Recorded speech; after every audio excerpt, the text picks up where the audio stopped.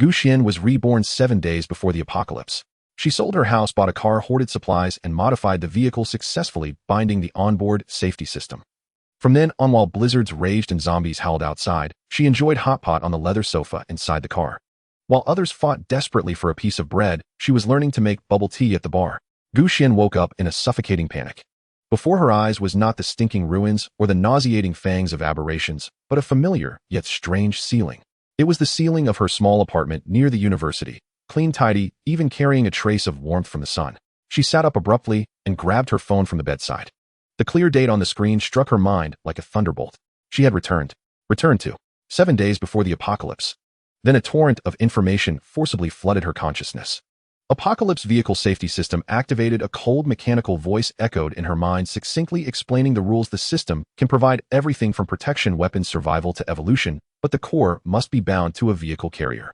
The vehicle is the foundation and extension of system functions. The ecstasy lasted only a moment, replaced by an immense sense of urgency. 7 days. Only 7 days. She did not hesitate for a moment. 3 years of struggling on the edge of death in her past life had worn away all her indecisiveness and naivety.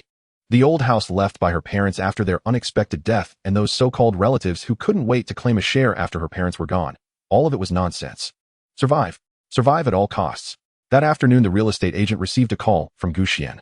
Her asking price was absurdly low, with the sole condition that it be paid in full and all procedures completed within 2 days. At the same time, her fingers frantically scrolled across the phone screen, applying to every loan platform she could find, regardless of amount or interest rate. Credit score. In the face of the coming apocalypse, these were meaningless. Like the most reckless gambler, she bet everything she had, all for a sliver of capital to struggle for survival in the coming apocalypse. Such a huge commotion could not escape the notice of her second uncle's family, who had been eyeing her parents' inheritance. Sure enough, on the very night Gu Xian received the last large online loan deposit, urgent and violent knocking pounded on her door like a drum. Gu Xian's eyes turned cold. She walked to the door and looked through the peephole. Outside stood her second uncle, Gu Jianmin, broad-shouldered, his face twisted with anger. Beside him was her second aunt, Wang Caifeng, with sharp eyes and thin lips, wearing a mean expression. Also with them was their spoiled son, her cousin Gu Wei, with bleached yellow hair, shifty eyes, and a malicious look. They came quickly. Gu Xian sneered inwardly. Good, it was time to deal with these parasites once and for all. She took a deep breath, didn't open the door immediately, but first went back to the kitchen and slipped the sharpest fruit knife into her sleeve. The cold touch calmed her chaotic thoughts, turning her back into the calm survivor who had crawled out of mountains of corpses and seas of blood in her past life. The icy touch instantly settled her agitated mind, restoring her to the calm survivor who had crawled through seas of blood and mountains of corpses in her past life. Then she walked over and turned the lock. The moment the door opened a crack, Gu Jianmin shoved it open violently, nearly hitting Gu Xian. He strode in with his wife and son. Wang Caifeng was the last to enter and slammed the door shut with a loud bang, as if it were their own home. Gu Xian, do you have any respect for your elders? Gu Jianmin bellowed, spittle nearly flying into her face. Tell me, did you sell the house your parents left? And did you take out a bunch of high-interest loans? Wang Caifeng immediately chimed in shrilly, her finger nearly poking Gu Xian's nose. You little good for nothing. That house was your parents' most precious possession. How dare you just sell it? And for such a low price. Did you get into some trouble outside? What's with all those online loans? Speak up. Gu Wei, arms crossed, leaned against the hallway cabinet and said sarcastically, Sis, that's not cool. You've got money and don't think of helping your own family. Instead, you waste it on outsiders or do something shady. I heard you got a lot of money. Share with the family, right? In the cramped living room, the three formed an encircling stance, aggressive and oppressive, the air suffocating. If it were the previous lives, 19-year-old Gu Xian, who had just lost her parents and was naive and helpless, she would probably have been scared to tears and at their mercy. But now Gu Xian just stood still, watching them, her eyes like a frozen lake, utterly serene. This abnormal calm instead made the shouting trio feel a subtle unease and strangeness. Are you done? Gu Xian's voice was flat, without any inflection. The house is mine. I sell it if I want. The money is mine. I spend it as I please. Does that concern you? You? Gu Jianmin, enraged by her attitude, stepped forward and raised his hand as if to strike her. I'm your second uncle. With your parents gone, it's my responsibility to discipline you. Spending so recklessly, you must have been scammed. Hand over the money and your second uncle will keep it safe for you. Gu Xian stepped forward instead of back, lifting her chin slightly. Those overly calm eyes stared straight into Gu Jianmin's. Keep them safe? Like you wanted to keep safe my parents' compensation money. Second uncle, do I need to remind you how the court ruled back then? Gu Jianmin's face changed drastically, his raised hand frozen in midair. He had indeed tried every means to get his hands on that compensation money back then. But since Gu Xian was already an adult, and there was a will, he had ultimately failed, a thorn in his side. Seeing her husband bested, Wang Kaifeng immediately threw a tantrum, plopping down on the floor and slapping her thigh as she wailed. Oh heavens, there's no justice. Big brother, big sister-in-law, look. It's only been so little time since you left, and this girl treats us, her own uncle and aunt, like this. She's going to squander the family fortune and make our Gu family a laughingstock. Gu Wei also straightened up, a threatening edge in his voice. Gu Xian, don't be ungrateful. Hand over the money now, or don't blame me for not treating you like family. Gu Xian watched this shoddy performance, a faint mocking smile curving at the corner of her lips. She slowly raised her hand to smooth the stray hairs from her forehead. This movement made the handle of the fruit knife in her sleeve faintly visible. She deliberately let the cold metallic gleam catch the light, clearly reflecting in Gu Jiamin's eyes. Then her gaze swept over the three of them one by one. That look held no girlish innocence, only the cold stillness of one who had stared into the abyss, and even a hint of bloodthirsty excitement. Second uncle. Her voice was low, yet it cut like a knife across their eardrums. I haven't been sleeping well lately, and my temper is a bit short. Especially at night. I don't like being disturbed, and I don't like people pointing fingers or touching my things. She paused, letting her gaze deliberately rest on the hand Gu Jiamin had raised earlier. A few days ago, I bought a new fruit knife. Quite sharp. Somehow at night, I keep having nightmares. In the dreams, I seem to have cut something open with it. The feeling is still vivid. Gu Xian's words were slow and clear, yet their content sent a chill down the spine. Coupled with her icy gaze, which betrayed her age, and the faint glint of a concealed weapon beneath her sleeve, an intangible wave of cold instantly engulfed Gu Jiamin. Gu Jiamin shuddered violently. He suddenly felt that his niece before him had become utterly unfamiliar. That look in her eyes was not one of intimidation, but rather, as if she had truly seen blood. He recalled the recent rumors he had heard about Gu Xian's unusual behavior, and then looked at her current manic appearance. An inexplicable fear seized him. Could this girl, having been under too much strain, have truly lost her mind? Going heathen against a lunatic, especially one who might be armed with a knife. Wang Kaifeng was still wailing. Gu Wei wanted to say something, but Gu Jiamin suddenly waved his hand forcefully, his face ashen, cutting them off. Enough. Stop that wailing. He stared fixedly at Gu Xian, his eyes flickering with uncertainty, his chest heaving violently. Finally, he squeezed out a sentence through gritted teeth. Fine. Fine. Gu Xian, you've grown up, your wings are strong. We can't control you anymore. Whether you live or die from now on, it has nothing to do with us. Let's go. With that, he turned around, first pulling the bewildered Wang Kaifeng and the resentful Gu Wei, fleeing almost frantically from Gu Xian's apartment. The door slammed shut, shutting out all sounds from outside. Gu Xian still stood there motionless. Only when the chaotic footsteps outside had completely faded did she slowly exhale a long, turbid breath. The back of her pajamas was already slightly damp with cold sweat. The confrontation, just now though seemingly she had the upper hand, was actually fraught with danger. She was gambling that her second uncle's family were outwardly strong but inwardly weak, and that they would be deterred by her apparent madness. Fortunately, she won the bet. She raised her hand and looked at the fruit knife that had slid out from her sleeve. The blade reflected a cold gleam under the light. In that moment, just now, if second uncle had actually made a move, she wasn't sure if she would have. She shook her head, forcefully suppressing those violent thoughts.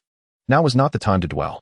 She walked to the window, lifted a corner of the curtain, and watched as her second uncle's family below got into the car, cursing their taillights, quickly disappearing into the night. The world fell silent again, but Gu Xian knew this was the final calm before the storm. 7 days. She turned her gaze, falling on the brochure of a high-end off-road vehicle brand that had just arrived on the table. In her mind, the interface of the Doomsday security system silently emerged once more. Though most functions were still grayed out and locked, the core carrier binding option was already flickering with a faint, enticing glow. She picked up a pen and drew a circle around the rugged, steel beast-like off-road vehicle in the brochure. Her war was truly just beginning. And her fortress must, in the remaining 7 days, be transformed from blueprint to reality. The night was deep, the city still ablaze with lights, no one knowing that doomsday was near. Yet Gu Xian's eyes were even brighter than the stars outside the window. Within them burned the flame of survival and the determination to reshape her destiny. The next morning, sunlight pierced through the clouds, coating the city with a deceptive golden edge. Gu Xian stood before the VIP counter of the bank, looking at the dizzying string of numbers on the screen, her eyes utterly devoid of emotion. 3,200,000. This was all the capital she had obtained by selling everything and overdrawing her future. Heavy, yet far from enough. In her mind, the interface of the Doomsday security system remained suspended. Those grayed out options. Primary energy shield, environmental filtration system, weapon mount platform. All of them reminded her that the basic carrier was only the first step. Subsequent modifications and upgrades were the true devourers of funds. I must reserve sufficient budget, Gu Xian pondered. The vehicle itself should ideally be controlled between 1.5 and 2 million. She did not visit those glamorous brand 4S stores, but instead drove directly to the city's largest automobile market. This place was a mix of all sorts, from top luxury cars to niche modified vehicles, everything imaginable more suitable for her search for a special target. As soon as she entered, all kinds of enthusiastic salespeople surrounded her. Beautiful lady looking for a car. Newly arrived sports car, perfectly matches your temperament. Miss considering a family SUV. Spacious, comfortable. Xuan ignored them all, her sharp eyes scanning across the exhibition halls. She needed survival capability, not comfort or aesthetics. Finally, a seemingly clever young salesman, with yearning in his eyes, squeezed to her front and handed her a business card. Sis, my name is Shaoli. What type of car are you looking for? Tell me there's nothing here I can't find.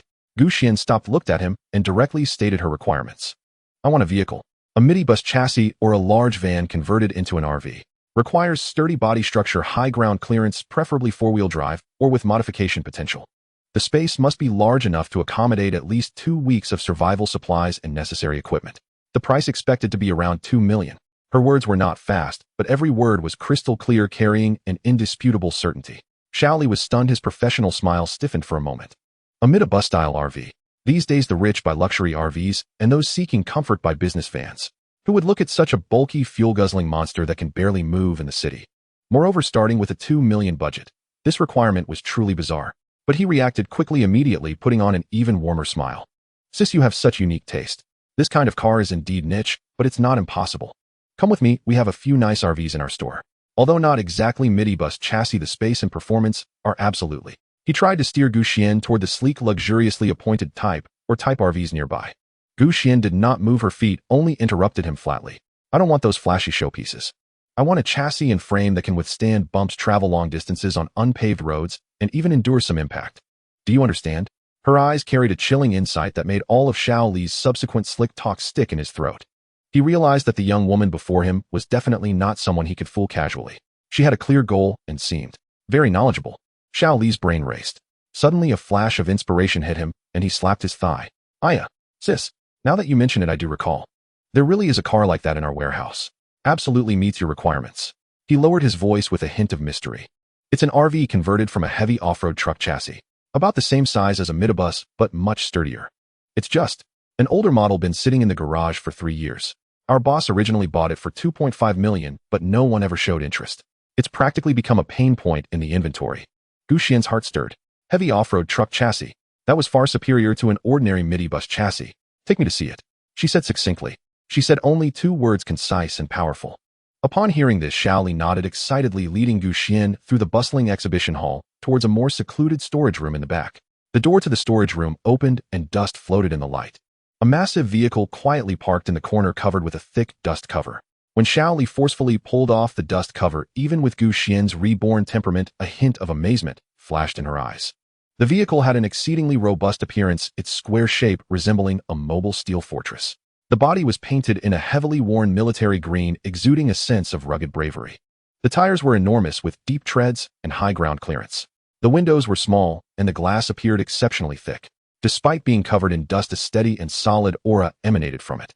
Sister, look at this chassis. It's a genuine heavy-duty off-road base with a frame structure, non-load-bearing body, and exceptional torsional resistance. 4-wheel drive with 3 differential locks. The manufacturer considered the vehicle's capability to handle harsh road conditions. This body is made of reinforced steel. While it may not compare to armored vehicles, it is far sturdier than ordinary cars. The interior space is also large, designed for long-term outdoor survival, though the decor is indeed a bit outdated. As Shaoli introduced, he carefully observed Xuan's expression. Xuan remained silent. She approached and reached out to touch the cold, rough steel plating of the vehicle. She squatted down to examine the sturdy suspension and the massive all-terrain tires. In her mind, a faint prompt from the system echoed, detected a carrier that meets the basic binding standards, potential rating B, pending deep modifications. B, far exceeding the vast majority of vehicles on the market. This is the one. She suppressed the excitement within her, standing up with a calm expression. Having sat for 3 years, the battery, fuel lines, and various rubber parts are likely to have aged. This counts as a significant inventory vehicle. The price drop will be considerable. Upon hearing this, Shaoli knew there was hope, and quickly continued, Sister, you're right. This vehicle indeed needs comprehensive maintenance and repair. So we'll give you a solid price of 1,900,000.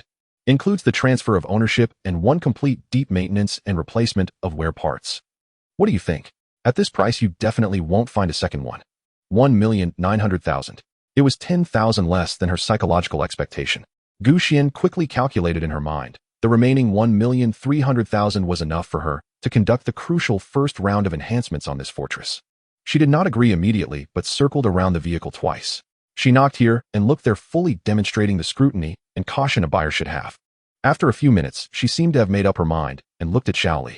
1,900,000 is acceptable, but I have demands. You say? First, the maintenance must use the best materials. I want to review the list. Second, all procedures and maintenance must be completed within 3 days. I want to drive it away directly. Third, Gu Xian's gaze sharpened as she turned to continue. I want all the original documents and structural blueprints of this vehicle, if they still exist. No problem. It's on me. Xiaoli patted his chest in assurance, his face beaming with joy. Clearing this major headache would surely earn him a hefty reward from his boss. The transaction went surprisingly smoothly. Signing the contract and paying the deposit took less than an hour. Once everything was settled, Xiaoli looked at the unusually calm young girl before him, filled with gratitude and a hint of indescribable curiosity. As he saw Gu Xian off from the storage room, Xiaoli couldn't help but say softly, "Sister, thank you for trusting me. This deal is incredibly important to me." Gu Xian took out a stack of brand new bills from her backpack. It was exactly 10,000 yuan, which she stuffed into Xiaoli's hand. Xiaoli was stunned. "Sister, what is this?" "It's a tip." Gu Xian looked at him, her tone calm. "You helped me find the vehicle I truly needed. This is what you deserve." Additionally, she paused, lowering her voice with a serious tone. "Remember, this vehicle needs to be taken care of properly.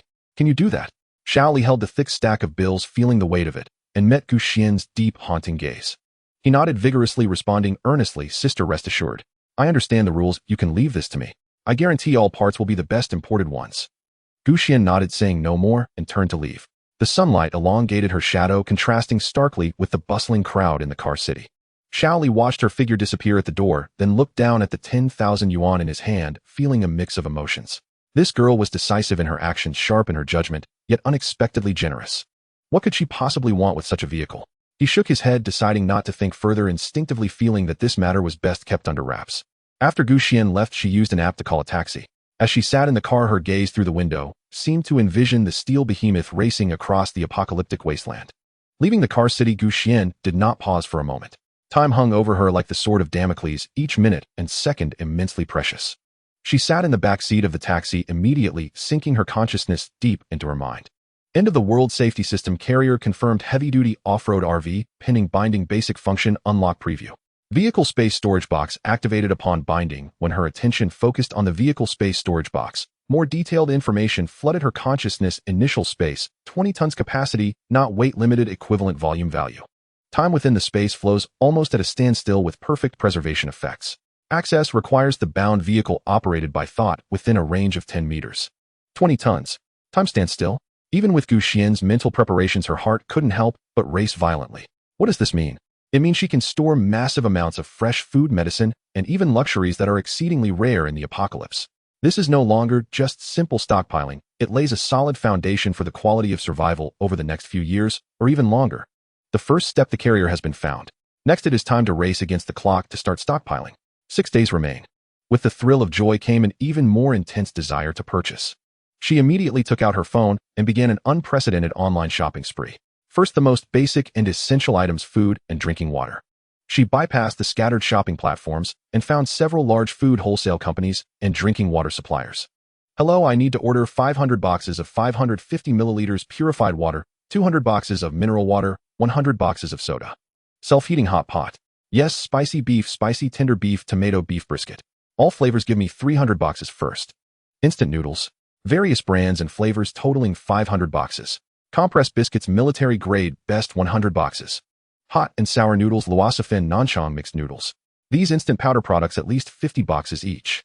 Cola, Sprite, Fanta, various juices, tea, drinks, functional beverages, 100 boxes of each category. Milk, whole milk, skim milk, shelf stable, 100 boxes each. Yogurt, long shelf life, 100 boxes. Milk tea, solid drinks and bottled ones, both 50 boxes each." Her voice remained calm and swift, with numbers that made the customer service on the other end of the line repeatedly confirm if they had heard correctly.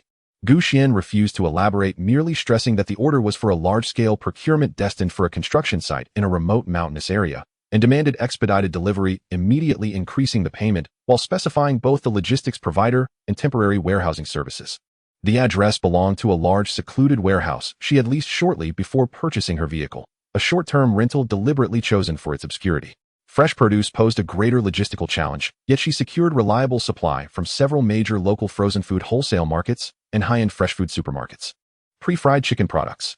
Yes, chicken wings, drumsticks, and nuggets in all varieties, 50 cartons of each. Steaks. Sirloin ribeye and filet mignon, boxed 20 cartons of each. Lamb chops, pork chops, and spare ribs, likewise 20 cartons each. Assorted hot pot meat rolls, shrimp paste, fish balls, 30 cartons of each. Fresh vegetables. Leafy greens, Napa cabbage, potatoes, radishes, and onions. Storable varieties, only 500 gene of each to begin with. Fruits. Apples, oranges, and pomelos, 50 cartons each. She ordered as though emptying entire shelves. Payment was uniformly processed via online transfer, staggering sums flowed out like water. She did not so much as blink. These very provisions, fresh food that would either rot or fetch gold-tier prices in the post-apocalyptic world, were now obtainable in bulk at what amounted to a pittance. Next came clothing and daily necessities. Aesthetics and branding were discarded entirely, only utility and durability mattered. Underwear, 100 sets pure cotton in my size. Athletic wear and casual apparel, 4-season sets, 50 of each.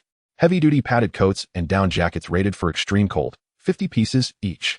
Professional outdoor gear, waterproof hiking jackets, trekking trousers, and hiking boots, 50 complete sets each. Socks, thick pure cotton, 300 pairs. Towels and bath towels, 300 each. Shower gel, shampoo, conditioner, toothpaste, toothbrushes, and soap, purchased by the carton, 50 cartons of each. Sanitary pads, day and night variants, panty liners, all sizes, totaling 400 cartons. Why? Because I need them. Mind your own business. Bed sheets, duvet covers, and pillowcases, 100 sets each, brushed cotton. Down duvets and wool blankets, 100 each. And cosmetics. Basic skincare, toner, moisturizer, sunscreen, and facial cleanser, 100 sets each. Though survival in the apocalypse would be arduous, maintaining hygiene and protection preserved mental resilience. She would not abandon it entirely. Medications constituted the highest priority and most sensitive category of supplies. Rather than sourcing them from a single pharmacy, she dispersed orders across over a dozen pharmacies citywide, supplementing them through discreet online channels. Antibiotics, amoxicillin, cephalosporins, 100 boxes of each. Cold remedies, antipyretics, analgesics, gastrointestinal medications, and antihistamines, 200 boxes of each. Isopropyl alcohol, iodine tincture, and hydrogen peroxide, 500 large bottles of each. Gauze bandages, cotton swabs, adhesive bandages, and medical tape, purchased by the carton. Vitamin tablets, calcium supplements, and assorted nutritional enhancers, 100 bottles of each. Also suturing needles and threads, surgical blades, hemostatic forceps. She listed several prescription-restricted instruments, acquiring them at premium cost through confidential channels. Finally, she considered comfort. Long journeys and relentless psychological strain demanded respite, a sanctuary where tension could dissolve, perhaps even save her life. She opened a premium home furnishings website and ordered the most advanced, fully featured massage chair available. In the apocalypse, such an item would be the ultimate luxury, yet she possessed both the means and the space. Why not? Over the next 2 days, Xuan practically lived inside the secluded warehouse she had leased. One freight truck after another arrived, unloading mountains of supplies. Cases of mineral water rose into towering walls, corners overflowed with instant noodle cartons, refrigerated trucks delivered vast quantities of meat and fresh produce, swiftly filling the dozen oversized freezers she had specially ordered. She purchased the freezers outright, intending to store them directly within her spatial realm. Boxes of clothing, daily essentials, and medicines were meticulously sorted and stacked, nearly consuming every remaining inch of space. The warehouse manager watched incredulous as this young woman directed operations with unwavering authority, categorizing and organizing an avalanche of goods with military precision. Yet swayed by the generous gratuity, he remained silent and worked. Standing at the warehouse's center, Xuan gazed upon this sprawling landscape of provisions, a veritable mountain range of survival, and felt the taut string of anxiety stretched since her rebirth loosen, just slightly. These were the foundations of her future survival. Yet she knew this was only the beginning. Weapons, energy sources, professional vehicle modifications. These loomed as far greater challenges, requiring not only immense capital, but also influential connections. She raised her wrist, checking the time. 1 day remained until vehicle delivery. 5 days until the apocalypse's onset. She drew a deep breath, the air thick with the mingled scents of cardboard, plastic, and the sharp chill of frozen food. That scent sharpened her mind to razor clarity. After a brief pause, she seized her phone once more, searching for her next objective, a private, highly capable modification workshop, known for discretion and no questions asked. Her mobile fortress demanded impenetrable armor and lethal claws. Inside the warehouse, supplies piled up at a visible, almost feverish pace. each stack a miniature bastion of hope for the world to come. Xuan moved among them, meticulously counting and recording, ensuring absolute command over every item. Just as she finished verifying a recent delivery of medical alcohol, and Gauze, her phone shrieked sharply, the custom ringtone assigned to the apartment's security office. Her heart lurched. She answered instantly. Miss Gu, it's urgent. The guard's voice trembled with urgency and fear. Your second uncle is here again. This time, he brought several people in white lab coats, doctors it seems. They're demanding entry, claiming you're ill and require immediate treatment. We can barely hold them back. White lab coats. Doctors. Xuan's gaze froze. Glacial absolute. Her second uncle's family, driven solely by greed, had resorted to this vile stratagem. They intended to brand her mentally unstable, thereby seizing control of her entire life legally and irrevocably. I understand. Thank you. Her voice was unnervingly calm. Please delay them as long as possible. I'll handle this immediately. Hanging up, she wasted no time, dialing emergency services with crisp, unwavering composure. Hello, I'd like to report a crime. An unauthorized intrusion into my residence is underway. Individuals are attempting to forcibly remove me, impersonating medical personnel. The address is... Having completed the call, she swiftly locked the warehouse gate and hailed a taxi, racing toward her apartment at breakneck speed. Only her physical presence could dismantle this conspiracy utterly. As she arrived at the apartment complex, she spotted a small crowd gathered near the unit entrance from afar. Her second uncle Gu Jianmin stood shouting, spittle flying, as he berated two guards struggling to restrain him. I'm her blood relative, her second uncle. She's mentally unsound, selling property recklessly, borrowing money wildly. We're acting in her best interest. We're taking her for treatment. What right do you have to stop us? Her second aunt Wang Caifeng wailed nearby, hysterical, theatrical. My poor unfortunate niece. How could you lose your mind? Let the doctors examine you. Once they do, you'll be healed. Behind them stood three middle-aged men in immaculate white coats, stern-faced and authoritative. One held a formal-looking briefcase, projecting bureaucratic legitimacy. A few curious neighbors lingered nearby, whispering and pointing. Xuan stepped out of the taxi, not rushing forward, but pausing at the edge of the crowd to observe. Those three doctors appeared genuine. Her uncle's family had clearly exploited an information asymmetry. Using her sudden, sweeping liquidation of assets as evidence of instability, they had successfully deceived professionals. She inhaled deeply, suppressing the surge of fury, choosing not confrontation but strategy. She slipped silently up the side fire escape, reaching her apartment unseen.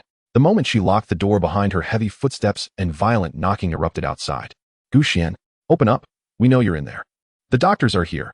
Open up and comply with treatment. Gu Jianmin's voice dripped with feigned concern and unmistakable triumph. Xuan, please open the door. Your second aunt begs you. Don't frighten us like this. Wang Caifeng's wails pierced the door. Xuan approached, peered through the peephole, and observed coldly. Her second uncle's trio, himself, his wife, and their son, along with the three men in white coats, formed an impenetrable blockade before her door. Xuan did not open the door. She simply raised her voice, her words clear and steady as they penetrated the door. Second uncle, second aunt, I have said before that my matters are none of your concern. Please leave immediately, or I will report you for harassment. Look, this is how she is. Confused and unrecognizable to her own kin. Gu Jianmin immediately shouted at the three doctors as if he had grasped some undeniable evidence. Doctors, look at this. Does this seem like a normal person's reaction? Hiding inside and refusing to show herself, the leading doctor, wearing gold-rimmed glasses, furrowed his brow. He stepped forward and spoke to the door with as much gentleness as authority could allow. Is this Miss Xuan? Hello. We are doctors from the City Mental Health Center. We received a request for help from your family indicating that your behavior has been unusually erratic and emotionally unstable, potentially putting yourself or others at risk. Please cooperate with our work and open the door so we can perform a preliminary assessment. This is for your health. Xuan sneered inwardly, yet her tone remained unruffled. Doctors, I appreciate your concern, but I must clarify that my mental state is perfectly fine and my actions are my own choice. The people outside have been coveting the inheritance left by my parents, repeatedly harassing and extorting me, and now they've resorted to this method. You can surely guess their true intentions. I have already called the police. Until they arrive, I will not open the door nor accept any so-called assessment. Her logic was clear and pointed, causing the doctors outside to exchange glances, expressions wavering slightly. The family's claims contradicted the subject's assertions, making the situation indeed quite tricky. You're talking nonsense. Gu Wei shouted sharply, sounding more like a madman. Isn't it true that you sold the house and borrowed money at high interest? Isn't it true that you bought all sorts of junk? Which sane person would do that? You are out of your mind. How I handle my legal property is my choice. Xuan's voice turned cold as she replied slowly, as for what I buy, it has nothing to do with you. Must I report my spending to you for approval? Just then the sound of a police siren echoed from below, coming closer before stopping at the entrance. Moments later, 2 uniformed police officers hurried up the stairs. What's going on? Who called the police? The lead officer scanned the crowd at the door with sharp eyes. Police comrades, you've arrived just in time. Gu Jianmin stepped forward, pointing at the door. My niece Gu Xian has a problem here. He pointed to his head and continued speaking. We called in doctors, and not only did she refuse to cooperate, she accused us of harassment. You need to persuade her to open the door and receive treatment. Wang Kaifeng rushed over, tears streaming down her face. Police comrades, please help. My niece has gone mad. We are afraid she will harm herself. The police did not take the word of just one side, looking towards the 3 doctors. Who are you? The bespectacled doctor presented his credentials. We are from the City Mental Health Center, responding to a request for help from Mr. Gu, stating that his niece Miss Gu Xian has exhibited significant behavioral abnormalities, recently suspected acute mental disorder, and requires intervention for assessment. The police nodded and turned to the firmly shut door. Is this Miss Gu Xian inside? We are local police officers. Please open the door and cooperate with us to understand the situation. There was a pause of silence from within, and then a soft click echoed as the door slowly opened. Gu Xian stood behind the door, dressed simply in a t-shirt and long pants. Her hair neatly styled, her face devoid of makeup, yet appearing exceptionally clean and alert. Her gaze was calm, even carrying a hint of fatigue, but there were no signs of madness or confusion. Hello, police uncle. Her voice was soft yet clear enough for everyone to hear. I was the one who called the police. Her appearance and demeanor left everyone at the door momentarily stunned, especially the 3 doctors who had mostly encountered genuine mental patients displaying vacant stares, bizarre behaviors, or extreme emotions. Yet the girl before them, aside from her excessive calmness, showed none of the symptoms that would align with their professional judgment. Miss Gu Xian, could you please explain the specifics of the situation? The officer's tone softened somewhat. Gu Xian's gaze swept over her distressed second uncle and his family, finally resting on the police. She began to speak slowly, her tone carrying just the right amount of sadness and firmness. My parents passed away unexpectedly not long ago, and this has hit me hard. I handled the family property and borrowed some money because I decided to leave this place of sorrow and take some time for a nationwide trip to clear my mind and start anew. All the things I recently purchased are supplies I planned for a long-term trip for myself. She paused before continuing. I don't understand why my actions have been labeled as going crazy in the eyes of my second uncle and the others. They have repeatedly come to my door wanting me to hand over the money from selling the house for them to manage. After I refused, they slandered me for borrowing at high interest, and now they have brought doctors to try and take me away as a mental patient. Police uncle, I just want to move past my grief in my own way and start a new life. Is there something wrong with that? Her explanation was logical and heartfelt. Especially when she mentioned her parents passing, the hint of pain in her eyes was infectiously powerful. Compared to Gu Jianmin's family, who could only point fingers and shout madness, her account was evidently more persuasive. The 2 police officers exchanged glances, having reached a preliminary judgment. This was clearly a typical family property dispute where the relatives sought to control the subject through extreme means for their own benefit. The lead officer turned to Gu Jianmin, speaking sternly. Mr. Gu, we can understand your feelings. However, Miss Gu Xian is an adult. She has the right to manage her legal property. While her plans may sound unusual, they are not illegal and cannot be used as a basis for judging her mental state. What you are doing constitutes harassment, and if it continues, the other party can hold you legally accountable. As he spoke, he turned to the 3 doctors. Doctors, it seems this is a misunderstanding. The subject's mental state is stable and her thoughts are clear. You may leave now. The 3 doctors nodded awkwardly, no longer saying anything more, and turned to leave. They had been misled into this situation and naturally did not wish to involve themselves further. Gu Jianmin's family looked sullen, especially Gu Wei, who wanted to argue but was firmly held back by Gu Jianmin. Under the police's clear warning, they recognized that their plan had failed utterly, and to continue would only bring humiliation upon themselves. Miss Gu Xian, if they continue to harass you, feel free to call the police at any time.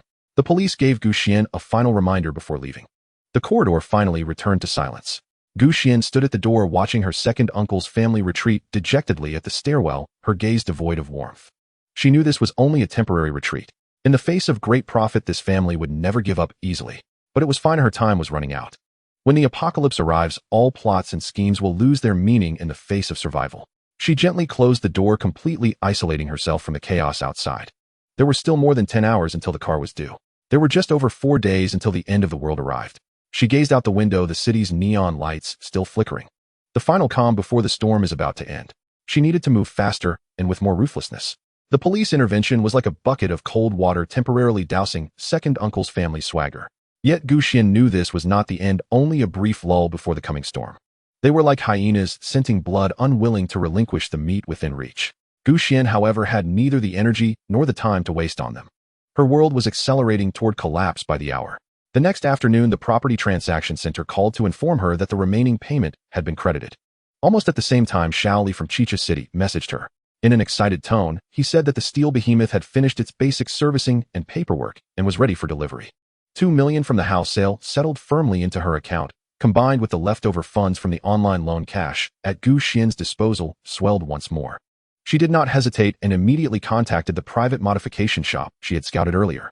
The shop was tucked away and scarcely visible online. But through furtive recommendations on certain off-road enthusiast forums, Xuan judged they were capable and did not pry into a client's background. She took a taxi straight there. The workshop lay deep within an abandoned industrial park. The gate was pitted with rust, yet inside it revealed a world all its own. Everywhere sat specialized equipment and half-converted rugged vehicles, the air thick with the scents of oil, metal, and welding. The foreman was a swarthy, compact, middle-aged man everyone called Lao Chong. His gaze was keen and his words were few. Xuan dispensed with pleasantries, had Lao Chong show her the work area, and then got straight to the point, handing over a pre-prepared, ruthlessly detailed modification list. Lao Chong took the thin sheet, his expression initially carrying its usual nonchalance.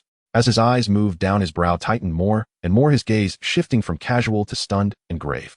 The items on the list far exceeded ordinary off-road RV modifications. They read more like the blueprint for a mobile fortress designed to face an apocalypse. First came structural reinforcement, military-grade high-manganese steel plates to be fitted at the vehicle's critical points, the engine bay, cockpit, fuel tank, suspension, mounting points, and so on. The requirement was to resist shots from standard rifles at 100 meters and the blunt impact of low-level aberrations. All windows, including the windshield, were to be replaced with double-layer bulletproof glass, with interior military-grade steel mesh shutters that could open and close. Detachable diamond pattern crash bars would be welded to the exterior. A heavy concealed winch with a pull of no less than 10 tons would be mounted at the front. The roof structure would be reinforced with preset interfaces for weapon platforms and firing ports. Bulletproof. Firing ports. What are you planning to do with these functions? Xuan said nothing, standing quietly to the side. Lao Chong glanced at her and then returned to study the sheet. Next came the powertrain and mobility system modifications. She demanded a larger high-torque diesel engine with optimized intake and exhaust systems to enhance power delivery and reliability in complex environments. The transmission and transfer case were to be comprehensively reinforced to handle extreme loads and harsh terrain. All-terrain mud tires with anti-explosive linings and a central tire inflation system were specified.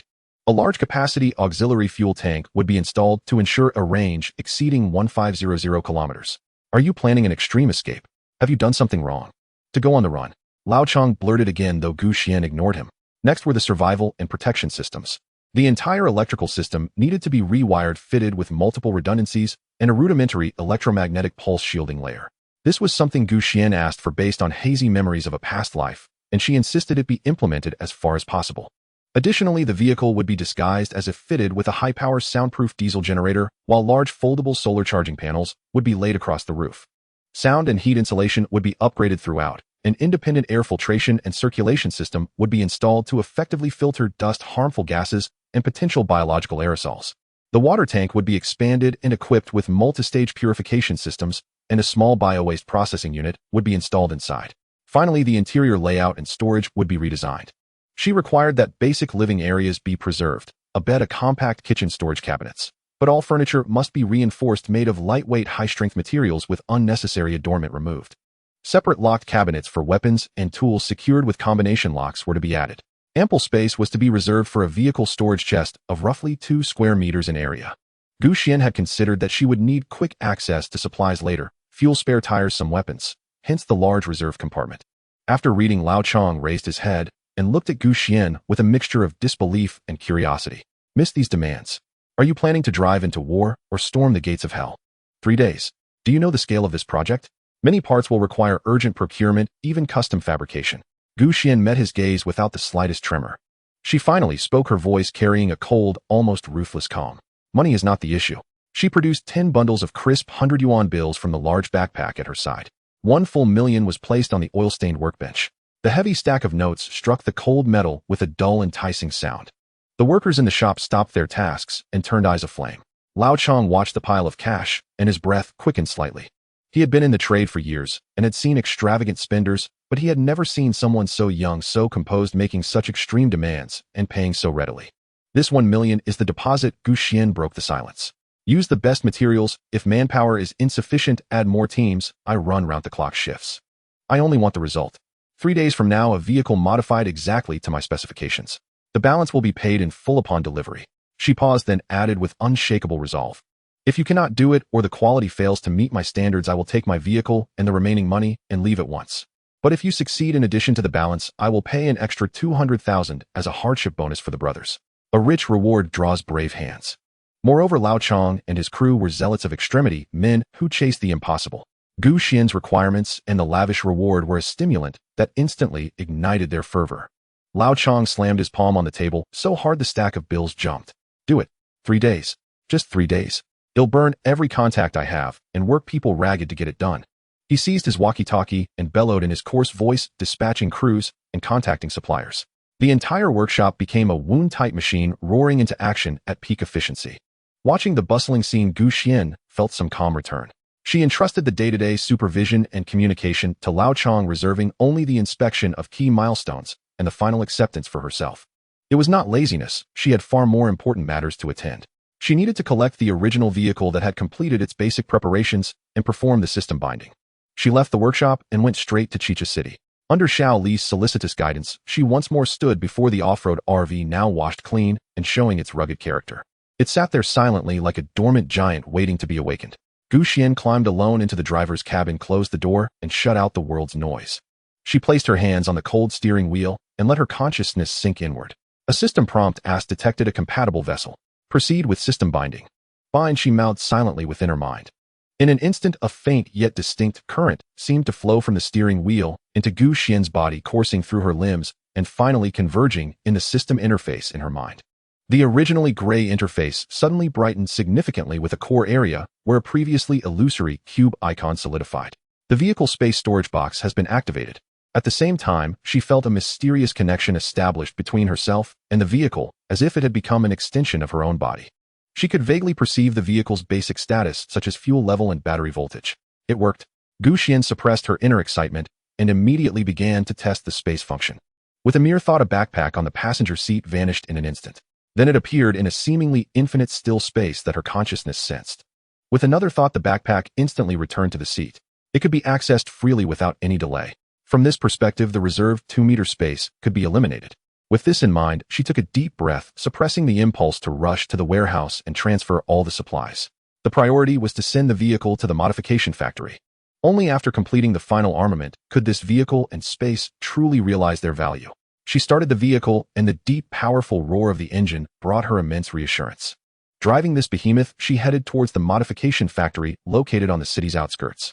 For the next 3 days, Gu Xian hardly left the vicinity of the factory. She stayed in a small room rented nearby, constantly monitoring the progress. As expected, Lao Chong and his team did not disappoint, displaying astonishing efficiency and capability. Various rare materials and components were delivered overnight, with the sounds of cutting, welding, and installation echoing day and night. She watched as heavy steel plates were welded onto the vehicle's body, as bulletproof glass was carefully installed, and as complex circuits and piping systems extended within the car. Her fortress was visibly transforming from a rough framework into a masterpiece infused with industrial power and survival wisdom. Funds were being consumed like a floodgate being opened, but Gu Xian was unfazed. Every penny was transformed into tangible protection and capability on this vehicle. On the evening of the 3rd day, as the sunset painted the sky a mournful orange, Lao Chong approached Gu Xian with weary yet excited steps. "Miss, the car is ready." Gu Xian followed him into the factory, only to see that the off-road RV had been completely rejuvenated. The once worn military green paint was repainted in a more understated matte dark gray.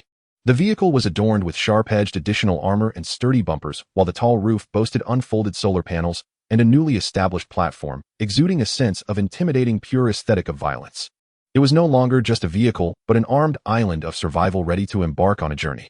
Gu Xian paid the remaining balance and the promised 200,000 bonus, calmly sitting in the driver's seat under the complex and unspoken gazes of Lao Chong and the workers.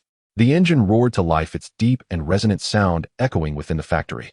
She gripped the steering wheel and glanced at the date and time displayed on the screen. Less than 72 hours remained until the apocalypse descended.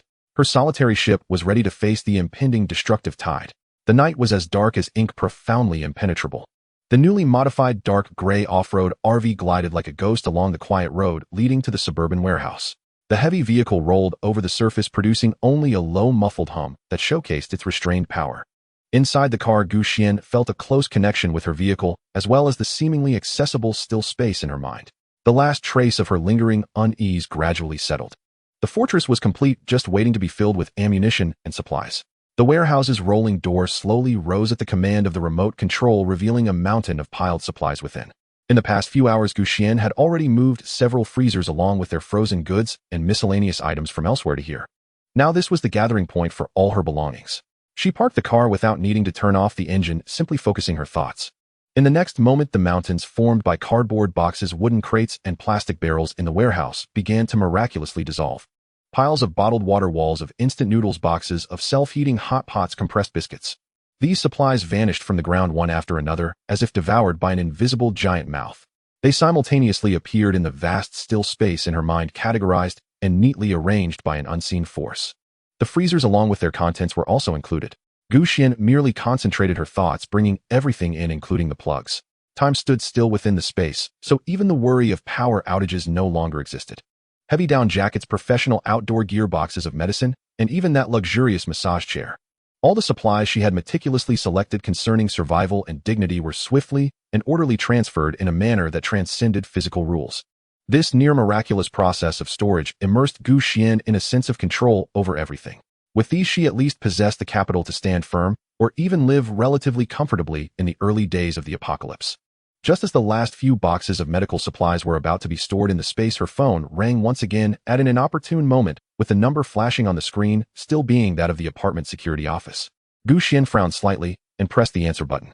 "Miss Gu, it's bad. This time we really can't stop it." The security guard's voice carried a hint of sobbing and intense guilt. "Your second uncle and the others. They brought a locksmith and directly forced open your door. They have already barged in, even pushing me aside, claiming that it was their house, telling me to mind my own business. Should I report it to the police again for you?" Sure enough, desperation drives them to act recklessly. Xuan could almost imagine the smug faces of her second uncle's family occupying her home. They probably thought that as long as they physically occupied the house, she would have no way to deal with them, ultimately having to compromise and use money to buy peace. To the security guard's surprise, there was no expected anger or panic from the other end of the line, but rather a faint, even somewhat relieved laugh. "No need, thank you." Xuan's voice was eerily calm, as if discussing an inconsequential matter. "You don't need to worry about this anymore. They won't be able to enjoy it for long." She paused, thinking of the diligent, yet powerless security guard and the misfortunes he might encounter in his past life.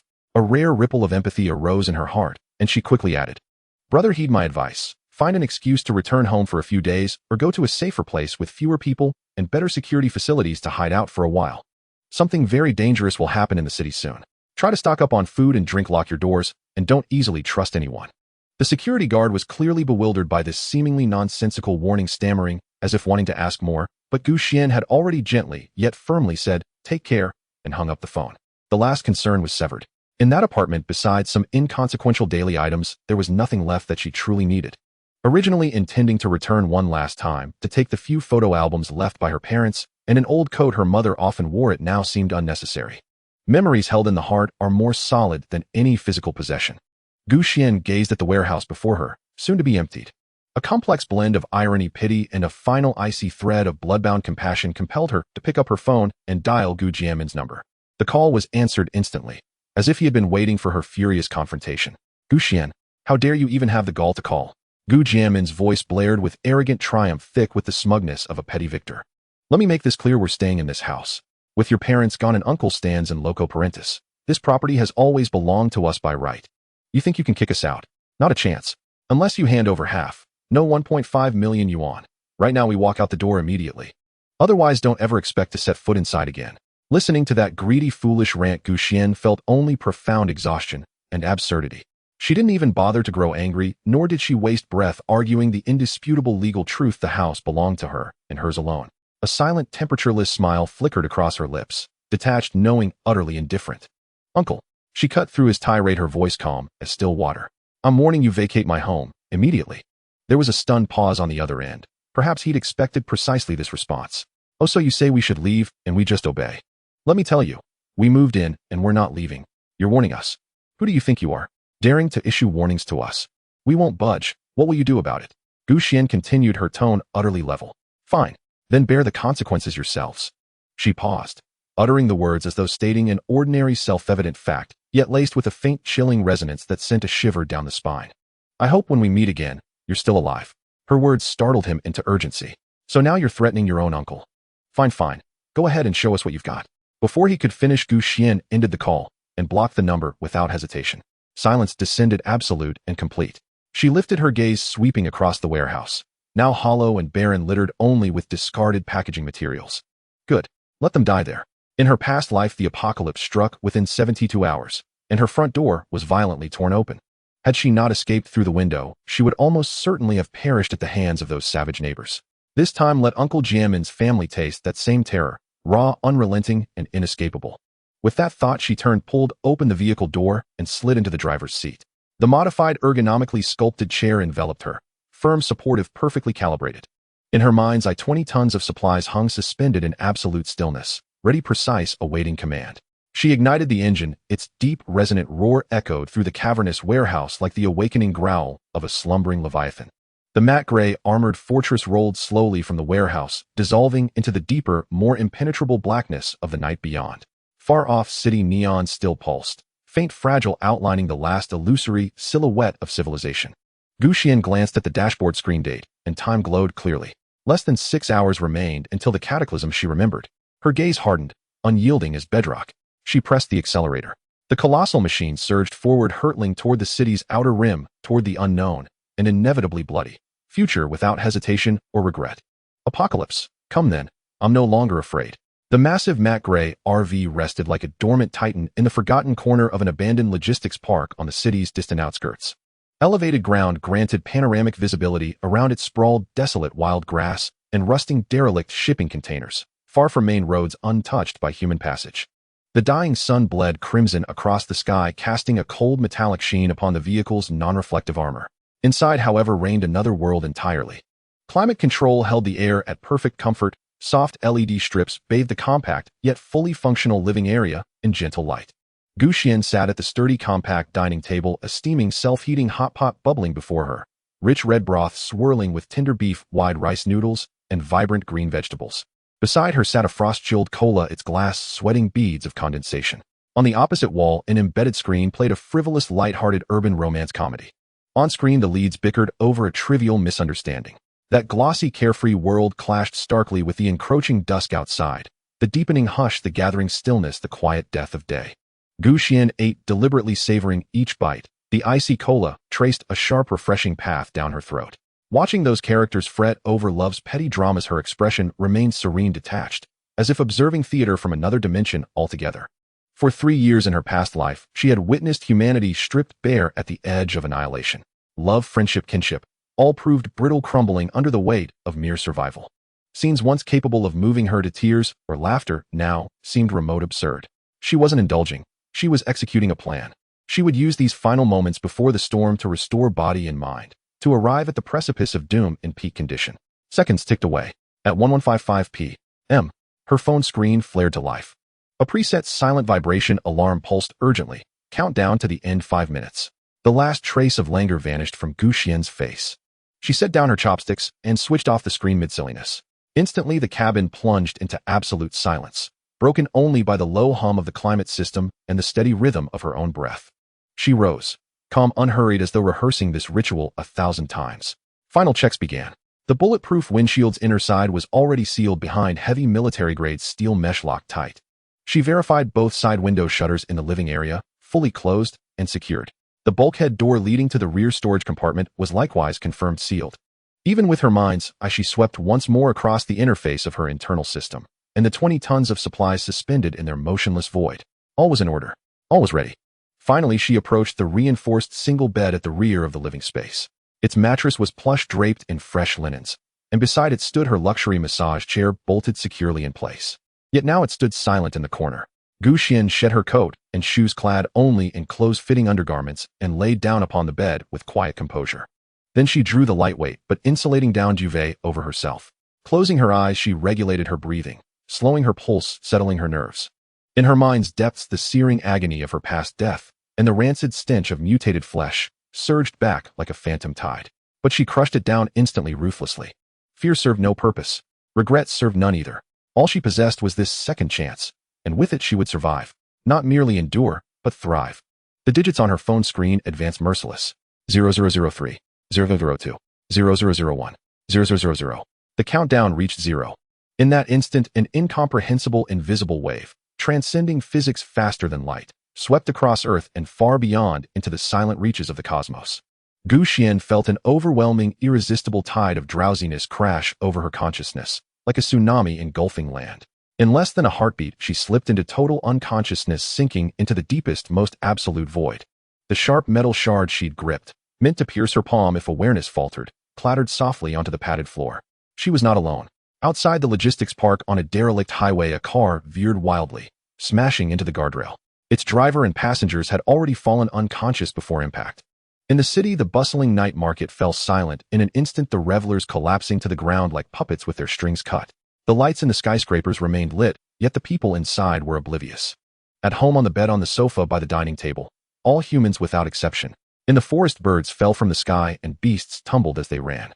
In the ocean, fish floated belly up and whales ceased their songs.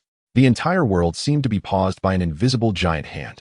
All sounds vanished at that moment, leaving only the wind whispering through the desolate city and the open fields carrying a chilling sense of solitude. This was not sleep, but a deeper formatting process before a forced change in the form of life. It was unclear how long had passed, perhaps an hour, perhaps several. Xuan awoke amidst a violent headache and a parched throat. She suddenly opened her eyes. The interior of the car was pitch black, illuminated only by the faint glow of the dashboard and the system interface. Awake, she immediately glanced at the time displayed on the system interface. About 6 hours had passed since she fell unconscious. Enduring the body's agony as if it had been disassembled and reassembled, and the sharp pain in her head, she struggled to sit up. Then she laboriously twisted open the water bottle fixed to the bedside and greedily gulped down several large mouthfuls of water. The cold water flowed down her throat, slightly alleviating the burning sensation. She had succeeded. She had become one of the lucky 30%, having survived the first wave of selection. She did not immediately check the outside world, but first sought to feel her own changes. Aside from the intense physical discomfort, there seemed to be nothing particularly different. No superhuman strength was gained immediately, nor did she awaken any dazzling abilities. But she could feel that something deep within her body seemed different now, more resilient, craving a certain energy. She staggered to the driver's seat, not immediately raising the shield. Instead, she first accessed the images transmitted from the reinforced mini-cameras around the vehicle. The scene displayed on the screen made her gasp despite her earlier preparations. Outside was still pitch dark, but the distant city was no longer ablaze with lights. Large areas had plunged into darkness with only sporadic flickers of flames. Those were likely not lights, but fires. In night vision mode, the logistics park appeared utterly desolate. On the distant road lay twisted wrecks of vehicles from a series of collisions like the bones of a giant beast. There were no cries of humanity, no rescue sirens, only the winds wailing as it swept through the ruins. The true apocalypse did not descend amidst a cacophony, but quietly unfurled its bloody canvas in this deathly silence. At that moment, a chilling, inhuman howl mixed with some beastly roar faintly echoed from afar, piercing through the heavy soundproofing and reaching Xuan's ears. The mutation had begun. Xuan slowly returned to the driver's seat, feeling the solid sensation of this steel fortress beneath her and the ample resources in her mind. Her apocalypse had officially begun, but this time she was no longer the panicked ant fleeing and struggling for survival. She was the captain of a solitary ship about to carve her own path through this ocean of destruction. Dawn had yet to arrive, but darkness no longer frightened her. The first gray light of morning filtered through the special light filtering layer of the reinforced sunroof, weakly illuminating the interior of the car. Xuan had been awake for a while. She did not rush to observe the outside world, but first ensured her own condition. In the small integrated kitchen, she washed up with the pure water stored in her space. Then she took out a steaming bowl of century egg and lean meat porridge and a few fried dumplings from her space, and brewed herself a cup of rich instant coffee. The aroma of food spread through the sealed cabin, bringing a sense of almost luxurious tranquility. She sat at the dining table, leisurely eating breakfast, tasteless as it was, but forcing herself to consume enough energy. The soreness and weakness from her body's mutation selection last night still lingered, requiring nutrition to recover. After finishing breakfast, she tidied up the dishes, took a deep breath, and turned on the vehicle's multimedia system. The screen lit up, and she first attempted to search for television signals. As expected, all regular channels were filled with static. Occasionally, she could capture some intermittent, noisy, fragmented images showing chaotic streets or empty studios, which quickly vanished. She switched to radio mode and manually adjusted the frequency. Amidst the harsh electrical noise, she patiently turned the knob little by little. Time seemed to drag on with only her breathing and that maddening noise filling the cabin. Suddenly, a faint yet relatively stable voice broke through the barrier of noise. Repeating this is the National Emergency Affairs broadcast. Repeating this is the National Emergency Affairs broadcast. Gu Xian's spirits lifted as she immediately stabilized the frequency and turned up the volume. A steady yet weary and hoarse male voice was looping through the emergency announcement. A global outbreak of an unexplained high-intensity coma phenomenon has occurred, preliminarily determined to be an unknown virus sweeping through. The awakening ratio is extremely low. Social functions have fallen into a semi-paralysis. We urge the public to remain calm and prioritize self-rescue. Please stock up on food, drinking water, and medicines, secure your residences, and avoid unnecessary outings. Be alert. Be cautious of individuals exhibiting abnormal behavior and strong aggression. They are no longer human. Hearing this, Gu Xian's hand holding the coffee cup froze, the warm liquid swaying slightly. Her mood suddenly turned exceedingly heavy, as if a cold boulder had been placed upon her. Seeds of hope. A bitter smile tugged at the corners of her mouth.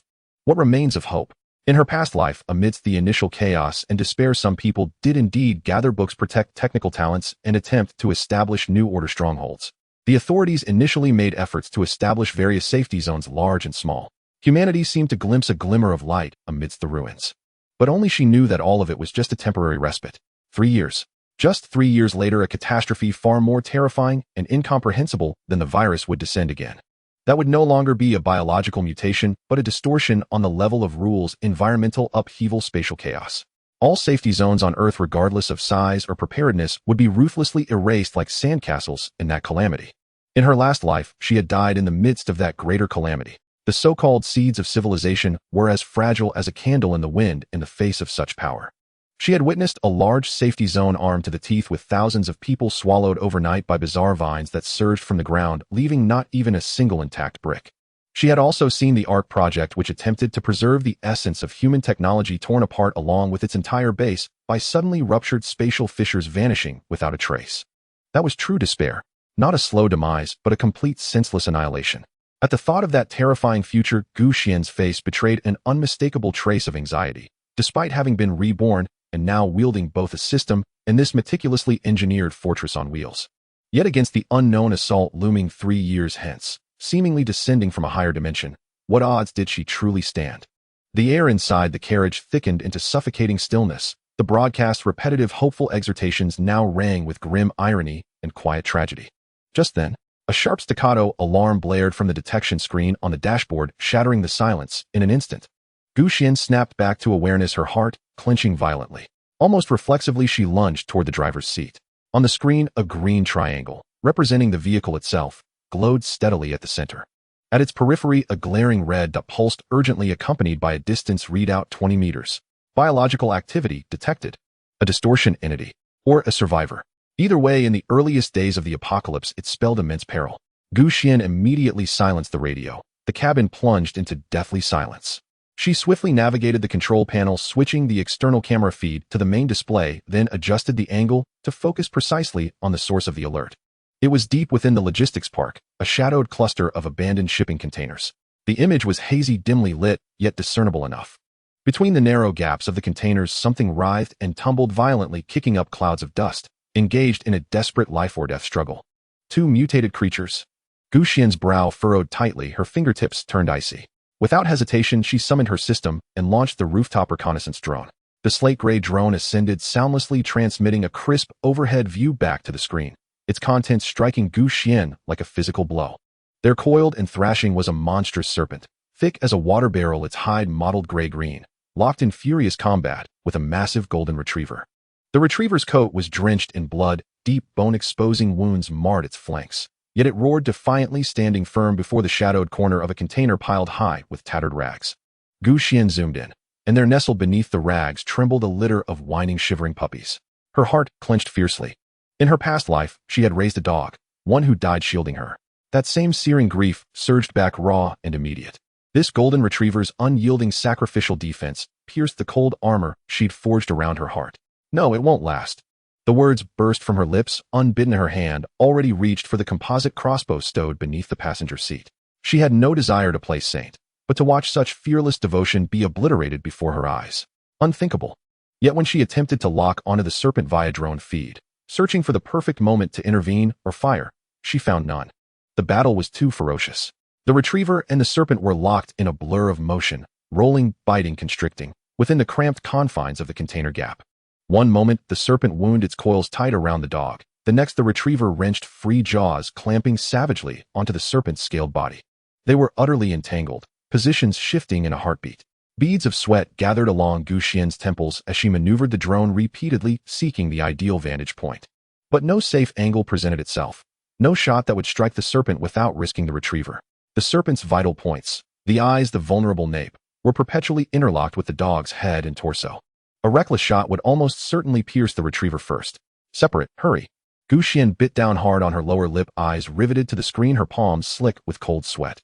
She even considered driving closer, to create noise and draw the serpent's attention.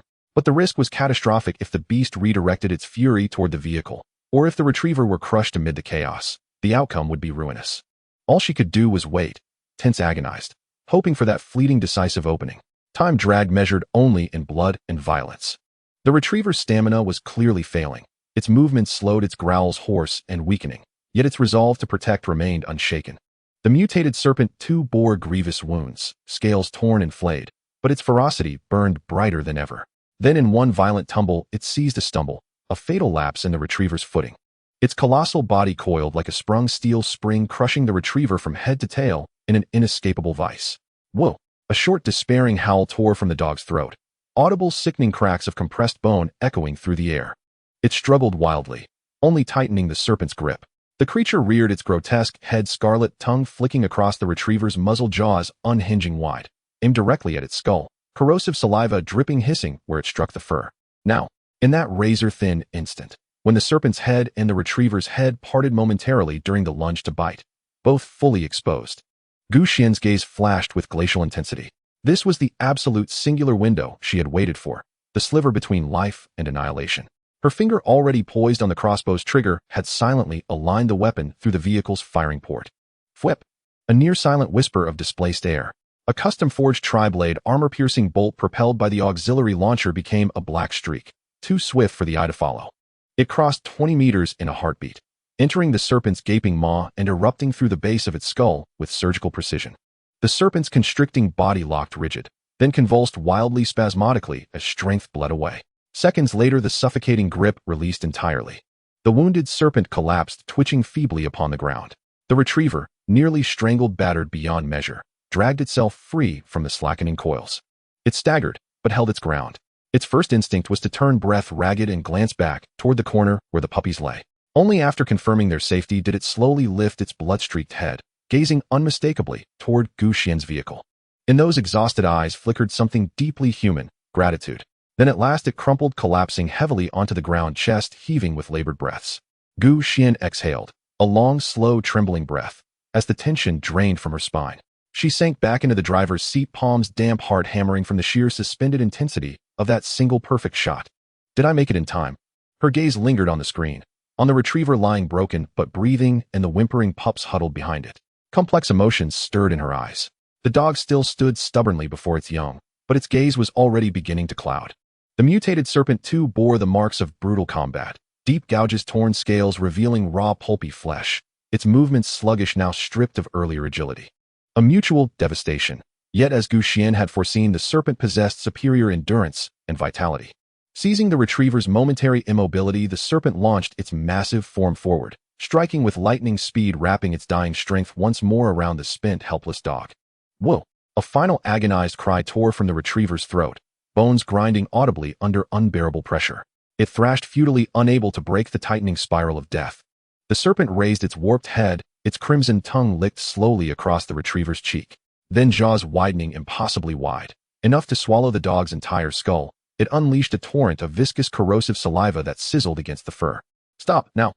A flash of icy light erupted from Xuan's eyes.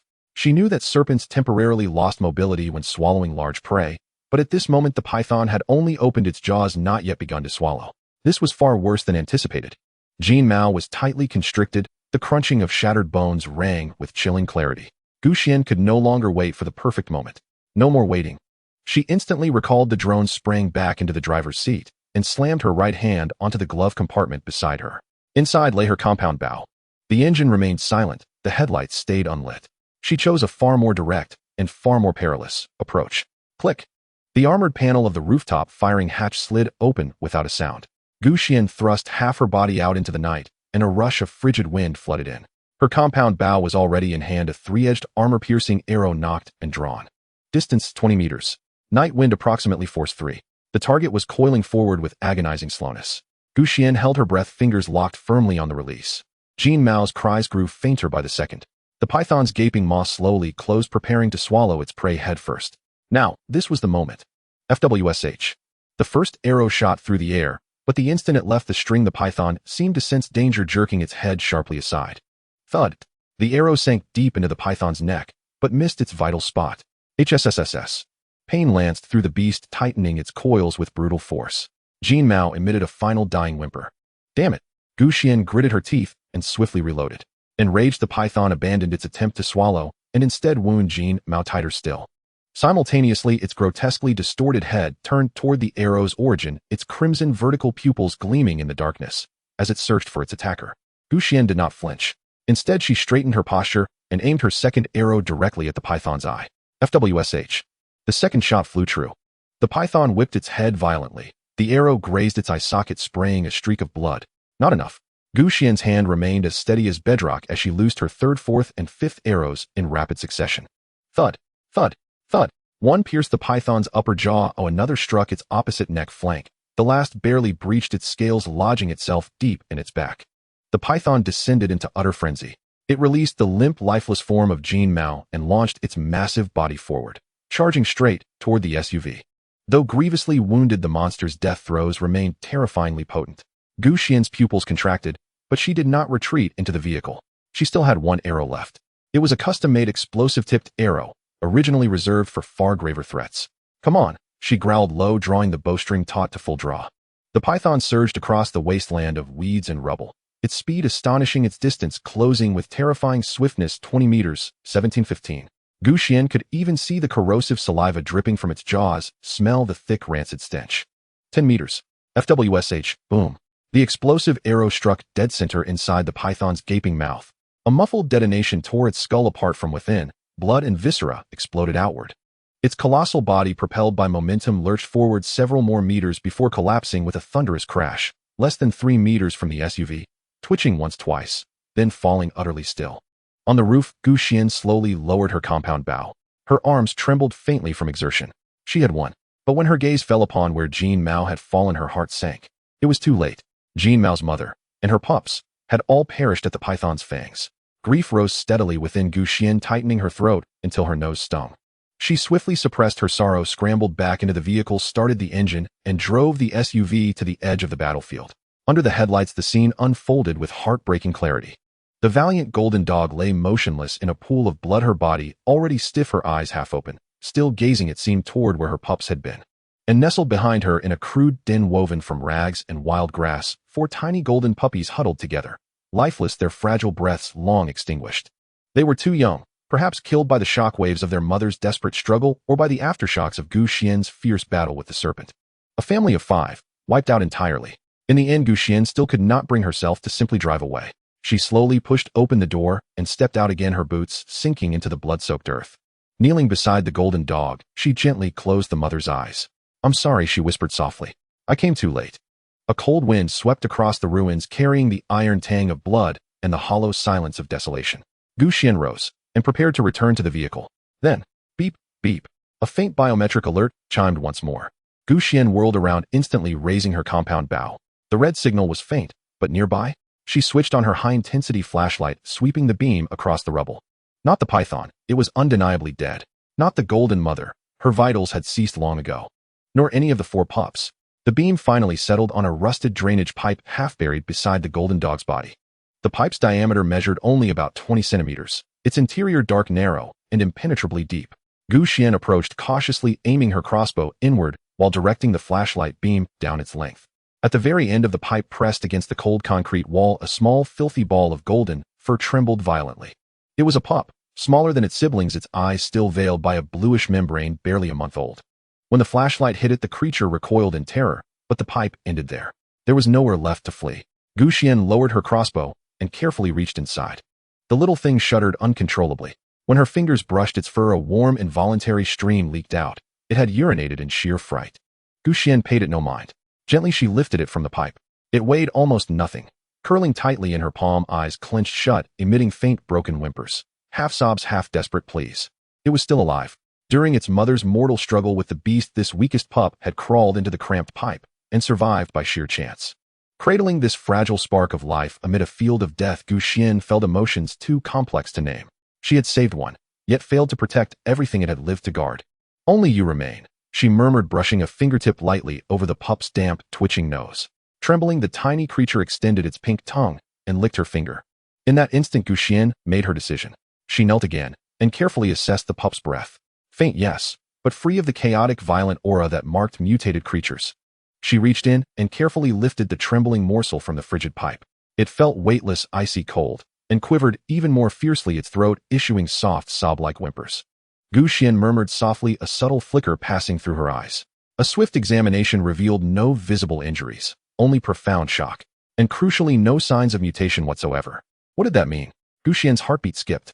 The pup was utterly adorable, truly irresistibly endearing. In the apocalypse, not all animals mutate into grotesque abominations. A rare few evolve along a benevolent path, becoming ascended beasts, highly intelligent, fiercely loyal companions endowed with extraordinary abilities. They are the most coveted allies and combat assets among human survivors in the ruined world. Yet ascended beasts are exceedingly difficult to bond with. The connection must be forged within the narrow window, before or immediately after their eyes open. When a human feeds them, imprints their scent and spiritual resonance and establishes an unbreakable soul-deep bond. Miss this fleeting moment, and the matured ascended beast would sooner perish than submit to a master. What astonishing luck! Xuan murmured, gazing down at the tiny shivering creature nestled in her arms, soiled by cold and involuntary urination, trembling uncontrollably. At last a genuine, faintly relieved smile curved her lips. I found a newborn ascended beast, on the very first day of the apocalypse. Without hesitation, she turned and hurried back to her vehicle. The heavy door slammed shut with a resonant thud and locked automatically. She gently placed the small, quivering pup onto the passenger seat, where a soft towel had been laid out. Xuan fastened her seatbelt and pressed the accelerator.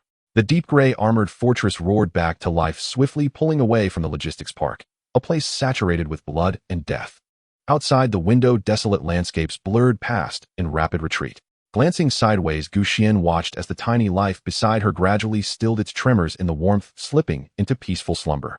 Her gaze then drifted once more toward the vast, uncertain, and perilous world beyond the horizon. This solitary journey through the apocalypse, perhaps it was no longer so solitary after all. Her path and his had truly begun, right here, right now. The vehicle glided steadily along the abandoned highway. On the passenger seat, the little one lulled by warmth, and the engine's low, soothing hum sank deeper into profound sleep. Its trembling ceased entirely, only the soft, rhythmic whisper of tranquil breathing remained. Xuan glanced at it again and again. The frozen, hardened corner of her heart, frozen since the apocalypse's onset, seemed just slightly to thaw.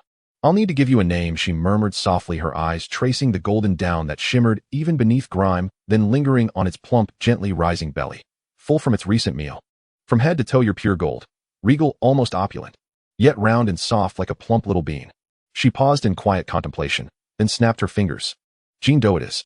The name once spoken seemed to deepen the invisible thread binding them. Xuan set her navigation system, destination the nearest urban police station. Her composite bow was formidable, but in the apocalypse nothing matched the irreplaceable reassurance of a reliable firearm and ample ammunition. The police station's armory was for now the most accessible source of weapons. Over an hour later, the crumbling silhouette of the urban district emerged on the horizon. Abandoned vehicles and debris littered the streets, a dried blood stained the pavement everywhere. A faint, sickly odor of decay hung suspended in the air. With caution, Xuan parked several hundred meters away, on an elevated ramp of an overpass, using the height differential and surrounding buildings for cover. She retrieved a high-magnification spotting scope. The police station's main gate stood wide open, whose shattered glass crunched underfoot. In the courtyard, several figures wandered aimlessly, some clad in tattered uniforms, others in civilian clothes. Their movements were stiff and jerking, their skin gray and lifeless, their eyes hollow and vacant.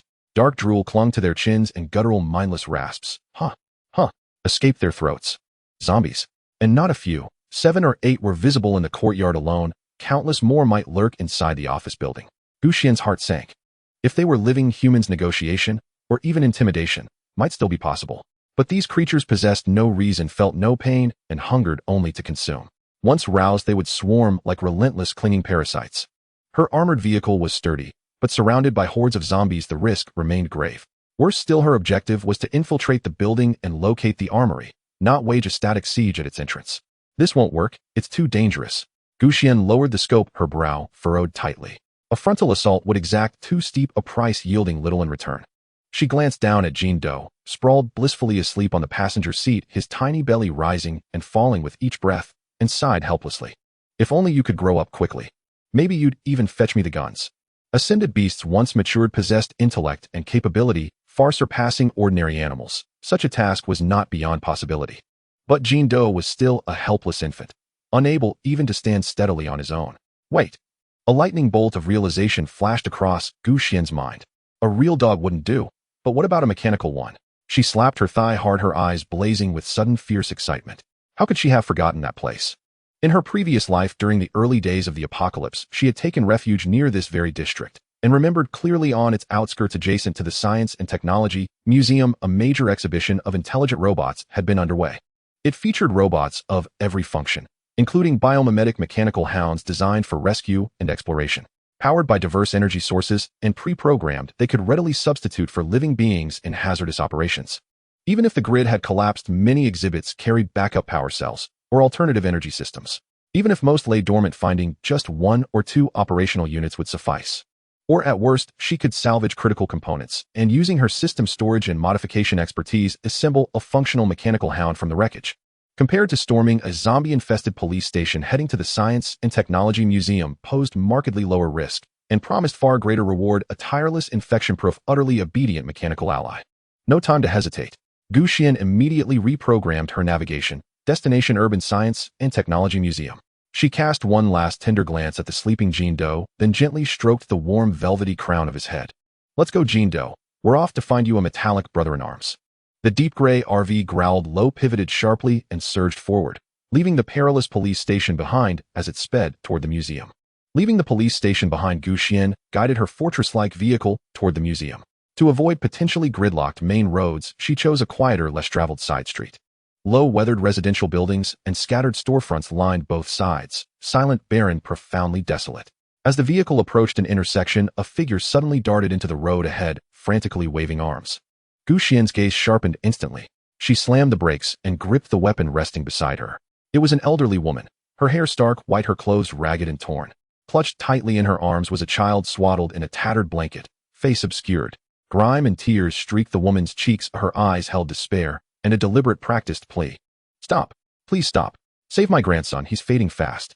Her voice was hoarse, raw with sobs, as she staggered toward the front of the vehicle, attempting to block its path with her body. Xuan's brow tightened. In the apocalypse, roadside pleas for help often masked traps. She sought no entanglement, and above all wished to remain unseen. She steered to bypass the woman, but the elder, undeterred, broke into a desperate run, matching the vehicle's movement. Once again, she planted herself squarely before the grille, unyielding, resolute. Help us, kind soul. Can you truly bear to watch us die here, together, grandmother and grandson? Your vehicle is so spacious. Take us with you. Even medicine would suffice. She pounded the hood, her cries growing shriller, more piercing. With no choice left, Xuan stopped once more. The shrill blare of the horn ceased abruptly, leaving only the engine's low, labored breath and the woman's increasingly frantic pounding and wails from outside the vehicle. Open the door. Please, open it. You can't just let me die. Her palm slammed hard against the bulletproof glass, leaving smudged streaks of sweat and grime. The swaddled infant in her arms tilted precariously as she thrashed. A corner of the blanket slipped away, revealing the baby's ashen, rigid face. Lips tinged violet, eyes half open and hollow as black pits. Xuan's gaze lingered on the infant's face for precisely 1/10 of a second, then shifted cold and detached to the woman's countenance, etched with raw despair and desperate supplication. She even picked up the icy cola from the armrest cup holder with deliberate calm, bringing the straw to her lips. At the very instant the straw touched her lower lip, the woman's distraught, helpless expression receded like a retreating tide, replaced in an instant by something feral, ruthless, and ravenous. She jerked backward half a step. Her other hand shot into her coat and re-emerged clutching a heavy matte black handgun. The muzzle pressed flat against the windshield, aimed unerringly at Xuan's forehead. Get out of the car. The woman's voice was piercing, stripped bare of entreaty. Nothing remained but naked threat. Open the doors. Hand over every scrap of food, drink, and supplies, or I'll blow your head off. Almost simultaneously, 3 burly men erupted from the shadows of rubble flanking the street, ghost-like wielding cleavers and iron rods. Their faces twisted in cruel grins, their movements were swift, precise. This was no ambush. It was premeditated. In seconds, the 4 of them encircled the massive SUV, sealing it in. Damn it, what are we yapping to this bitch for? Smash the glass and drag her out. A bald man spat, then swung his iron rod toward the passenger side window. A dull thud echoed, but the glass held firm, not even a hairline scratch marring its surface. The recoil jolted his arm numb. It's bulletproof. A scar-faced man cried, stunned. Then shoot the tires, force her out. The armed woman barked the order, her gun unwavering on Xuan, her finger tightening on the trigger. I'll count to 3. If you're not out by then, I'll shatter your headlights first, then take my time with you. 1. Xuan set the cola down. Beads of condensation slid slowly down the chilled glass, tracing icy paths across her fingertips. She studied the 4 assailants outside, their snarling faces the black void of the gun barrel trained on her. Should she force her way out? The moment the engine roared to life, they might fire. Even if the glass held, stray bullets could ricochet unpredictably, and damaged tires would cripple her far worse. She had never sought trouble, yet trouble always found her. A faint, almost imperceptible sigh escaped her lips, vanishing silently into the sealed air of the cabin. The last ripple of emotion, stirred by memories of her past life, froze solid, buried beneath glacial stillness. 2. The woman's voice sharpened, edged with fanatical certainty. Just as the woman's mouth opened to utter the word 3, Xuan's right hand snapped upward. Not toward a weapon, not toward the ignition. Instead, she slammed it, hard, decisive, onto the center of the steering wheel, the horn button. Whoa! A deeper, longer, more savage blast tore forth, a wounded leviathan's roar, erupting from the SUV's core and detonating outward in all directions. The sound wave struck like a physical blow, searing the outsider's eardrums, forcing them to flinch and duck instinctively. What the hell are you doing? The armed woman shrieked in fury and shock, and her fingers spasmed toward the trigger. But it was already too late. The horn's shriek pierced the ruins, suffocating silence like a homing beacon. HRRR, HRRR. Bang! Crash! Guttural moans rose from every direction, shattering glass, crashing debris, ragged, accelerating footsteps, all converging, swelling, drawing nearer with terrifying speed. Twisted figures tumbled from apartment windows lining both sides of the street, stumbling, lurching, falling headlong. From alley mouths and behind rubble piles surged a teeming, ragged tide, pale-skinned, hollow-eyed, emaciated corpses, drawn like piranhas to blood, surging forward in relentless waves. Their target was unmistakable, the source of that deafening noise, and the vital, pulsing warmth radiating from within. Zombies. How many are there? The bald man's cruel grin froze, then shattered into abject terror. His earlier ferocity evaporated, the iron rod clattered from his grip onto the asphalt with a hollow clang. Damn bitch tricked us. The scar-faced man's eyes bulged with rage as he shot one last venomous glare at Xuan, still pressing the horn, utterly impassive inside the car. Without hesitation, he whirled and bolted. No words were needed. Survival instinct overrode all else. The 3 men fled like startled hares, sprinting toward an alley where the undead were thinnest, abandoning weapons, legs pumping wildly, as if cursed with 2 fewer limbs. The armed woman hesitated, half a heartbeat too long. First came shock, then white-hot fury as she stared at Xuan, her finger twitching toward the trigger. But when she turned and saw the black tide of corpses surging toward her, saw the nearest ghoul's rotting arm already outstretched less than 5 meters away, pure suffocating terror seized her heart, drowning greed and brutality alike. No, she screamed, a sound so shrill, so inhuman. It tore from her throat like shrapnel. She forgot the car, forgot the supplies, even forgot the pistol lying on the ground. She spun and ran, chasing her fleeing comrades with desperate, clumsy strides. Yet her footwear hindered her flight, and the dead infant in her arms weighed her down, slowing her, dragging her behind. Grr! A faster ghoul lunged, its desiccated claws snagging the back hem of her coat. She shrieked, wrenching free, but the fabric tore and she lost her footing, collapsing hard onto the pavement. The infant's corpse rolled from her grasp, immediately swallowed by grasping hands and gnashing jaws. Help me! Wait! Pull me up! She screamed, reaching frantically toward her companions' retreating backs. Their silhouettes vanished around the alley's mouth, without pause, without glance. In the next breath, more ghouls descended, piling atop her like a grotesque, writhing tower. A cacophony of horror followed. The grating shriek, the sickening snap of bone, the wet rending of flesh, the greedy, wet crunch of feeding, swiftly eclipsing the horn's fading echo, composing the most common symphony of the apocalypse. Xuan finally released the horn button. Silence rushed in, thick, sudden, relative. Only the nearby teeth-grinding sounds of consumption remained, punctuated by distant, lingering groans of the undead, drawn by the commotion. She didn't glance once at the crimson spectacle. Her gaze remained placid, empty, as if she'd merely watched a tedious, forgettable farce. She engaged reverse gear, pressed the accelerator. The heavy SUV backed smoothly from the encirclement, crushing scattered remains of the fallen undead, then accelerated down a different street, away from the trio's panicked flight path. In the rearview mirror, the churning mass of ghouls shrank into the distance. In the apocalypse, saintliness dies first. But greater peril lies in those who mistake others for saints and prey upon them like wolves. And she never hesitated when dealing with wolves. Steering clear of the blood-drenched zone, now boiling with ravenous attention, Xuan refocused on the navigation system. The SUV moved forward like a silent leviathan, threading deeper into the fractured arteries of the ruined city, bound for the Science Museum. Half an hour later, a sleek modern science museum appeared at the end of their sight. Its glass curtain walls were largely shattered, and the square was littered with brochures and debris, giving it a dilapidated and chaotic appearance. Just as Xuan expected, the apocalypse descended at midnight and the museum was deserted except for the staff on duty. The main entrance was tightly shut with tempered glass while a side door stood ajar. Two zombies dressed in security uniforms and with bodies severely decayed lingered at the entrance. The sound of the engine startled them, causing both to roar and turn claws bared as they lunged forward. Xuan did not reduce her speed. Instead, she lightly pressed the accelerator.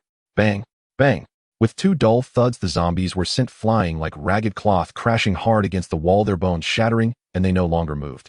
The off-road vehicle crushed the shattered glass and stains as it forced its way through the side door, entering the dimly lit hall amid the piercing sound of metal grinding. The headlights sliced through the darkness like a sword, illuminating the overturned display stands, damaged models, and the dried blood and signs of struggle on the ground. Faint roars echoed from a distant corner, but there were not many active corpses. Xuan had a clear target and drove straight towards the first floor's smart robots and future technology exhibition area. This area was relatively well preserved with most exhibits intact. She stabilized the vehicle but did not immediately exit. Instead, she first controlled the drone to quickly scout the area. After confirming that there were no threats except for a few zombies trapped in an office, she fully armed herself and exited the vehicle. She first approached the most conspicuous spot in the exhibition area, which featured several smart robotic dogs of different models and a humanoid companion robot approximately 170 centimeters tall. They stood silently on the charging docks, their indicators completely dark, sleeping due to a power outage. Seeing them, Xuan's lips curled into a satisfied smile. What she wanted was precisely their hardware and built-in programs. With a slight thought, the four robotic dogs and humanoid robot, along with their charging bases and related cables, were all absorbed into the system space. The space of suspended time could preserve them in their current state, preventing further damage. Next, she walked over to the data rack beside the display stand and swept away all the technical manuals, programming guides, structural blueprints, and other paper and electronic materials related to the robots. In the apocalypse, knowledge can sometimes be more valuable than physical items. Her gaze swept across the remaining corners of the exhibition area. There were still many valuable items to take on the small drone demonstration platform. Several palm-sized quadcopters were quietly resting. Collect. In the bionic bird flyer display case, several lifelike mechanical birds were fixed on their stands. It was said that they could mimic bird wing flight, producing very low noise suitable for reconnaissance. Collect. In a transparent display case, several boxes of ant-like microrobots were showcased, each only the size of a fingernail, suitable for exploring small spaces and information coordination. Collect. In the conceptual weapon exhibition area, a striking exhibit labeled Demonstration Low-Power Laser Gun caught the eye. Though its power was low, its structure was worth studying, as it might be upgraded by the system in the future. Collect. Xuan moved like the keenest predator, collecting every exhibit with technical potential or practical value. From swarm drones, mechanical birds, micro-robots, various sensors, high-performance batteries, to some high-end electronic components of unknown origin, nothing was overlooked, all collected into the space. In just over 10 minutes, this cutting-edge technology exhibition area had been cleared out. A bountiful harvest. Xuan observed the newly added future technology in her consciousness space and nodded slightly. Once repaired or reverse engineered, these items would become important chips for her survival and competition. She quickly returned to the vehicle and closed the door tightly.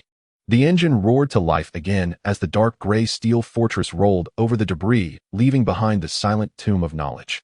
The next target to find a safe temporary base, digest what she had acquired, and attempt to awaken her new partners. Especially those robotic dogs, she had high hopes for them. The shadow of the Science Museum quickly faded in the rearview mirror, ultimately disappearing among the broken walls. Xuan did not return to the perilous urban area, but instead drove towards a remote suburban industrial zone.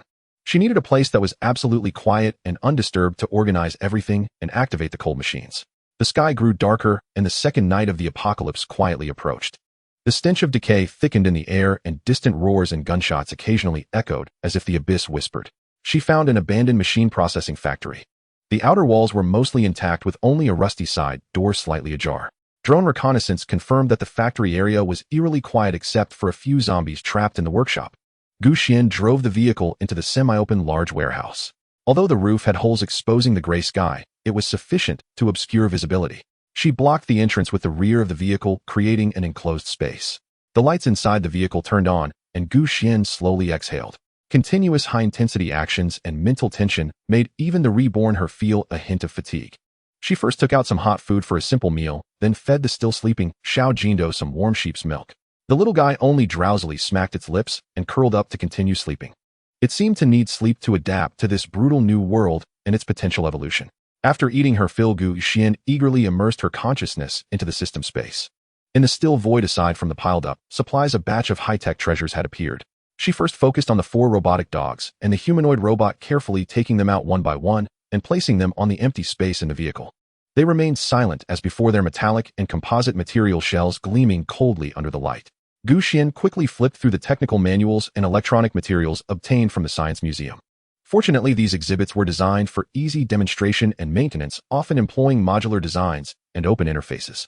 The main challenges lay in energy and activation. The original lithium batteries had not been charged for a long time and were completely drained. The core programs also needed to be reactivated or reset. She attempted to connect the least damaged robotic dog to the vehicle's power supply through a conversion interface. The indicator light flickered weakly before extinguishing, showing no further response. It really isn't that simple, Xuan murmured, yet she was not discouraged. She had anticipated this. She then turned her attention to other technological products. The charging base for the swarm drones was intact, but required a specific signal to activate. The structure of the bionic mechanical birds was intricate, and their bionic wings and power systems were astonishing. The ant-like robots needed a Queen-style central controller for coordination. What intrigued her the most was that demonstration laser gun. After careful study, she discovered that its core was a small special crystal exciter with energy sourced from replaceable high-energy battery packs. The principle did not seem complex, but its efficiency and power were deliberately restricted. If I can find an alternative energy source or enhance it with system energy, a thought quietly emerged. Her system could bind vehicles and provide space. Could it also intervene with such technological creations? She concentrated her mind to communicate with the system interface, locking her thoughts onto the robotic dog connected to the power source. Detected unactivated mechanical unit. Energy injection. Acquiring basic permissions requires consumption of points. 50 points. Execute. The interface suddenly popped up a prompt displaying the three-dimensional model and status of the robotic dog. Energy 0. Is system unactivated, permissions none. Xuan was taken aback. Points. She recalled the points bar in the corner of the system interface that had been almost overlooked, currently showing 0. It seemed the system had more functions to be explored, and points might be the key. But where did they come from? Killing mutated creatures. Completing specific achievements. Unable to activate the robotic dog for now, Xuan was not disheartened, rather she felt excited. The system could indeed interact with these creations. The urgent task was to acquire points. She gazed outside at the deep night and the faint aura of danger lurking in the distant darkness. The calm digestion period had come to an end. It was time to earn her first bucket of gold. To hunt or be hunted, that was the law of the apocalypse. She needed points, and she also needed practical experience to sharpen herself and her new partners. Whether it was the warm little life in her arms or the silent steel body on the ground. The night was as black as ink, enveloping the abandoned factory warehouse. Only the low rumbling idle of the SUV's engine and the faint glow of its dashboard pierced the darkness. Xuan gently settled Xiao Jindo, a wealthed, drowsy little creature, into the soft nest she'd prepared on the front passenger seat, then tenderly stroked its warm, downy head. Stay and guard the fort, she murmured softly, her gaze instantly sharpening into something cold and incisive. Earning system points was imperative, the key to activating advanced equipment and enhancing her own strength. She chose not to drive out. The vehicle's massive frame would create too much noise, risking premature exposure, or worse, encirclement. What she needed was precision silence and lethal efficiency. She checked her gear, a compound bow gripped firmly in hand, an arrow quiver slung at her hip, a fire axe strapped across her back, and a military-grade combat knife sheathed snugly against her thigh. Taking a slow, deep breath, she opened the roof's emergency hatch, just large enough for one person to pass through. Then, like a shadow-born feline, she vaulted silently onto the roof and leapt lightly to the ground, using stacked scrap wooden crates beside the vehicle as stepping stones. Outside the warehouse, the moonlight was veiled by thin, drifting clouds, reducing visibility to near nothingness. Night wind whistled mournfully through the gaps between crumbling factory buildings, masking even the faintest rustle or footfall. Xuan holstered her compound bow. Its strings' vibration could betray her in this hushed stillness. Instead, she drew her knife. Its icy bite sharpened her focus to razor intensity. 3 years of life-and-death combat from her past life surged forth, not as memory, but as instinct. Pressed tight against the wall's deepest shadows, she moved swiftly, yet soundlessly, ears straining for any discordant whisper carried on the wind. Soon her target appeared, a shambling, grotesquely contorted corpse in tattered workwear aimlessly wandering beside the rusted rail tracks leading to another workshop. Its throat gurgling hollow, guttural groans. HRRR. HRRR. Xuan held her breath, calculating distance and angle with surgical precision. The instant the creature turned its back to her, she struck, launching forward like an arrow loosed from a taut bowstring, her footsteps vanishing into the night without a whisper. Closing the gap in a heartbeat, she drove the military knife deep into its temple from behind, precise, brutal, decisive, and twisted savagely. HRRR. Its death rattle choked off mid-groan. The body convulsed twice, then collapsed limply. Xuan dragged it swiftly behind a nearby pile of debris, concealing it completely. Almost instantly, a crisp system chime echoed inside her mind. Eliminated 1 low-tier mutant zombie. Reward 10 points. Success. A surge of quiet elation warmed her chest. Killing these abominations truly yielded points. Individually meager, yes, but accumulation bred power. She glanced at her mental interface. The point counter had risen from 0 to 10. Energized, she slipped deeper into the ruins. No longer a survivor, but a hunter moving with methodical, unrelenting purpose. Leveraging her acute spatial awareness and intimate knowledge of zombie behavior, she hunted only lone stragglers, or small clusters of 2 or 3. Again and again the knife's silver gleam flickered in the dark, each flash followed by a silent collapse and the soft, satisfying chime of points earned. Eliminated 1 low-tier mutant zombie. Reward 10 points. Eliminated 1 low-tier mutant zombie. Reward 10 points. When 2 zombies stood too close, she switched to her suppressed submachine gun. Swift, controlled bursts. Whomp, whomp. 2 muffled reports, and both creatures dropped. Eliminated 2 low-tier mutant zombies. Reward 20 points. Her tally climbed steadily. 30, 50, 80. Her movements were flawless, clean, economical, relentless, as if she were a tireless reaper harvesting the night. Sweat dampened her back. Her arms ached faintly from repeated thrusts, but her eyes burned brighter with every kill. This intoxicating sense of power, of absolute control, was unimaginable during her former life's desperate scramble for survival. Over an hour later, she had cleared more than half the industrial complex, slaying 15 zombies and amassing 160 points. Just as she prepared to enter the final workshop, a new sound emerged from its depths. Deeper, heavier, more furious than any ordinary zombie shamble, accompanied by a grating metallic screech. Xuan froze, heart tightening. In one fluid motion, she ducked behind a colossal metal storage tank and cautiously peered around its edge. Beneath the pallid moonlight, an unnaturally towering figure stepped from the workshop's entrance. Tatters of a security guard's uniform clung to its frame, but its exposed skin was a sickly, bruised indigo black, its muscles thick and corded with unnatural density. Its right arm had mutated into a grotesque, jagged bone blade, gleaming with cold metallic luster. Its eyes were clouded yellow, burning with raw, unbridled malice and destructive hunger. Mutant. Xuan's pupils contracted sharply. This was no common zombie. It was an early-stage aberrant already undergoing profound physical corruption. In her past life, survivors called such beings predators, faster, stronger, and far more resilient than standard zombies. Elite tier mutant predator detected. Elimination reward 100 points. The system's confirmation sent a jolt through her, not of fear but of fierce electric anticipation. 100 points. 10 times the value of a common kill. Her pulse quickened, not in dread but in exhilaration. Risk and reward walked hand in hand. She observed the predator carefully. It seemed to be patrolling its claimed territory. Though still somewhat stiff, its movements were markedly more agile than those of ordinary zombies. Especially that bone blade, sleek, serrated, terrifyingly sharp. A direct confrontation would be reckless. Xuan formulated her strategy in seconds. She sheathed her knife, raised her compound bow, and knocked a custom-made, armor-piercing arrow. She inhaled deeply, then exploded from cover, drawing the bowstring to full tension. Shum! The arrow screamed through the air, aimed unerringly at the predator's murky yellow eye. The predator reacted with shocking speed, jerking its head aside just in time. The arrow struck its bladed forearm with a ringing clang, throwing off sparks, but failed to penetrate. Roar! Enraged, the predator roared, locking onto Xuan's position. Then it dropped to all fours and charged, feral, furious, unstoppable. Its speed was blinding. Yet Xuan remained utterly calm, retreating rapidly while firing 3 arrows in rapid succession. Shum! Shum! Shum! A perfect triangular volley aimed at head and chest.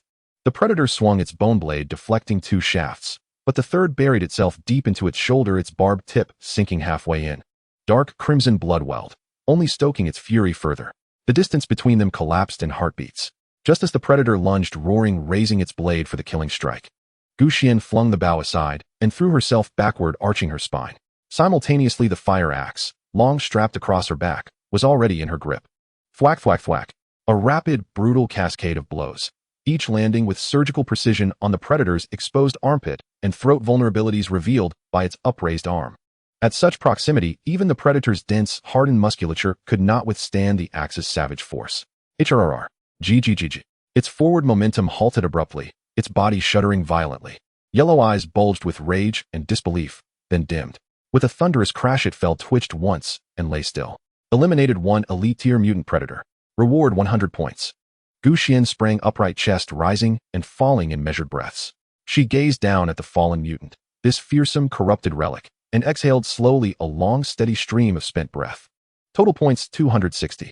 Enough to activate a robotic hound. Without delay, she swept the battlefield, ensuring no hidden threats remained. Then, as silently as she had left, she returned to the warehouse, to her steadfast, warm, mobile fortress. The night of the hunt had only just begun. Her points account, she knew, was destined to swell. Back in the car, she locked the doors and immediately glanced at the system interface. The clear reading of 260 points in the points column steadied her resolve. Without pausing to rest, she withdrew the least damaged intelligent robotic dog from her spatial storage and set it on the vacant floor of the vehicle. She focused, connecting to the system. Target inactive mechanical unit. Intelligent robotic dog security exploration model. Perform energy infusion and basic permission acquisition. Cost 50 points. Execute. As 50 points were deducted, a faint thread of pale blue light shot from Xuan's fingertip into the robot's central core. A software rang out. A gentle azure glow flared in the robot dog's ocular array. It stiffly twitched its limbs, then rose with smooth precision and shook its metallic tail. Turning toward Xuan, it bowed its head in a gesture of submission. Unit activation successful. Current permission highest administrator, Xuan. Available basic commands: movement, reconnaissance, load, transport, simple interaction. Attribute upgradable. Success. A rush of accomplishment warmed Xuan's chest. She issued a command through the interface: advance 3 steps. The robotic dog immediately and precisely took 3 steps forward with steady motion. Scan the vehicle interior and identify life signs, she ordered. Blue light flickered in the dog's optics as it locked onto the still sleeping Xiao Jindo nearby, and Xuan herself, generating a simple thermal silhouette on the screen. Very good, Xuan nodded with satisfaction. Following the same procedure, she spent another 50 points to activate the humanoid robot. Upon activation, the humanoid's eyes glowed a gentle blue and a synthesized voice spoke smoothly: Administrator, hello. Xiaopeng at your service. I am equipped with basic hauling, information retrieval, and simple caregiving functions, it added. Gazing at the 2 obedient steel assistants before her, Xuan allowed herself the first relaxed smile since the world fell apart. With them at her command, many dangerous tasks could be outsourced. She did not hesitate. Investing another 100 points, she activated 2 more robotic dogs with specialized functions, one reinforced for heavy loads, the other tuned for silent agility. By now she had assembled a compact mechanical squad. 60 points remained reserved for contingencies. Next came the true test of their worth. Xuan restarted the car, pivoted the nose, and headed once more toward the police station overrun with the undead. This time her mood was entirely different. She parked 200 meters from the station in a concealed nook. From there, the fitted long-range camera could observe the courtyard while maintaining stable signal transmission.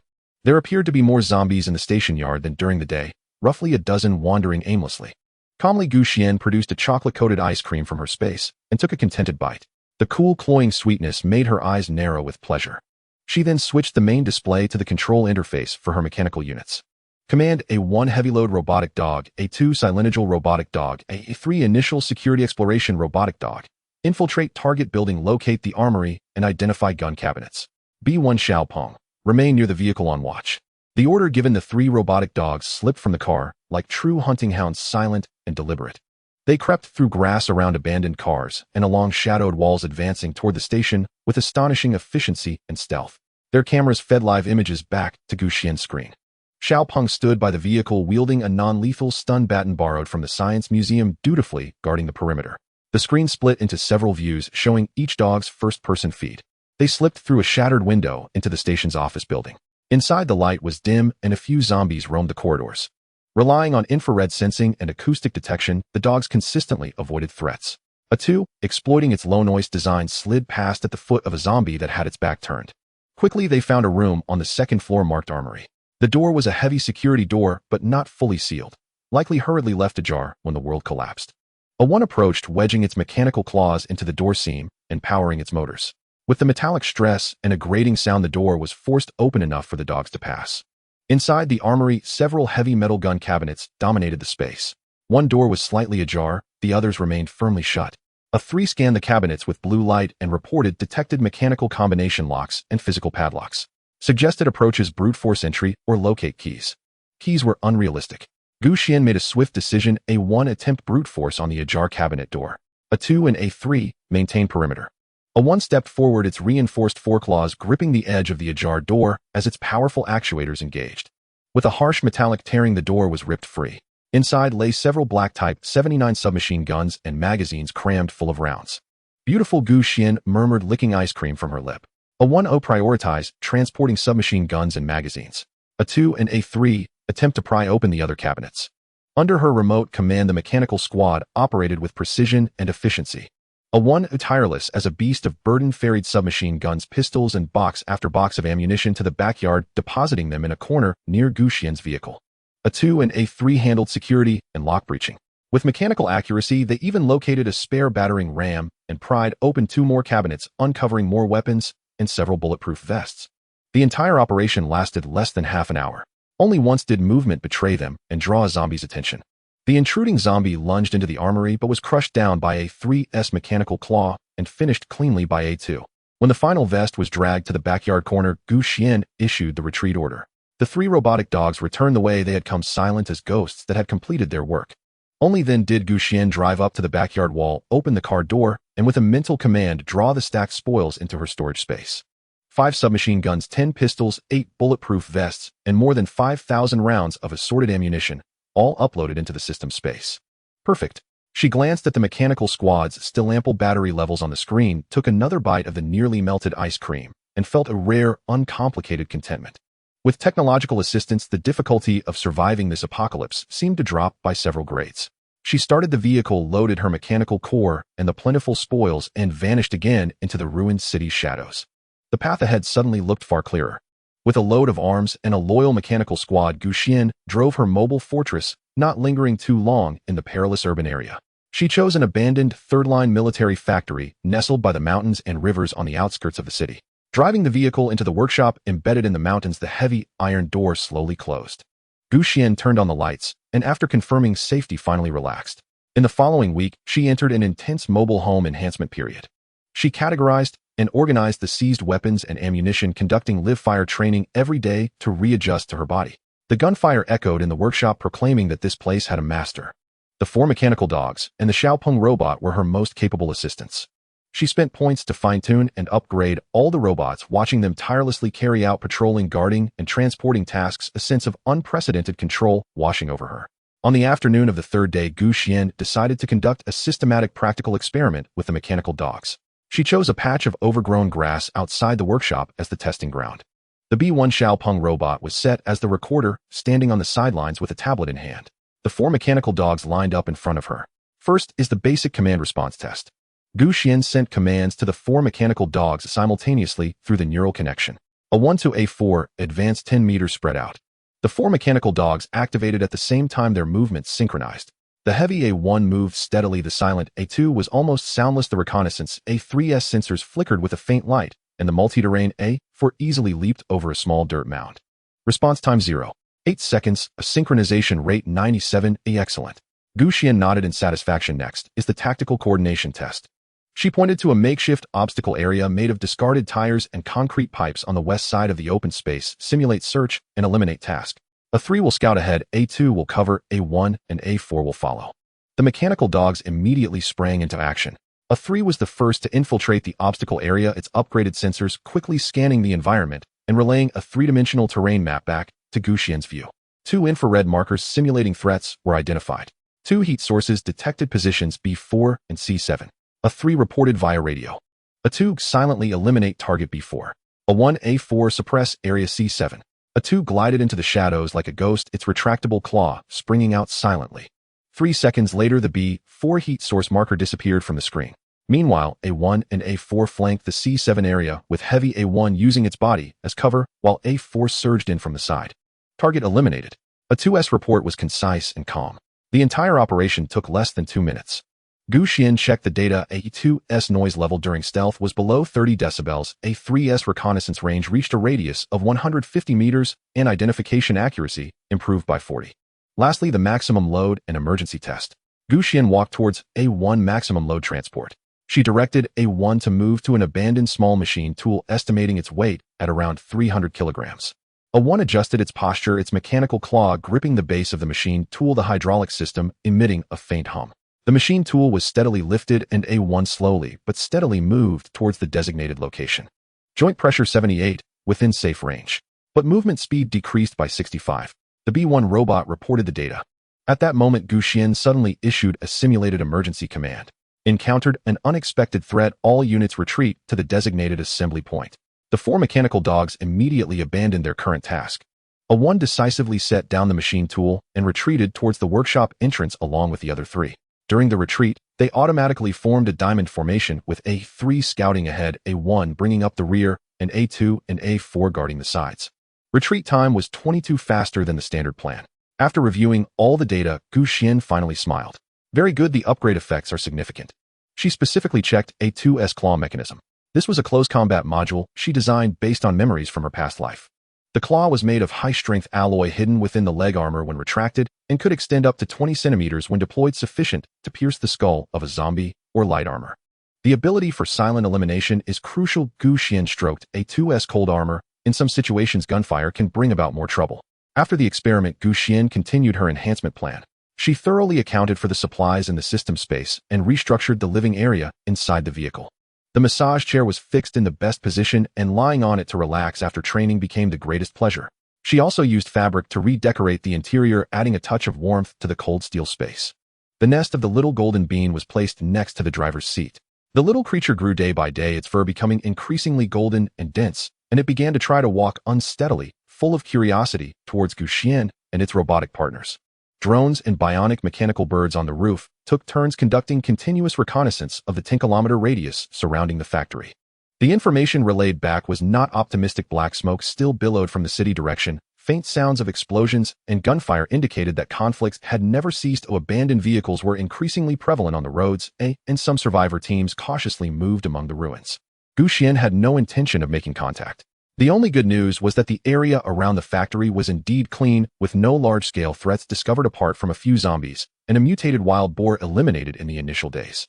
The little golden bean became the greatest comfort during the tense days. Perhaps due to its evolutionary beast potential, its growth rate was faster than that of ordinary dogs, and it was already able to clumsily chase after the softballs thrown by A2. Gu Xian spent time every day playing with it, feeding it fresh meat and goat's milk, establishing an unbreakable bond. A week flew by in a fulfilling busyness. That evening, Gu Xian finished her shooting training and sat in the massage chair watching B1 allocate food to the little golden bean that was wagging its tail for a treat. On the screen, the footage relayed by the drone showed the setting sun casting a bloody hue over the distant mountains and the factory. She pulled up the system interface. Host Gu Xian vehicle heavy-duty off-road RV status good points 105 auxiliary units, smart mechanical dogs X4. Xiaopeng Robot X1 status good space supplies sufficient initial strength, taking shape. The base was solid. But Gu Xian knew that it was far from enough. The tranquility of the factory was temporary. Our resources would eventually deplete, and greater threats were lurking ahead. She opened the electronic map obtained from the technology museum, her gaze falling on a location about 50 kilometers away from the factory. It was a large underground oil depot of military readiness. In her past memories, it seemed that this place had not been completely destroyed during the early days of the apocalypse. If she could acquire a large amount of fuel, her mobile fortress could truly unleash its infinite endurance potential, also providing energy for possible generators or even heavy equipment in the future. The oil depot. Gu Xian murmured to herself, her gaze sharpening. The phase of holding steady had ended. It was time to take proactive action for longer-term survival. She looked out at the completely descended night and at the eerily blood-colored moon that was quietly rising on the horizon. Tomorrow's journey was destined to be anything but peaceful. But she was no longer the girl who could only gamble everything when she first reincarnated. She had a vehicle, a gun, a loyal mechanical squad, and a young evolutionary beast with limitless potential. In the struggle for survival in the apocalypse, she was steadily taking fate firmly into her own hands.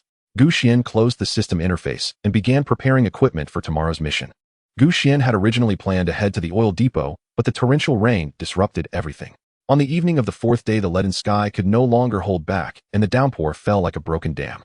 Raindrops the size of soybeans pounded against the armored surface of the RV, producing a continuous drumbeat. The rainwater formed a murky stream, and more troublingly, it carried a hint of corrosiveness. Plans cannot keep up with changes. She decisively drove the vehicle into a large parking lot. With powerful momentum, the RV pushed through the entry barriers and slowly entered. She parked the vehicle in a secluded corner, deploying 3 robotic dogs and a small companion robot to set up surveillance, maintaining basic operations inside the vehicle.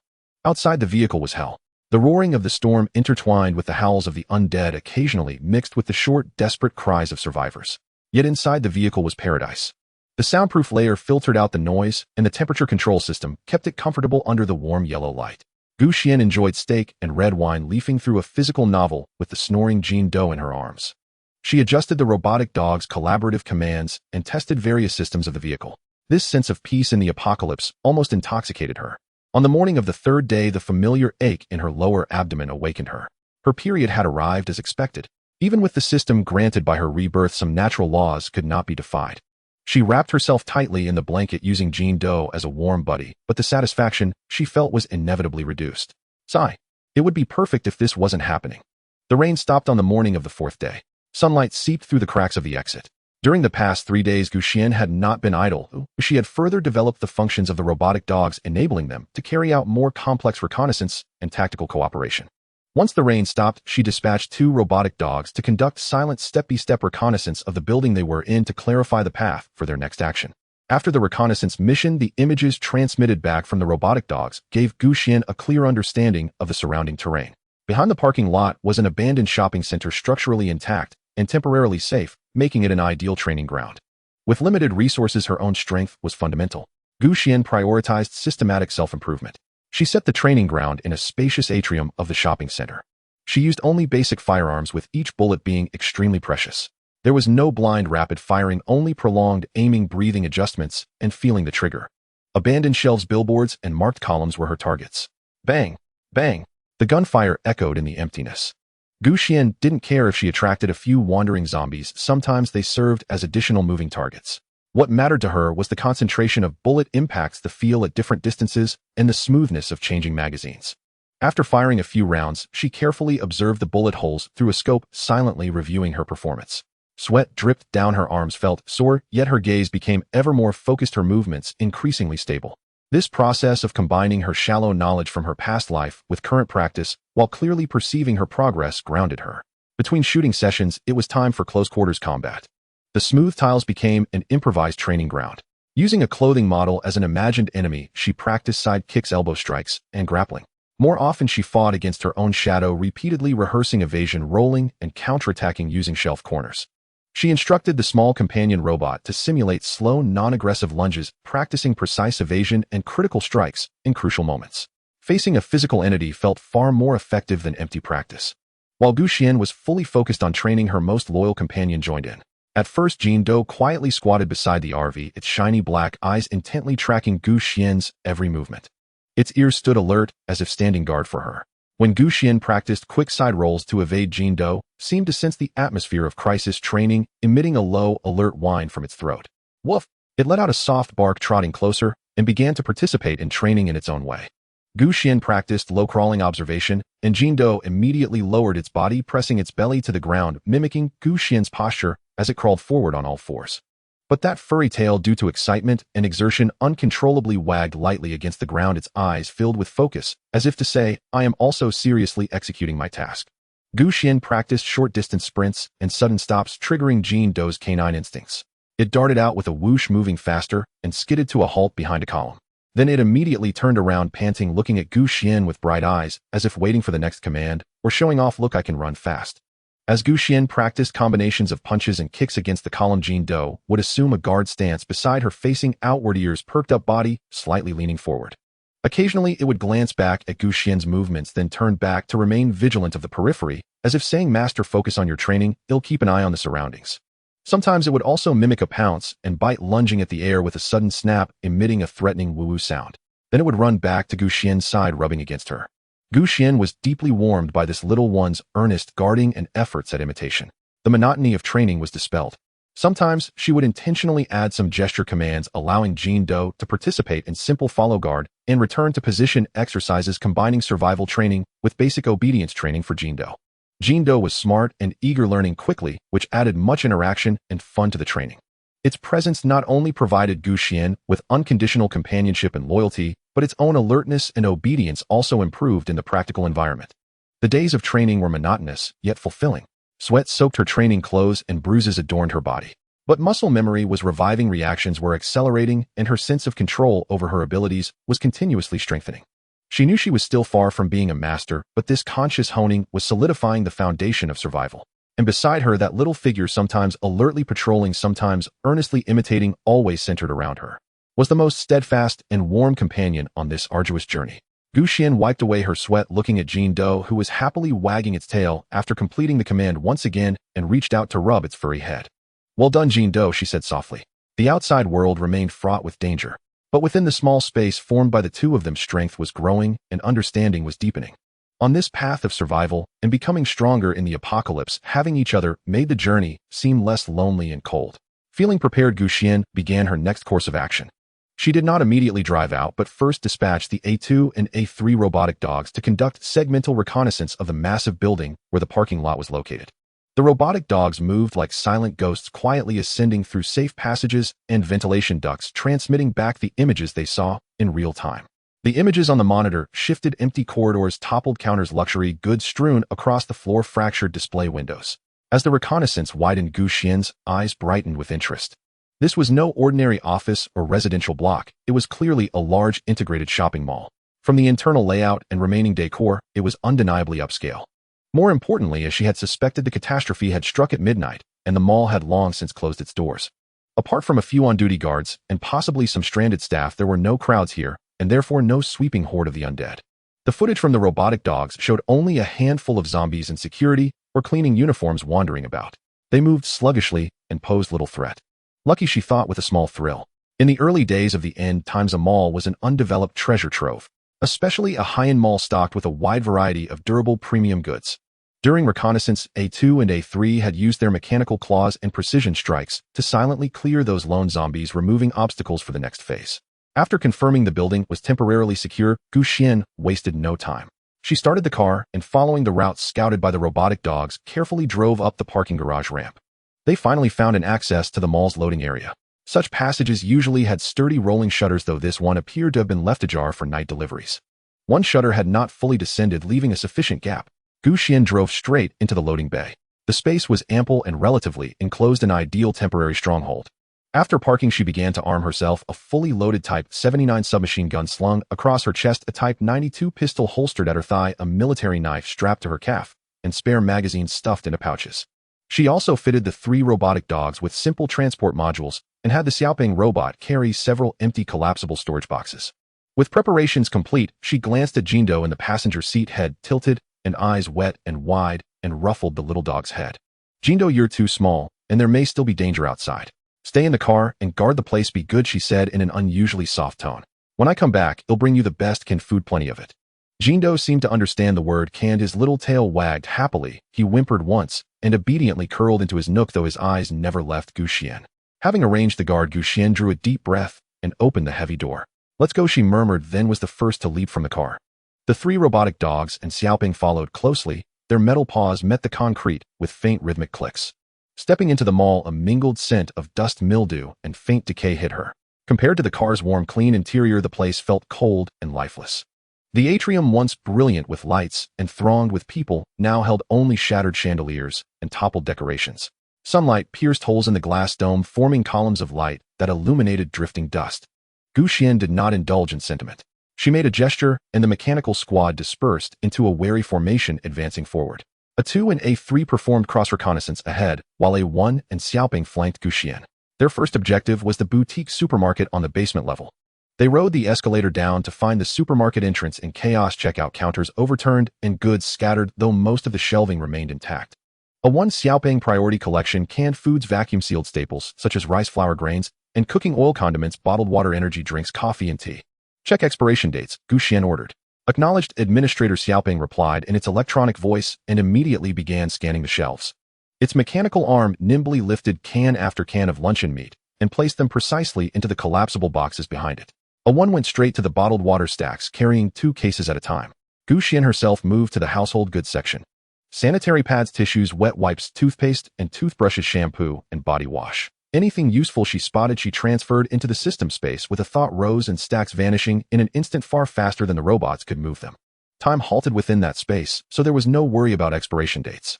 After clearing the supermarket, Xuan was far from satisfied as she and her mechanical squad began to shop the rest of the mall. The ground floor housed luxury boutiques, gold and jewels. In the apocalypse, they were worth less than a loaf of bread. Still, Xuan entered an outdoor equipment store and emptied it of high-quality shell jackets, mountaineering boots, tents, sleeping bags, and survival gear. Those items could mean the difference between life and death when it mattered.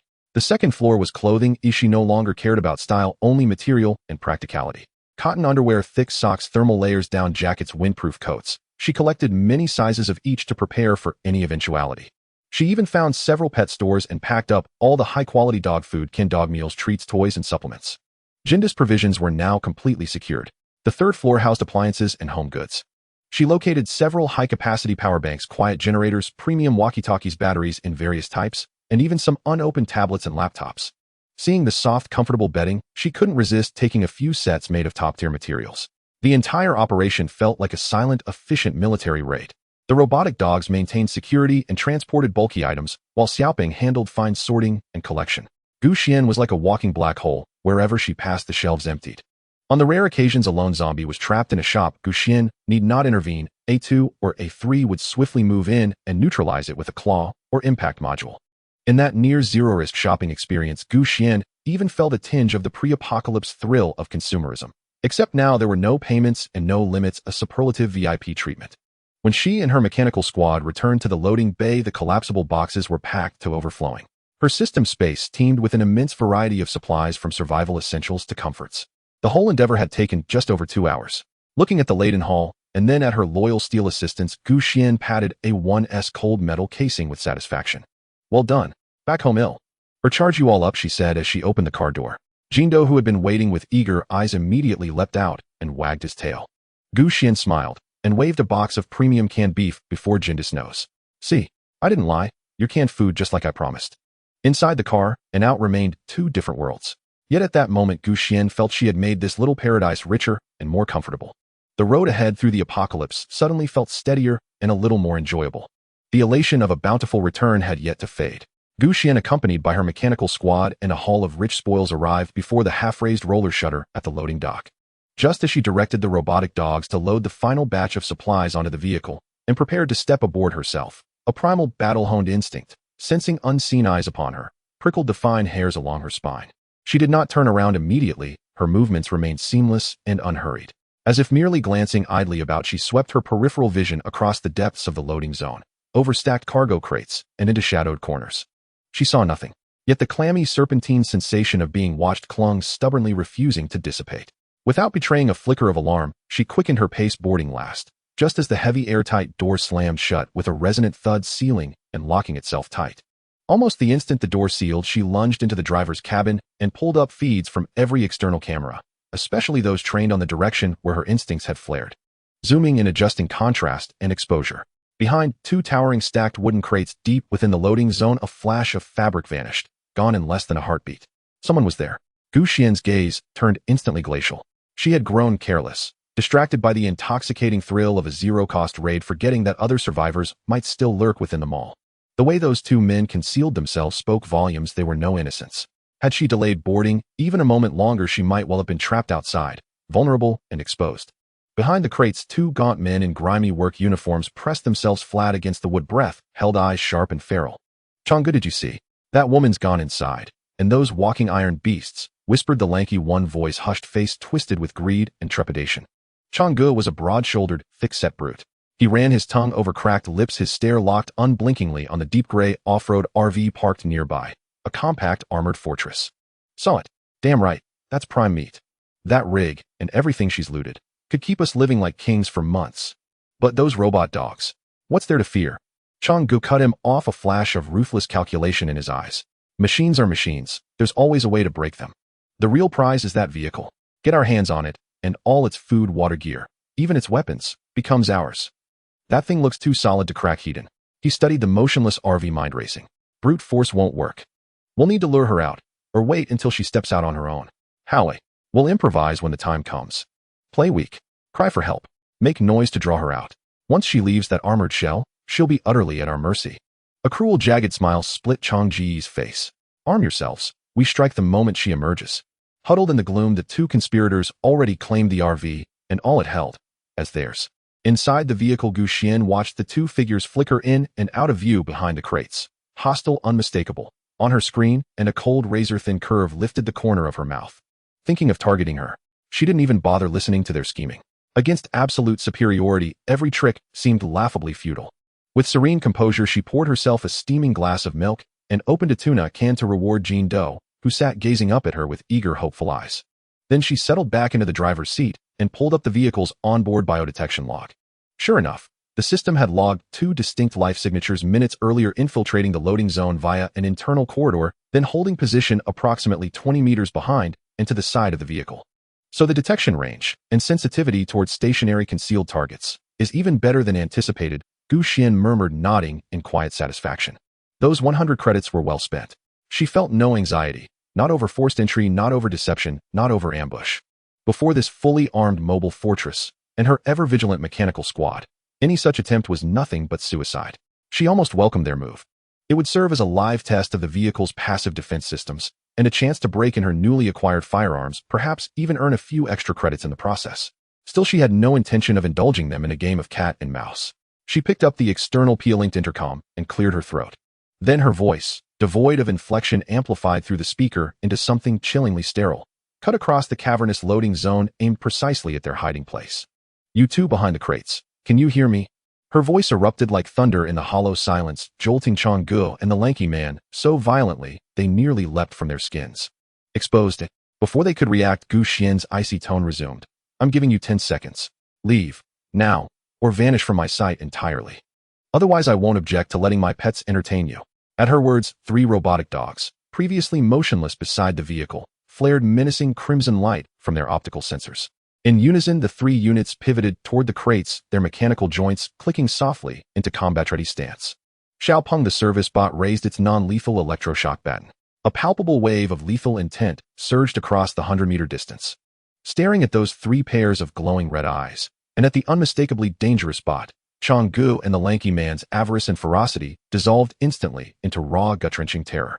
They had no doubt should those 10 seconds expire, the metal beasts would descend upon them without mercy. 10. Xuan began her countdown. Run, now. Changgu shrieked, his mind utterly unspooled. He seized the lanky man and bolted from behind the crates, scrambling wildly. They fled headlong into the mall's interior, sprinting with the panicked speed of rabbits startled from cover. Watching their frantic, stumbling silhouettes recede on screen, Xuan halted her count and gave a soft, dismissive snort. Wise choice. She set down the intercom and brushed her palms together as though brushing away 2 insignificant buzzing flies. Crisis averted. She redirected her attention to the warm, tranquil sanctuary within, resuming her milk, playfully teasing Jean Doe as he happily devoured his tuna. In the apocalypse, mercy was a luxury. Only formidable strength and unwavering vigilance formed the bedrock of survival, a lesson she had long since etched into her very bones.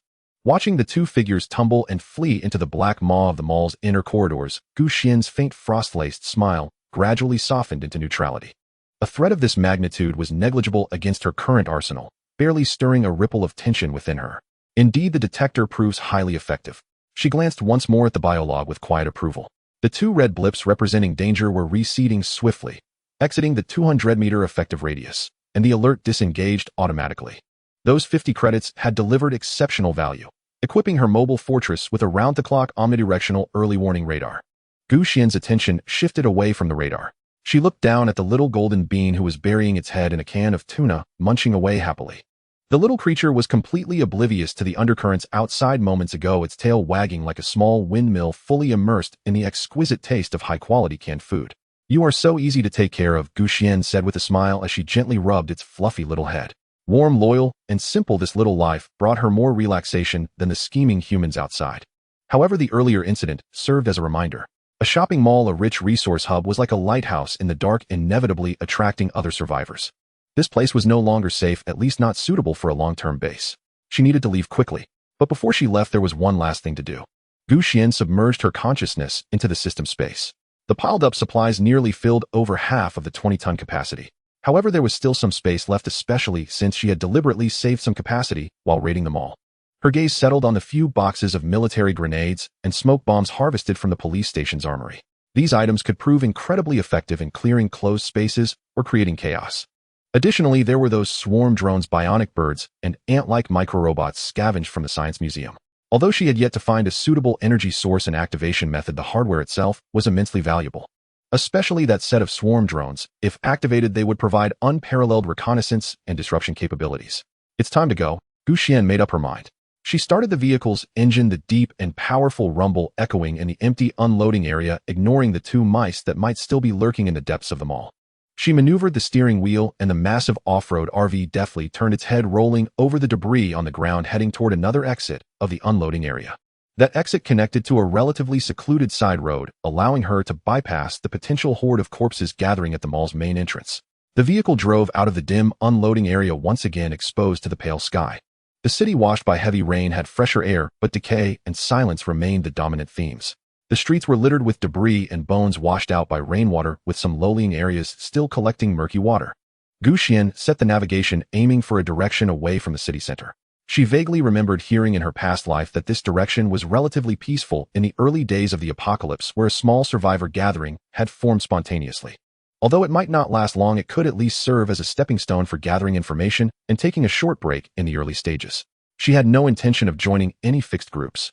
Having lived again, she trusted herself, and this fortress she had poured her heart into even more. However, completely isolating herself from the world was not an option. Being cut off from information in an apocalypse was equally deadly. That gathering place was worth a visit. The vehicle moved steadily along the desolate highway, with 3 robotic dogs quietly occupying their designated charging spots in the back of the compartment, their eyes dimmed, entering standby mode. The little penguin robot stood in front of a small workbench, organizing the tools and parts it had just collected according to its preset program. While driving, Xuan divided a part of her consciousness to continue studying the system interface in her mind. With 60 points remaining, she pondered whether to continue accumulating points for activating higher-level functions or to use them to attempt to enhance a piece of equipment, such as the low-power laser gun. The little golden bean felt full and content, letting out a satisfied burp before wobbling over to Xuan's feet and rubbing its head against her pants leg. Then it curled up into a golden fur ball and peacefully fell asleep. It seemed to have completely regarded this place as the safest haven. Outside the vehicle was a world fraught with danger and moral decay in the apocalyptic wasteland. Inside it was a warm, peaceful, and hopeful moving home. Xuan glanced at the shopping mall's silhouette, gradually receding in the rearview mirror, her gaze resolutely focused ahead. Her journey in the apocalypse was just beginning. With this equipment and her companions, regardless of whether the path ahead was filled with mountains of corpses or treacherous hearts, she had confidence to take on the challenge. With a slight press on the accelerator, the steel fortress let out a low growl, speeding toward an unknown future, one governed by her own will. Guided by her memories, Xuan arrived at the gathering place. However, it was evident that she had come a bit too early, as this area was still a desolate no man's land. Reluctantly, she had to drive away again. Time quietly passed amidst hunting, exploring, and resting. Xuan drove her steel fortress, primarily operating in the suburbs at the edge of the city, abandoned industrial zones, and scattered villages, aided by her mechanical team and her increasingly refined combat skills. She cleared one potential threat stronghold after another, and her system points steadily increased to over 800. She did not rush to squander those points, instead cautiously hoarding them like a squirrel stockpiling food for winter, waiting for a critical moment or a desirable upgrade option to use them. However, the changes in the weather were faster and more severe than she had anticipated. It felt as if overnight the remnants of warmth from late autumn were completely shattered by a bitter cold wave from Siberia. The temperature plummeted like a runaway elevator. The howling north wind whipped up dust and dead leaves, striking the vehicle with a piercing wail. The external thermometer displayed a number that sent a chill down Xuan's spine, -15 degrees. And this was just the beginning of winter. This weather feels off, Xuan said, observing the scenery outside that had instantly turned desolate and covered in a layer of white frost, her brows furrowed. Although the first winter in her past life was also cold, it was never this extreme and rapid. Could her rebirth or some other factor have triggered unknown climate changes? In any case, this was no ideal weather for outdoor activities. Extreme cold would not only greatly increase physical energy consumption and affect agility, but could also freeze exposed skin and equipment. More importantly, whether the behavior patterns of those mutated beings would change in low temperatures remained uncertain. Well then, Xuan quickly adjusted her mindset. I have enough points for now and supplies are abundant. I can just hibernate for the winter. She decisively decided to reduce the frequency of going out, limiting her activities to the areas very close to the vehicle, primarily focusing on vigilance and observation. Most of the time she planned to stay in the vehicle. First, she adjusted the internal environment of the car. She set the temperature control system to a constant 24 degrees Celsius, which is the temperature most comfortable for the human body. Instantly, the cabin was enveloped in a warm atmosphere contrasting starkly with the icy world outside, creating a paradise versus hell scenario. After finishing these tasks, she excitedly took out a self-heating hot pot from her space, the red oil broth bubbling and emitting an enticing aroma of spicy and fragrant. She also pulled out a plate of beef rolls, a dish of tripe, several clean vegetables, and even opened a bottle of chilled carbonated drink. Xuan busily prepared the hot pot while staring at the large screen in front of her. The screen displayed a trivial drama that she had downloaded. As she dipped the beef tripe, savoring its crisp and chewy texture, she casually followed the plot of the drama. The spicy food made her forehead glisten with sweat, while the cold drink perfectly countered the heat. Little Golden Bean lay on the soft mat by her feet, gnawing on a teething stick, occasionally glancing up at her with its shiny black eyes, its tail wagging lazily. Just as she was enjoying her meal, outside the window, 1 flake, 2 flakes. Countless pure white snowflakes began to quietly fall from the gray sky. At first it was just fine snowflakes, but soon it turned into a heavy snowfall. They silently covered the roofs of cars, the armored plates, and the lifeless cold world outside, temporarily burying all the filth and cruelty. Xuan set down her chopsticks, took a sip of her cold drink, and quietly appreciated the first snow of the apocalypse through the reinforced glass window. Inside the car it was warm as spring. The aroma of hot pot filled the air, the drama provided background noise, and a warm little life was by her side. Outside, the cold wind howled, heavy snow blocked the road, zombies were nowhere to be seen, and the world was wrapped in silver, yet it concealed endless dangers. This extreme contrast, this feeling of enjoying tranquility amidst the tide of destruction, filled Xuan with a strange and satisfying sense of comfort. She even comfortably squinted her eyes like a satisfied cat. She stretched lazily, picked up a slice of hot beef, and sent it into her mouth, feeling the rich juices burst on her tongue, mumbling indistinctly, this apocalypse doesn't seem too bad. If she overlooked the potential dangers outside the window and the deep-seated worries about the impending catastrophe, 3 years later this moment was undeniably one of the rare relaxed and even happy times in her 2 lives. She decided to fully enjoy this winter, to gather strength, await the bloom of spring and the inevitable greater challenges ahead. The days of wintering like a cat passed leisurely and swiftly. Outside, the heavy snow blocked the roads and the world was bleak and desolate, with only the sound of the wind breaking the silence. Xuan enjoyed the tranquility, spending her days either experimenting with recipes to satisfy her cravings or following downloaded tutorials to learn new skills. For example, delving deeper into mechanical principles and programming, or simply cuddling with Golden Bean in the warm blankets until waking up naturally. With her points stabilizing at over 800, she felt a sense of assurance and even began to consider whether she should seek some opportunities from her past life when spring arrived. However, this fleeting pleasure of stolen moments was abruptly shattered one calm afternoon by the sudden sound of a system notification in her mind. Ding! Detected that the host's points have reached 800. The heavy off-road vehicle meets the upgrade conditions. Would you like to enter the upgrade preview interface? Upgrade. Xuan jolted upright from her lazy position on the sofa. She had always thought the system's functions were mainly reflected in space points exchange and auxiliary controls. She hadn't expected that the vehicle itself could also upgrade. Enter, she silently urged without hesitation. The light screen changed, and a more complex high-tech, three-dimensional vehicle model appeared in the center of the interface, flanked by detailed attribute data and upgrade options. Current vehicle level LV0 roughly modified. Overall evaluation equipped with basic survival and defense capabilities, can provide effective shelter in low-threat environments. Upgrade to LV1 basic enhancement requirements. Points 500, core materials high-purity steel 500 kilograms, titanium alloy 100 kilograms, copper 50 kilograms, special ceramic composite materials 50 kilograms. Energy core provides a one-time energy infusion or self-seeks alternative energy, such as high-energy density battery packs, small nuclear fuel batteries, etc. There was also a long list of various other material requirements, from all kinds of screws and bolts to specific models of circuit boards and sensors, totaling dozens. Xuan's gaze directly skipped over the relatively common parts and fixated on the core material requirements. High-purity steel 500 kilograms. Her vehicle's weight was probably just over 10 tons. Did it really require an additional half-ton of quality steel for an upgrade? Titanium alloy 100 kilograms. Even before the apocalypse, this was considered a precious metal. Where was she supposed to find it now? And the special ceramic composite materials, copper. The most outrageous was the energy core. One-time energy infusion. How do you infuse it? Alternative energy. Small nuclear fuel battery. Is that something you can just find during the apocalypse? Looking at the requirements for rare metals that easily exceeded 100 kilograms, Xuan felt her head swell instantly, and the little bit of leisurely comfort she had vanished in an instant. I knew it. The system isn't that kind-hearted to let me take it for free. She rubbed her throbbing temples and chuckled bitterly. She had thought accumulating points would make upgrading easy, but she hadn't expected the biggest hurdle to be here. Points had instead become the easiest condition to achieve. She carefully read the preview of the upgrade effects. LV1 Basic Enhancement Estimated Effects. The structural strength of the vehicle body increased by 50, and the overall weight increased by 15. Armor defense capability enhanced, capable of resisting close-range shots from conventional rifle armor-piercing rounds. Energy system efficiency increased by 20, allowing certain high-energy-consuming devices, such as the initial form of the force field shield, to be preloaded. The storage box capacity on board expanded to 50 tons. Unlock certain LV1 exclusive modification options requiring additional points and materials.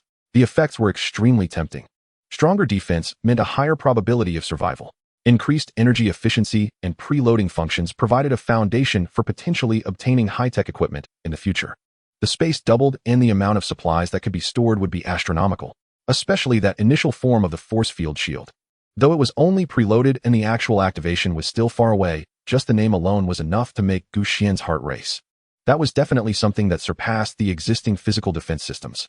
In contrast, this LV0RV, while appearing sturdy, would likely still fall short against truly powerful aberrations or heavy firepower. Not to mention the unknown catastrophe that would occur 3 years later. I must upgrade. Xuan instantly made up her mind. In this apocalypse, every bit of strength increased her hope of survival. This opportunity to enhance her overall basic capabilities could not be missed. But where would the materials come from? She furrowed her brows in thought.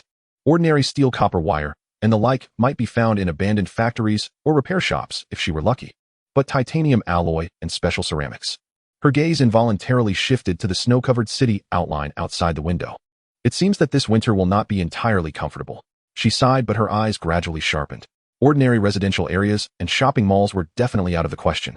Her targets needed to be focused on certain special places: aerospace research centers, high-end medical equipment warehouses, precision instrument manufacturing factories, or even remnants of military bases. These places were undoubtedly more dangerous, likely harboring stronger mutated creatures or occupied by other powerful survivor groups. But similarly, opportunities coexisted with risks. These places were also the most likely to yield the rare materials and high-energy sources she urgently needed. She opened the car's computer, brought up the offline city map and some industrial area data she had downloaded earlier, and began to study and mark possible target locations carefully. Inside the warm cabin, only the soft sound of her fingers gliding over the screen and the occasional murmurs from Golden Bean remained. Outside, the heavy snow continued to swirl the chill bone deep. Yet inside the car, a fire ignited in Xuan's heart. A fire fueled by the necessity to gather more powerful survival capabilities and to take risks. Her leisurely plan for winter was thoroughly dashed.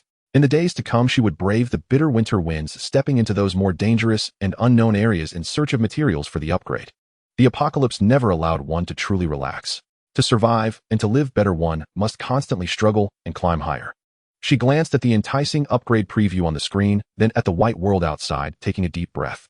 All right, let's get to work. The hunt for rare materials begins. The immense demand for upgrade materials weighed heavily on Xuan's heart, making it impossible for her to enjoy the cozy respite of winter.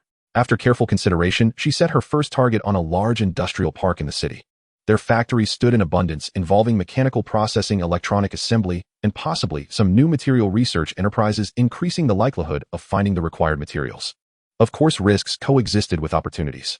The industrial park was densely populated, and during the apocalypse, the night shift would mean a terrifying number of zombies inside, likely forming a horde.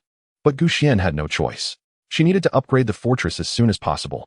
After meticulous preparation, she drove her off-road RV, braving the biting cold wind and the still unmelted snow, heading towards the industrial park.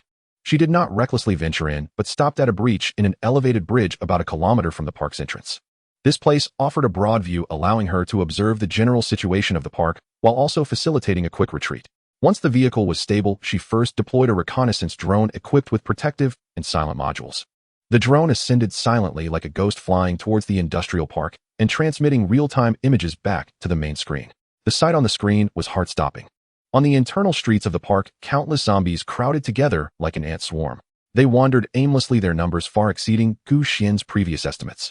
Behind the windows of some factory shadows could also be seen swaying. This place was entirely a huge zombie nest. Just as Xuan furrowed her brows contemplating how to approach and where to start her search. The drone's camera captured unusual movements near the edge of the park, close to a storage building. She saw 5 or 6 ragged, emaciated survivors frantically rushing out through a side door of the building.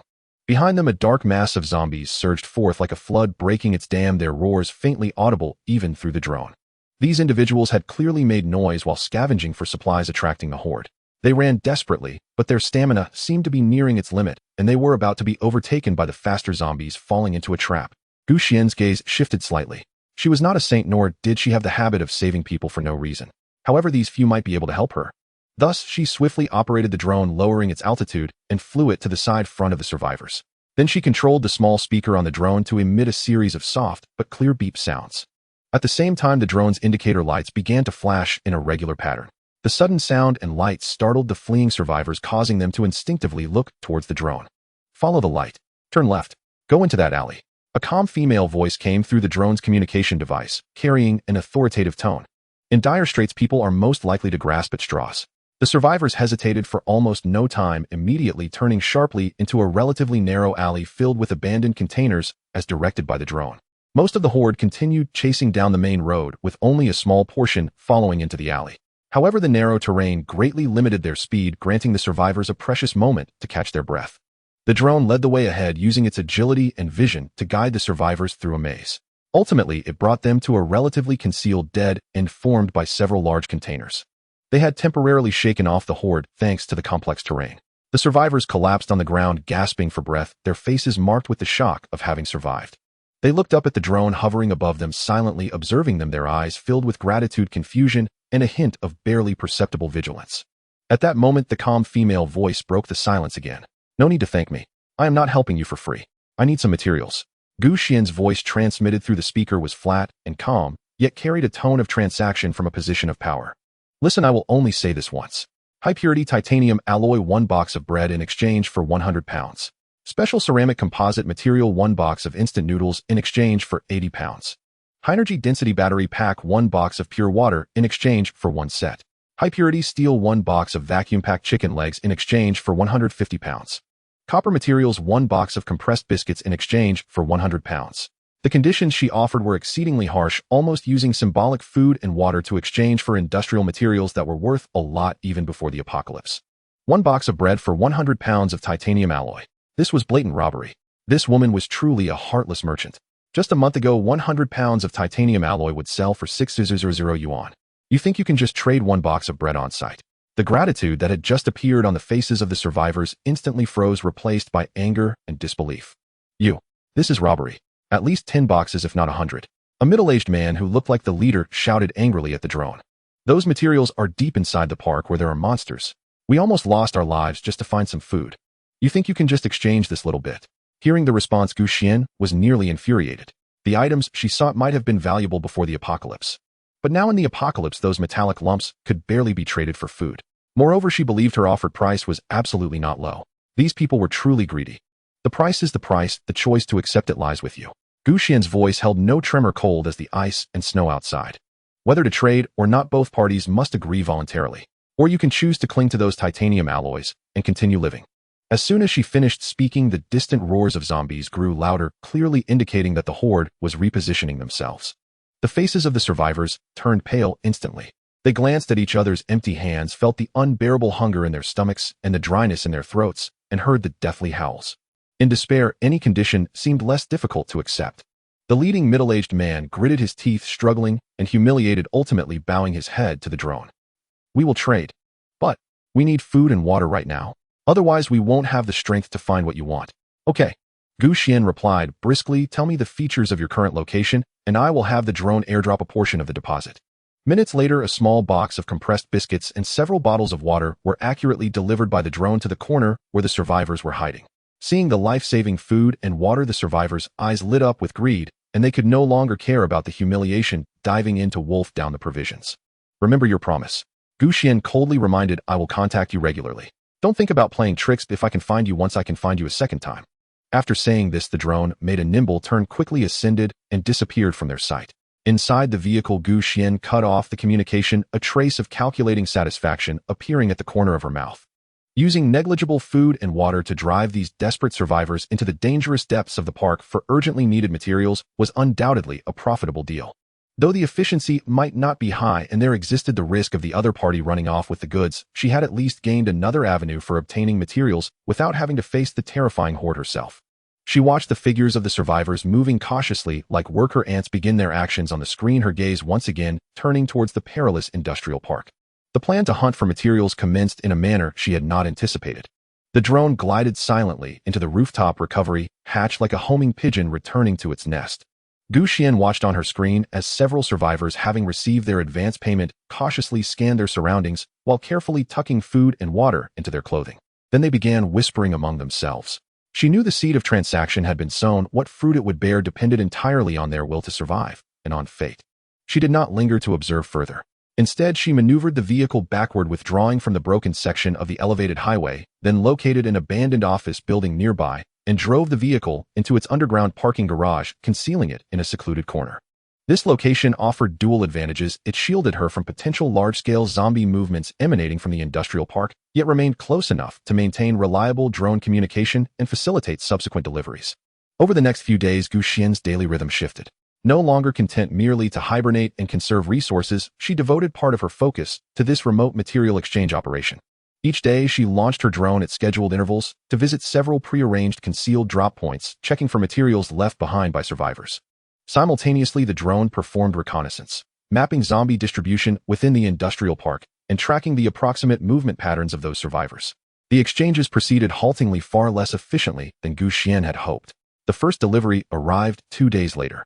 Inside a drainage pipe, the drone discovered only about 20 kilograms of rusted ordinary steel and several lengths of discarded copper wire. The quality was abysmal, far below Xuan's stringent requirement for high-purity materials. By her exacting exchange ratio, this meager haul could not even secure half a pack of instant noodles. Xuan conveyed her dissatisfaction and warning via the drone. In response, the survivors left a note pleading their case. The industrial park teemed with zombies, rendering searches perilous and exhausting, and requesting increased rations to restore their strength. Xuan paused in thought, then declined neither outright nor fully. She instructed the drone to airdrop 1 carton of compressed biscuits, 1 carton of purified water, 3 flashlights, and 3 fruit knives. She also left a note specifying that the next delivery must contain significantly more valuable materials, especially titanium alloy or specialty ceramics. She understood full well that demanding both speed and endurance without sustenance was unrealistic. Thus, she granted them additional supplies. Strategic investment was essential, but control must remain absolute, as she could not allow them to believe negotiation was effortless. 3 days later, the second delivery arrived, somewhat more promising, roughly 50 kilograms of serviceable steel and a dozen kilograms of copper. They also wrapped several palm-sized silvery white metal fragments in ragged cloth, light, yet dense pieces seemingly salvaged from precision instruments. Likely titanium alloy, approximately 3 kilograms. Xiaopeng, the robot assistant, analyzed high-resolution drone imagery and spectral data to deliver this preliminary assessment. Though still far short of her target of 50 kilograms, this marked the first tangible glimmer of hope. Xuan honored the agreed ratio, delivering 1 carton of instant noodles and 1 carton of vacuum-sealed marinated eggs. She noted that only 3 individuals appeared for this delivery, fewer than the original group. Their handwriting on the note had grown increasingly hasty, betraying exhaustion and dread. The note explained that during a search of a precision instrument workshop, they had been ambushed by mutated zombies and lost a comrade. Upon seeing this, Xuan immediately deployed protective gear via drone. Yet in the apocalypse, death was commonplace. She could not be certain whether the trade would continue. Nonetheless, on the 5th day, disaster struck. That afternoon, as usual, Xuan dispatched the drone to inspect the designated locations. As the drone approached the 3rd site, an abandoned fire station's rear courtyard, the live feed made her eyes narrow sharply. No materials were stacked there, only signs of violent struggle.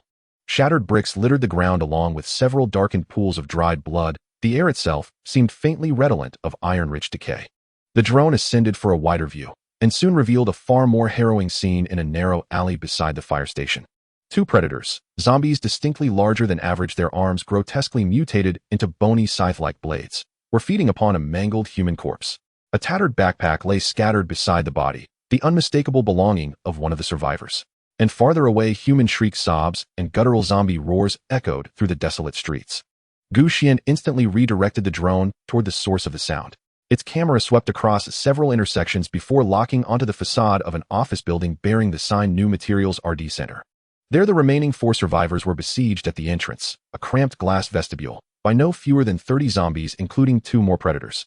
They had barricaded the door with desks and chairs, but the glass was already webbed with fissures trembling under relentless pressure, ready to shatter at any moment. Despair etched deep into their faces as they futilely swung steel pipes and fire axes at the snarling horde pressing inward. It appeared they had found something valuable, yet inadvertently drawn the attention of a nearby zombie swarm, sealing their fate. Xuan stared at the screen, her brow deeply furrowed. She had no desire to play savior, yet neither did she wish for these people to die because of her. More critically, inside, or near, the RD Center they might have already secured materials yet to be delivered. Those materials were indispensable to her. Moreover, the New Materials RD Center itself was an irresistibly compelling objective. To rescue, or not to rescue. Intervention meant entering a chaotic, unpredictable battle. Abandonment guaranteed their deaths. The materials they might possess would be lost, and her own attempt to explore the RD Center would become exponentially more difficult. In that fleeting moment of calculation, Xuan reached her decision. She would act, not out of mercy, but to secure whatever materials they had acquired, and to clear the path into the RD Center. She swiftly reconfigured the drone's payload, replacing reconnaissance modules with 2 compact incendiary devices, salvaged demonstration units from a science museum modest in power but highly effective at sowing chaos. A1, A2, A3, prepare for deployment. Simultaneously, she issued commands to the 3 robotic dogs inside the vehicle. Xiao Peng and Jin Do remained aboard as sentinels. The drone struck first, diving like a falcon and detonating its first incendiary device directly behind the zombie horde. A sharp, resonant explosion, not massive but piercing, ripped through the air. Flames and smoke billowed instantly. Several ordinary zombies were hurled aside by the blast wave, and the horde's attention snapped decisively toward the new threat. In one fluid arc, the drone released its second device, this time into the densest cluster surrounding the glass vestibule. With a thunderous crump, pressure on the fragile barrier abruptly eased. At that very instant, Xuan gunned the engine of her armored RV, roaring out from concealment and racing full throttle toward the RD Center. She did not charge headlong into the horde. Instead, at 100 meters distance, she executed a sharp controlled skid to a halt. Team A, engage. Clear standard zombies from the target zone. Prioritize joint articulations of the predators.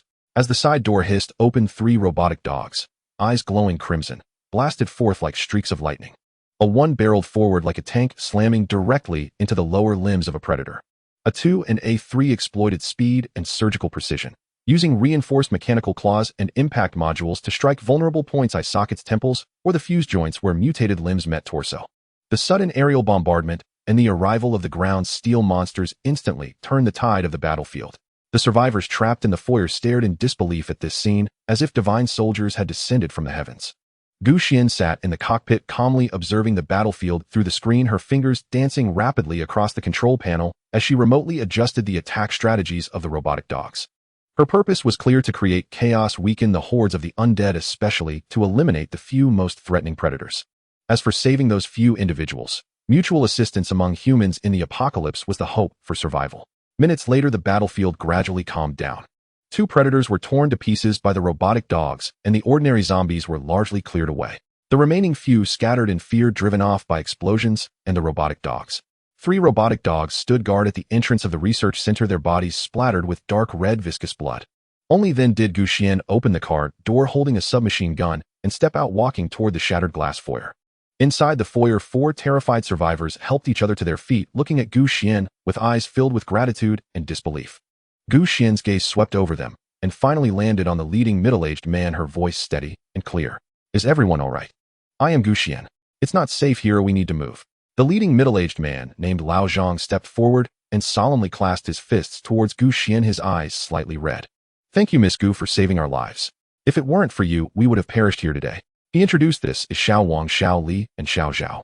We were originally a maintenance team from the nearby industrial area, struggling together since the apocalypse. Today we came here to scavenge for materials. Did you find a silver-colored metal ingot or dark gray ceramic panels inside? Xuan asked, looking into the dim office building. They are very important for me to repair my equipment. Lao Zhang immediately reacted.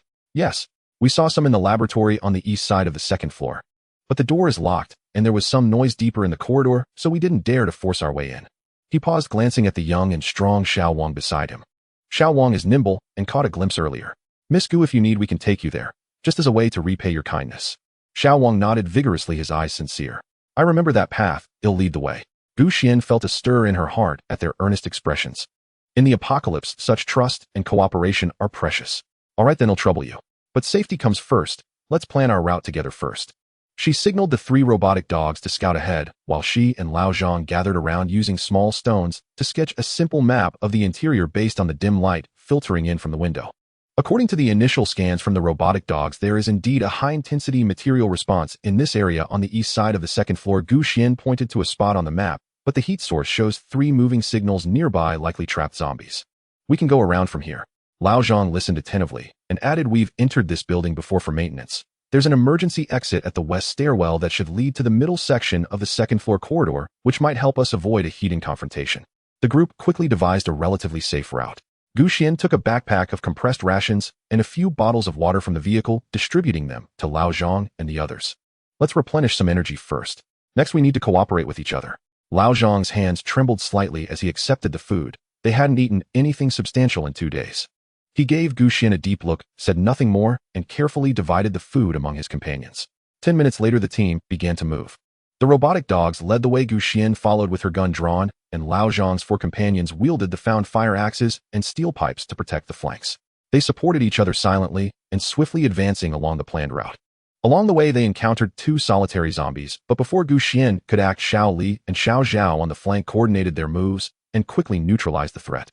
Upon reaching the laboratory's entrance, a sturdy electronic door blocked their path. Let me try. Xiao Li, who had been silent throughout the team, suddenly spoke up. He had previously worked as an electrician and had some knowledge of wiring. With Xuan's permission and cover, he carefully opened the control panel on the wall. Minutes later, with a click, the door lock's green light lit up. Inside, there were indeed dozens of shiny titanium alloy ingots and rolls of gray ceramic composite panels neatly arranged, far exceeding Xuan's expectations. That's great. Wang couldn't help but exclaim. Xuan stepped forward to examine them closely, turning to Lao Zhang and the others to say, these materials are extremely important to me. They can repair my vehicles and defense systems. But there are too many items for me to carry alone. Would you be willing to help me transport them? In return, I can share some supplies with you and escort you to the next relatively safe outpost. Lao Zhang and his companions exchanged glances without a hint of hesitation. Miss Gu, you saved our lives and provided us food and trust. Carrying these items is nothing. We'll help you. Yes. Many hands make light work. The group immediately sprang into action, efficiently packing the materials into batches under Lao Zhang's direction. Xuan remained vigilant, allowing the robotic dogs to set up defenses at key positions along the corridor. An hour later, all the essential materials were safely transported to Xuan's heavy truck. As agreed, Xuan distributed a pile of food and medical supplies to Lao Zhang's team, additionally giving them 2 spare handguns and some ammunition. These are for your self-defense. About 5 kilometers north, there's an abandoned fire station with a solid structure that is easy to defend and hard to attack. I've scouted it before. It's relatively clean and has a deep well. You can take refuge there temporarily. Lao Zhang accepted the supplies and nodded vigorously. Miss Gu, we are deeply grateful. If you ever need our help, our maintenance team is always ready to lend a hand. Xuan felt very touched. Although the apocalypse seemed cruel, there were still moments of warmth. However, the materials she needed were still far from enough. Therefore, she would need to enter the danger zone again to collect more. But Lao Zhang and his group were under no obligation to accompany her on this risky venture. Thus, Xuan looked at Lao Zhang seriously and said, Uncle, you should leave first. I'll handle the rest myself. The zombie horde could arrive at any moment. You should go first. Hearing this, Lao Zhang and the others hesitated. However, in the end, everyone accepted Xuan's suggestion and decided to leave this dangerous place. Xuan bid farewell to them and stood at the door watching as they walked away. Xuan stood rooted in place until the 3 figures vanished around the crumbling corner of the ruins. Then she turned her gaze locking onto the eerie, newly constructed Advanced Materials Research Center, a monolithic structure swallowed by shadows, and issued fresh orders to the 3 waiting robotic dogs. Team A, advance and clear the path. Objective, sweep this building floor by floor and recover all viable materials. Cold metallic constructs obeyed without hesitation, stepping first into the suffocating dark. Xuan tightened her grip on the assault rifle and followed closely behind. Outside, the blizzard raged fiercer, but neither wind nor snow could dispel the thick coppery stench of blood nor freeze the heart within her, long tempered to the hardness of glacial ice. In this shattered world she lived, for herself alone and only for herself. The Advanced Materials Research Center loomed like a silent vault of untold riches, yet also like a labyrinth teeming with lethal uncertainty. Xuan and her trio of robotic dogs moved through the building with surgical precision, cold, methodical, and utterly merciless. as they cleared each floor, each chamber one by one. The operation was far from easy. The building still harbored numerous zombies, and its interior was a treacherous maze.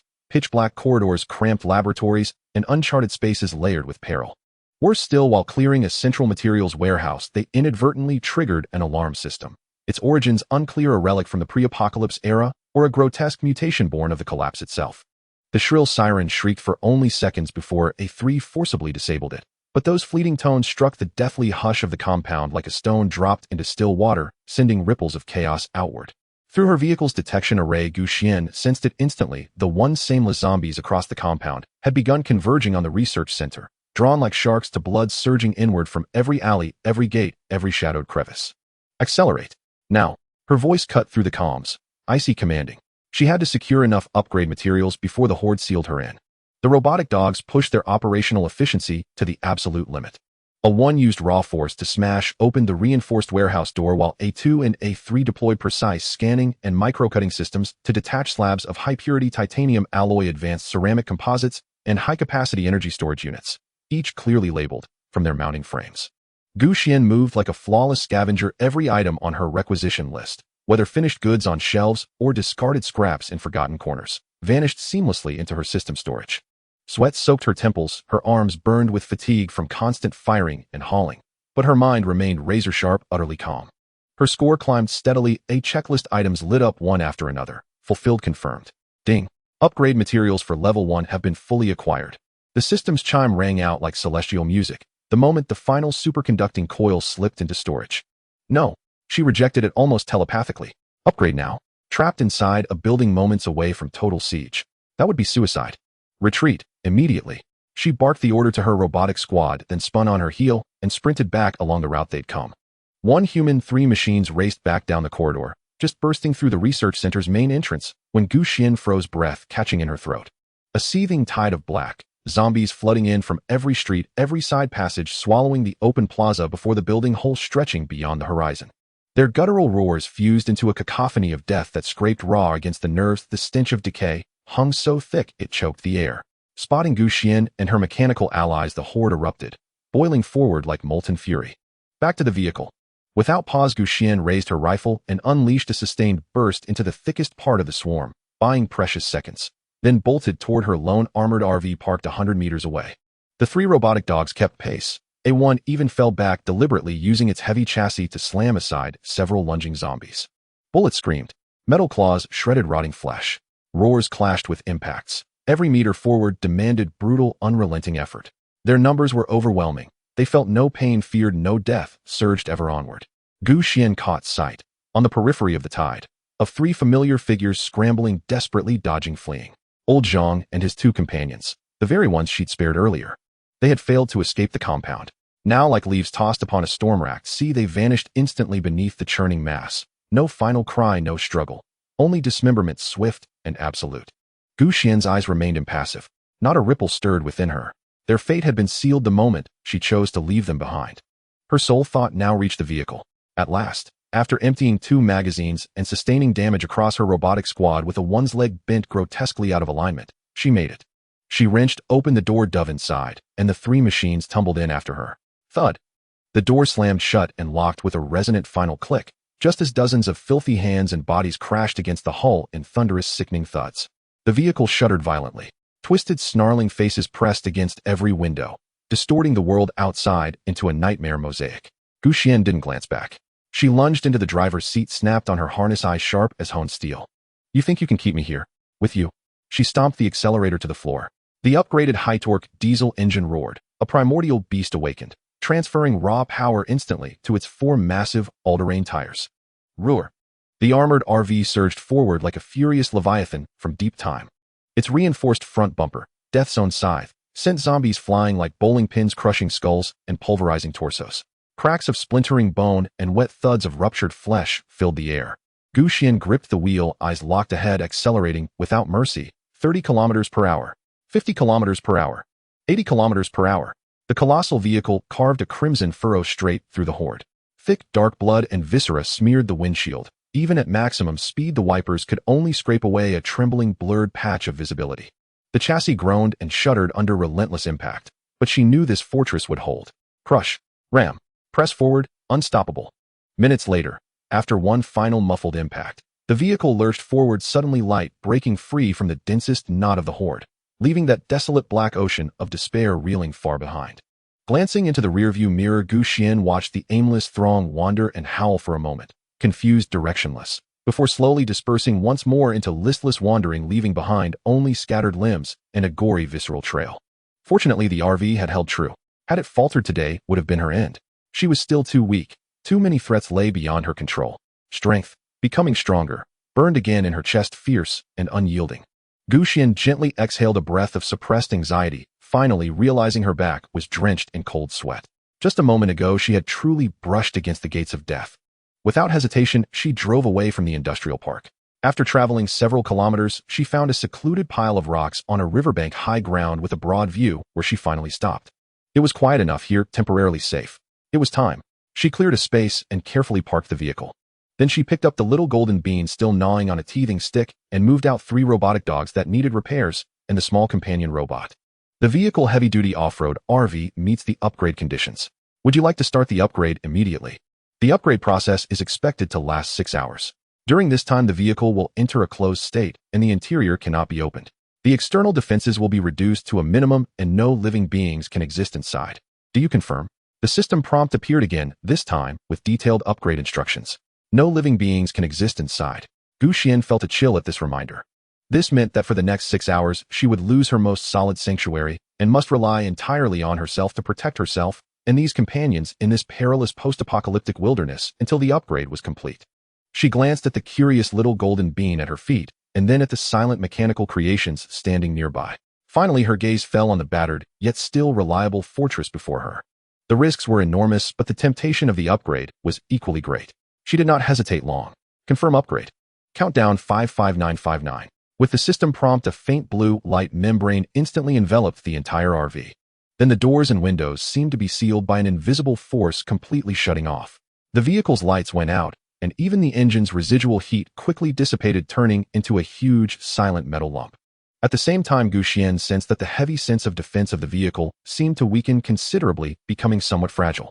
She took a deep breath of the cold air, tucked the little golden bean tightly into her thick tactical jacket, revealing only a small head, and then checked her weaponry, loading the submachine gun. "All right, little ones," she said to the mechanical dogs and robots at her feet, as if speaking to herself. "For the next 6 hours, we must rely on ourselves." She chose a large rock sheltered from the wind to sit down, arranging the mechanical units around her to form a perimeter, her gaze vigilantly scanning the surrounding wilderness and the blurred outline of the distant city. 6 hours. She knew this would not be an easy wait. The apocalypse never lacked surprises, and she was ready to face any challenge. The pain of the upgrade must be borne by herself. Confirming that the RV was completely enveloped by that layer of faint blue light membrane and had entered an untouchable upgrade state, Xuan acted without delay. She quickly retrieved a high-strength thermal tent for polar expeditions from the system space. The tent's fabric was thick with an insulation layer inside, effectively resisting the outside cold. She chose a site in a depression backed by a large rock which could block the wind and allow for observation of the surroundings. She skillfully secured the stakes and set up the frame.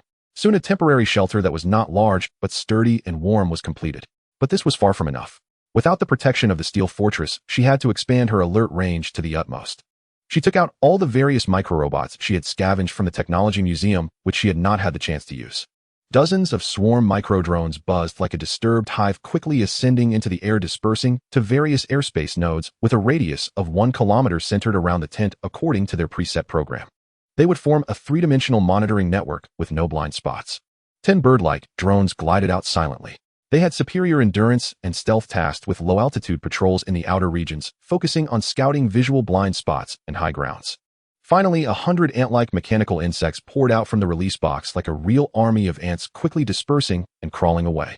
Their small size allowed them to infiltrate crevices in rocks beneath the snow and even inside the remnants of buildings, forming a ground-sensing network where no slight tremor could escape their perception.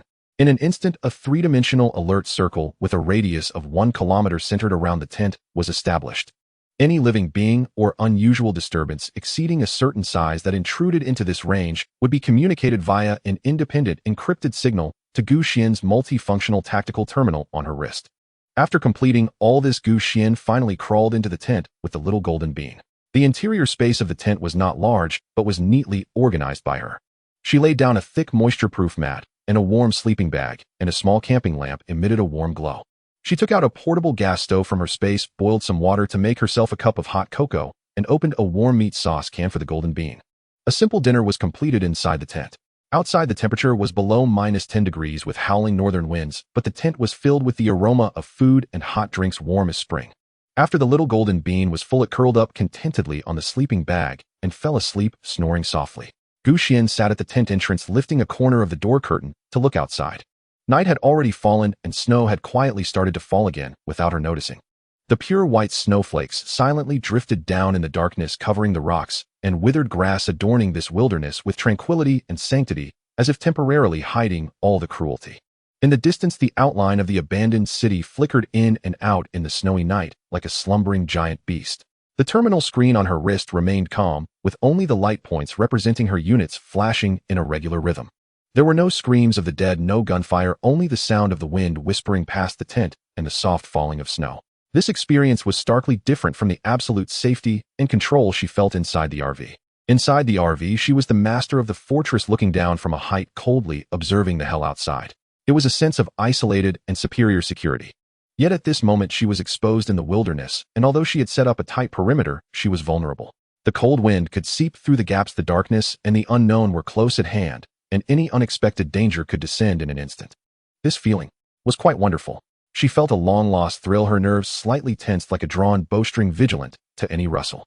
She worried about mutated creatures or ill-intentioned survivors breaching the perimeter. Yet at the same time, an indescribable sense of comfort lingered in her heart. It was a sense of accomplishment built on her own preparation and wisdom, creating a temporary peace on the edge of danger. It felt as if she had returned to the most primitive state of survival, directly conversing with the heavens and the crisis. She even subtly anticipated, hoping something would challenge her setup, to test the effectiveness of the outer defenses and experience the thrill of dancing on the edge of a knife, while ultimately controlling the situation. Both worried and expectant, both vigilant and comfortable. This complex and contradictory feeling could never be experienced while hiding in a steel fortress. Heh. Xuan softly exhaled a white breath, watching it dissipate quickly in the cold air, a wild curve forming at the corner of her mouth.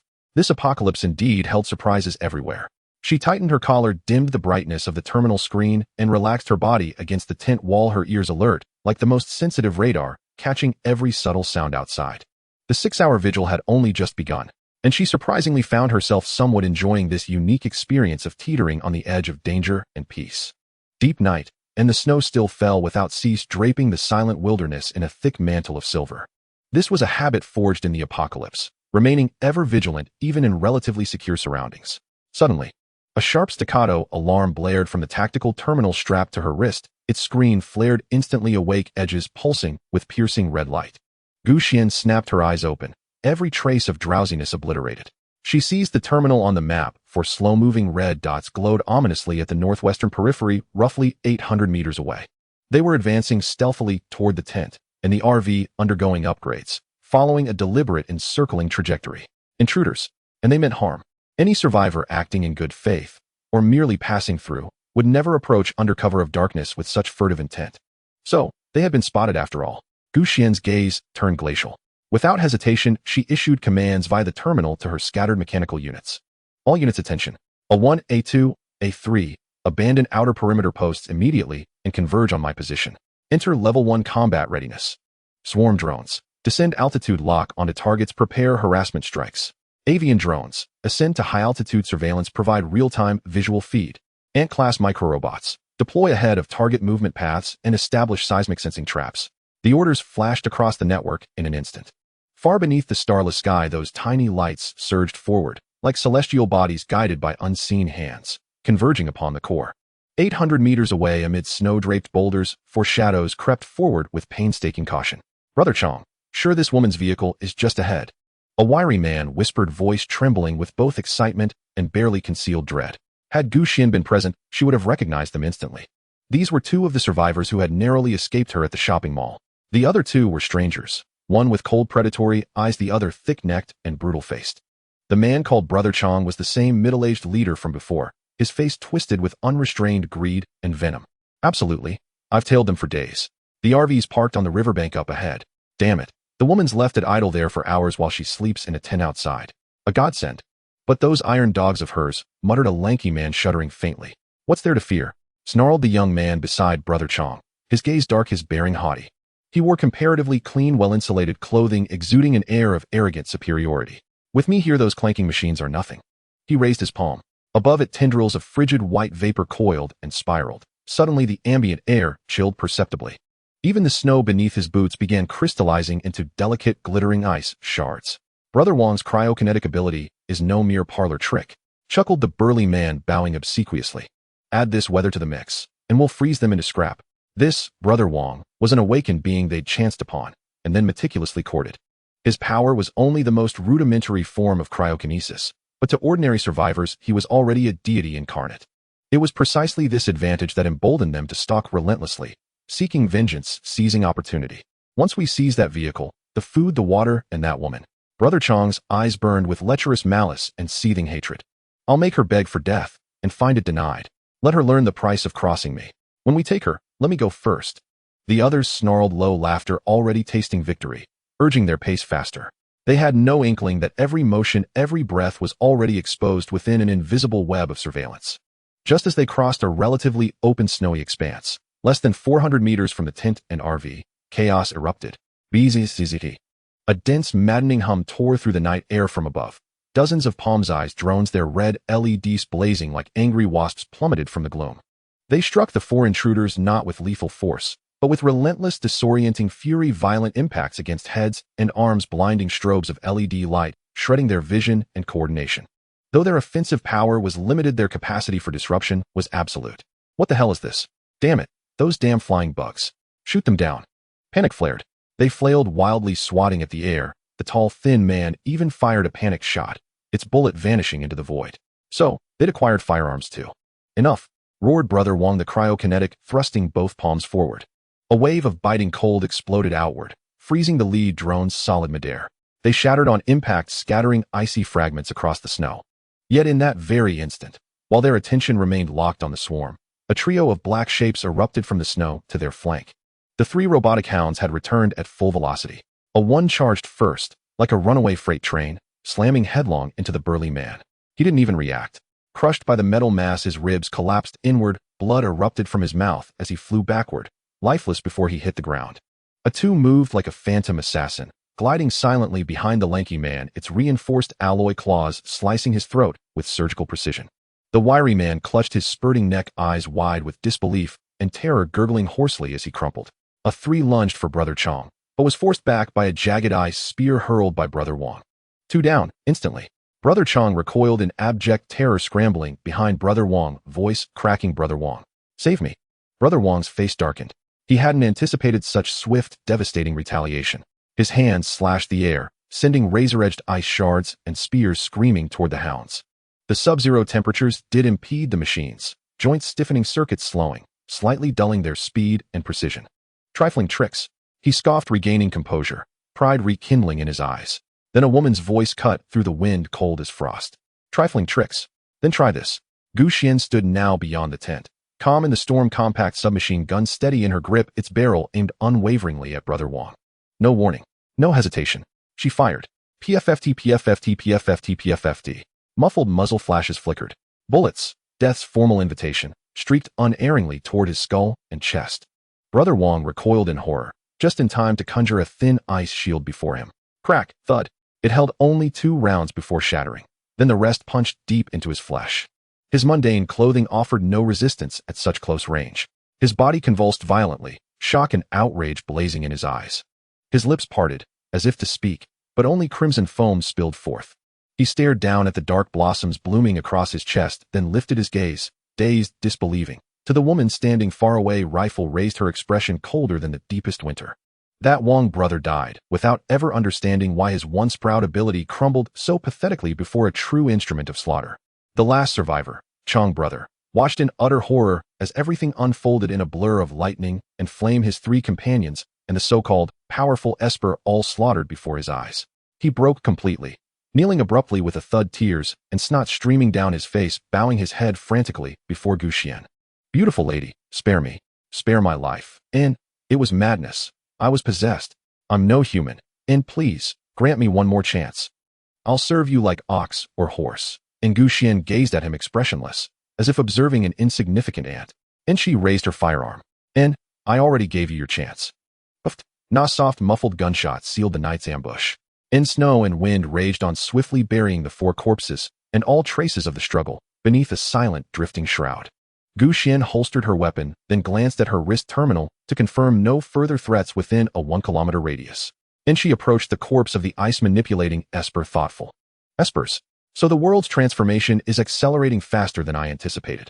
And she turned and re-entered the tent, gently lifting Jean Do. The small dog, startled awake by the gunfire and now trembling with unease, and stroked his fur soothingly. It's over now. And she sat at the tent's entrance, continuing her vigil over the snow-choked wasteland and over the steel fortress undergoing its metamorphosis. Her gaze remained vigilant, yet deep within anticipation mingled with urgency for the soon-to-be-upgraded RV and for this increasingly perilous apocalypse.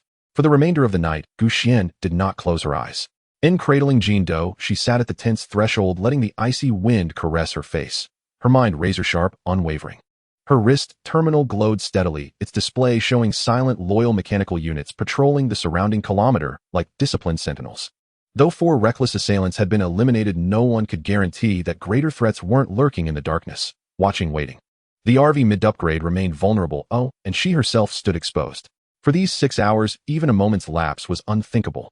In time crept forward, hushed, measured only by the sigh of wind and falling snow.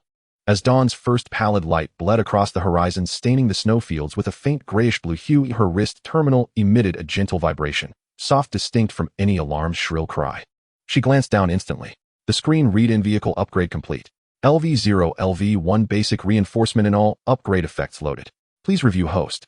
Almost simultaneously, the faint cerulean energy film enveloping the off-road RV receded like a tide, vanishing without a trace.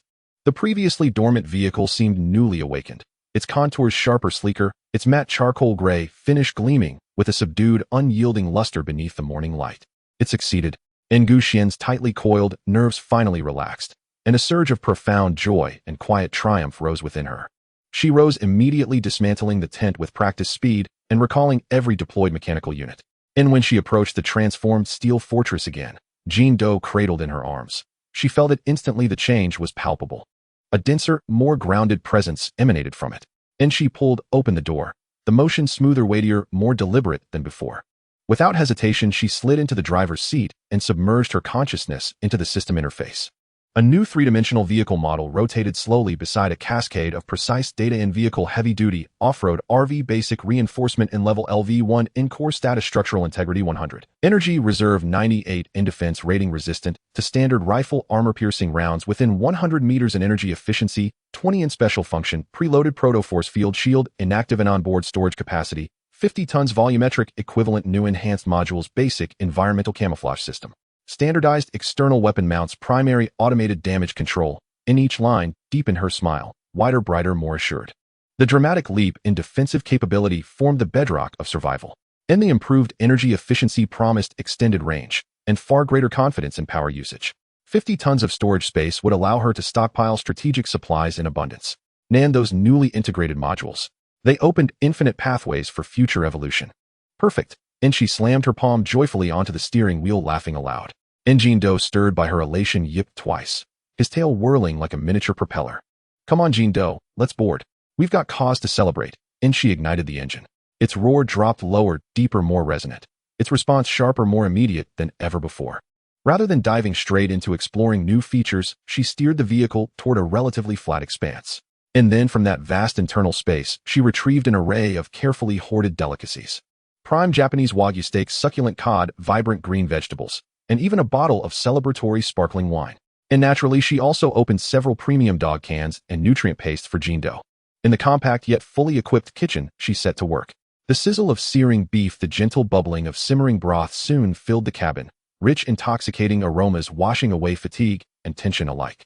Soon a foldable table overflowed with an opulent feast. And Xuan poured herself a glass of sparkling wine and heaped Jean Do's bowl with gourmet delights. "Cheers to our new home." And she raised her glass in salute to Jean Do, then drank deeply, luxuriously. The cool, effervescent liquid slipped smoothly down her throat, refreshing, invigorating. And she cut into a thick, juicy slab of Wagyu, savoring each bite with profound, almost primal satisfaction. Jean Doe buried his muzzle in his bowl, munching contentedly, his little belly swelling visibly with every gulp. In this celebration banquet left both human and hound blissfully full, their bellies round and warm. Sated and exhausted, overwhelming fatigue crashed over her like a wave.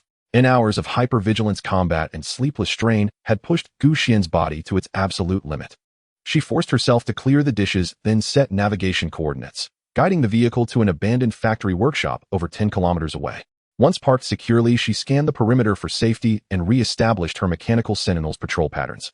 Only then did her strength finally give way. She hadn't even begun exploring the upgrades, only managing a quick wash before collapsing onto the plush, welcoming bed. Jean Doe nestled drowsily in her arms. The instant her head touched the pillow, she plunged into a deep, dreamless slumber, the deepest, most defenseless rest she'd known since her rebirth. Every cell drank greedily from the wellspring of rest, repairing days of accumulated wear. And she slept, from dawn's first light straight through to the return of night. She awoke abruptly, jolted by the system's urgent mental alarm and warning. Unidentified life forms detected approaching perimeter. Distance 900 meters. Quantity 3. Movement speed high. Gu Xian snapped awake, heart hammering instinctively in her chest. Shaking off the lingering fog of sleep, she immediately focused inward, her mind locking onto the system interface. Thereupon, the virtual map of the factory grounds, 3 vivid red dots converged with chilling purpose, advancing swiftly, silently from different directions toward the workshop where she lay hidden. More intruders. In her eyes sharpened instantly, cold, lethal, utterly devoid of drowsiness. And she'd just completed the RV's upgrade, enjoyed a long restorative sleep, and now trouble returned unbidden. Who, or what, would arrive this time? An icy system alert blared in her mind, jolting Gu Xian awake from deep slumber. She sat up sharply, the lingering haze of sleep instantly replaced by cold, razor-edged vigilance. On the holographic map, 3 crimson dots, and behind them a dense cluster of over a dozen dark red ones, raced swiftly toward the factory. A zombie horde chasing survivors. None of my concern, Gu Xian muttered, frowning, and sank back onto the bed. She closed her eyes, attempting to reclaim sleep. But the noise outside grew louder, frantic footsteps, ragged breaths, and the guttural, unmistakable shrieks of the undead. Damn it, too damn loud. Gu Xian cursed under her breath and pulled up the surveillance feed.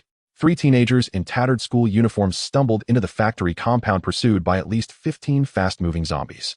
Beneath the pale moonlight, their rotting faces and grotesquely contorted limbs were starkly visible. Why are they running this way? Get lost, don't bother me. Gu Xian watched their trajectory, her brow furrowing deeper. She switched off every interior light, letting the motorhome melt seamlessly into the surrounding darkness. Its reinforced armor and sound-dampening insulation muffled all internal movement. Hurry, this way. A teenager's voice filtered faintly through the hull. The trio burst into the workshop and froze upon spotting the motorhome. Whoa, what's with this RV? It's the apocalypse and someone's still camping. A chubby boy exclaimed, half in awe, half in jest. But the zombies' snarls left no time for banter. Seriously, still cracking jokes. Climb up now. A bespectacled youth shouted. Instantly the 3 scrambled upward. Then from inside, Gu Xian heard 3 dull, heavy thuds, thump, thump, thump. They had scaled onto her roof. The zombie horde flooded the workshop, encircling the motorhome. Rotten hands slammed against its armored shell, scraping with teeth-grinding friction. The 3 boys clung motionless to the roof, scarcely daring to breathe. Yet soon the chubby one couldn't resist chattering again. Lucky there's this rig, or we'd be dead meat tonight.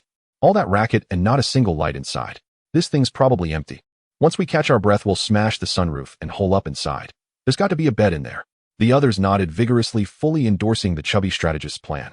Yet reality unfolded nothing like they imagined. Inside the vehicle, Gu Xian stared up at the 3 silhouettes pressed against the sunroof, listening to their fragmented idle chatter. Her expression darkened instantly. These 3 brats actually planned to shatter my sunroof. What about rain leakage then? No, she needed to dispatch them immediately. They were unbearable. With that thought, she slid back into the driver's seat and activated the defense system, her gaze glacial. Concealed weapon ports on the roof silently opened. Infrared crosshairs locked onto each zombie's skull. Bang, bang, bang.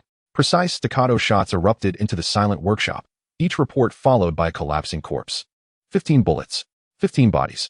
Less than 20 seconds elapsed. When the gunfire ceased and eerie silence descended, broken only by the acrid tang of gunpowder and the coppery reek of blood. On the roof, the 3 boys froze. Holy hell, this RV's armed. We're doomed, the driver's inside.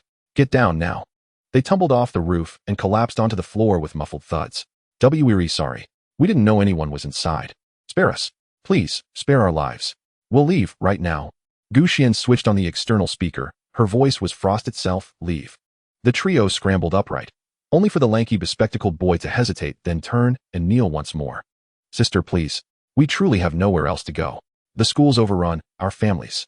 Please, just let us stay with you even briefly. I said leave. Her tone sharpened with unmistakable impatience. Just drive us to the evacuation zone outside the city. We'll pay. No, we'll work. Anything. We'll do anything. A burly youth joined the plea. Xuan's fingers hovered over the weapons control panel. At the very moment she was about to act, moonlight fell across the boys' faces. The bespectacled youth pushed up his cracked spectacles, a gesture achingly familiar. The burly boy's scar, running from brow bone to jawline. The chubby one's small crimson birthmark on his left ear. And memory's floodgates shattered open. In her previous life, during the third month of the apocalypse, Xuan lay gravely wounded in ruins, abandoned and bleeding, awaiting death at the hands of marauders, until 3 passing youths found her. They gave her food and water, treated her wounds, and even lured away her pursuers, asking for no reward, only whispering, "Stay alive." She never saw them again, only heard later that they perished en route to the evacuation zone. It was them. Her fingers withdrew from the weapon controls. She paused, silent for a long moment. On the exterior feed, the 3 knelt motionless, faces etched with terror and despair. She unlocked the door, but only a crack just wide enough to pass something through. Startled, the boys recoiled several paces. A backpack slid out, landing at their feet, followed by a matte black handgun. The pack contains 3 days' rations, water, and medical supplies. Xuan's voice remained detached, yet the lethal edge had softened. The pistol holds 7 rounds. Use them wisely. Stunned, the boys stared at the provisions, disbelief warring with hope. Follow the old national highway west for 20 kilometers. You'll find a survivor enclave. Safer than the official zone. She added coolly, now, take it and go. The bespectacled boy reacted first, snatching the pack and pistol, bowing deeply. Thank you so much. Why help us? The burly youth blurted out. Xuan paused for several seconds, then answered simply, to repay a debt. All 3 exchanged bewildered glances. Still, the chubby boy couldn't resist quipping. If it's repayment, why not just take us in? As the saying goes. Before he could finish, the door clicked shut with finality. The motorhome's engine purred to life, not moving but illuminating the workshop's exit with its headlights casting a path of light before them. They exchanged a glance, knowing this was their last chance. Bowing once more, they turned and sprinted toward the light, vanishing swiftly into the night. Watching their retreating figures on the monitor, Xuan murmured softly, "This time, stay alive." Then she switched off the lights and settled back into bed. Jindo nuzzled her hand, purring gently in quiet reassurance. The system alert had silenced. Every red dot on the map had vanished. Xuan closed her eyes and slept deeply, peacefully. She knew in this merciless wasteland some debts were repaid and some bonds reached their end. Yet her own journey continued. The motorhome rested in darkness, silent, immense, a steel leviathan poised in hibernation, awaiting the next dawn and the uncharted road ahead. Xuan closed her eyes, but found herself unable to fall asleep. The faces of 3 young men and memories from her past life repeatedly surfaced in her mind, eventually culminating in a soft sigh. For a brief moment, she felt an impulse to team up with the 3, but in the end reason triumphed over her emotions. In the apocalypse, no one was absolutely reliable but herself. She could cultivate some friendly allies in the future. However, she would never team up with anyone, especially not with boys. The vast, unknown environment was rife with uncertainties. In a world without the constraints of law and morality, she dared not trust any stranger. No, not even those she had once known could be fully trusted. Only by relying on herself could she live longer. Shaking off her thoughts, she got up and walked into the driver's seat, pulling up the detailed regional map. System, mark all possible fuel supply points nearby. Several markers lit up on the virtual map: 3 civilian gas stations, a backup oil tank area at an abandoned freight station, and a military fuel depot 50 kilometers away. The last marker was dark red, with the system noting high-risk area, suspected military or armed group activity. Xuan weighed her options and decided to start with the nearest civilian gas station. If luck was on her side, she might not need to risk approaching military resources. Jindo, sit tight, we're off. The RV started silently, its environmental camouflage system making it indistinguishable from a large freight truck. This was a function Xuan had recently discovered, saving her a lot of trouble.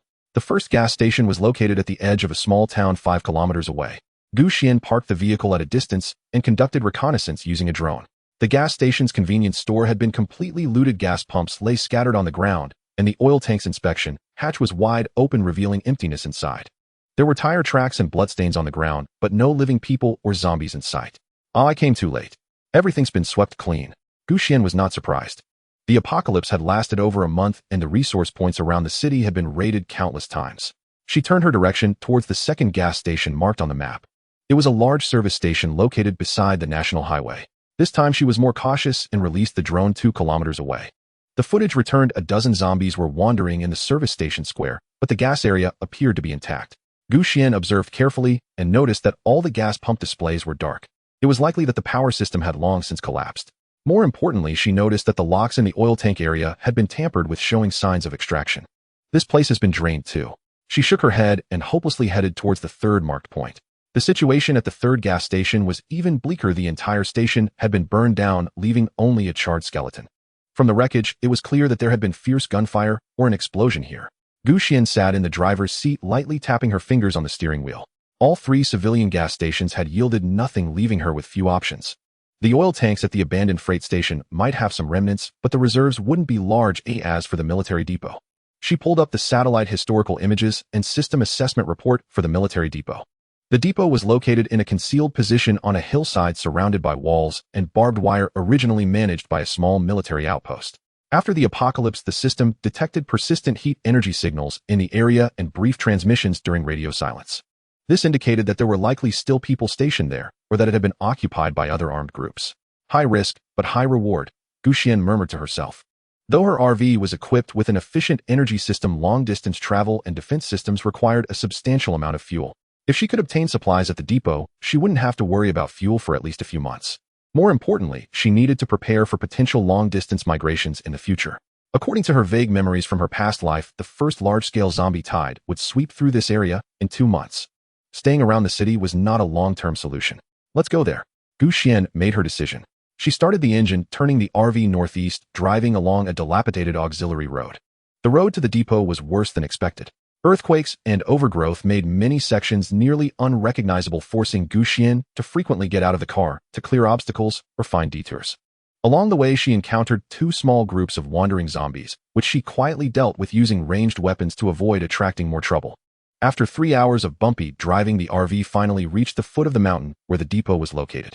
Xuan concealed the vehicle behind a dense thicket and released the drone again for aerial reconnaissance. From the footage returned, the depot's walls were mostly intact with the gates tightly closed. The entire depot was covered by a lush grove. Through the gaps in the trees, 5 large oil tanks could be seen inside, along with several barracks and a watchtower. What caught her attention was the unusual tidiness near the barracks. There were no overgrown weeds or wandering zombies. It seemed that someone had truly lived here. But where were they? It was eerily quiet, too quiet. But now that she was here, she couldn't just leave empty-handed. More importantly, the diesel in the tanks was indeed running low. Therefore, Xuan slowly drove towards the depot. However, 20 meters away from the depot, the road was blocked by fallen trees. With no choice, Xuan turned off the engine, the residual heat of the engine dissipating in the humid air of the forest.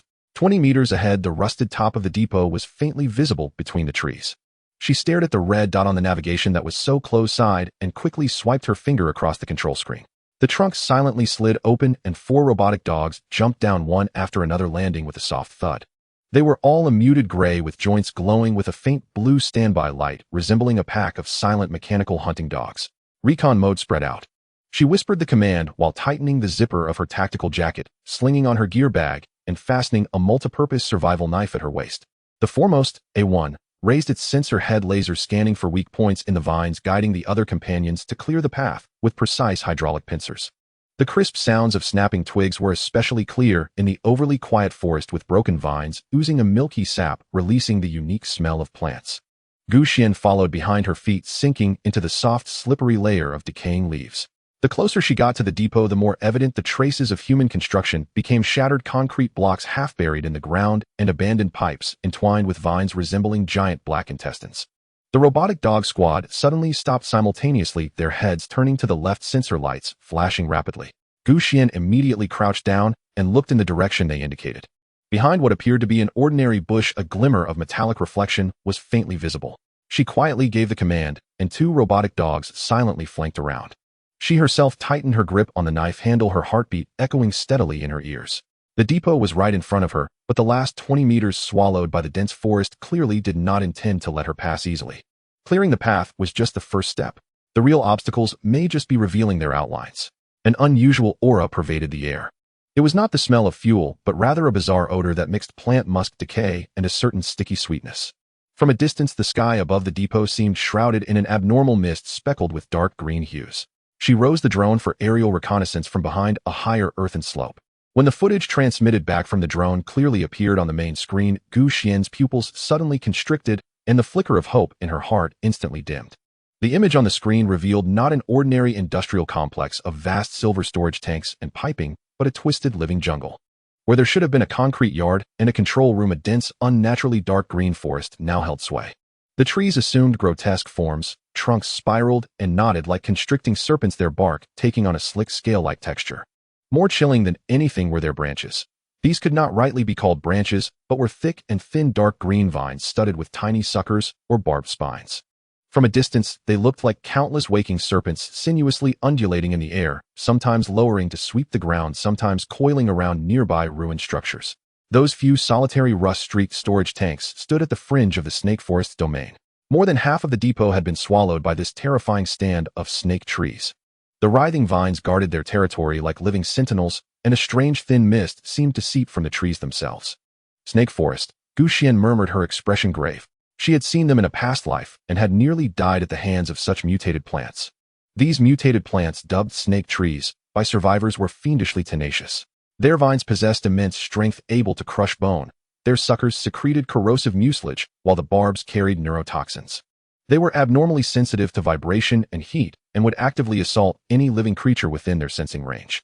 Even more disconcerting, they appeared to possess a rudimentary collective will, so that a stand of snake trees often hunted as a single organism. To storm in and extract fuel from beneath those writhing vines was tantamount to seizing food from a predator's maw. The odds of success were pitiful, the risks atrocious. An upgraded RV might weather an initial onslaught, but once enveloped by a multitude of vines, no amount of power could prevent being slowly trapped, corroded, and torn apart. A drone cautiously descended, circling the depot's edge to seek an opening. Xuan fixed her gaze on the screen. She noticed at the depot's northwest corner, near the perimeter wall, a small patch that seemed not yet fully consumed by the snake forest. Several relatively small storage tanks stood there, surrounded only by a few stunted snake trees, whose vines moved with comparative sluggishness. An abandoned interior road choked with debris wound toward that spot, though lined by snake trees, the gaps between them were appreciably wider. This was the only feasible infiltration path. Even so, the peril remained immense. Those seemingly scattered snake trees were nevertheless lethal, and no one could guarantee that drawing near or beginning to siphon fuel would not alert the entire grove. This is bad. Xuan leaned back in the driver's seat and rubbed her brow. Fuel was indispensable, yet the snake forest lay before her like an impassable gulf. A frontal assault was out of the question. Only cunning would do. She needed an exquisitely cautious, meticulous plan. She would exploit the RV's capabilities, the assistance of mechanical units, and perhaps some external factors. For example, creating a diversion to draw the snake tree's attention. Or she might take advantage of some tongue-known habit. She recalled the drone, summoned it back, and began studying the map, intently zooming into the potential infiltration zone, calculating distances, and analyzing the snake tree's distribution and behavior. What she had expected to be a simple resupply had become an extremity of hazards. This post-apocalyptic world never allowed one to attain wishes with ease. She stared at that writhing sheet of dark green on the screen, her eyes sharpened with resolution. The fuel, she would get it at all costs. She resolved she must breach the snake forest herself. After weighing the options, she abandoned the thought of letting the mechanical units undertake such a high-risk task alone. The snake vines were too unervingly responsive. Machine dogs and robots might be loyal and fearless. Yet in an environment demanding utmost stealth and adaptive improvisation, their metallic bodies and preset routines could become liabilities. Once entangled or corroded, losses would be massive and irretrievable. In the end, she chose to intervene personally. After all, only she could access the system space and instantly transfer the fuel. With a plan formed, she drove the RV in a wide arc, skirting the densest main gate and slipping soundlessly to the rear of the depot. The ground there rose slightly, and an abandoned dirt track led directly to that northwest corner, not yet wholly overrun. She parked the vehicle in a lee depression and activated the environmental camouflage. The RV's exterior quickly mimicked the tones of surrounding rock and dead grass, nearly vanishing into the background. A1, A2, A3, A outer perimeter watch. Clear all non-plant threats within a 300-meter radius, Xuan commanded. 3 machine dogs' eyes glowed red as they scattered like phantoms to clear the wandering undead. At the same time, she launched the drone again for a final detailed reconnaissance. The reconnaissance confirmed that the few stunted snake trees exhibited relatively low vine activity and that the cluttered road of abandoned barrels and debris was indeed passable. She drew a deep breath and began to equip herself. She donned an abrasion-resistant tactical suit smeared on a special scent-masking gel, shouldered a silenced submachine gun, secured a pistol in a thigh holster, strapped a combat dagger to her calf, and hung magazines and various emergency tools from her belt. Finally, she tucked a small canister of high-concentration incendiary into a pocket of her tactical vest for the worst case. Jindo, stay and guard the place. She patted the little companion's head, then resolutely opened the door. Cold air rushed in, carrying the nauseating stench of the snake trees. She held her breath, a shadowed leopard melting into the gloom, and followed the safe path, cleared by the machine dogs, slipping swiftly toward the depot's northwest wall.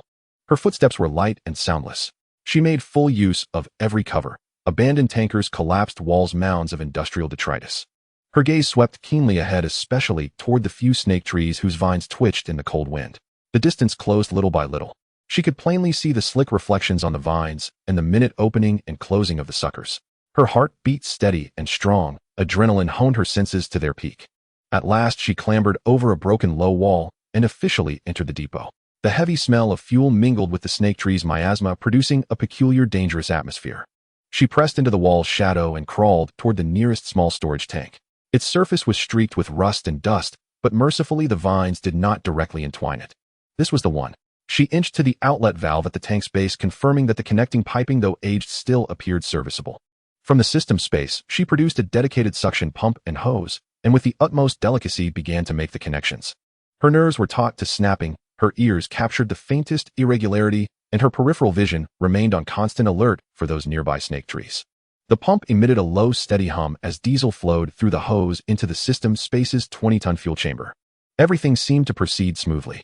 But just as the tank neared empty and Xuan allowed herself a slight easing of tension before moving to the next target, an abrupt anomaly erupted. Behind her, and to the side beneath a tangle of snow-dusted, abandoned piping.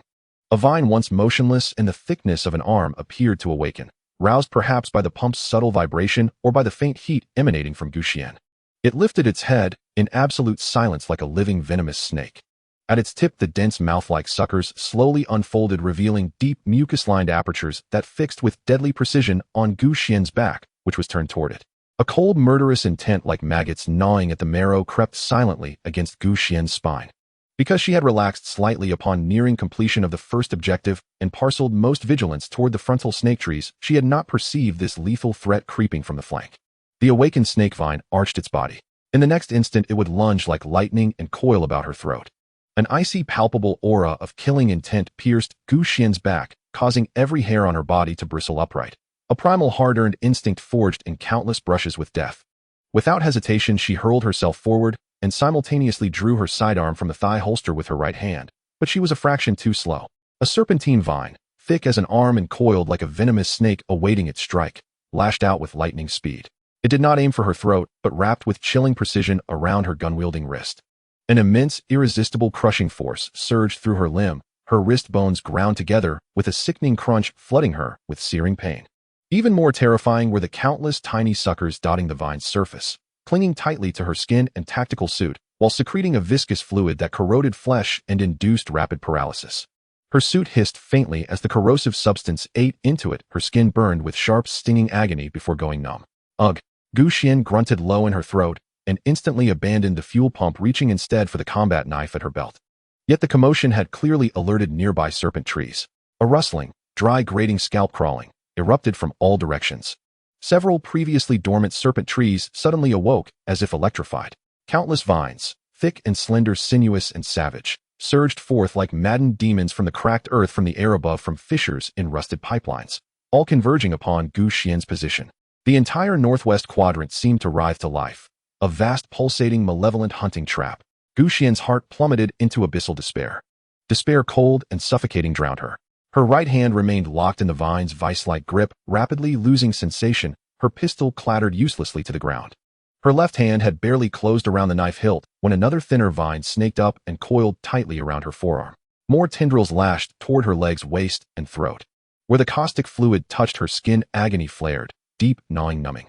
She fought desperately, kicking wildly at encroaching vines with her legs. But against these resilient, mutated plants, her strength proved futile.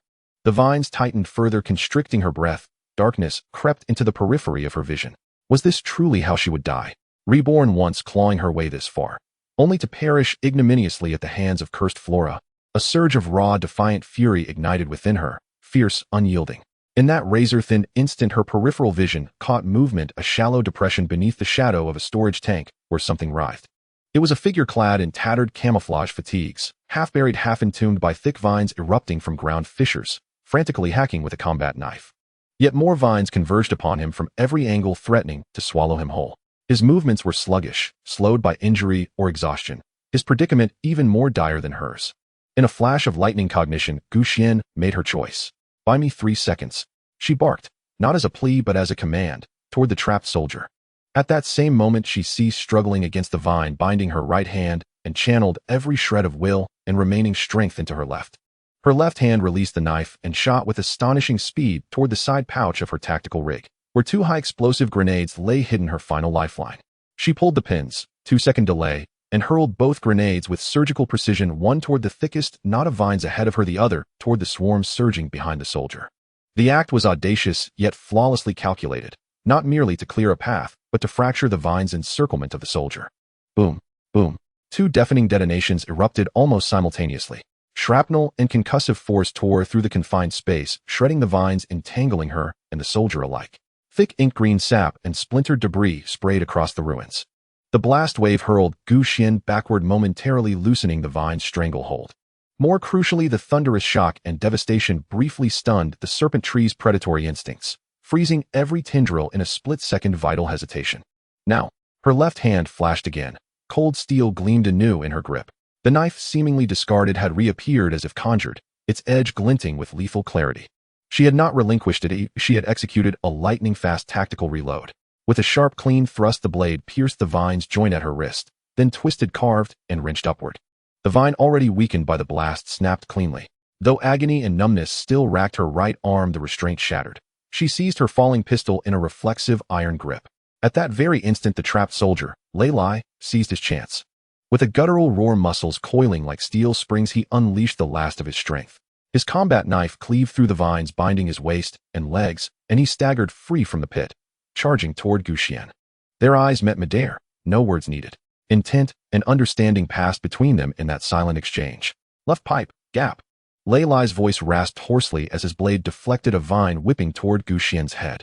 Simultaneously she pivoted, her left hand and knife intercepting another vine lashing from the flank. In that heartbeat, they formed a simple back-to-back defense, fighting and retreating in tandem toward the crumbling breach in the perimeter wall, half obscured by a collapsed pipeline.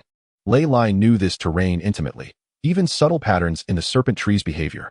His chosen route, though winding, skirted the densest clusters of attacking vines with uncanny precision. Xuan, meanwhile, displayed extraordinary combat instinct and marksmanship. Even wounded, her left-hand aim remained deadly accurate. Each precise shot severing vines that dared draw near, clearing their path. Those few dozen meters felt like traversing the gulf between life and oblivion. When they finally tumbled battered and breathless through the narrow pipe gap and crashed onto the frozen snow beyond the oil depot's wall, the frenzied tide of vines surged to the wall's edge, thrashing and twisting in frustrated rage, yet refused to cross that invisible threshold. Cough, cough, cough. Lei spat blood-tinged saliva. His wounds ran deep, corrosive burns, deep lacerations, pallor blooming across his face from blood loss and toxin. Xuan fared slightly better, though her right wrist throbbed with pain and creeping numbness. She swiftly inventoried her gear, then turned to Lei, slumped against the wall, gasping for air. "Can you move?" she asked, voice calm, devoid of inflection. He lifted his gaze, sharp, assessing, studying the young woman who had just saved his life. Her decisiveness, ruthless efficiency, pinpoint combat skill, and those 2 salvaging grenades spoke of no ordinary survivor. Not dead yet. He tried to rise, but a fresh stab of pain forced a grunt from his chest. Xuan said nothing more, merely retrieved high-efficiency, hemostatic powder, antitoxin serum, and sterile bandages from her pack, and tossed them to him. "Treat your wounds. Quickly." She then turned to her own injury, disinfecting, wrapping, moving with brisk, unwavering efficiency. Lei glanced at the supplies in his hands, rare, precious commodities in this ruined world, and a flicker of surprise crossed his eyes. Without hesitation, he injected the antitoxin and dressed his worst wounds, the effect immediate and profound. "Thank you. I'm Lei, formerly of the Eastern Theater's Razor Assault Unit." He offered name and rank, not merely introduction but acknowledgement of debt and trust. "Xuan." Her reply was terse then direct. "I need diesel from inside. You know this place. I require your intelligence and your help." Lei fell silent for several seconds, weighing, remembering. He glanced toward the oil depot, then back at Xuan. "There is a way." His voice remained hoarse but steady. Serpent trees fear sustained high heat and open flame. Their activity wanes at night, especially during the pre-dawn chill when temperatures hit their lowest. Their primary attack range covers ground level and midair. They react sluggishly to targets moving quickly at height, or those positioned well above their reach. I know a relatively safe aerial route, using decommissioned oil pipelines and overhead maintenance catwalks to bypass most ground-level vines and reach intact storage tanks likely still holding fuel. But timing must be flawless, and speed absolute. He paused, meeting her gaze. You're fast. Your aim is true. Your courage is unquestionable. If we coordinate, we have a chance. A spark of keen interest lit Xuan's eyes. This intelligence was invaluable. Do you have a concrete plan? Lei Lai traced a quick diagram in the snow with his saber. Our position is here. We move at 3 in the morning when the temperature is lowest. They'll make noise here to draw some attention. You rappel in from there and cut through. Use this microflame torch to clear the vines at the tank opening. He explained the plan in precise detail, every step clear, revealing a practiced tactical mind. The plan was still dangerous, but far better than rushing in blind. The odds of success improved markedly. What do you want as payment? Xuan asked. Lei Lai only shook his head. You saved my life. Information and assistance are my repayment. If we succeed in getting the fuel, give me enough diesel to leave this area and reach my next refuge. Done. Xuan agreed without hesitation. Their cooperation rested on clear gains and boundaries, and Lei Lai's terms were reasonable. What followed was a tense wait and careful preparation. Xuan retrieved from her spatial compartment gear better suited for high-altitude work: static ropes, pulleys, carabiners, and the microflame torch Lei Lai had mentioned. They shared food and water, taking turns to rest and keep watch, restoring their strength. At 3 in the morning, all was silent, and the cold bit through to the bone. The serpent grove within the depot seemed subdued. The vines writhing had noticeably slowed. The operation began. Lei Lai, as planned, created a commotion from another direction, and indeed drew some of the vines' attention. Xuan moved like a shadowed cat, using her tools, and the route Lei Lai had pointed out, slipping swiftly and silently along abandoned pipes and elevated walkways. Twice the vines sensed something and lashed out. She evaded them or used her pistol fitted with a suppressor to sever connection points with precise shots. She reached the top of the target fuel tank. Vines clung to its sides, yet the inspection hatch on top was relatively clear. She used the torch to carefully clear the rim. The heat drove the vines back. She opened the hatch and lowered the siphon. Everything went smoothly. The pump hummed low as diesel flowed into the large sealed bladders she had prepared. Below, Lei Lai's diversion began to subside, and the vines showed signs of returning.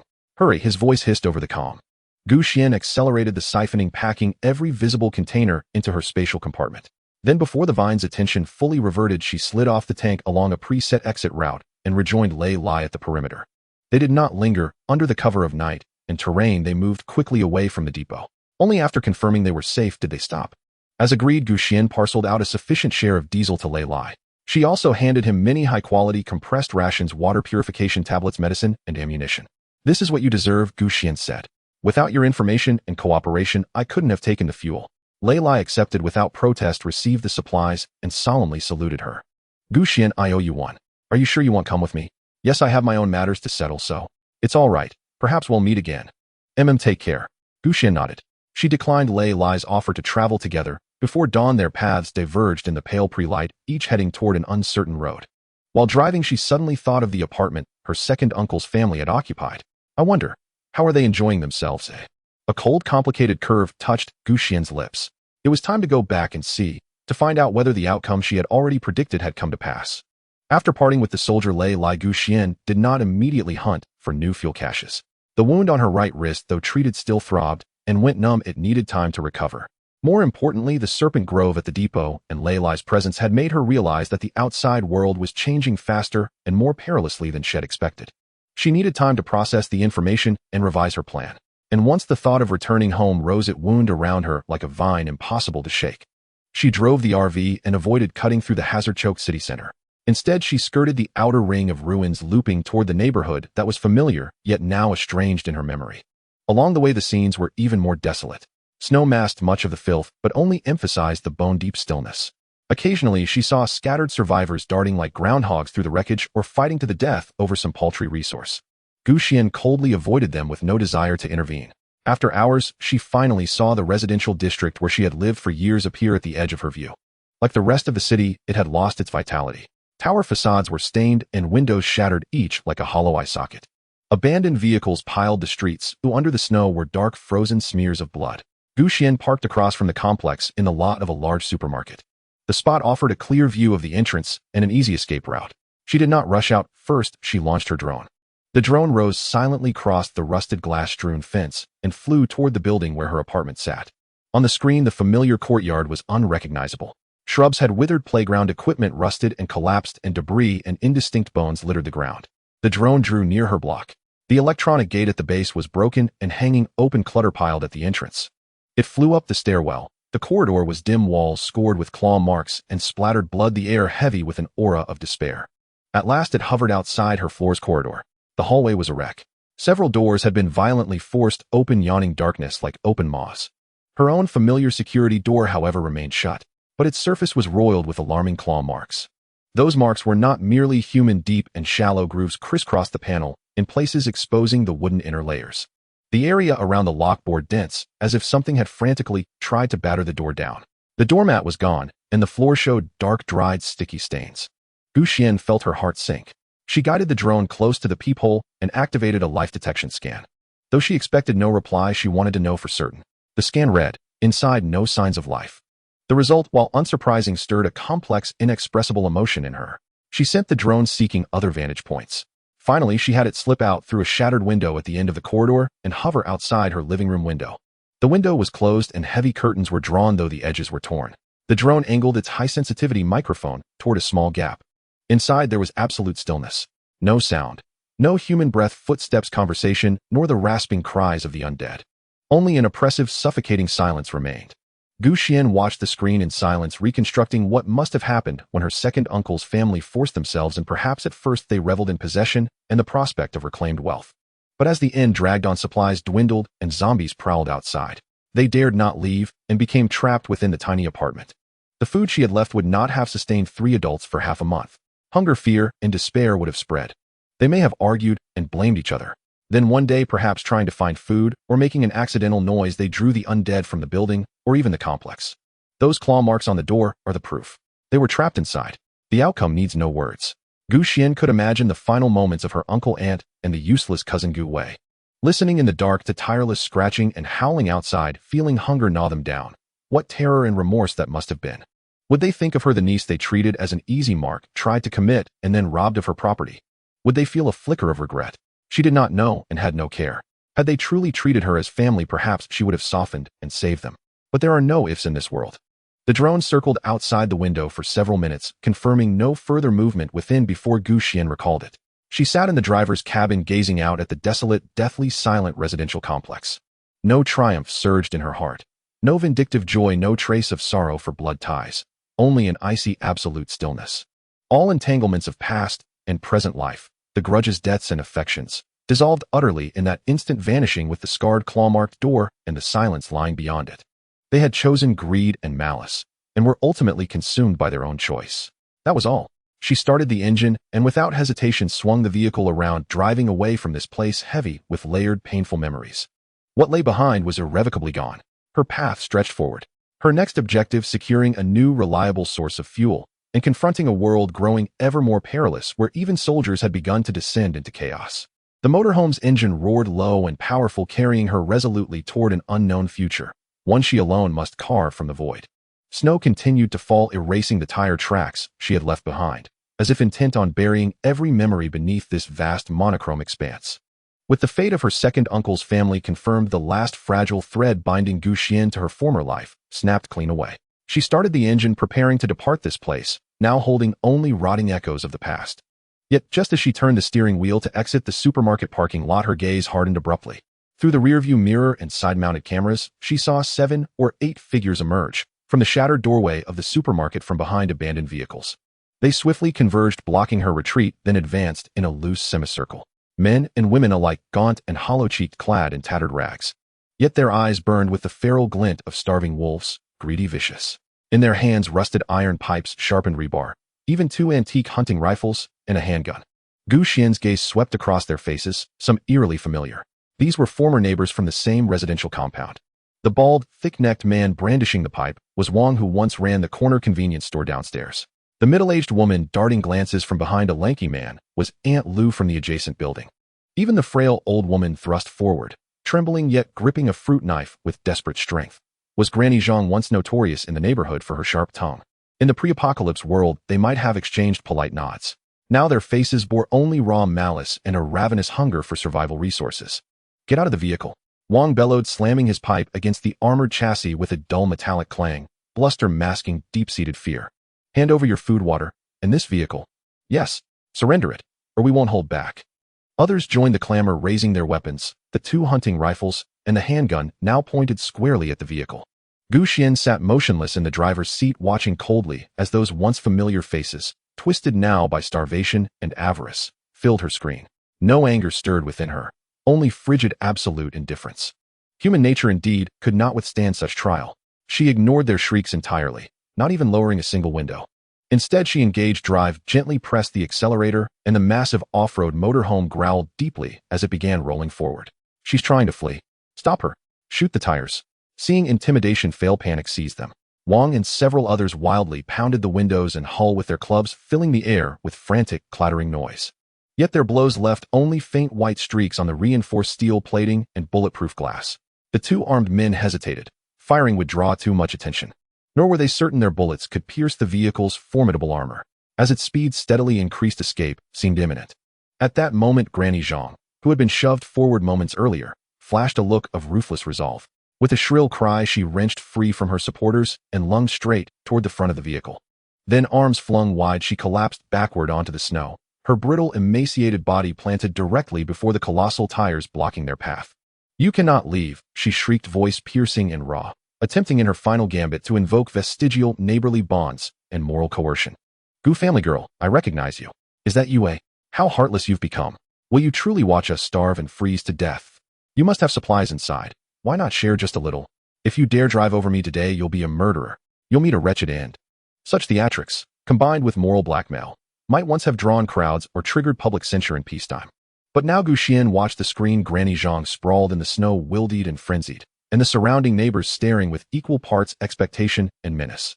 A faint, chilling smile flickered at the corner of her mouth. Cold, merciless, almost cruel. Moral coercion. She spoke softly, to the empty cabin, as if to herself, or perhaps as a solemn declaration, don't presume to bind me with morality. Her foot slammed down hard on the accelerator. In this apocalypse I have none.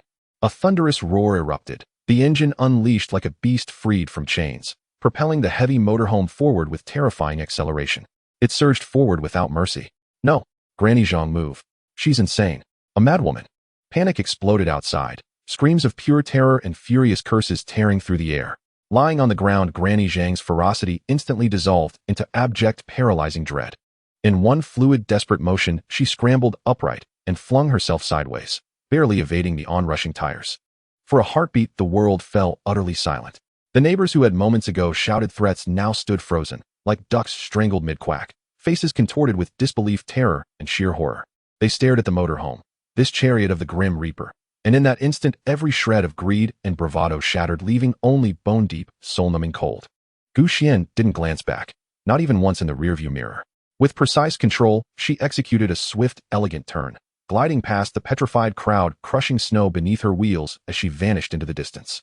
A cloud of snow dust billowed from the tailpipe, scattering silently into the lifeless air. To those who sought to chain her with the dead rules of the old world, her reply was stark, decisive, and devastatingly effective. The apocalypse demands no saintly compassion, no moral pretense. Only the strength to survive and the unyielding will to sever every obstacle in its path. Her road admits no obstruction. This is one law of apocalyptic survival. After crushing those so-called neighbors who had dared to impose moral coercion, along with their laughable threats beneath the wheels of her vehicle, Gu Xian drove her motorhome forward without pause, heading straight for the city's outermost suburbs. She needed absolute silence and distance to process what had just transpired and to chart her next course. Eventually, she parked beside a frozen river. The site offered unobstructed views backed by a barren woodland and far removed from major roads, an ideal temporary refuge. Once the vehicle was secured and its surroundings confirmed safe, she reconfigured the mechanical units and deployed a network of miniature drones for perimeter surveillance. Only then did Gu Xian finally allow herself to fully relax. A cascade of events. The motorhome's upgrade, the ambush, her narrow escape, confirmation of her second uncle's family's fate, and the cold, decisive annihilation of former neighbors had kept her psyche in a state of relentless tension. Now she urgently required rest and restoration. First, she entered the upgraded shower cabin, spacious and more comfortable than before. Warm water cascaded over her, washing away blood, grime, and dust, seemingly diluting to the memories steeped in gore and icy detachment. She closed her eyes, letting the stream glide across her skin, savoring a rare stillness. Afterward, she slipped into a clean, soft robe, her damp hair falling loosely around her shoulders.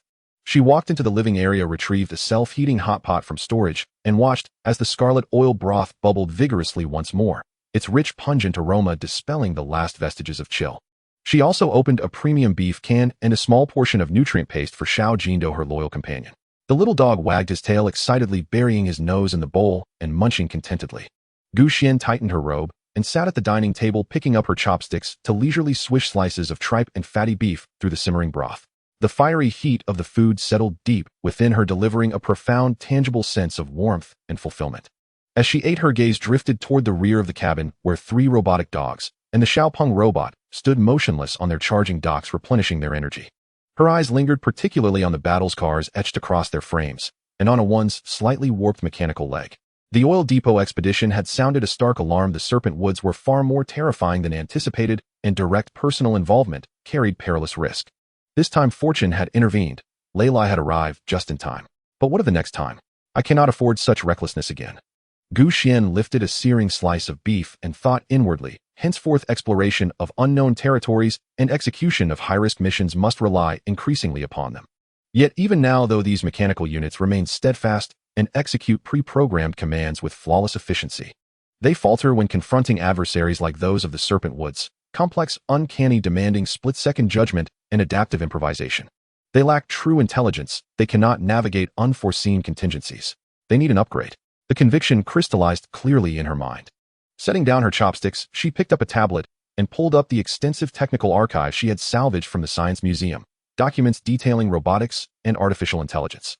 Among them were cutting-edge papers and schematics on deep learning neural networks and environment-adaptive algorithms. Yet how could she translate such theoretical knowledge into tangible hardware enhancements and software iterations? Her own expertise was limited. Though her post-rebirth cognitive abilities had sharpened, mastering such advanced material in a short span remained impossible. System. She sank her awareness inward, attempting to interface with the system interface, searching for options related to mechanical units, upgrade, and artificial intelligence. The interface flickered, then displayed units eligible for upgrade, detected intelligent robotic dogs, 3, a general-purpose robot, 1 upgrade paths, 1. Hardware reinforcement, enhanced structural integrity, increased power output, improved sensor precision. Requirements, specialized metallic alloys, precision components, and points. 2. Algorithmic optimization, improved pathfinding, target recognition, and coordinated combat efficiency. Requirements, advanced algorithm modules, redeemable or self-developed, upgraded processing cores and points. 3. Installation of primary intelligence core, LV2 access, unlocked grants, foundational learning and decision-making capabilities, enabling units to handle complex commands and unpredictable scenarios. Requirements, blueprint for intelligence core, not acquired, rare materials in substantial quantity, high point expenditure, and vehicle level LV2. At the third option, Gu Xian's eyes brightened, then dimmed as she saw the annotations LV2 access unlocked and not acquired, prompting a resigned shake of her head. Upgrading the vehicle to LV2 remained distant. The blueprint for the intelligence core was entirely out of reach. For now, the first 2 paths were the only viable ones. Hardware reinforcement would directly boost their survivability and combat effectiveness. Algorithmic optimization would grant them greater situational acuity. Acquiring specialized materials and locating advanced algorithm modules must now become top priorities. Gu Xian sipped warm broth, feeling her thoughts grow markedly clearer. She finished the hot pot and tidied the dishes. Then, cradling Xiao Jindo, now sated and drifting into slumber, she settled at the compact workbench, reopened the technical files on her tablet, and began studying them intently. Outside, snow and ice reigned in utter silence. Inside, warmth bloomed like spring. Beneath the gentle lamplight, 1 woman, 1 dog, and their steel companions awaiting augmentation formed a quiet, resolute tableau, a testament to knowledge-seeking and strength-building amid apocalypse preparing for battles yet to come. Beyond the window lay frozen death. A leaden sky hung low, a vast, filthy shroud suffocating the world beneath its weight. Snowflakes no longer whispered romance. They were clouds torn apart, carrying winter's malice, falling endlessly, striving to bury all, yet only rendering decay and despair more piercingly visible. Gu Xian laid Xiao Jindo gently onto the rug, rose to prepare herself a cup of hot milk tea, and took a delicate sip, the warm liquid gliding down her throat, soothing her from within. In his sleep, Xiao Jindo rolled over softly, emitting faint rhythmic snores. Outside, wind and snow raged on as spectral wails echoed through the gale. Inside, time stood still. Warmth pervaded the air. Hell loomed beyond the glass. Heaven rested in her hands. Setting aside the teacup, Gu Xian resumed her research into the upgrades. Within the cabin, only the tablet's soft glow and the whisper-soft tap of her fingertips across its screen broke the hush. She immersed herself in the dense technical corpus, her brow furrowing and relaxing in turn. These frontier documents, salvaged from the Science Museum, span mechanical engineering, materials science, sensor technology, and most critically, artificial intelligence algorithms. For someone without formal training in these disciplines, comprehension proved arduous, yet her enhanced post-rebirth learning capacity and practical experience from her previous life enabled her to grasp pivotal insights. Hardware reinforcement. She murmured, her gaze fixed on structural analysis diagrams of the robotic dogs. A once deformed leg during the oil depot skirmish revealed that the current alloy frame remains insufficient against extreme torsion and impact. Key load-bearing components require replacement with higher-strength titanium alloys or advanced composites, and the drive motor's torque output can be increased by 15 to 20% to conquer more treacherous terrain. She then pulled up sensor-related documentation. Current infrared, acoustic, and vibration sensors perform adequately, yet against serpent trees, masters of camouflage with faint thermal signatures, we'll need multispectral scanning or bioelectric field detection. She noted several key sensor models and potential applications. Next came the algorithms, the greatest challenge and the heart of the matter. Pathfinding logic requires refinement, incorporating predictive modeling for dynamic obstacles and real-time evasive maneuvering. The target recognition database must expand, especially in feature extraction and classification of mutated organisms. Serpent tree vine movement patterns, predators, pre-attack cues. These must be taught to the units. Cooperative combat protocols also demand revision. Currently, they follow only my direct orders, lacking autonomous tactical synergy. For instance, A1 draws fire, A2 executes a flanking assault, A3 handles disruption and finishing strikes. Xuan browsed through the materials while recording key points and a rough list of required materials on her tablet. The list quickly enumerated dozens of items. From specific models of aerospace-grade titanium alloy pipes, high-torque, brushless motors, to various precision sensor chips, high-performance computing cores, as well as specific software modules or programmable logic arrays for algorithm upgrades. Looking at this long list, Xuan rubbed her temples. The workload was substantial and many materials were controlled or high-end items before the apocalypse, making them even harder to find now. The Science and Technology Museum might have some basic parts and materials, but the core high-end goods would probably require a different approach. It seems the next target location needs careful selection, she thought. Those high-end precision manufacturing factories, aerospace research institutes, and even the remnants of military technology laboratories might become her new hunting grounds. She archived the organized materials and list, feeling a bit fatigued. The absorption of knowledge also consumed mental energy. She picked up the little golden bean, which had already fallen asleep at her feet, its round belly sticking out. She walked to the window and lifted a corner of the curtain. Outside was still a frozen world of deathly silence. Yet beneath this tranquility lay countless dangers and opportunities. She looked down at the warm, soft little life in her arms, then glanced back at the steel creations waiting to be empowered. A peculiar sense of mission arose within her. Not only did she need to survive, but she also wanted to make this small group, her home and army in this apocalypse, even stronger. Upgrading the Mechanical Legion was imperative. This was not just to contend with external threats like the Snake Forest. Perhaps in the future, when facing more complex human forces, or even the unknown Great Cataclysm 3 years later. These absolutely loyal, tireless steel warriors would become her most reliable trump card. She gently lowered the curtain, placed the golden bean back into its soft nest, and lay back down on the bed. Closing her eyes, her mind was no longer filled with scenes of bloody slaughter. Instead, various mechanical structures, algorithmic processes, and material lists danced in her thoughts. This was a brand new challenge, a process of enhancing strength through wisdom and accumulation. With plans for the future and a thirst for power, she gradually drifted into slumber. The first ray of morning light filtered through the specially treated reinforced sunroof, softly illuminating the interior of the vehicle. Xuan's biological clock woke her on time. She did not immediately get up, but first turned to the side and looked at the soft little nest by the bed. The little golden bean was already awake, doing its morning exercise in its own way. The little creature was lying on its back, clutching a soft toy and gnawing on it, emitting contented sounds as its fluffy little belly rose and fell with each breath. Seeing Xuan wake up, it immediately dropped the toy and scrambled to its feet. The golden bean wagged its little tail, nuzzling Xuan's hand hanging over the side of the bed, with its wet nose making affectionate sounds. The corners of Xuan's usually stern mouth involuntarily lifted slightly as she reached out to embrace this little warm furnace, gently stroking its smooth and warm fur. The puppy squinted in comfort, extending its pink little tongue to lick her fingers. This moment of intimacy was a rare, warm moment in the apocalypse, enough to dispel all gloom and recharge her with strength. After playing with the golden bean for a few minutes, Xuan put it back into its nest and got up to change into a moisture-wicking breathable sports tank top and tight shorts. Then she walked to the relatively open center of the living area, took a deep breath, and her gaze instantly became sharp and focused. There was no music, no coach's shouts, only the sound of her steady breathing echoing clearly in the cabin. She assumed a standard fighting stance, her feet moving lightly, and then, with a sudden explosion of force, she threw a punch. Whoosh! Crack! The punch was as swift as lightning, accompanied by a brief sound of slicing air. Retracting her fist, twisting her waist, she followed up with a powerful rear straight punch, the force even more intense. The direction of her punch seemed to aim to completely crush an invisible enemy. Her muscles tightened and relaxed in motion, and beneath the smooth lines lay explosive power. This was just the beginning. The punches transitioned into kicks. Low sweeps were fierce and front kicks were powerful side kicks like whips. Every move was executed with full force, and every shift aimed for speed and precision. Soon sweat soaked her tank top, and the hair on her forehead stuck to her skin, but she paid no mind to her gaze became even brighter. She treated the air as a hypothetical enemy, simulating various combat scenarios, dodges, blocks, counters, close-quarter grappling.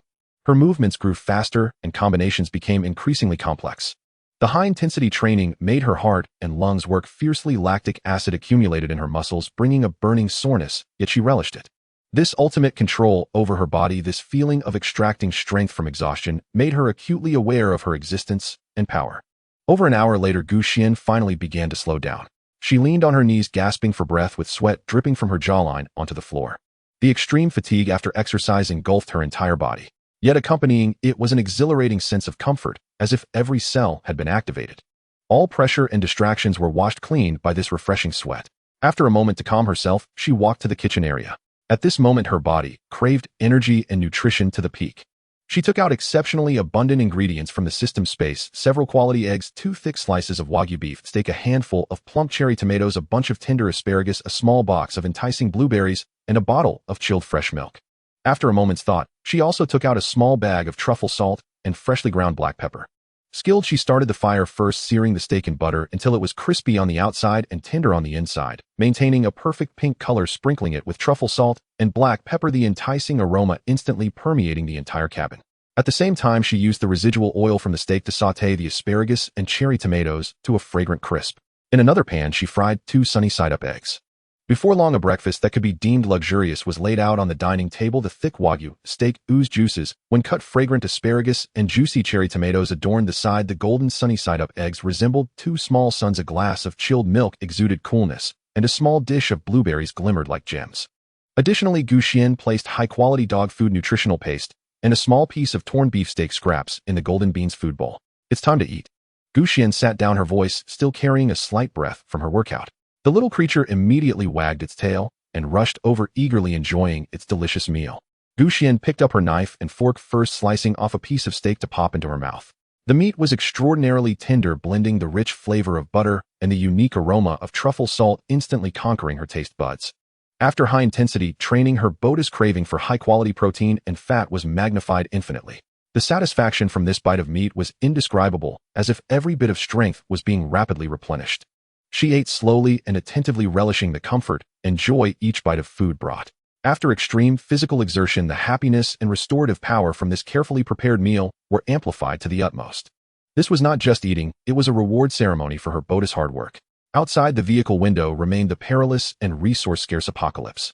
Yet within this small mobile fortress, a vigorous free-fighting training session combined with an extremely satisfying breakfast had brought her body and mind to the best combat state. Feeling full and energized, and having tidied up the utensils, Xuan felt an unprecedented surge of vitality, her gaze sharp as a blade. The rest period was over. Next, it was time to search for the necessary ammunition to upgrade her mechanical legion. Having finished the carefully prepared breakfast, Xuan felt her body and spirit both brim with vitality. She swiftly rinsed the dishes and tidied the interior of the vehicle. Then, cradling Jean Doe, the curious golden dog circling eagerly at her feet, she settled into the driver's seat. It was time to chart the next course of action. She pulled up the offline map, her gaze sweeping across its intricate web of lines and color-coded zones representing the city and its surrounding regions.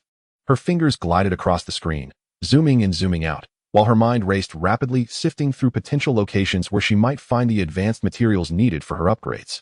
Ordinary factories and warehouses were dismissed outright. Such places might yield basic steel or spare parts, but what she required: aviation-grade titanium alloy, high-precision sensors, and cutting-edge computational cores, lay far beyond the reach of conventional industrial zones. Her target had to be far more cutting-edge. North Suburb, high-tech industrial development zone. Her fingertip tapped a densely marked region on the upper part of the map, clustered with manufacturing plants and research institutes.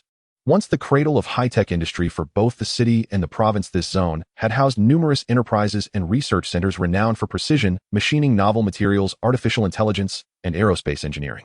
Xinting Precision Machinery specializes in high-end CNC machine tools and specialized metal processing, potentially rich in high-strength titanium alloys and precision components. Reich Optoelectronics excels in sensors and optical instrumentation. Multispectral scanning modules and bioelectric field detection units may yet be viable. And the Frontier Artificial Intelligence Research Institute. Xuan lingered longest on this name. Here lay her greatest hope for acquiring advanced algorithms and intelligent core technologies. Yet the risks were equally stark. As a hub of pre-apocalyptic activity, this high-tech district would teem with undead, its former dense population guaranteeing overwhelming numbers. Moreover, many who once worked here were highly educated professionals and skilled technicians. Would their mutations spawn even more formidable aberrations? That remained unknown. Furthermore, such resource-rich territory would inevitably draw the covetous attention of other powerful survivor factions. Still, opportunity and peril walked hand in hand. Xuan studied the development zone's layout map, intently mapping possible infiltration routes and contingency evacuation plans. She noted an abandoned railway spur skirting the zone's periphery, a potential avenue of approach, its relative seclusion offering valuable cover. First Xinting Precision, then Reich Optoelectronics, and finally, if conditions permit, the Frontier AI Research Institute. She tentatively established the operational sequence. From simple to complex, first securing foundational hardware upgrades, then pursuing the most critical algorithms and intelligence systems. With the broad strategy set, she began her final pre-departure preparations. She first inspected the status of her 3 robotic dogs and the Xiaopeng robot, ensuring full power reserves and flawless program execution. One's deformed mechanical leg remained unrepaired, for now, but retained essential functionality. Next, she meticulously inventoried her arsenal: submachine guns, pistols, ammunition, combat knives, and explosives, each item verified, calibrated, and confirmed battle-ready. Though the upgraded RV's weapons mounting platform remained empty, its pre-installed interfaces and dedicated power supply kindled her anticipation for future heavy weapons integration. Then came the tools: portable cutters, hydraulic clamps, universal lockpicks, wrenches, and screwdrivers of every size, and select diagnostic instruments salvaged from the Science Museum. All would aid her in precisely dismantling and repurposing equipment at her targets. Finally, she assembled comprehensive emergency supplies: medical kits, high-calorie rations, purified water, and backup power cells. All packed and strategically distributed, some stowed aboard the vehicle, others stored within her system space for instant access. Jindo, sensing the imminent departure, grew restless, excited yet uneasy, as he nuzzled and circled her legs. Xuan knelt beside him, gently stroking his head. "Don't worry, we're fully prepared this time. It won't be as reckless as the oil depot mission. This time she would rely heavily on her mechanical units for preliminary reconnaissance and area clearance, reserving personal engagement only for absolute necessity." All preparations complete, Xuan returned to the driver's seat and fastened her safety belt. She glanced at Jindo, sitting obediently in the passenger seat, then checked the rearview mirror, where several silent steel-clad warriors stood motionless in the cargo bay. "Let's go." She ignited the engine. A deep, resonant roar filled the air as the dark gray steel fortress rolled away from the riverbank, crushing snow beneath its treads, and advanced steadily toward the North Suburb high-tech industrial development zone. Sunlight streamed through the windshield, illuminating the resolute profile of her face. A new odyssey, forged for greater strength, had officially begun. This time survival alone was insufficient. She would forge an iron legion capable of dominating the apocalypse itself. Peril loomed ahead, unseen, unpredictable, yet she stood ready to confront it head-on. The armored RV advanced along the snow-choked, rubble-strewn highway, unwavering in its course toward the high-tech zone. The upgraded suspension system effectively absorbed road irregularities, delivering a smoother, more stable ride than ever before. As she drove, Xuan monitored the passing landscape through external camera feeds. The closer they drew to the high-tech zone, the more distinctly modern the architecture became, though no less ravaged by the apocalypse. Shattered glass facades gaped like hollow eyes. Office buildings stood with black, sightless windows.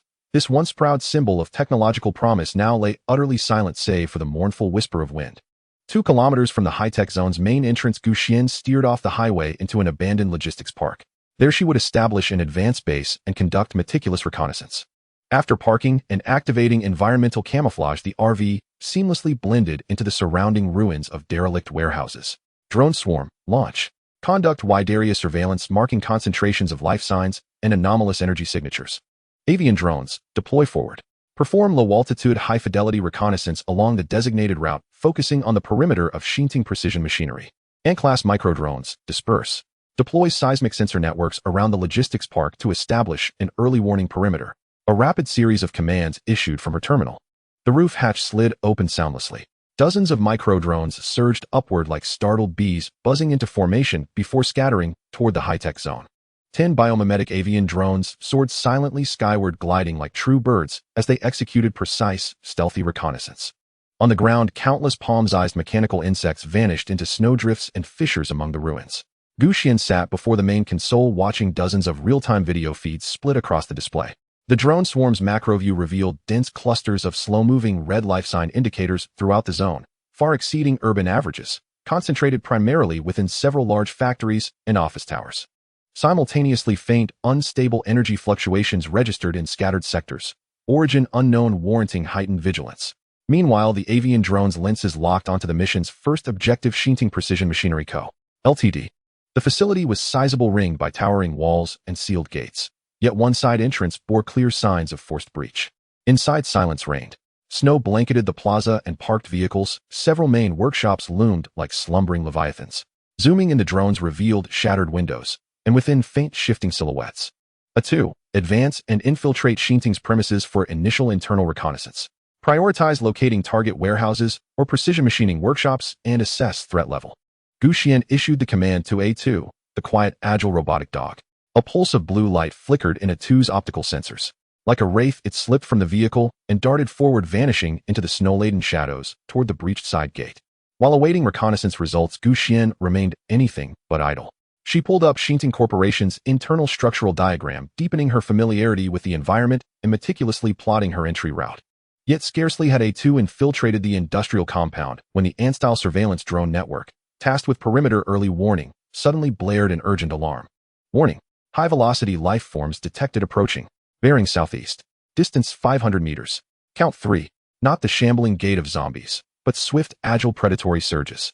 Xuan's gaze hardened instantly. She switched screens to lock onto the alarm's origin, where 3 crimson dots streaked across the desolate wasteland surrounding the logistics park, bearing straight toward the warehouse where she lay concealed. Were they hunting her? Or was this mere coincidence? She immediately recalled a portion of her drone swarm to intercept the intruders while reorienting the warehouse's internal cameras toward the entrance. The drones swiftly delivered crystal-clear imagery. 3 mutated canines, streamlined in build, their fur sloughed away to expose darker, sinewy muscle beneath. Their eyes burned crimson, thick, viscous saliva dripped from snarling jaws. They raced on all fours at astonishing speed, claws gouging deep furrows into the snow. Galewind hyenas. Xuan recognized the notoriously tenacious mutants. Blazingly fast, fiercely aggressive masters of coordinated predation and exquisitely sensitive to sound and scent. Likely drawn by the motorhome's engine hum, or perhaps the whirring of drones, their target was unmistakable: this very warehouse. A3, intercept at the entrance. Xiaopeng, prepare non-lethal fire support. Xuan barked orders. The heavy-duty A1 and security model A3 surged forward, positioning themselves before the warehouse door, their optical sensors locking onto the exterior with cold crimson focus. Xiaopeng's robotic frame raised its non-lethal electroshock baton. Though its efficacy against such mutants remained uncertain, it was better than nothing. Xuan herself ascended to the motorhome's firing position, extending the submachine gun's barrel through the designated aperture and aiming squarely at the warehouse's main gate, just as the first impact thundered. With a deafening crash, one Galewind hyena slammed into the already rotted roller shutter, tearing open a jagged breach. 3 snarling fanged muzzles burst through the hole, reeking of raw carnality. Crimson eyes locked instantly upon the massive motorhome at the warehouse's center, and upon the 2 robotic hounds standing defiantly before it. Combat erupted without warning. The thunderous echo of the shattered shutter still reverberated when the 3 Galewind hyenas shot inward like blood-hued lightning, trailing gusts of fetid wind. Their objective was unambiguous: the motorhome, the largest, most conspicuous presence within, pulsing faintly with artificial life signatures. The lead hyena, largest of the trio, coiled its bulging hindquarters and launched itself, not at the motorhome, but at A1, the frontline guardian. Its cavernous maw gaped wide, lunging for A1's vulnerable neck joint. A1 did not flinch. Its massive chassis held firm as bedrock. At the critical instant, just before fangs met metal, it snapped its head sideways, driving its reinforced alloy cranium into the hyena's jaw with brutal precision. A muffled thud followed by the sickening crunch of bone. The hyena shrieked, hurled backward in a violent arc, its jaw grotesquely misaligned, blood welling from its mouth. Yet the other two hyenas exploited their superior speed, slicing past A1's frontal defense like blades through mist. One lunged directly at A3's flank. The other, unervingly cunning, dropped low and darted forward, slipping between A3's mechanical legs, aiming straight for the motorhome's tires. "Stop it!" Xuan commanded, voice ice cold from within the vehicle. A3 reacted without hesitation. Its hydraulic claw swept sideways in a blur, striking the hyena squarely in the ribs. The beast was flung sideways, crashing into a nearby metal rack with a cacophony of clanging metal. But the third hyena moved faster still, slippery as eel oil, poised to slip through the gap. At that precise moment, Xiaopeng, long poised and waiting, sprang into action. It did not brandish the electroshock baton. Instead, it raised a mechanical arm, its wrist-mounted micro-launcher hissing softly as it fired a compact, barbed metallic net. The net unfurled with lethal accuracy, hurtling toward the agile hyena. Sensing peril, the creature twisted mid-lunge, but too late. A barb snagged its hind leg. The hook bit deep into flesh. A pained, guttural snarl tore from its throat, and in that single suspended heartbeat of hesitation, PFFT, PFFT, PFFT. Xuan's suppressed submachine gun spat 3 rounds in rapid succession. The bullets traced a perfect triangular pattern, burrowing into the hyena's skull and thorax with surgical precision. The beast stiffened violently, then collapsed, twitching twice before falling utterly still. Meanwhile, the lead hyena, enraged by its broken jaw, ignored the pain and charged again, now targeting Xiaopeng, the smallest, seemingly most vulnerable unit. The second hyena, shaken but unbowed, staggered upright, its crimson eyes locked onto A3, throat vibrating with low, menacing growls as it circled for another opening. Xuan granted them no respite. A1 suppressed the alpha. A3 neutralized the other.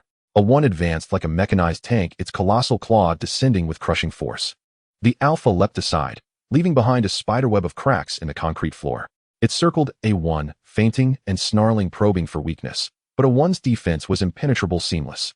Elsewhere, A3 engaged its hyena in furious close-quarters combat, the mutant blurred with speed, lunging and snapping. A3 countered with flawless blocks and blistering counterstrikes. Each swing of its reinforced claw carved deep, bone-exposing wounds. Dark red blood spattered across snow-dusted concrete and dust-choked air. From behind the motorhome's reinforced window, Xuan observed the battle with glacial calm, her rifle's muzzle tracking the alpha's every evasive turn, waiting for the perfect fatal opening. Then there it was. As the alpha lunged to bite A1's exposed joint, its flank flashed exposed. Uffed. Another pinpoint shot. The bullet pierced its left eye socket and exited cleanly through the base of its skull. The hyena froze mid-stride, then crashed to the ground lifeless. The last remaining hyena, witnessing its alpha and comrade fall, recoiled, fear replacing fury. With a whimper, it turned tail, bolting for the shattered doorway. A2, intercept. Xuan issued the command, instantly relaying it to A2, already deep inside Xinting's compound, yet still within secure comms range. Having already received real-time battle telemetry, A2 materialized from the shadows near the warehouse's far wall, cutting off the hyena's escape route with spectral timing. Trapped, front blocked, rear pursued. The hyena screamed defiance and hurled itself at A2. A2 sidestepped with liquid grace, then lashed out, a reinforced hind limb whipping like a steel whip, delivering a devastating kick to the hyena's midsection. A sharp crack, bone snapping under immense force. The hyena crumpled, writhed once, and fell silent. The battle had erupted without warning, and ended just as swiftly. Silence descended once more upon the warehouse, broken only by the coppery tang of blood, the acrid sting of cordite, and the still forms of 3 fallen mutants. Xuan opened the motorhome's door and stepped down. She conducted a swift diagnostic sweep. A1 bore only superficial claw marks. A3's forearm was lightly coated in corrosive saliva, requiring immediate decontamination. Otherwise, all systems remained fully operational. Clear the battlefield, she ordered. The robotic hounds began dragging the hyenas' carcasses toward a corner, ready for later disposal. Xuan stood at the warehouse doorway, staring out at the desolate snowfield with a deep, measured gaze. Before even entering the high-tech zone, she had already encountered a mutated beast famed for its speed and team tactics. It seemed the danger now occupying this former technological high ground was far more complex and varied than she had imagined. A2 had already transmitted preliminary reconnaissance footage from inside the Xinting factory complex. The images showed many zombies roaming within, but for the moment, there were no signs of snake tree creatures or other more powerful mutants. Xuan inhaled a mouthful of the icy air. Risk and opportunity coexisted. She turned and went back to the vehicle. It was time to pay a visit to this silent technological fortress. After clearing the carcasses of the Swiftinas and confirming the immediate area was safe, Gu Xian refocused on the primary objective of this mission, the Xinting precision machinery. A2 had already relayed the factory's internal reconnaissance images. The footage revealed numerous zombies inside the complex concentrated mainly in the office areas and several large assembly halls. Fortunately, there were no indications of snake trees or predator-level mutants for the time being. Using its exceptional stealth, A2 successfully pinpointed the raw material warehouse and the precision processing center at the rear of the complex. That was precisely Gu Xian's target on this trip. A1, A3, A Xiao Peng move with me. A2 continued to provide visual support and perimeter warning inside the complex, mark zombie concentrations and high-value targets. Gu Xian issued orders without hesitation. The heavy-duty A1 and security type A3 would be the main force for breach and escort. The Xiaopeng unit could provide technical assistance and extra hauling capacity. She chose not to force the gate by vehicle. The factory gates were tightly closed, breaking them would create a huge commotion and risk drawing a horde. She decided on a stealthier approach. Gu Xian slipped in through the damaged side door that A2 had discovered. After checking her gear again to ensure everything was flawless, she and her 3 steel assistants left the warehouse soundlessly and began a swift covert approach toward the Xinting complex. At the pried open side door, Gu Xian signaled. A3 slipped in first to confirm what lay beyond. Once it signaled the area clear, Gu Xian and the others followed in turn. As soon as they entered the complex, a mixed scent of machine oil, metallic rust, and a faint rot assaulted them. Snow blanketed the factory roads, but dried, darkened bloodstains and scattered debris were still visible. Distant, the involuntary low growls of zombies added to the gloom. Follow the route, A2 marked, remain silent, and proceed to the raw material warehouse. Gu Xian whispered through her bone conduction earpiece. She stuck close to the shadows of the buildings with her mechanical hound moving quickly and quietly. A2 led like a ghost ahead of them, streaming live information about the route and the distribution of zombies back to Gu Xian's tactical visor. They skirted several small bands of zombies patrolling the main thoroughfare using abandoned containers and planting strips as cover to maneuver around them. Soon a sprawling single-story warehouse came into view. Its rolling door was shut, but a small personnel door beside it hung ajar. A3, a scout inside the door. Blue light flickered in A3's optics as it gingerly extended a microprobe from its mechanical arm through the gap. Moments later, it transmitted the interior images. The warehouse was vast, stacked with metal materials and semi-finished products under dim light. 7 or 8 zombies wandered about aimlessly within. A1, prepare to breach. A3, A Xiaopeng, follow and clear. Prioritize targets near the doorway, act swiftly, and avoid excessive noise. Gu Xian calmly arranged the tactics, gripping her silenced pistol. A1 received the order, its massive frame sank slightly before lunging forward with a thunderous impact. Bang! The ajar personnel door was slammed wide open. The sudden commotion drew the zombies' attention. They turned in unison, emitting wet hisses, baring teeth and claws as they lunged forward. A1 stood like an iron wall at the threshold. Its enormous mechanical claws swept left and right, swatting the first 2 charging zombies like flies and slamming them into rear shelving, bones shattered, and they lay motionless. A3 slipped past A1 like a phantom, exploiting speed and precision. Its reinforced claws operated like the Reaper's sickle, targeting temples and eye sockets, fragile points, and dispatched 3 more in an instant. Xiaopeng was no idler either. With the agility of its manipulators, it seized a length of fallen steel pipe and hurled it with pinpoint accuracy, impaling a zombie that leapt from the side against a wall. Gu Xian stood at the doorway, firing controlled bursts from her pistol, 2 muffled shots, to finish the last 2 zombies trying to crawl from the gaps between the shelves with headshots. The entire clearing took less than 30 seconds, clean, efficient. Area secure, A3 reported after scanning the warehouse. Only then did Gu Xian step fully inside. The air was thick with dust and the metallic copper tang of blood. Her eyes swept quickly over the neatly stacked metal supplies. There were steels and aluminums of various specifications, and the items she had come for several separately stored ingots and tubes labeled TC for Taijihagen and Hangkanji. These were it. She hurried to the pile of titanium alloy stock and ran a hand over the cold, solid surface. These high-strength, lightweight metals were indispensable for reinforcing the mechanical hound's frames and critical components. Beyond the titanium, she also found high-performance alloy steel, copper, and sealed packages of precision bearings and transmission parts. All excellent finds. Begin collection. No more hesitation. She willed the system open. The heavy pile of titanium alloy vanished first, followed by the high-performance steels, copper, and every precision component she deemed useful. Like a magician's sleight, vast swathes of the warehouse's supplies diminished before the eye, absorbed into a stasis space at a visible pace. A1 and Xiaopeng assisted without pause, gathering scattered parts and stacking them together so she could retrieve them all at once. Just as Gu Xian focused on pulling in the last batch of precision bearings, A2, tasked with perimeter warning, suddenly sent an urgent alarm warning, detected a large number of life signs moving from the office area toward the warehouse. Count exceeds 100. Speed fast, likely drawn by the recent commotion. A cold jolt ran through Xuan. She halted the retrieval immediately. Withdraw, she ordered, and with no hesitation, she sealed the final bearings into the stasis space. 1 human and 3 machines exited the warehouse swiftly and retreated along their entry route. Not long after leaving the warehouse area, they saw a black tide of zombies. They surged like flies, smelling blood pouring from the office direction and roaring into the warehouse they had just vacated. That had been close. Using the real-time pathing provided by A2, Xuan led the team back out through that side door and slipped away from the Xinting complex, melting into the shadows of the logistics park. The first sortie, though touched by a small setback, achieved its objective. They had secured urgently needed titanium alloy and other advanced materials. It was a solid first step toward upgrading the Mechanical Legion's hardware. Loaded with precious titanium alloys and precision parts acquired from Xinting Precision, Xuan and her mechanical team safely returned to the RV in the logistics park. After confirming the surroundings were safe, she did not rush to start working immediately. After a busy morning, it's time to recharge, Xuan murmured to herself, a hint of relaxation showing on her face after accomplishing her goal. She first meticulously washed away the faint oil stains and dust on her hands. Then from the system storage, she retrieved a mouth-watering lunch ingredient, a beautifully marbled sirloin steak, a few fresh asparagus spears, a small box of button mushrooms, and a raw egg. The compact and efficient kitchen area in the RV immediately became busy. The butter melted in the frying pan, emitting an enticing sizzle.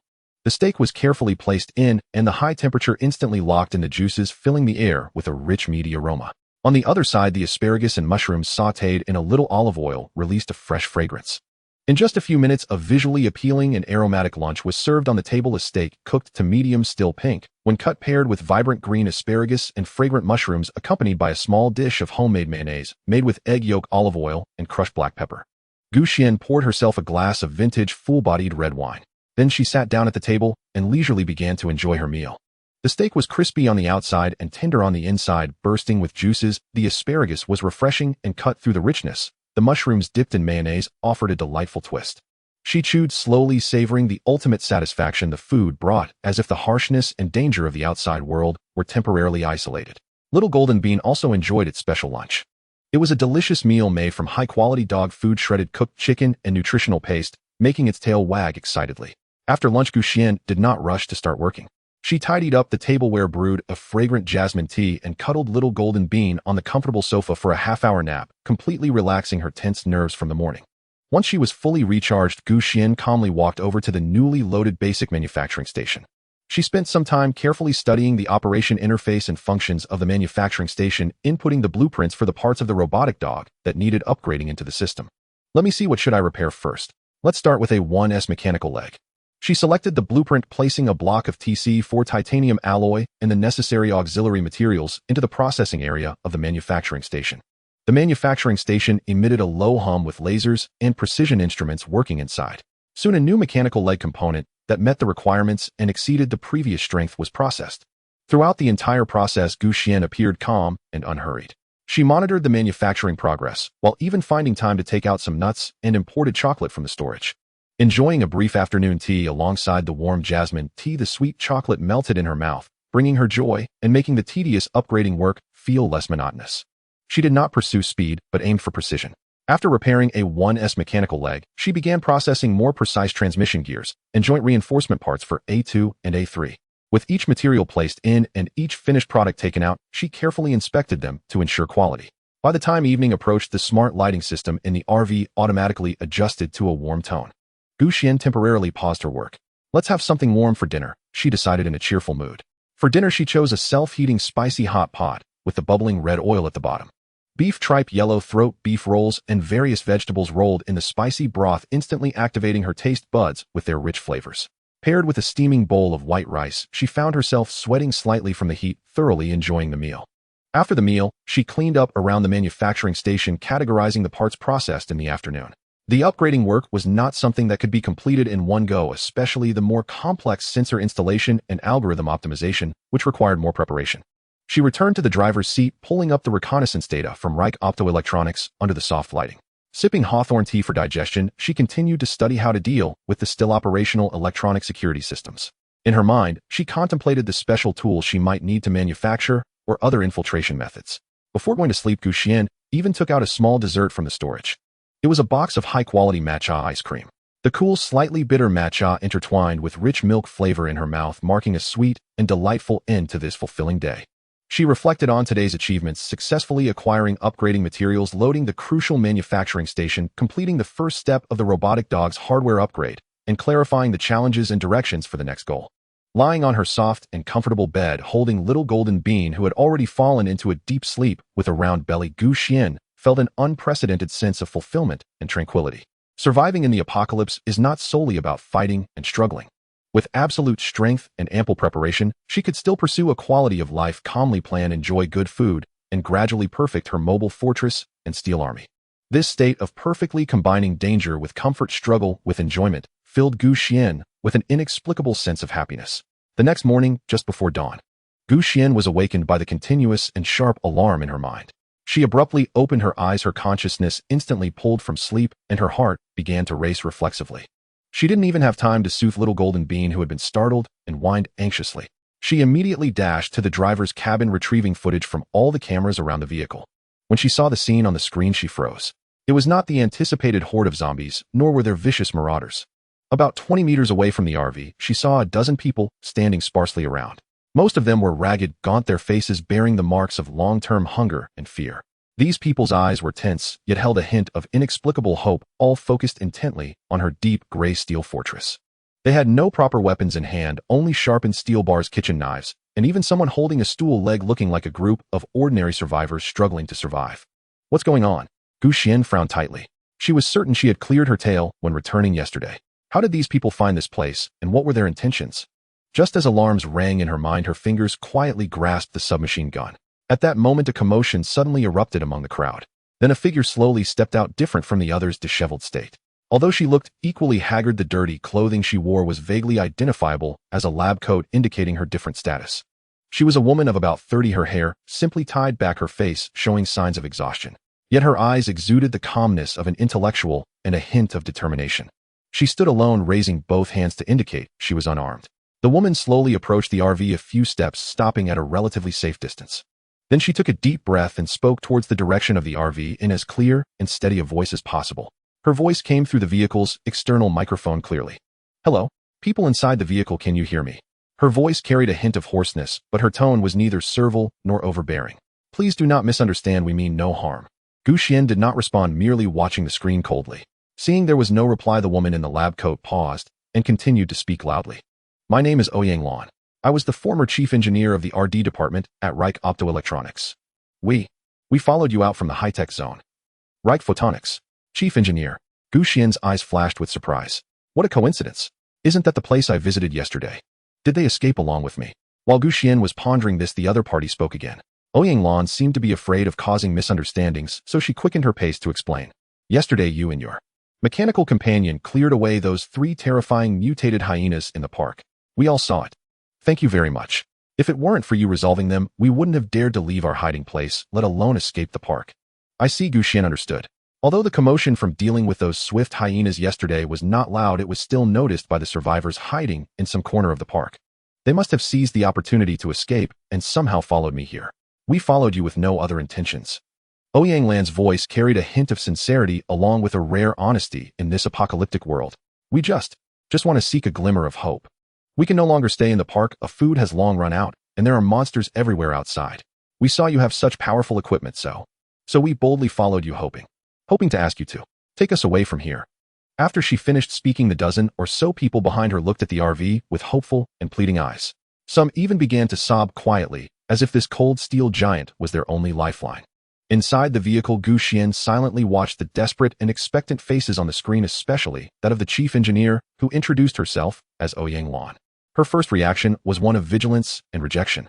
In the apocalypse, more people meant trouble, resource consumption, and uncertain risks. She was used to being independent and understood how unpredictable human nature could be. However, Xuan's identity stirred something in her heart. The chief engineer of Reich Photonics. This meant her knowledge of the internal workings of Reich could far exceed what drones could scout. The still operational security systems, the locations of the core laboratories, the specific storage points for high-value sensors. This was an opportunity, but it could also be a trap. Xuan's gaze deepened. She would not easily trust anyone, but she would not completely dismiss potential value. She pressed the button to connect to the external loudspeaker, her cold voice breaking the silence outside. Engineer Ouyang Lan. Prove your identity, and also, tell me what value you have that deserves help. Gu Xian's icy voice echoed through the loudspeaker, piercing the cold morning air like a shard of ice in everyone's hearts. The survivors visibly grew more anxious, their eyes focused intently on Ouyang Lan. Ouyang Lan took a deep breath, forcing herself to calm down. She knew this was the only chance. I cannot provide a work ID or documentation from before the apocalypse, she candidly stated, striving to keep her voice steady. But I can describe the internal layout of Building B on the third floor of the Reich Photonics RD Center. The core sensor laboratory requires triple permission verification, and the backdoor password for the main control server is Keen Vision 2028. This was the internal code for the LiDAR project my team tackled last year.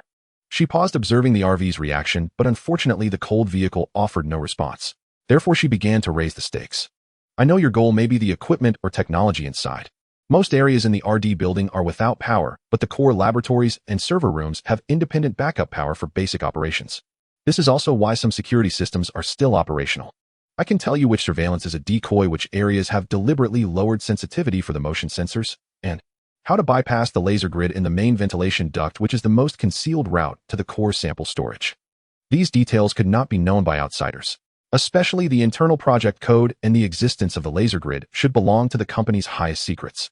Inside the vehicle, Gu Xian quickly pulled up the data from previous drone reconnaissance to compare with Ouyang Lan's description.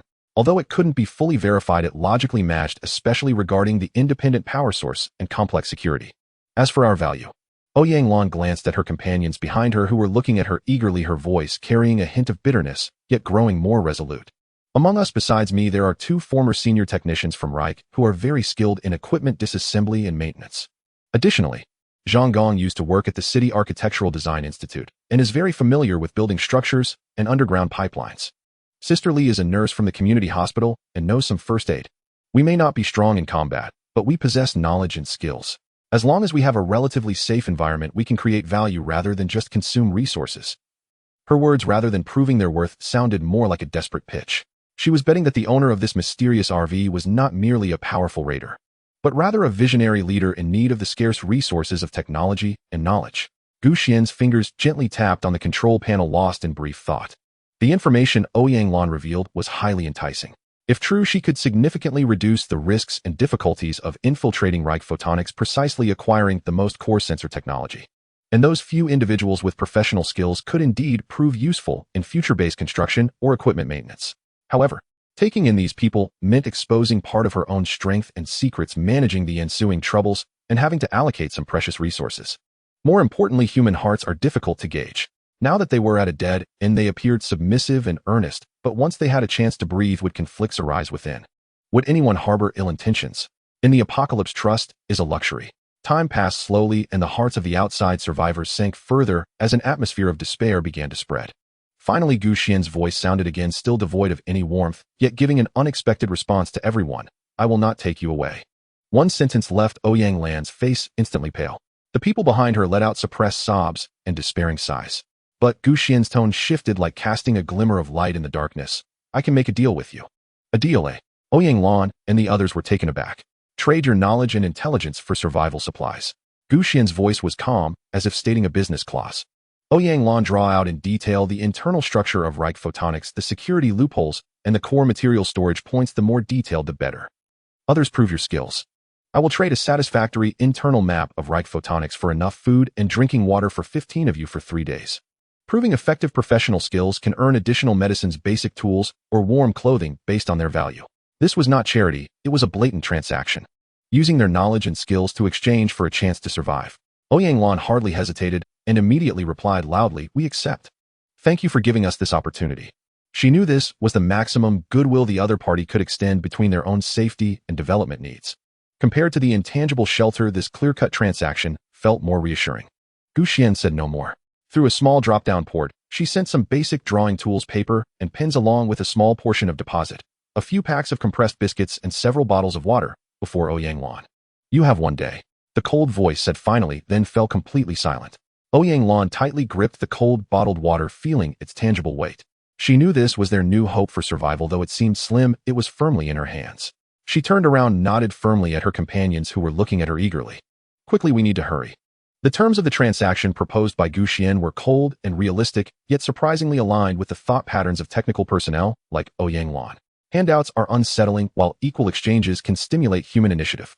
Lan did not hesitate for a moment.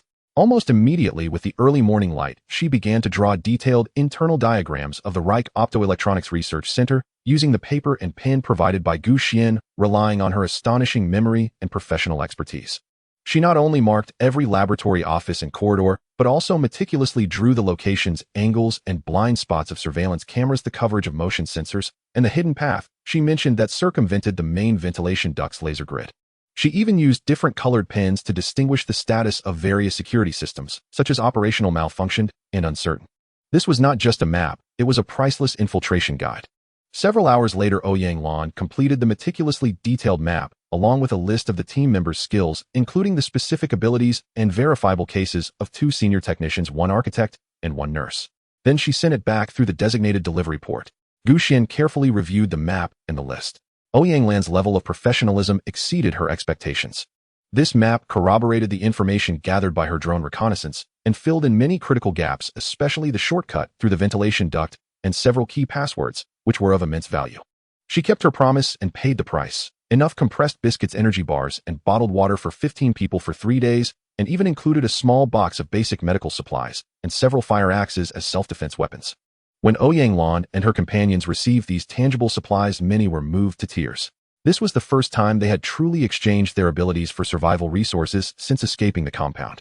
With a preliminary foundation of trust established, the second transaction naturally followed. Lan proactively suggested that they could help analyze the parts blueprints obtained from Shinting Precision and provide optimization suggestions. In return, they hoped to exchange for some tools and materials to build a more solid temporary shelter within the logistics park. Xuan agreed. She provided some relatively basic parts blueprints and a small amount of redundant materials. The 2 senior technicians on Lan's team demonstrated their value. They not only quickly understood the blueprints, but also pointed out several details that could be improved to enhance durability, successfully repairing some damaged simple equipment within the team using limited tools and materials. Xuan then paid the salary. A batch of construction tools, more materials for warmth, and a schematic of a relatively safe and defensible safe house within the logistics park. Under Xuan's tacit approval, even indirect guidance, Lan led her team to begin constructing their survival base in an abandoned warehouse within the logistics park using the exchanged tools and materials. They reinforced doors and windows, set up simple early warning devices, and even attempted to utilize collected rainwater. As Lan's team's base began to take shape, the transactions deepened. Xuan discovered that having a stable external partner with a technical background was not without its benefits. Through transactions, she could obtain information that was inconvenient for her to collect personally or handle some trivial technical issues. She entrusted Lan's team to continuously monitor the movements of zombies and mutated creatures within the high-tech zone, especially any anomalies around Reich Optoelectronics, utilizing their familiarity with the park environment. In return, she regularly paid for food and medicine, and even provided some outdated equipment, such as old walkie-talkies and radios. Lan also demonstrated her foresight and integrity.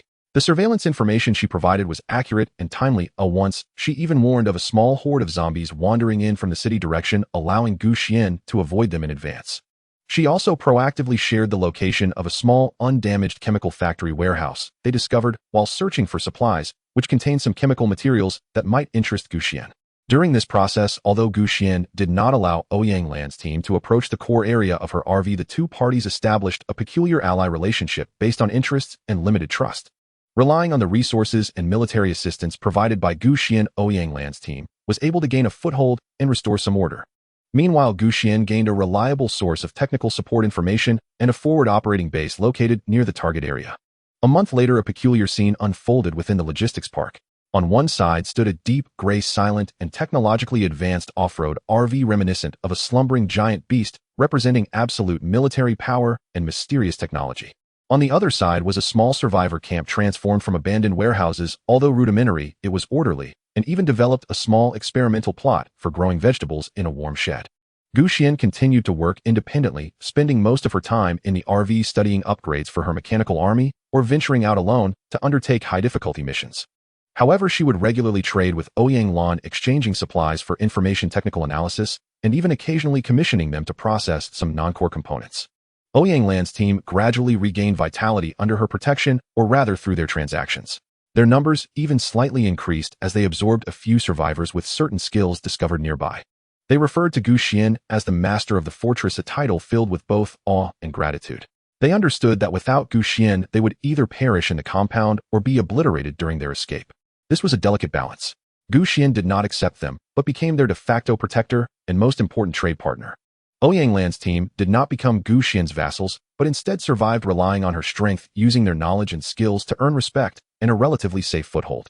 In the apocalypse, such a relationship based purely on interests and needs with clear boundaries, yet mutual dependence, may be more solid and enduring than many fragile teams.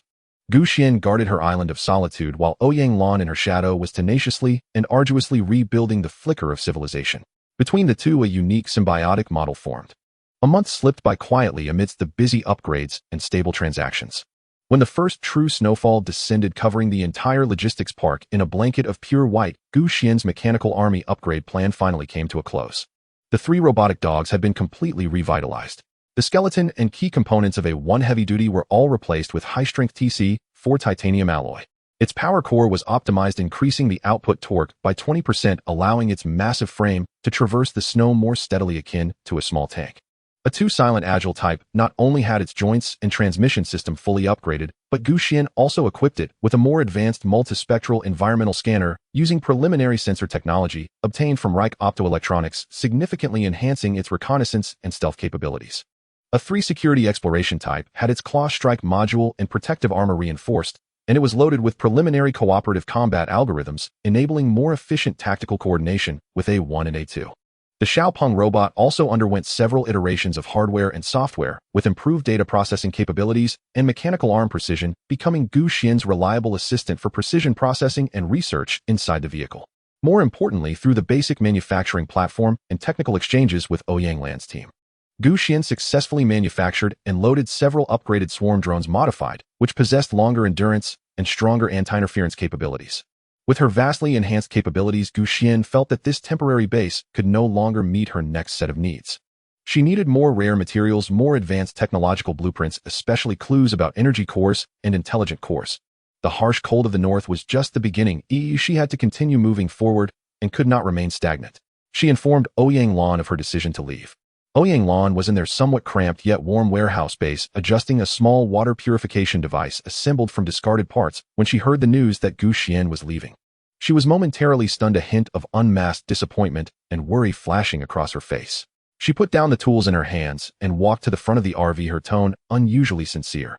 Xuan, please reconsider. Traveling in the winter is too dangerous with blizzards, extreme cold, and those mutated beings that have adapted to the harsh conditions. Although our place is simple, at least we have a shelter from the wind and snow, and everyone can look out for each other. If you stay, we can provide you with more technical support and help you find resources in the nearby areas. She was genuinely trying to persuade her to stay. During this past month, although Xuan had maintained her distance, her presence had been like a stabilizing force, allowing this small survivor camp to breathe and develop. Her departure meant losing the strongest military support and a stable source of supplies, which also signified that the future would be filled with more uncertainties. Xuan's voice was calm yet firm as she spoke through the loudspeaker. My journey will not stop here. The cold is not an obstacle, but an environment I must adapt to. We all need to keep developing and growing, otherwise death will be all that awaits us. She understood Ouyang Lan's concerns, but was also clear about her own goals. This camp had fulfilled its mission as a temporary supply station and technical exchange point. Seeing Xuan's determination to leave, Ouyang Lan knew she could not change her mind. She took a deep breath, no longer trying to dissuade her, but solemnly said, I understand.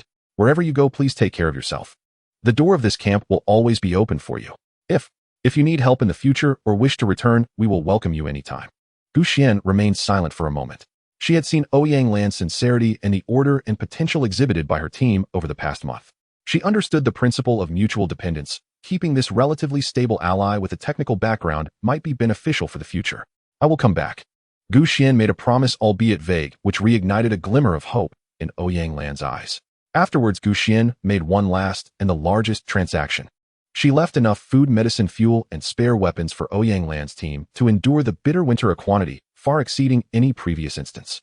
This is a prepayment for the technical support fee. Xuan's voice remained steady. Take care of this place and survive. Ouyang Lan gazed at the mountain of precious supplies, her eyes slightly moist. She knew this was not just a transaction, but a heavy gift of trust. We definitely will. Thank you. Ouyang Lan and her team members deeply bowed to the RV. There were no further goodbyes. Under the complex gazes of Ouyang Lan and the others, the dark gray off-road RV emitted a deep, powerful rumble. The RV crushed through the thick snow, pushing aside the swirling flakes, heading towards the vast, unknown distance. Outside was a world of ice and snow, while inside was as warm as spring. Xuan glanced at the curious Jean Doe in the passenger seat, then looked through the rearview mirror at the gradually diminishing outline of the camp, standing in the snow. A new journey had begun. After completing the hardware upgrades for the Mechanical Legion, Xuan's sense of urgency had not diminished, instead it had intensified. These steelhounds now possessed sturdier bodies, sharper senses, and more efficient coordination. However, they lacked decisive long-range strike capabilities. Facing the tide of corpses, powerful mutated beings, or potentially armed human forces in the future relying solely on close combat and limited firearm support remained highly risky. They must be equipped with weapons, Xuan resolved. What she needed were not ordinary firearms, but specialized weapon systems that could be integrated into the mechanical dogs and suited for their tactical roles, such as light machine guns, automatic grenade launchers, or even small-caliber cannons. This was clearly beyond what an ordinary police station or civilian gun shop could provide. Her target was set on the military. For the next 3 days, Xuan drove the RV, roaming across the snow-covered wasteland and the edges of cities. She avoided densely populated urban areas, focusing on searching for military facilities marked on the map or those that could be inferred based on the terrain, such as abandoned radar stations, suspected logistics warehouses, and remote camps that might have housed troops. However, the process was not smooth. Many marked points on the map had long since changed. Either they were empty or occupied by hordes of zombies, rendering them of little value. She also encountered several waves of wandering, mutated creatures and sporadic survivor teams, all of which she had avoided or dealt with quickly thanks to the performance of her RV and the vigilance of the Mechanical Legion. Until the afternoon of the third day, when her RV entered a clearing located in a valley along an old military road almost buried in snow, the onboard detection system emitted a different alert. Warning: large-scale metallic structures and faint energy responses detected ahead. Distance approximately 1.5 kilometers. Xuan immediately stopped the vehicle and concealed it behind a patch of dead windbreak trees. She pulled up the images transmitted from the high-magnification telescope and reconnaissance drone. Deep in the valley, she saw a sizable complex of buildings built against the mountains. Tall walls, watchtowers, orderly barracks, and several huge structures that appeared to be hangars or warehouses all indicated that this had once been a military base. The walls still bore mottled slogans and traces of military unit insignias, though blurred, they were still discernible. More importantly, the drone detected inside the camp certain buildings seemed to have extremely weak energy sources still running. These could be residual backup generators or devices that had not completely shut down. This is it, a sharp light flashed in Xuan's eyes. Based on the scale and layout, this base likely had the arsenal she needed. But she did not act recklessly. Even after being abandoned, military bases were far more dangerous than ordinary factories or research facilities. There could be complex defensive systems left behind, undetected alarm systems, or even mutated military zombies that had become stronger due to the enclosed environment. She needed to be extremely cautious in her reconnaissance. Swarm drones disperse into the air, conduct a comprehensive scan of the camp's perimeter, map out detailed terrain, and mark all entrances, watchtowers, and suspicious defense points. Bird-like drones attempt to skim low over the interior of the camp, focusing on scouting the barracks, warehouses, and suspected command center buildings, capturing internal images and sounds. A2 advanced to the edge of the camp, used the new sensors to closely detect the status of the walls, check for electronic fences or vibration sensors, and find the most suitable weak points for infiltration. The scene shows the camp's gate tightly shut, the surrounding walls mostly intact, though certain sections are damaged and collapsed. No one is present atop the watchtower. The snow within the camp is thick, revealing several staggering figures moving about. They are dressed in tattered military uniforms, clearly identifying them as zombies. There are a considerable number of them, but their distribution does not seem particularly dense. Data relayed by A2 indicates that most areas of the walls lack active electronic defenses. However, faint electromagnetic signals have been detected near the gate and several important buildings, suggesting that there may be operational sensor mechanisms nearby. A bird-like drone daringly passes through a broken window, capturing images of the interior of the warehouse. Inside, boxes and equipment covered with tarps are stacked, but the light is too dim to see clearly. Outside, a building suspected to be an armory, a reinforced door, and what appears to be an intact electronic lock are discovered. The defenses are indeed tight. Xuan murmurs to herself. Yet the situation is slightly better than she anticipated. At least there isn't a large horde of zombies, but critical areas still have defenses in place. She carefully studies the map and images, her mind racing as she analyzes the infiltration route, zombie distribution, and potential risk points. Driving in forcefully is clearly the most foolish choice. The best approach remains to utilize the high mobility and stealth of mechanical units to infiltrate, prioritizing the armory and finding a way to open it. A meticulous plan needs to be developed. Xuan's gaze becomes focused and profound. She begins to simulate various potential action plans in her mind, evaluating risks and rewards based on the reconnaissance information. With reconnaissance complete, the risks and opportunities lay clearly before her. Without hesitation, Xuan rapidly formulates a simple yet effective plan, making a diversion. Core objective: the armory. Key obstacles: the wandering zombies around the armory and the sturdy electronic door. Solution: create a significant disturbance to draw most zombies away from the armory area, then use the RV's mobility and her own speed to quickly infiltrate, attempting to unlock or force open the armory for efficient looting. A1 A3. Xuan issues her orders. You two head to the east side of the camp to the abandoned vehicle parking area near the barracks. A1 A. Generate continuous noise. A3 provide support and eliminate any scattered zombies that are drawn over. The bigger the disturbance, the better, and it must last at least 10 minutes. A2, you are responsible for monitoring the armory area. Once you confirm that most zombies have been drawn away, report immediately. At the same time, A2 also needs to find a way to open the electronic door. Xiaopeng, stay with the vehicle and prepare for extraction. The orders are clear, and the SEAL team immediately springs into action. A1 and A3 move like two gray flashes, silently racing along the planned path toward the east vehicle parking area. Xuan returns to the driver's seat, starting the RV and warming up the engine like a poised cheetah, quietly waiting. A few minutes later, woo, virum. Bang, bang, bang. A sudden and loud noise reminiscent of a heavy truck losing control erupts violently from the east side of the camp. The sound echoes in the silent valley, piercingly harsh. The effect is immediate. Through real-time footage relayed by A2, Xuan clearly sees the zombies wandering around the armory and nearby roads. They almost simultaneously halt their aimless wandering and turn in unison toward the source of the noise. They emit excited hisses from their throats like iron filings attracted to a magnet, beginning to gather in groups, unsteady, yet resolutely making their way eastward. Even the few zombies lingering at the armory's entrance after a moment of hesitation are driven by the louder noise and their companions' movement, joining the tide of zombies heading east. In less than 2 minutes, the area around the armory is cleared. Administrator, the threat in the target area has been eliminated by over 90%. No obvious physical backup lock was found on the electronic door, but there is an emergency power interface above the door frame, which matches the model. A2's calm voice comes through. Now's the time. Xuan's eyes sharpen as she floors the accelerator. The upgraded diesel engine roars with power, and the heavy RV bolts out from its hiding spot like a runaway wild horse. The RV speeds toward the armory along the route mapped out by A2, where the snow is relatively shallow and obstacles are few. The tires crush the snow, sending a spray of powder flying. In just a few hundred meters, they arrive in an instant. With a graceful drift, the RV comes to a steady stop in front of the thick metal door of the armory, perfectly blocking the view of one side of the door. Xuan jumps out of the vehicle, her movements swift as lightning. She first looks up at the emergency power interface above the door frame, as indicated by A2. Then she quickly retrieves a multifunctional power adapter from her space and connects it. The indicator light turns on, showing that power is supplied, but the door lock does not open. Clearly, a password or authorization is still needed. There's no time to crack it slowly. Brute force.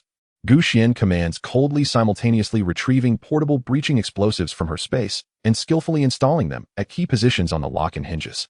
Back off. She quickly retreats into the vehicle and shuts the door. Boom. A dull yet powerful explosion resonates. The armory door suddenly bulges inward, the lock cylinder and one side of the hinge twisted and deformed, revealing a gap. A2, stay alert. Xiaopeng, prepare to carry. Xuan gets back out, and together with A2, they forcefully pry open the already damaged door. The moment the door opens, a unique smell of gun, oil, metal, and dust rushes in. Although the interior is dimly lit, aided by the light of her tactical flashlight, Xuan's breath catches as she sees the interior scene. The warehouse is vast, with rows of heavy metal shelves neatly arranged, piled high, with various wooden and metal boxes. Although many places are vacant, the remaining reserves are still considerable. She sees boxes of standard rifles and submachine guns. She sees general-purpose machine guns and sniper rifles wrapped in oilcloth. She spots ammunition boxes marked 5, 8mm, and 7.62mm stacked in the corner. She even discovers several long boxes at the back, boldly marked with individual rocket launcher and 40mm grenade labels. Striking it rich. Even Xuan, usually composed, can't help but feel her heart race at this moment. There's nothing left to hesitate over. Time is of the essence. She rushes in like a whirlwind, channeling all her will into the system space. Boxes of rifles and submachine guns vanish. Neatly arranged ammunition boxes vanish. Heavy general-purpose machine guns along with tripods vanish. A few boxes of individual rocket launchers and their accompanying ammunition vanish. Even some unopened tactical accessories, scopes, military grenades, and demolition explosives on the shelves. Anything she deems useful that she sees, she collects into her space. In this moment, the 50-ton capacity of her system space showcases its immense value. It devours the legacy of this armory like a bottomless pit. A2 faithfully stands guard at the entrance, vigilant against any scattered zombies that might be attracted back by the explosion's noise. The Xiaopeng robot also follows in using its agile mechanical arms to consolidate some scattered ammunition boxes. The looting process lasts less than 5 minutes, and the entire armory is nearly emptied. Xuan feels her space is about to be filled to the brim with various metal boxes and weapons. Withdrawn. Sensing the increasingly close sounds of zombie roars from afar. Clearly the noise from the east can no longer fully attract them, so Xuan decisively issues the command. She quickly gets back into the vehicle, followed closely by A2 and Xiaopeng. The engine roars again, and the RV nimbly backs up and turns, speeding away along the route they came, leaving the looted armory and the gathering horde of zombies far behind. Inside the vehicle, Xuan gazes at the mountain of armaments in her space, finally revealing a satisfied and cold smile. Her mechanical army is finally about to welcome its own fangs. The RV's engine roared, creating a swirling mist of snow as it sped along the snow-covered old military road, leaving the disturbed ruins of the military camp far behind. Only after confirming there was no pursuit did Xuan slow down the vehicle and find a secluded hillside to stop. She eagerly immersed her consciousness into the system space. The once spacious 50-ton space was now filled to the brim with various ammunition boxes. This sense of fullness was more reassuring than stockpiling food and fuel. Now it's time to give you some teeth. Xuan looked at the 3 robotic dogs standing quietly at the back of the truck, her eyes sparkling with excitement. She first focused her attention on A1 heavy-duty model. This guy had the greatest strength and stability, making it suitable for carrying sustained firepower. She retrieved a QJY-201 general-purpose machine gun, still smelling of gun oil, along with its heavy triangular mount and long ammunition belt from the space. This massive weapon required a crew to operate for human soldiers, but it was just right for the enhanced A1. Xiaopeng assist with the installation. Design the back-mounted interface and feeding system, Xuan commanded. The Xiaopeng robot's eyes glowed blue as it quickly scanned the machine gun and A1's back structure. It fetched high-strength titanium alloy materials and tools from Xinting Precision, and under Xuan's guidance and the support of the basic manufacturing platform, it began to custom-make a sturdy weapon base and built-in ammunition box for A1. Sparks flew and the sounds of metal cutting and welding echoed within the truck. Xuan personally connected the complex feeding mechanism to A1's power core auxiliary output. Several hours later, a fierce-looking general-purpose machine gun was firmly mounted on A1's broad back, with the ammunition belt spiraling out from the built-in 500-round ammunition box, exuding a sense of power. Weapon system loaded. Feeding smooth connection stable, Xiaopeng reported. Xuan nodded in satisfaction, patting A1's cold armor. From now on, you will be a mobile fire fortress. Next was A3 security exploration model. Its role was that of an all-around main force needing to balance firepower and precision. Xuan chose a module for the Type 95 assault rifle equipped with a grenade launcher and additionally outfitted it with a lightweight 35mm caliber automatic grenade launcher. This combination could perform precise single shots while also providing area damage. The installation process was equally complex, requiring the addition of weapon mounts and fire control systems to its dual mechanical arms and shoulders without affecting A3's mobility. Xuan used the manufacturing platform to process dedicated connectors and miniature servo motors, ensuring smooth weapon switching and aiming. When A3 picked up that set of combined weapons, its already imposing figure gained even more of an intimidating presence. Finally, there was A2 silent agile model. Its advantage lay in stealth and reconnaissance, making it unsuitable for carrying overly heavy weapons.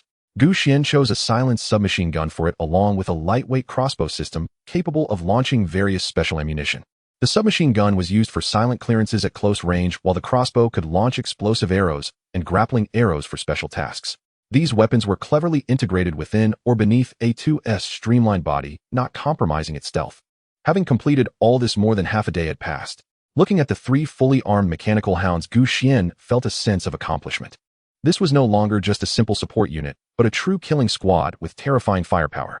We need to conduct a live-fire test to familiarize ourselves with the new weapon's performance and recoil control. Xuan did not linger in her joy for long. She drove the RV and found a secluded valley.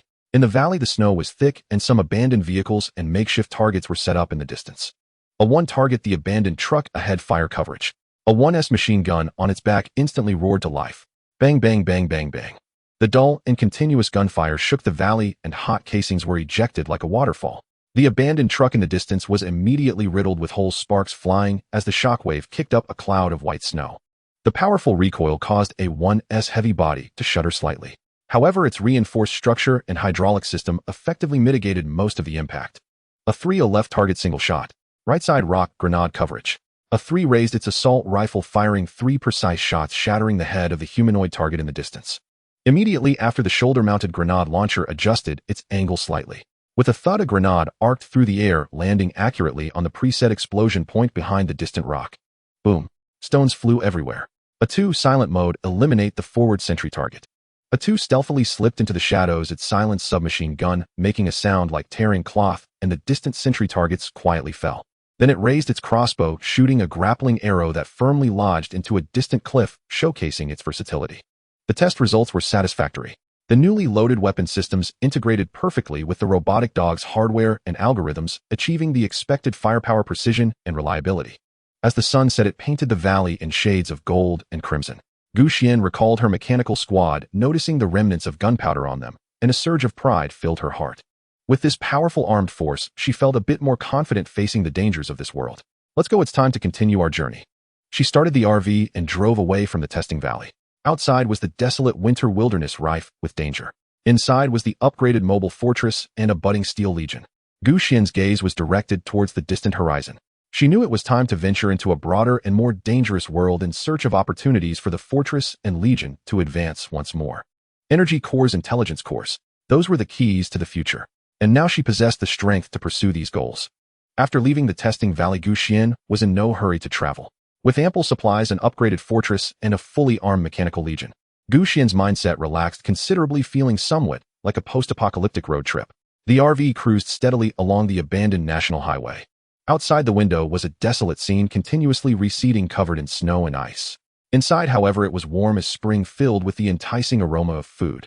The Xiaopeng robot, assisted by the intelligent driving system, was fully capable of handling the driving duties. Xuan, meanwhile, wore a clean apron tied around her waist, focusing on preparing lunch at the cooking station.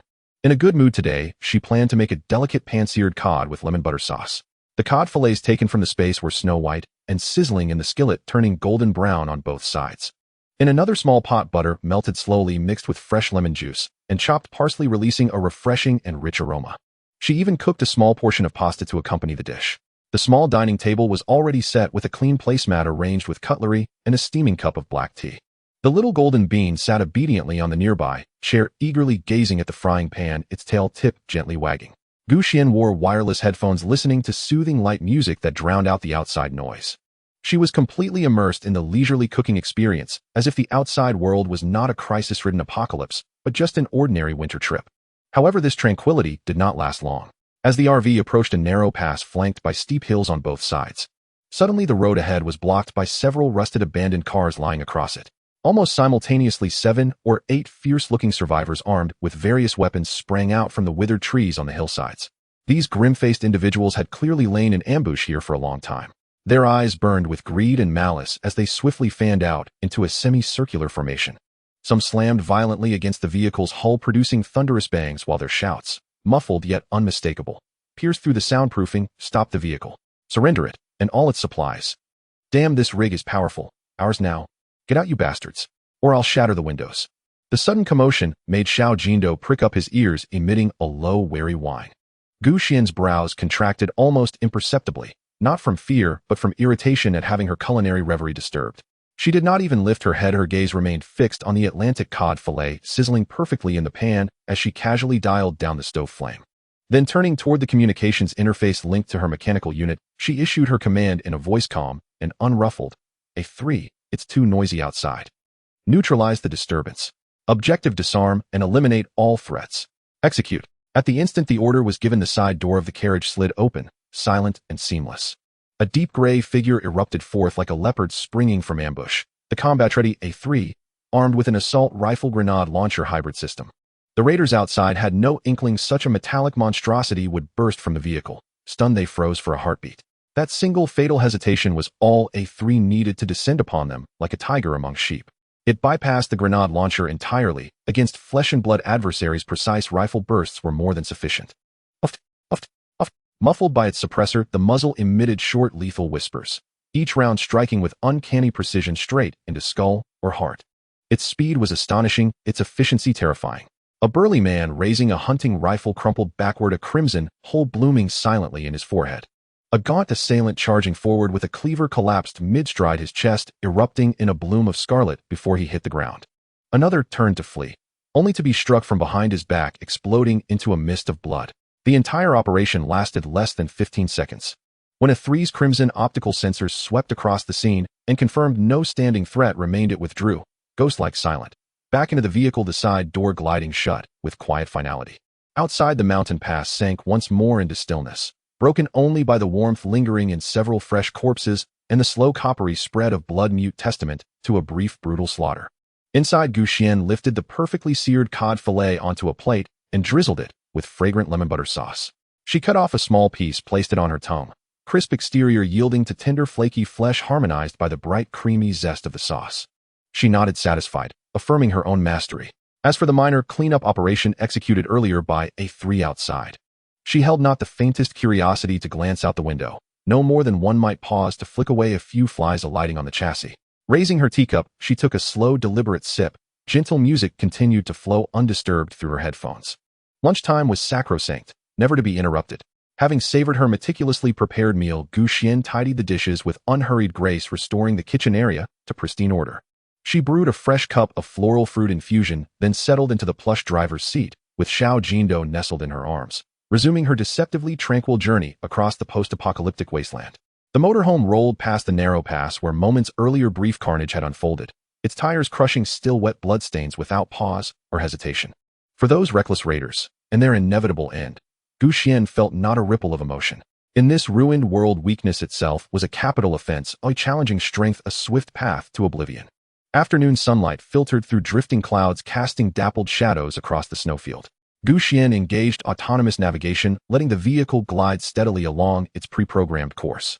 She retrieved her tablet and began poring over technical documents concerning energy cores and intelligent cores, seeking any viable clue. Most of the material was dense and arcane, spanning high-energy physics, quantum computing, and cutting-edge materials science, far exceeding her existing expertise. Yet she refused to yield. As she read, she diligently annotated key terminology and plausible research vectors, high energy density, stable output, miniaturization, that appears central to the energy core. Neural networks, deep learning, autonomous decision thresholds, that defines the intelligent core. She murmured softly, absorbing the complexity like a sponge. She knew that mastering these two core technologies was the indispensable gateway to elevating both her fortress and her legion to their next evolutionary tier. Along the way, she encountered scattered survivors. Some spotting the imposing steel fortress fled at a distance. Others stood motionless atop ruins, watching the vehicle pass with hollow or curious eyes. Xuan paid them no mind. Her current mission was knowledge and opportunity, not human interaction. As dusk painted the sky in vivid violet and crimson, she parked beside a frozen river. The site offered wide visibility for surveillance, and paradoxically a stark, desolate grandeur amid the ruins. Unperturbed by the day's interlude, her dinner remained sumptuous. Using electricity harvested by solar panels mounted on the roof, she even cooked a fragrant pot of steamed white rice in a low-power rice cooker. Served with canned twice-cooked pork and sautéed dehydrated vegetables, the meal left her deeply content. Afterward, wrapped in a thick blanket, with Xiao Jindo nestled close, she sat by the window, gazing outward at the icebound river and the star-strewn heavens. Unobscured by light pollution, she murmured, were it not for the monsters and perils, this sky would be far more beautiful than any cities. She whispered the words to the little dog curled in her arms. He whimpered softly, half comprehending, and snuggled deeper into her warmth. This serenity, however, did not last the entire night. At midnight, the vehicle's detection system triggered a low-priority alert. Xuan awoke instantly and checked the monitor. On the distant horizon, faint flames flickered, accompanied by muffled, unnatural explosions and guttural roars. Something's happening. Xuan sharpened her focus. She deployed a bird-shaped drone toward the source of the firelight. The drone's feed revealed a fierce battle unfolding at the edge of a small town, some 15 kilometers away. One side consisted of a surging tide of zombies, among them several grotesquely enlarged mutants. The other comprised a group of human survivors defending themselves from within the town's crumbling structures. They appeared well-organized and well-armed. Yet under relentless assault, their defenses were crumbling, their lines perilously close to collapse. Xuan studied the feed closely. Their resistance was disciplined, not the chaotic scramble of amateurs. Moreover, atop a taller building at the rear of the battlefield, an antenna-like apparatus pulsed with faint activity. An organized survivor enclave, or remnants of the military, she speculated. Whichever it was, it promised exactly what she sought: information, advanced technology, or higher-grade resources. She watched the screen. The brutal tableau intensified.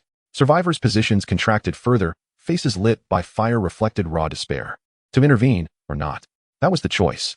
Entering an unknown faction's battle carried immense risk, but so too did the potential reward. Her gaze drifted between the raging battlefield on the screen and the tranquil stardust sky beyond the window. After a moment's silence, her decision crystallized. Squad A, verify weapon systems. Prepare for deployment. Deploy swarm drones for forward reconnaissance. Generate real-time battlefield situational mapping. She would not rush blindly into the fray, but she would draw near, observe, and gather intelligence. If conditions proved favorable, she would not hesitate to make a calculated high-value investment, or even a strategic exchange, ensuring absolute safety for herself first. The motorhome roared to life again like a great beast of the night, silently steering toward the edge of the battlefield, where flames leapt into the sky. Like a ghost, the motorhome settled on a high ground about a kilometer from the town's battlefield, melding perfectly with the night and the terrain. Xuan sat in the driver's cabin, calmly watching the real-time battlefield footage relayed by the swarm drones.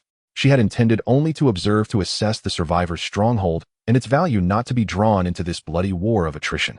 Watching the human defenses fall back under the onslaught of the horde and several brute zombies with heavy casualties, she felt little more than a detached calm. The apocalypse was like this every day, played out similar tragedies. Yet her gaze stopped when it swept over a group of survivors making a final stand within a sturdy building. A figure suddenly seized her attention. He wore a torn camouflage combat suit stained with grime and blood, wielding a cleaver-like blade. His movements were swift and brutal. He did not fight with blind recklessness. He shouted orders, directing the surrounding survivors to adjust their formation and cover one another, clearly the backbone of the group. Though his face was daubed with camouflage paint and blood, the rugged contours, the resolute gaze, and those familiar movements. It was Lei Lai, the soldier who had saved her as if sent from the heavens in the oil depot's Snake Grove. Xuan's heart missed a beat. She had not expected to encounter him again here in this way. From the looks of it, Lei Lai and his companions were at the brink of life and death. Their line was about to collapse. A debt must be repaid. With hardly a moment's hesitation, Xuan changed course. Plan change, her cool voice sounded inside the cabin. A1, A2, A3, prepare to execute the sonic decoy tactic. Swarm drones lock on to the rear and flank open areas of the horde. Avian drones prepare to deploy high explosive charges to create chaos. Commands flew out swiftly. The Mechanical Legion immediately entered combat mode. First to act were the swarm drones, which sped to the sky above the horde's rear, all microspeakers pushed to maximum volume. They emitted a specially modulated high-frequency noise and sound waves simulating living human physiological signals, barely affecting human hearing, yet irresistibly attractive to the undead. The sudden feast signal from the rear instantaneously disrupted the horde's attack rhythm. Large numbers of zombies, especially those acting on instinct without specific targets, halted their assault on the town's defenses. Their clouded eyes turned toward the sound, throats emitted excited hisses as they pivoted and surged in that direction. Then the avian drones, like precise bombers, dropped several small high-explosive charges onto relatively open stretches of the horde's flank. Explosions thundered, fierce flames leapt skyward, latching the zombies' attention and dramatically easing the pressure on the front line. Lei Lai and the survivors, straining to hold their ground, were momentarily stunned and confused. They seized the precious respite to solidify their defenses and tend the wounded. What is going on? Lei Lai wiped blood from his face and looked warily toward the source of the explosions, filled with bewilderment. At that moment, from his nearly dead old military radio, a cool, familiar female voice he had almost forgotten crackled through. The signal was intermittent but clear. Captain Lei, take your people to the abandoned Nongji station to the northwest. Repeat, northwest Nongji station. He'll draw them away. It was the woman with the motorhome, Xuan. An incredulous light burst in Lei Lai's eyes. He did not know how she had done it, but at this moment it was undoubtedly their only escape. Everyone listen. Alternate covering and retreat to the Nongji station northwest. Move. Lei Lai gave the order hoarsely, without hesitation. Although uncertain, the survivors trusted Lei Lai and carried out the command. Meanwhile, Xuan maneuvered the motorhome, maintaining its environmental camouflage as she began a deliberate withdrawal. She continued to have the swarm and avian drones create commotion on the flank. The maneuver acted like a massive magnet, drawing the horde's main force in the direction opposite the Nongji station. The vast horde was successfully diverted like headless flies chasing a false signal, slowly receding from the town. Lei Lai led the remaining 20-odd survivors in a desperate sprint until they reached the abandoned Nongji station marked on their map. The site was relatively isolated and easy to defend. They had barely set up a makeshift perimeter against the station's building, gasping for breath when they saw in the distance of the night. A massive, familiar deep gray off-road motorhome emerged from the shadows like a leviathan, rolling silently to a stop in the clearing outside the station. The door opened, and Xuan jumped down. She remained composed, though her gaze softened slightly when it fell upon the disheveled Lei Lai. "We meet again, Captain Lei." Watching Xuan descend Lei Lai's taut, nerves relaxed a little. He dragged his exhausted body forward, rendered a formal salute, his voice hoarse, but full of gratitude. "Comrade Xuan, this time, we owe you again. Lei Lai and the brothers will remember this debt."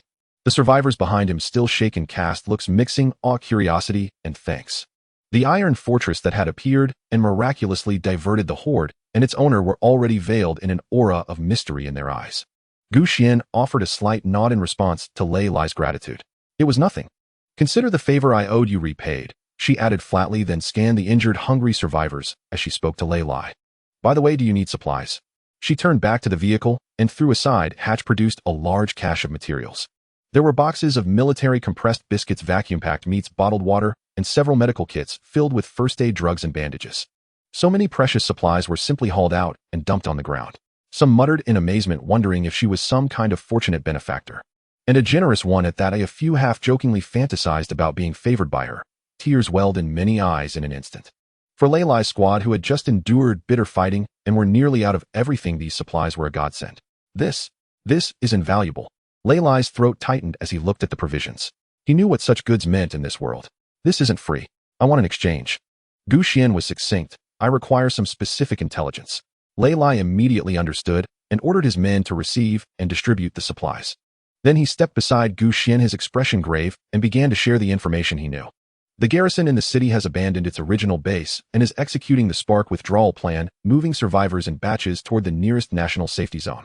Lei Lai's voice carried a barely perceptible bitterness. "Our squad was one of the rear guard and search units and became separated from the main force." "National safety zone." Xuan seized on the keyword. "Yes." Lei Lai confirmed. "According to the last orders, the nearest one lies to the northwest, roughly 200 kilometers away in the Panjshir Mountain region. It was said to be naturally defensible, easy to hold, and hard to assault. The military was building large fortifications there to shelter survivors and attempt to restore order." He looked at Xuan earnestly. "Comrade Xuan, your abilities and equipment are exceptional. Come with me to the Panjshir base. There is a relatively stable environment there, organization, and more survivors. Together we can." "No need," Xuan cut him off decisively. She harbored reservations about the so-called safety zone. Crowds meant rules, restraints, and potential power struggles, contrary to her intent to act freely and pursue the enhancement of her own strength. A glimmer of disappointment flashed in Lei Lai's eyes, yet he did not press the issue. He respected Xuan's choice. Xuan then shifted the conversation to her real concern. "Captain Lei, how much do you know about military mechanical dogs or intelligent combat robots? Do you know where to find relevant technology or products?" Upon hearing this, Lei Lai furrowed his brow, reflecting carefully before he spoke. "Military mechanical dogs. Indeed there are. I remember there was an experimental mechanical wolf unit equipped at the 7th Logistics Equipment Warehouse base west of the city, used for patrols and handling hazardous materials before the apocalypse. However," his tone turned serious, "that area was one of the first to be overwhelmed by the infection, falling very early and very thoroughly. It is said that not only are there a vast number of zombies inside, but due to the enclosed environment there may have been more troublesome mutations. We previously had scouts attempt to approach, but they never returned. That place is now a dead zone, extremely dangerous. The 7th Logistics Equipment Warehouse base, the Mechanical Wolf Unit." Xuan silently noted the location and codename. "Danger. Her mechanical army desperately needs a suitable whetstone." "I understand. Thank you for the information." Xuan nodded in acknowledgement. The exchange of information was complete, and the supplies had been delivered. Lei Lai knew the moment of parting had come. He looked at Xuan and said solemnly, "Comrade Xuan, take care. If you change your mind or need help, the door of the rock base is always open for you. Follow the main road northwest and be on the lookout for military markers. Take care." Xuan responded, then said no more and turned to get into her vehicle. The heavy door of the vehicle slowly closed, shutting out everything from the outside world. The engine started with a low rumble, and the deep gray RV turned direction, showing no sign of reluctance, quickly disappearing into the vast night. Lei Lai stood in place, staring in the direction where the RV vanished, remaining silent for a long time. He knew that this mysterious and powerful woman was destined to walk a path different from theirs. He could only wish her a safe journey through this cruel apocalypse. Inside the vehicle, Xuan pulled up a map, her gaze fixed on the area west of the city. The 7th Logistics Equipment Warehouse Base, the military mechanical wolf. In her eyes there was not a trace of fear, but rather a flame of challenge ignited. The next target is there. She wants to see how the military mechanical creations compare to her own works. And perhaps within that fallen base lies the key to propelling her army to new heights. Following the coordinates provided by Lei Lai, Xuan drove the RV, avoiding the scattered zombies wandering along the main road. After spending the better part of a day, she finally arrived at the outskirts of the 7th Logistics Equipment Warehouse Base, located west of the city. Before getting too close, the vehicle's detection system emitted a dense barrage of alarms. The red dots representing life signals on the screen almost formed a continuous mass, clearly outlining the contours of the entire base. The density far exceeded any place she had visited before, even surpassing that of the high-tech zone. Xuan parked the vehicle about a kilometer away from the base entrance, concealed behind a small hill, using a high-powered telescope to observe. The sight before her made her frown. The tall walls of the base still stood, but many areas were damaged and collapsed. Through the gaps, she could see the zombies inside, densely packed and writhing like a swarm of ants. They filled the roads, playgrounds, and gaps between warehouses, their numbers overwhelming and hair-raising. The air seemed to be thick with a vague, muffled hum composed of the low growls of countless zombies. How could there be so many? Xuan thought to herself. This density was highly unusual, as if all the zombies in the city had been drawn here by something. Was it the sheer number of soldiers and staff that had gathered at the time of the base's fall? Or was there something later that continued to attract them? Charging in obviously wasn't wise. Even with her upgraded RV and armed mechanical dogs, getting caught in such a massive zombie tide would mean certain death. Since I can afford to take my time, I'll observe the situation first. Xuan quickly calmed down. What she lacked most was time and resources. The reserves inside the RV were enough for her to stay here securely for months. However, waiting did not mean doing nothing. She needed information to understand the detailed situation inside the base, especially regarding the potential location of the mechanical wolf unit and what exactly was attracting the zombies. Directly sending mechanical dogs or drones in would be too risky, as they could easily be overwhelmed by the tide. Xuan's gaze swept over the military optical cables and communication lines that crisscrossed the base's perimeter, some of which were trampled by zombies, and she had an idea. Xiaopeng, she called her robotic assistant. Do you see those exposed military optical cables? Find a way to connect one to our vehicle system without alerting the zombies. Understood, Administrator. Xiaopeng's eyes flashed blue as it quickly analyzed the feasibility of the task. It picked up a set of precise cable connection tools and a signal amplifier, silently sliding down from the vehicle. Xiaopeng was relatively small, agile, and made very little noise. It utilized the terrain and shadows for cover like a skilled surgeon, cautiously approaching a relatively intact main optical cable extending from a damaged section of the base wall. First, it used special instruments to detect the cable's activity, confirming that there were still faint signals present. Then it used a laser cutter to make a tiny incision in the cable's outer sheath, exposing the fiber inside, quickly connecting the carried signal interface to it, and using fast-drying gel for stabilization and camouflage. The entire process took less than 10 minutes without attracting any attention from the zombies. The signal interface on the other end connected to the high-performance signal reception and decoding equipment in the RV. Connection successful. Attempting to decrypt the residual signals of the internal network of the base and access the surveillance system. Xiaopeng returned to the vehicle to report. Xuan sat at the control panel, her hands flying across the virtual keyboard. Data streams rapidly scrolled on the screen as she utilized some hacking techniques she had acquired from the system to try and breach the firewall of the base's internal network. The base's network was clearly mostly down, but some core areas relying on independent backup power might still have surveillance cameras operating. After a few minutes, accompanied by a faint prompt sound, the gibberish on the screen stabilized. Then an extremely rudimentary, seemingly from the last century surveillance system operation interface popped up. Although most of the camera icons were gray and offline, there were still a dozen or so scattered cameras throughout the base, stubbornly lit with green lights. I did it. A glimmer of joy flashed in Xuan's eyes. She immediately clicked on the feeds from the functioning cameras. The quality of the footage varied, with some filled with static and others at awkward angles. But through these fragmented perspectives, she was able to catch a glimpse of a corner of this fallen base. A camera is aimed at the entrance of a large warehouse where a dense mass of zombies lingers outside, seemingly wanting to enter, but held back by some invisible force. Another camera is positioned high above, overlooking an internal training ground, which is also crowded with zombies, but they seem to be slightly agitated, moving towards a specific direction in the center of the training ground.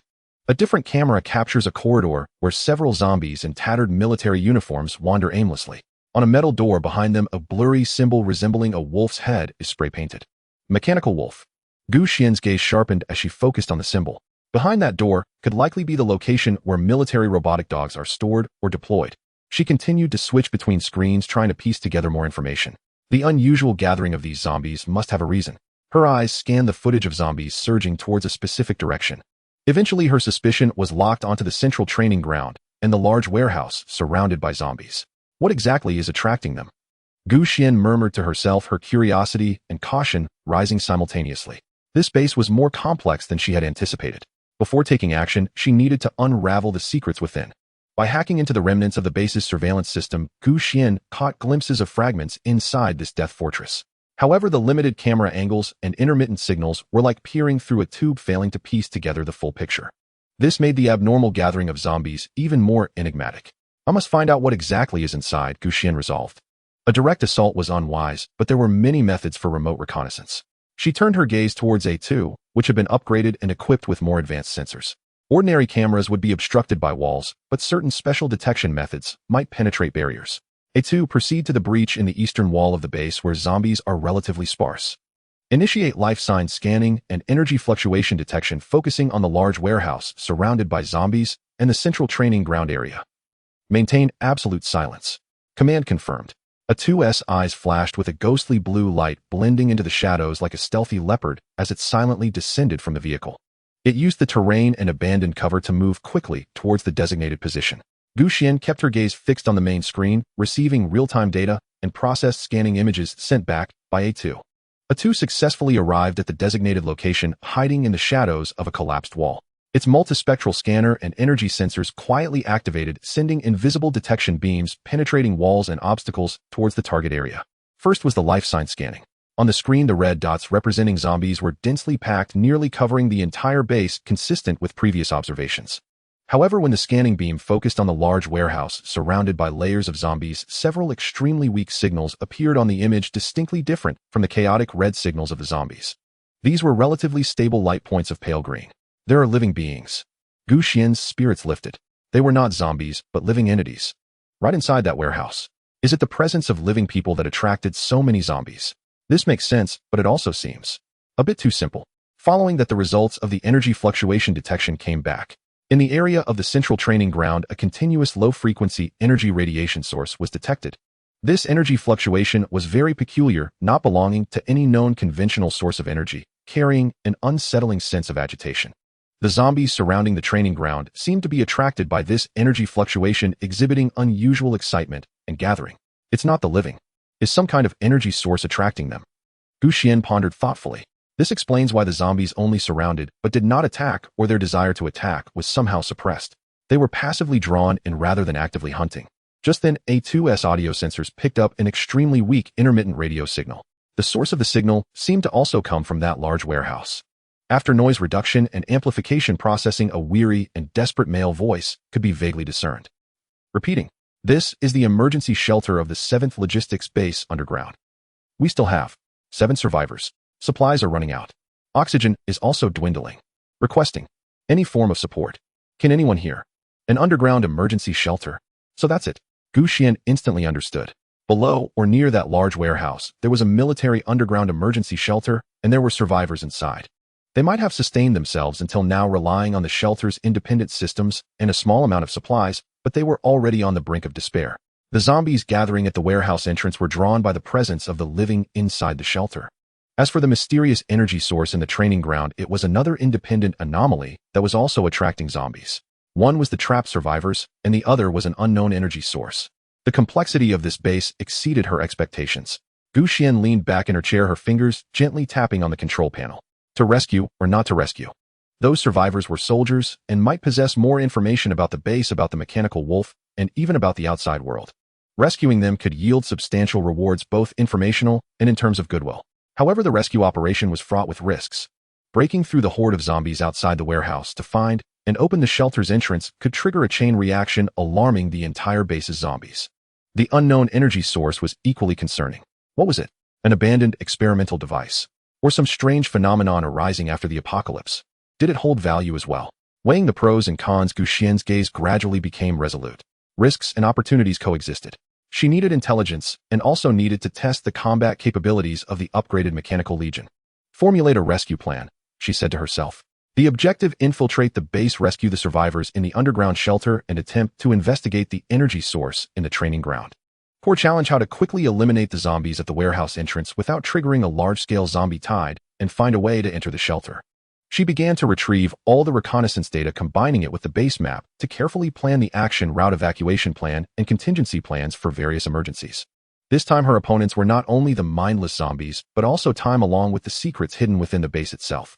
After meticulous planning, Xuan decided to adopt a lightning strike tactic. Utilizing A1's powerful firepower and A3's precise shooting, she aimed to create a brief vacuum of firepower at the warehouse entrance. Then A2 and the little Peng robot would quickly advance, searching for and opening the shelter's entrance. She herself would provide sniper support and command from the rear. The operation begins. A 1S mounted machine gun let out a furious roar, the barrage shredding dozens of zombies gathered at the warehouse entrance to pieces in an instant. Simultaneously, A3 conducted precise eliminations, taking down scattered zombies attempting to close in from both sides. The gunfire sounded like cold water dripping into hot oil, stirring up the zombies throughout the entire base, their roars echoing in waves. But Xuan had calculated the timing. A2, a little Peng move. A2 and Xiao Peng shot forward like arrows, bursting into the warehouse during a lull in a one suppressive fire. Using map coordinates and signal triangulation, they swiftly located a heavy circular metal door with a pneumatic pressure valve, hidden behind a concealed storage closet in the warehouse's far corner. This was the entrance to the underground emergency shelter. Xiao Peng immediately connected to the backup power interface beside the door and began cracking the electronic lock. Meanwhile, A2 stood guard at the threshold, silently eliminating several straggling zombies drawn by the gunfire. With a soft metallic click, the pressurized door slowly opened, revealing a descending staircase. Through A2's visual feed, Xuan saw several figures below, huddled together, supporting one another, ragged and gaunt, yet their eyes now flickered with rekindled hope. "Come out now. Stay close to my robots. We're running out of time," Xuan commanded coldly over A2's external speaker. The 7 survivors emerged, 5 soldiers in tattered uniforms, a middle-aged civilian administrator, and a woman shielded protectively at their center. Though smudged with grime, her features remained strikingly beautiful, and her expensive down jacket clashed jarringly with the desolation surrounding her. Her bearing and attire unmistakably marked her as the privileged daughter of some high-ranking official. "Move, now," the lead soldier rasped hoarsely, and the group surged forward behind A2 and Xiao Peng toward the warehouse exit. Yet just as they neared the threshold, on the cusp of reuniting with Xuan waiting outside, the unthinkable erupted. The young woman at the group's heart locked eyes instantly with Xuan, standing beside the RV, sniper rifle in hand, face carved from ice. Far from relief, she ignited like a live grenade. With a violent wrench, she broke free from the soldier's grip and pointed straight at Xuan, shrieking in fury. "So you're the rescue team? What took you so long? Do you have any idea how long we've been trapped down there? Suffocating. What exactly are you soldiers doing? Such abysmal efficiency." Her outburst stunned Xuan and left even her own escorts and the civilian administrator speechless. Xuan could scarcely believe her ears. She had risked everything, expending precious ammunition and energy to extract these people from a zombie-infested death trap, only to be met not with gratitude, but with blame. When Xuan remained silent, the young woman's arrogance flared hotter. Stomping her foot, her voice climbed higher, cracking with tears and sheer unyielding entitlement. "I don't care. My boyfriend is waiting for me at the Howl Hotel in the city center. You drive me there right now to pick him up. If so much as a single hair on his head is harmed, I'll hold you personally accountable." Howl Hotel, city center. That place had become hell's innermost circle. Xuan laughed, a sharp, incredulous bark born of sheer exasperation. She stared at that beautiful, twisted face, distorted by rage and arrogance, and felt a surge of white-hot fury rise straight to her temples. Conversing with such a person was a waste of breath. Without a word, or even a backward glance, she turned, yanked open the RV's door, and stepped inside. "Stop, right there." Enraged, the young woman lunged forward and slammed her fists against the newly closed door, thudding percussive blows echoing sharply. "I'm ordering you, do you hear me? Take me to my boyfriend, now, or I'll have my father strip you of your rank, and see you court-martialed." Inside the vehicle, Xuan listened to the shrill, grating slaps and screeches, her gaze turning glacial. The fragile calm she'd felt after the successful extraction shattered completely. She needed clarity, needed to purge this suffocating revulsion. And while the young woman raged relentlessly outside and the soldiers futilely tried to intervene, Xuan did something no one anticipated. She reached out and slammed her palm hard onto the car horn button. Whoa! A deafening, piercing, ultrasonic blast erupted, like thunder cracking open the earth. It reverberated violently across the barren base, instantly drowning out every other sound. The young woman shrieked, collapsing backward onto the ground in terror. Worse still, the colossal noise acted like a spark dropped into a vat of boiling oil. "Grah!" Thousands upon thousands of zombies across the entire base were instantly incited, awakened by this unprecedented sonic assault. Roars swelled like a tidal wave from all directions.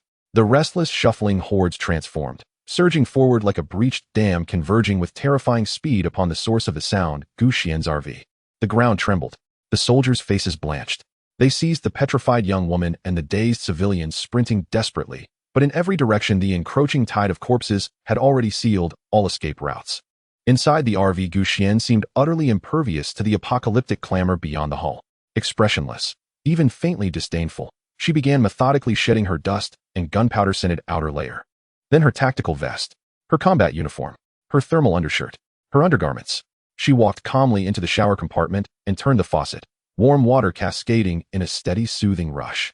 Xuan's mood was dangerously foul. She required a long, luxurious soak to soothe her frayed nerves. As for the chaos outside, by the time she finished bathing, it would surely be silent. Steam rose thick and fragrant within the shower stall.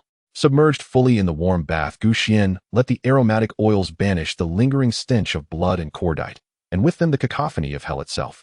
Eyes closed, she savored the gentle caress of water over her skin, deliberately emptying her mind, ruthlessly expelling the arrogant young woman's revolting visage and shrill, grating voice. 1 hour was ample time for both catastrophe and conclusion. When she finally rose from the tub, dried herself, and slipped into clean, soft loungewear, the world outside had irrevocably changed. The roars remained dense and unrelenting. The pounding and scraping against the RV's hull grew even more ferocious, as if thousands of undead, tireless and ravenous, sought to breach this steel citadel. Yet all human sounds, panicked screams, desperate cries, anguished pleas, had vanished entirely. Xuan strode to the driver's seat and gazed impassively through the tinted bulletproof glass. Beyond it, a writhing, grotesque mosaic of faces, countless gray, clawing arms scrabbling endlessly at the hull. It appeared the entire base's undead population had converged here, sealing the RV in an impenetrable, seething ring. And scattered across the snow-dusted ground around the vehicle, amidst filth and frozen slush, lay only fresh, shocking pools of blood and tatters of shredded clothing, mute, grisly testament to Liv's extinguished moments before. The young woman and her ill-fated companions had paid the ultimate price for their folly and arrogance. Against such an overwhelming tide, survival without fortified shelter was impossible. Not a ripple disturbed Xuan's composure, not even a whisper of pity. In fact, the silence felt almost refreshing. She activated the windshield wipers, clearing away splattered gore and viscous slime, her field of vision sharpening slightly. At that moment, her comm unit crackled with fragmented transmissions from A2 and Xiaopeng. Having infiltrated the base interior per protocol, they'd found temporary safety. The very roar that doomed the others had drawn the horde outward, leaving the interior momentarily clear. Administrator, this is A2. Infiltration of internal base structures complete. Critical intelligence confirmed. Repeat, critical intelligence confirmed. Xiaopeng corroborates report. Within residual network archives, we retrieved encrypted files referencing Project Tai AO and anomalous energy signatures, currently attempting decryption and download. Xuan's focus snapped into razor-sharp clarity. Report specifics immediately. A2 was the first to relay the visuals and data it had scanned with its sensors. It reported the hangar housing the Mechanical Wolf project had been located. The hangar doors were sealed, external defenses partially offline, yet internal energy signatures remained active. The scan showed multiple high-intensity metallic lifeform signatures inside the hangar. They appeared to be conducting autonomous patrols. Status assessment: not zombified, but exhibiting anomalous behavior and high aggression. Autonomously patrolling military mechanical dogs. Xuan raised an eyebrow. It seemed these mechanical wolves had not fully shut down when the base fell, but had entered some sort of autonomous defensive or runaway state. Xiaopeng promptly reported its findings. Encrypted files had been partially cracked. The records indicated that in later stages the Mechanical Wolf project had undergone tests of battlefield adaptive AI and enhanced friend-foe recognition. The anomalous energy source at the training ground was linked to a codename project called Fengchao. The records were fragmentary, mentioning high-dimensional energy leakage, spatial disturbances, and attracting specific life forms. Xuan immediately thought of the unnaturally dense horde of zombies outside. Could the training ground's energy source be drawing not just zombies, but some broader category of life forms? Or was it emitting a kind of energy or signal that the zombies craved with an intense, almost compulsive hunger? Fengchao, high-dimensional energy leak, spatial disturbance. Together those words stirred both unease and an eager curiosity within Xuan. This seemed to touch upon the essence of the apocalypse itself, or perhaps it was another perilous technological artifact. Continue decrypting and extract every related datum possible. A2. Maintain covert observation and do not alert the mechanical wolves inside the hangar, Xuan ordered. She watched the still-pressing tide of corpses outside the window, then glanced at the secret internal base information A2 and Xiaopeng had transmitted, weighing her options swiftly. The horde outside would not disperse, soon a forcible breakout would be costly. Inside the base, however, clearly lay far more valuable assets. There were the potentially active military robotic dogs, the mechanical wolves, and that mysterious Fengchao energy source that might be entwined with the apocalypse's enigma. Risk and opportunity were laid bare before her once more. Should she remain idle and wait for the horde to dissipate on its own, which might take an age, or seize the moment, while the horde was drawn around the vehicles and the base interior lay relatively empty? To have A2 and Xiaopeng probe deeper, perhaps attempt to seize control of a mechanical wolf or retrieve specimens. Xuan's gaze sharpened. Passive waiting had never been her way. A2, a Xiaopeng plan change, she said. Her cool voice came through the calm. I authorize you, provided you ensure your own safety, to attempt contact with the mechanical wolf hangar. Primary objective: obtain the core control code or the hardware interface definitions. Secondary objective: collect close-range data on the Fengchao energy source. If you encounter an overwhelming threat, withdraw as priority. I will remain here to provide informational support and to draw the zombies' attention. She resolved to use the sturdy RV as both bait and bastion, remotely commanding her mechanical vanguard from within this sea of corpses to pry open the deepest secrets of the military base. Through A2's covert reconnaissance and Xiaopeng's deep penetration of the base network, Xuan gained a clearer and more shocking understanding of the base's concealed mechanical wolf project. It turned out Mechanical Wolf had been an early internal code name. Its official designation was QGV, formerly referred to as Jiqi Lang. That name precisely embodied its design philosophy: the machine's precision and tirelessness fused with the wolf's agility, ferocity, and cooperative pack tactics. It was not a single model of robotic dog, but a family of series equipment built on an advanced quadrupedal platform capable of functional expansion through highly modular modifications. Its core advantage lay in one chassis, multiple types. By swapping mission modules, it could rapidly change roles and greatly enhance battlefield adaptability and combat efficiency. The technical file Xiaopeng downloaded detailed 3 main variants: reconnaissance for type, more than mere cameras, an integrated mobile sensor node with high-precision multispectral optics, highly sensitive infrared thermal imagers, laser rangefinders, and a compact battlefield radar. It could slip silently behind enemy lines, construct a real-time, three-dimensional tactical picture, and stream the data back to command. Its silent mobility and environmental adaptability far surpassed human scouts. Firepower: a type, a true killing machine. The file showed it could mount the common machine guns or grenade launchers Xuan had previously salvaged. Its standard configuration even included a dedicated 5.8mm coaxial machine gun and a 35mm intelligent grenade launcher, delivering sustained fire and remarkable accuracy. More importantly, it possessed autonomous target recognition, threat level assessment, and tracking lock capabilities. Once authorized, it could fire autonomously. Truly a frontline assault trooper. Transport type: focused on logistical support. Through optimized mechanical structure and power distribution, it boasted astonishing payload capacity, able to transport ammunition, medical supplies across difficult terrain, and even supply small equipment power to frontline units. An indispensable iron mule in prolonged combat. All Jiqi Lang models employed advanced biomimetic quadrupedal designs, with terrain crossing capability far superior to Xuan's wheeled or tracked custom dogs. Their modular architecture supported rapid field replacement of mission modules. This meant that if Xuan could secure those Jiqi Lang units and spare modules, she could assemble a fully capable mechanical task force tailored to any mission's demands. A2's real-time scan data corroborated this. It detected at least 6 active Jiqi Lang unit signals inside the hangar with strong energy reactions, and indeed they were conducting regular patrols according to a preset program. Their motion carried a bionic fluidity, a stark contrast to the sluggish zombies outside. Yet the files also warned of risks. The Jiqi Lang project had been testing battlefield adaptive AI and enhanced friend-or-foe recognition in its later stages. When the base fell, those tests were likely unfinished, leaving the Jiqi Langs in a liminal autonomous defense state, neither fully uncontrolled nor properly commanded. They would attack any life form not identified as friendly, including zombies, humans, and potentially even Xuan's own mechanical units. There was also the matter of the training ground's anomalous energy source, the Fengchao project. Xiaopeng managed to decrypt only fragments mentioning high-dimensional energy leakage, localized spatial stability disturbances, and resonant attraction of certain lifewave frequencies. This seemed to explain why the zombies clustered here so unusually. They were likely being unconsciously drawn, perhaps even catalyzed, by those energy fluctuations.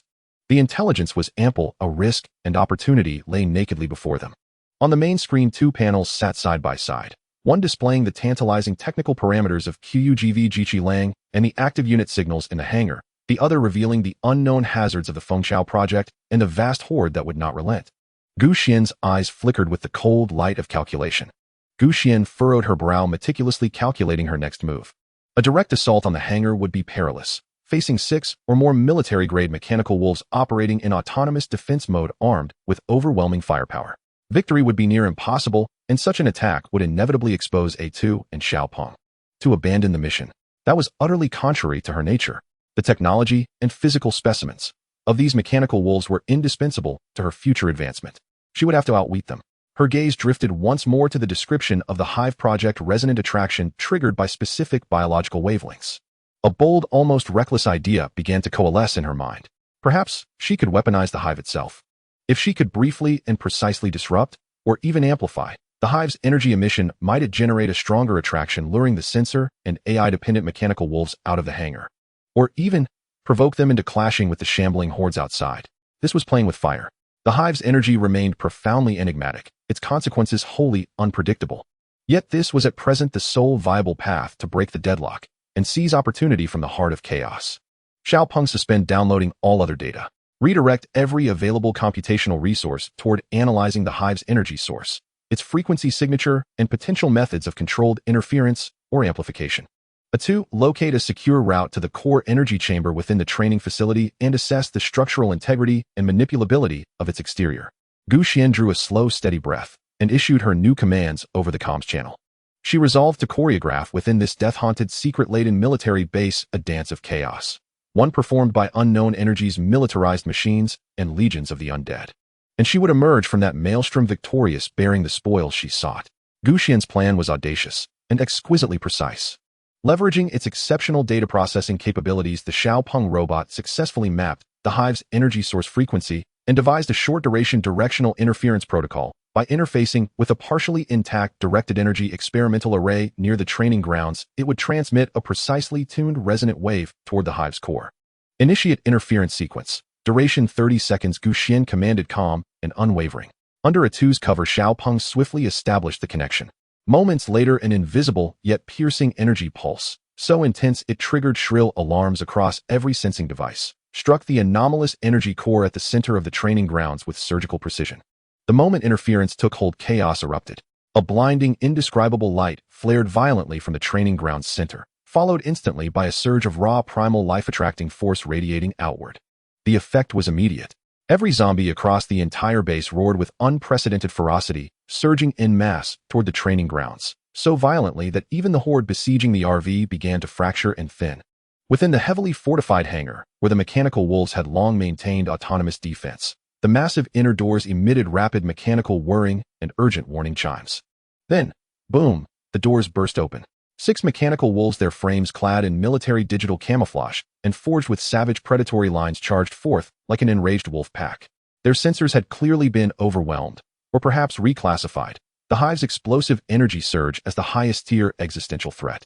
2 heavy fire units unleashed torrents of gunfire the instant they cleared the hangar, coaxial machine guns and grenade launchers blazing, not at the zombies, but directly upon the erupting energy source at the training ground's heart. The remaining 4 dispersed rapidly to engage the advancing undead with integrated weaponry, while the others maneuvered cautiously toward the energy source, attempting real-time analysis. Chaos, absolute incandescent chaos. Zombies and machines collided in frenzied, brutal combat around the pulsing core. Now, A2, breach the hangar, access the main control terminal, and download the core control protocols and unit identification codes. Xiaopeng, acquire energy source data and physical samples. Gu Xian seized the moment. With uncanny stealth, A2 slipped unseen into the momentarily unguarded hangar. Meanwhile, Xiaopeng risked passage through the maelstrom, drawing close to the training ground center. As it cleared away debris and exposed the energy source, Gu Xian's breath caught. It was a flesh cocoon, roughly the size of a pomelo, pulsing rhythmically, its surface veined with dark crimson, radiating an eerie, immense power. More unsettling still, scans revealed unmistakable signs of artificial modification, suggesting this entity had existed here under human study long before the apocalypse. Xiaopeng, extract the sample and return it to the vehicle. Gu Xian suppressed the storm of shock within her and acted without hesitation. Xiaopeng deployed a specialized tool, carefully detached the cocoon, and sealed it inside a shielded containment box. Simultaneously, A2 transmitted confirmation administrator successful infiltration of the hangar main control system. Core control protocols and unit identification codes downloaded. Excellent. A flash of sharp intelligence lit Xuan's eyes. Do not upload new friend or foe identification signals. She abruptly altered her objective. A2. Attempt direct acquisition of root-level administrative authority. Exploit protocol vulnerabilities, or overwrite existing directives by force. I demand absolute control, not mere recognition as ally. Her ambition had expanded. She intended for those 6 formidable military mechanical wolves to bear only one name, hers. Understood. Initiating privilege escalation. Data streams blazed across A2's optical sensors as it launched a deeper, more aggressive assault on the hangar's central system. The external melee granted it precious time, but the operation teetered on a razor's edge. Should the mechanical wolves' autonomous defense systems detect the intrusion, A2 itself could be counterhacked, or worse, trigger a direct coordinated assault on the RV. Seconds bled into minutes. Outside, the battle intensified. The zombies, driven mad by the unnatural energy, surged forward in endless waves, while the mechanical wolves, though fearsome, saw their efficiency erode under persistent sensor interference. Warning. Detected autonomous AI attempt to reset system and purge external connections. A2 reported urgently. Xiaopeng, disrupt the hive's energy source again. Generate a stronger pulse to scramble their sensors and overload their AI judgment. Xuan ordered instantly. Without hesitation, Xiaopeng discharged an overloaded energy surge into the residual interface where the cocoon had been mounted. VVVVRRR. An even more potent wave of invisible force rippled outward. The light at the training ground's center flared anew, this time warping the very air with subtle spatial distortion. All 6 mechanical wolves froze mid-combat. Their sensor feeds collapsed into static, their processing cores overloaded, their autonomous AI resistance suppressed, briefly but decisively. Now, A2 force overwrite. Xuan commanded, voice taut with urgency. Seizing the singular fleeting opening, A2 flooded the internal network with its cracked and rewritten root access directive, overriding the core firmware of all 6 mechanical wolves in an instant. Outside, the red targeting lights in each mechanical wolf's optics winked out, then reignited, now burning with a deep serene cobalt blue, the signature hue of Xuan's command architecture. They ceased all motion simultaneously, as if paused by an unseen hand. Within the hangar, A2 delivered its final report. Administrator root-level authority successfully acquired. Control of all 6 QGV mechanical wolves has been fully transferred to your designation. Unit status confirmed. Heavy fire support 3A, reconnaissance 1, logistics transport 2. Awaiting your orders. It was done. Xuan gazed at the 6 steel wolves standing motionless amidst the chaotic battlefield on her screen. Their eyes glinted with eerie sapphire light, and a profound sense of triumph swelled within her. She had not only acquired the mysterious fleshy cocoon, but also captured, intact and fully operational, a formidable regimented military-grade mechanical legion. All Machine Wolves units heed my command. Xuan issued her first order through the newly acquired administrator channel. Eliminate nearby threats and provide cover for A2, Xiaopeng, and the cargo during their return to the vehicle. 3 heavy firepower Machine Wolves instantly pivoted, their shoulder-mounted weapons roaring anew, this time with surgical precision, targeting every zombie drawing near. Their firepower was ruthless and exact, carving an immediate corridor through the surging tide of undead.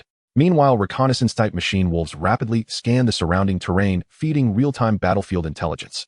2 transport variants moved swiftly behind them, securing the flanks. Under the flawless protection of her newly acquired Machine Wolf squad, A2 and Xiaopeng retreated to the motorhome, carrying the shielded case containing the fleshy cocoon. Xuan watched from inside the vehicle as the 6 steel sentinels stood in silent, lethal formation outside, then turned her gaze to the enigmatic cocoon within. A cold, razor-sharp smile curved her lips. This time the rewards far exceeded expectations. Her mechanical legion had just undergone an explosive surge in strength. It was time to depart and meticulously assimilate these spoils of war. She observed the 6 steel wolves standing vigil outside, their sapphire eyes glowing faintly, while simultaneously feeling the crystalline clarity of the command link resonating in her mind. An indescribable thrill surged through Xuan. Exhilaration mingled with deep-seated accomplishment. This expedition to the base had carried immense risk, but its returns were nothing short of extraordinary. Overcome with elation, she instinctively turned to scoop up her lucky charm, her warm, fluffy little golden companion Jean Doe, for a well-deserved celebration of this historic moment. Jean Doe, weave. Her jubilant cry died mid-breath, her outstretched hand froze in midair. There, tucked into the corner of the living area, Jean Doe clung fiercely to the fleshy cocoon retrieved from the base, its surface pulsing with unsettling energy. The little fox buried his snout against it, gnawing voraciously. A gaping hole now marred the translucent membrane veined with pulsating crimson filaments. Inside, only an empty paper-thin husk remained. My precious ancestral treasure. Gu Xian's voice shot skyward, laced with unprecedented panic. What on earth do you think you're shoving into your mouths? Spit it out, immediately. We haven't even studied this thing yet. What if it's toxic? Let go right now. She lunged forward, reaching desperately for the last remnants of the cocoon. Yet Jean Doe, the normally docile, obedient pup, now guarded the cocoon like a common dog protecting its most treasured bone. A low guttural growl rumbled from his throat as he clutched the cocoon tighter, then darted with startling agility. Whoosh. Vanishing beneath the bed's deepest recess, leaving only a quivering golden tailtip swaying in the air. Jean Doe, come out, right now. That is not food. Frantic, Gu Xian dropped to her knees, straining her arm toward the narrow void beneath the bed, only to find it impossibly out of reach. Frustration mounting, she shouted into the gloom. You get out here now? That thing came straight from a pile of rotting corpses. It's filthy. And potentially poisonous. From beneath the bed erupted louder chewing, deliberate swallowing, and soft, contented whines, as though he were savoring some celestial delicacy. Heart-hammering, Gu Xian whirled and tore open the tool cabinet. She seized a long mechanical grabber, tried luring him with treats. After several frantic minutes, she finally coaxed the now visibly distended Jean Doe from beneath the bed. When she finally cradled him in her arms, the bizarre grapefruit-sized cocoon had vanished entirely. Only Jean Doe's taut, round belly, swollen like a ripe watermelon, remained, along with his guileless, blissful expression as he licked his lips. You ate it all. Gu Xian stared at his grotesquely bloated abdomen, her face collapsing into anguish and exasperation. Don't you fear bursting, you little fool? Do you have any idea what that thing is? She gently pressed his belly. He showed no sign of pain, merely let out a soft, satisfied belch and leaned in, trying to nuzzle her cheek. But Gu Xian's heart sank. The cocoon's origin was unknown. It pulsed with alien high-dimensional energy, classified research conducted secretly by the military before the apocalypse. What would happen now that Jean Doe had swallowed it whole? Oh no, what if it mutates you? A chilling thought pierced her mind. She'd witnessed too many creatures twist into abominations after exposure to unknown substances. What if Jean Doe suffered the same fate? She dared not dwell further. No, immediate quarantine and observation. Without hesitation, she retrieved a sturdy pet travel crate she had scavenged earlier. Jean Doe, sweetheart, just rest inside for a little while. Let Mama check if you're all right. She coaxed him gently, ignoring his plaintive whimpers as she carefully placed him inside and locked the latch firmly. She positioned the crate prominently in the living area and dragged a chair opposite it, her eyes locked unblinking on Jean Doe, nerves stretched to breaking point. The euphoria of acquiring a powerful mechanical legion had vanished, replaced entirely by visceral dread for Jean Doe's safety. Silently she prayed. Prayed that this insatiable little glutton possessed an ironclad digestive system, prayed the cocoon's arcane essence would bring no calamity, because if it did, she had no idea how to cope. Outside, a newly sworn steel wolf pack. Inside, a beloved companion undergoing unknowable transformation. Gu Xian's emotions careened like a runaway roller coaster, wild, disorienting, relentless. Locking Jean Doe inside the crate did nothing to ease Gu Xian's anxiety. The cocoon's volatile, anomalous energy posed unacceptable risk within the enclosed vehicle. If violent mutation or energetic detonation occurred, the consequences would be catastrophic. She clenched her jaw and made a grim decision. Xiaopeng A2, prepare to move the crate outside. Place it precisely at the center of that open field, while clear of the motorhome and the machine wolf squad. Her voice held a tremor barely concealed. Administrator, external temperature is -°C with unknown hazards present. Xiaopeng cautioned. Affirmative. External conditions pose significant risk. Execute the order, Gu Xian insisted. First, she drove the motorhome to a quiet, open stretch of land. Then, with meticulous care, the crate was placed on a snow-covered clearing 50 meters from the vehicle, close enough for constant surveillance, distant enough to contain potential catastrophe. Back inside, Gu Xian sealed every door and window, switched the main display to external camera feeds, and zoomed in tightly. Multiple angles fixed unerringly on the solitary crate. At first, all was still. Jean Doe curled quietly inside, apparently drowsy from overeating, his belly still taut and swollen. The biting cold beyond the crate seemed to have no effect on him. Gu Xian watched unblinking. Then, after roughly 1 hour, the change began. First, Jean Doe's silky golden fur stirred without wind, lifting softly, as if charged with static. Next, infinitesimal golden arcs, fine as spun silk, flickered erratically from his fur tips and beneath his skin, accompanied by faint, crisp pops. Gu Xian's breath caught.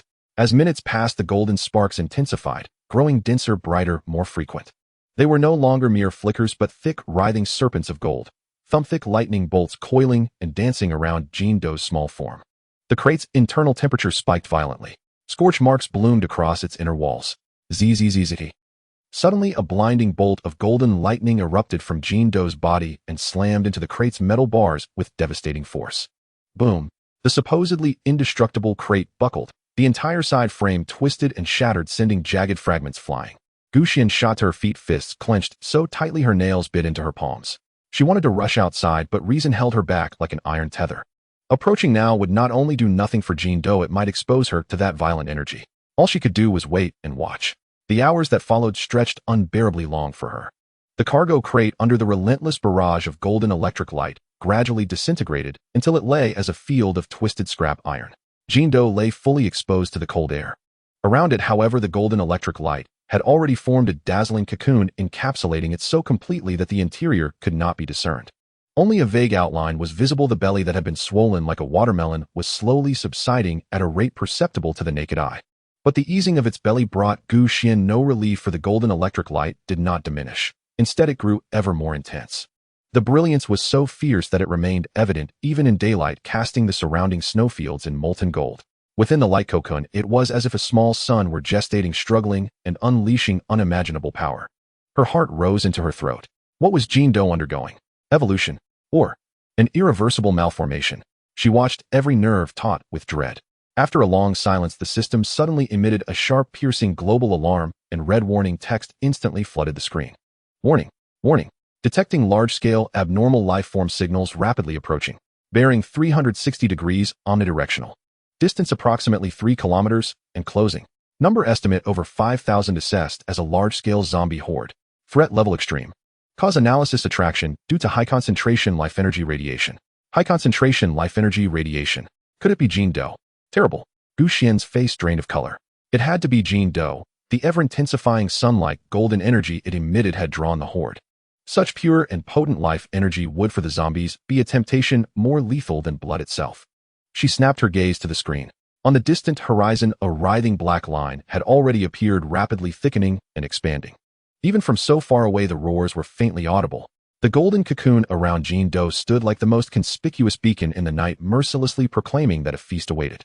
Ahead lay Jean Doe's unknown mutation. Behind rushed a sky-darkening zombie horde. A true dead end. The system's warning struck Xuan like ice water, snapping her from anxious worry about Jean Doe to confront the far more immediate crisis of survival.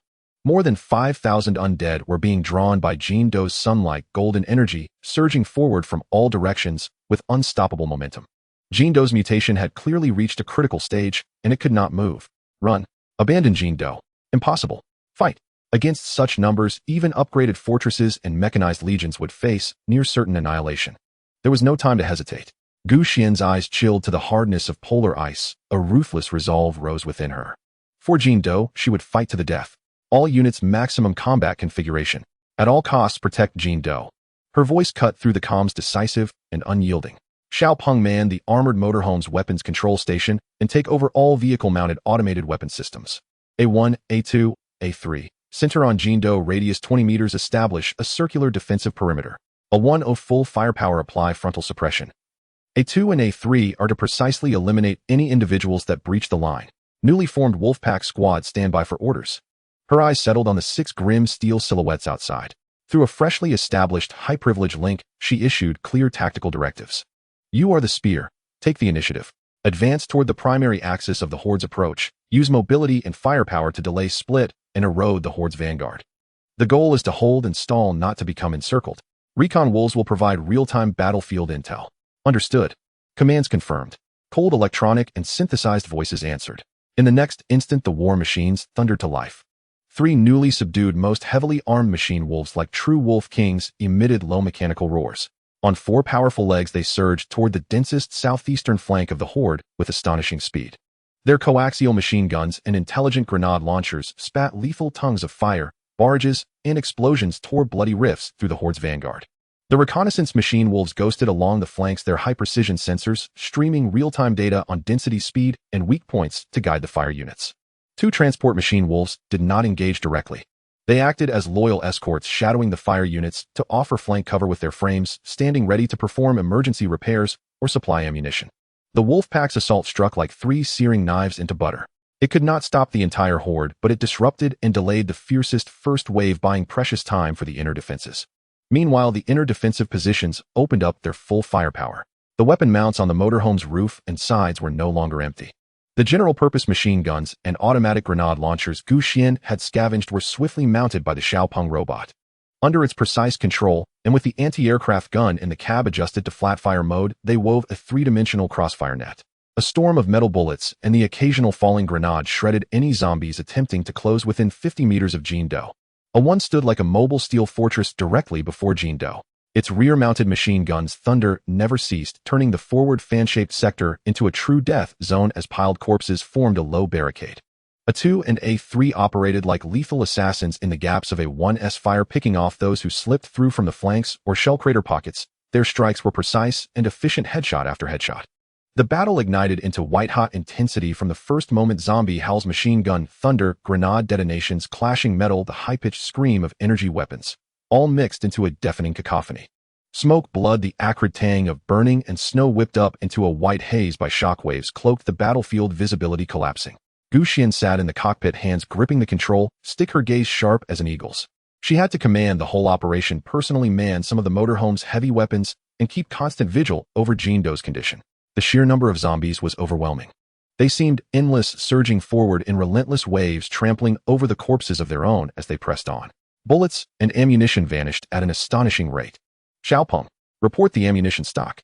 General machine gun ammunition remaining 40, a grenade remaining 35, anti-aircraft machine gun belt remaining 2. Wolf Pack, team ammunition consumption estimate, firepower type remaining 65, reconnaissance and transport weapon systems are functioning normally. Continue firing.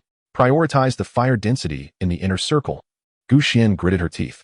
She began to deploy the vehicle-mounted rockets. This was the big weapon obtained from the armory earlier, and it was her only trump card. Rockets prepared. Target the most densely packed area of the zombie tide. Fire in volleys. Several rockets screamed out, trailing flames exploding into massive fireballs in the distant tide of corpses. The shockwave sent countless zombies flying, temporarily clearing a section, but it was soon filled again by the advancing zombies. The battle raged on, each moment feeling like a century. Ammunition stock quickly dwindled 70, 50, 30. Xuan was almost blinded by rage, firing rockets one after another, the explosions lighting up the night continuously. When Xiaopeng reported rocket stock depleted, ammunition remaining for all automatic weapons below 15, her heart sank to the depths. Although the Wolf Pack team fought valiantly, they began to suffer damage under the relentless high-intensity combat and the zombies' reckless charges. A firepower-type machine Wolf had its leg joints hit by several mutated zombies, its movements clearly slowing. The sensor array of the reconnaissance type was also hit by stray bullets, causing data fluctuations. In the inner circle, A-1's barrel was glowing red-hot, and the firing rate had to be reduced. A-2 and A-3 were covered in more and more bullet holes and scratch marks. And the golden bean. That golden cocoon remained dazzling, but the energy within seemed to reach a certain peak, causing the cocoon to flash brightly and dimly, as if it might explode or contract at any moment. The zombie tide, although greatly weakened, still had enough numbers to overwhelm them. Just as Xuan was about to order a final desperate charge, attempting to break through with the vehicle to create a bloody path for the golden bean, an anomaly occurred. The golden cocoon surrounding the golden bean abruptly shrank inward. It was as if an invisible black hole had instantaneously swallowed it. All the golden light vanished into the small body of the golden bean in less than a second. The light faded, revealing the little creature inside. The golden bean was still there, but its appearance had undergone a dramatic transformation. Its originally golden fur now seemed to be coated with a flowing layer of light gold, more radiant and dazzling. Its size appeared to have increased slightly, becoming more agile and streamlined. Most striking were its eyes, those big dark eyes where faint golden arcs of lightning flickered in the depths of its pupils. Its aura had completely changed, losing some of the puppy's softness, replaced by an indescribable agility, dignity, and a powerful sense of energy. It shook its head, seemingly dazed, and looked around the thunderous battlefield littered with corpses. Then its gaze precisely locked onto the direction of the RV driver's cabin, as if it could see through the heavy armor to Xuan inside. Woof! A crisp bark rang out, seemingly carrying a strange penetrating power. With this bark, a faint golden ripple, almost imperceptible to the eye, quietly spread out from the golden bean. This ripple swept across the battlefield, causing the zombies that were charging wildly to suddenly halt, as if impacted by some invisible force, their momentum slowing. Now, all units. Maximum firepower, clear the path ahead. Gather towards the vehicle. Prepare to retreat. Xuan seized this unseen-a-lifetime opportunity and shouted her order with all her strength. The remaining firepower erupted one last time, sweeping away the zombies in front. The golden bean seemed to understand, pushing off with its four limbs, transforming into a golden streak of light, and in the blink of an eye it dashed to the side of the RV, nimbly slipping through a small hatch reserved for it. The wolf pack team continued to fight while retreating, with the last two transport-type machine wolves even using their bodies to crash into the zombies coming from the flanks, covering their injured companions as they withdrew. When the last steel warrior, the firepower-type machine wolf with damaged legs, was half dragged and half pulled back to the vehicle by the transport type. Once all the companions successfully retreated, Xuan abruptly closed all the hatches. "Hold on tight." The engine roared under the strain. The RV charged like a wounded beast, pushing its power to the limit, and crashed towards the relatively weaker northwest direction of the zombie tide. The sounds of steel, flesh, and bone colliding were incessant. Finally, after crushing countless zombies, the heavy RV suddenly felt lighter, bursting through the edge of the zombie tide. Xuan did not slow down, driving the vehicle recklessly towards the distant wilderness, leaving the deathly battlefield far behind. Inside the vehicle, it was a mess. Smoke filled the air and alarm lights flashed. Xuan slumped in the driver's seat, gasping for breath, feeling as if all her strength had been drained. Ammunition was nearly exhausted, and the mechanical units were heavily damaged, but the golden bean was back, and it seemed different. She turned to look at the living area. The little golden bean was crouched there, tilting its head at her, its tail wagging gently, and the golden electric light in its eyes had faded. But that spirited vitality clearly told Xuan its lucky star had undergone an incredible transformation and had returned safely. The relief of surviving a catastrophe combined with the endless curiosity about the golden bean's changes intertwined in Xuan's heart. This brutal defensive battle fought to protect the law was worth it. The RV's engine roared like a wounded beast, racing across the snowy plains, leaving the gradually calming battlefield completely behind the horizon. Xuan's tense nerves relaxed slightly as she checked the vehicle's status and the damage to the mechanical units. Although the losses were considerable, the core framework and power system remained intact. Most importantly, the golden bean was unscathed and lay at her feet. However, those eyes that occasionally flashed with golden light reminded her that the little creature was no longer the same. Just as she was about to stop and find a hidden place for emergency repairs and rest, the vehicle's system remained at the highest alert level.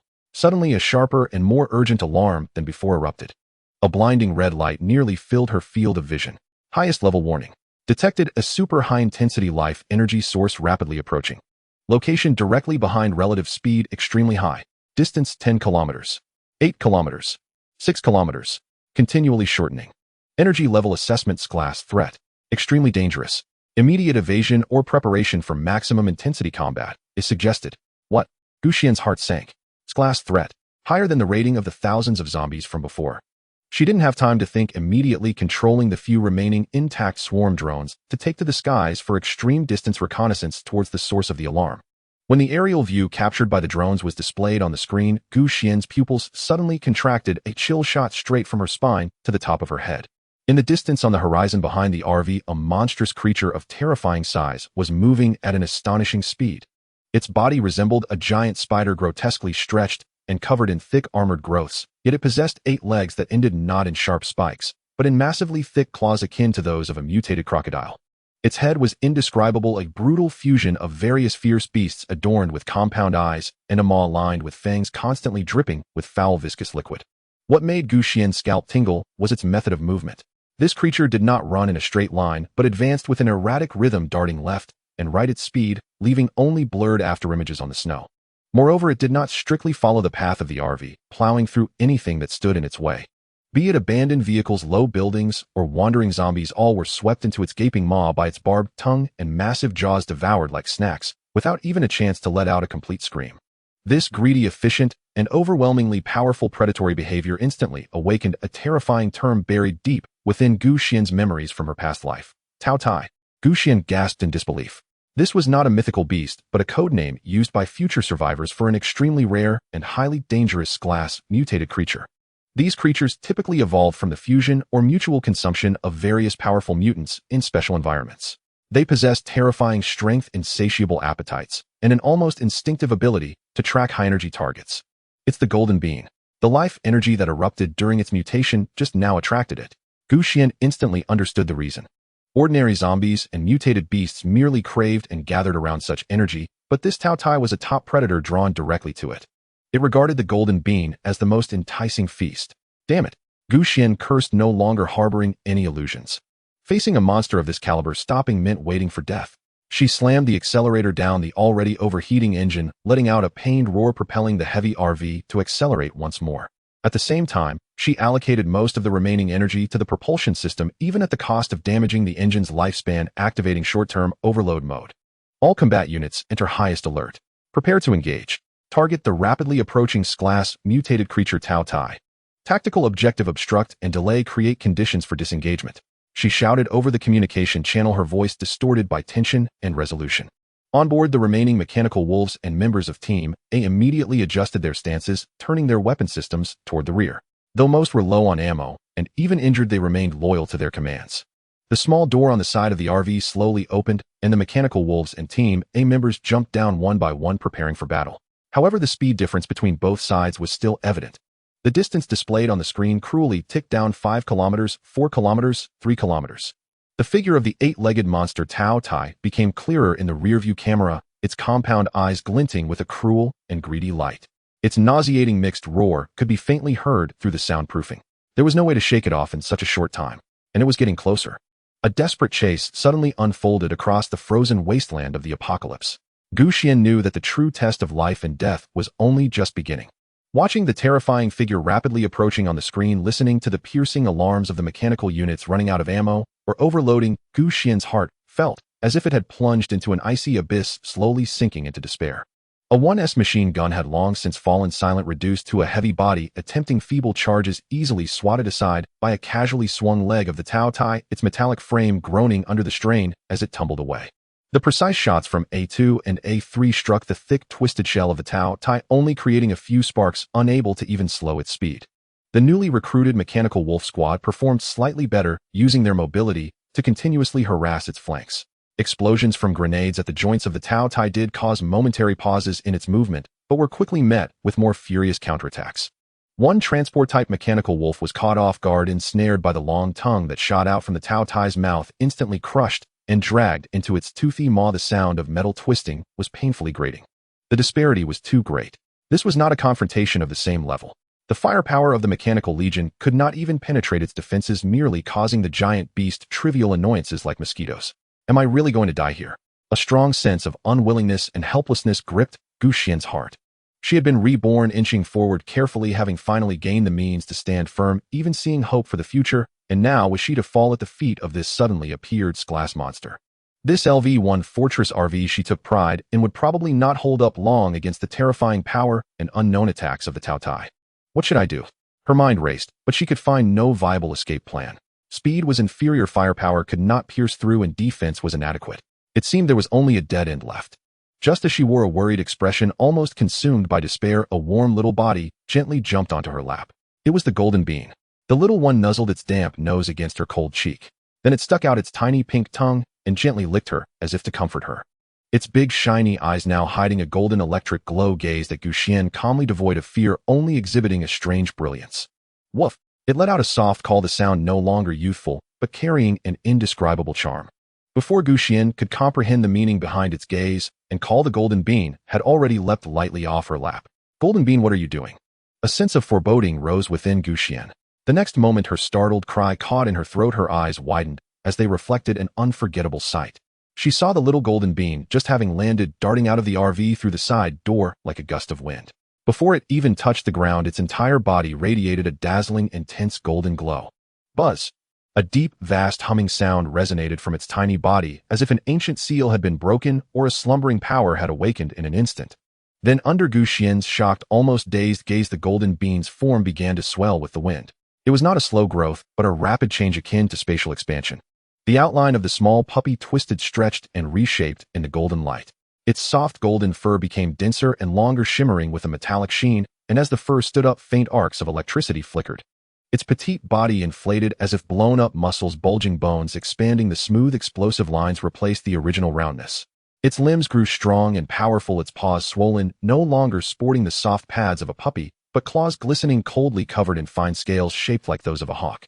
Its tail was no longer short and wagging, but rapidly elongated, the tip transforming into a series of bony ring-like structures resembling a rattlesnake's tail, culminating in a venomous barb that shimmered in shades of blue and purple. And its head, amidst the gathering golden light, transformed into a majestic, imposing lion's head.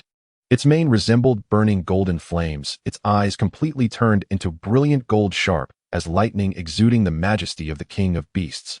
A mysterious vertical pattern faintly appeared on its forehead, resembling a closed third eye. In the blink of an eye, a massive beast over 3 meters long, nearly 2 meters tall, its entire body gleaming golden and crackling with golden lightning, fierce and strange in form, replaced the original puppy outside the RV. Its form combined the might of a lion, the sharpness of a giant eagle, the agility of a python, and the lethality of a poisonous scorpion, yet all merged into one, emanating an ancient, sacred, and destructively powerful aura. This was no longer a pet, nor even an ordinary mutated beast or evolved creature. It was a divine beast, as if it had stepped out from a myth. Golden being. Xuan's voice was dry and trembling, almost unable to believe her eyes. Jindo, now transformed into a golden divine beast, raised its massive head wreathed in golden flames and fixed its gaze upon the approaching 8-legged monster, Taotai.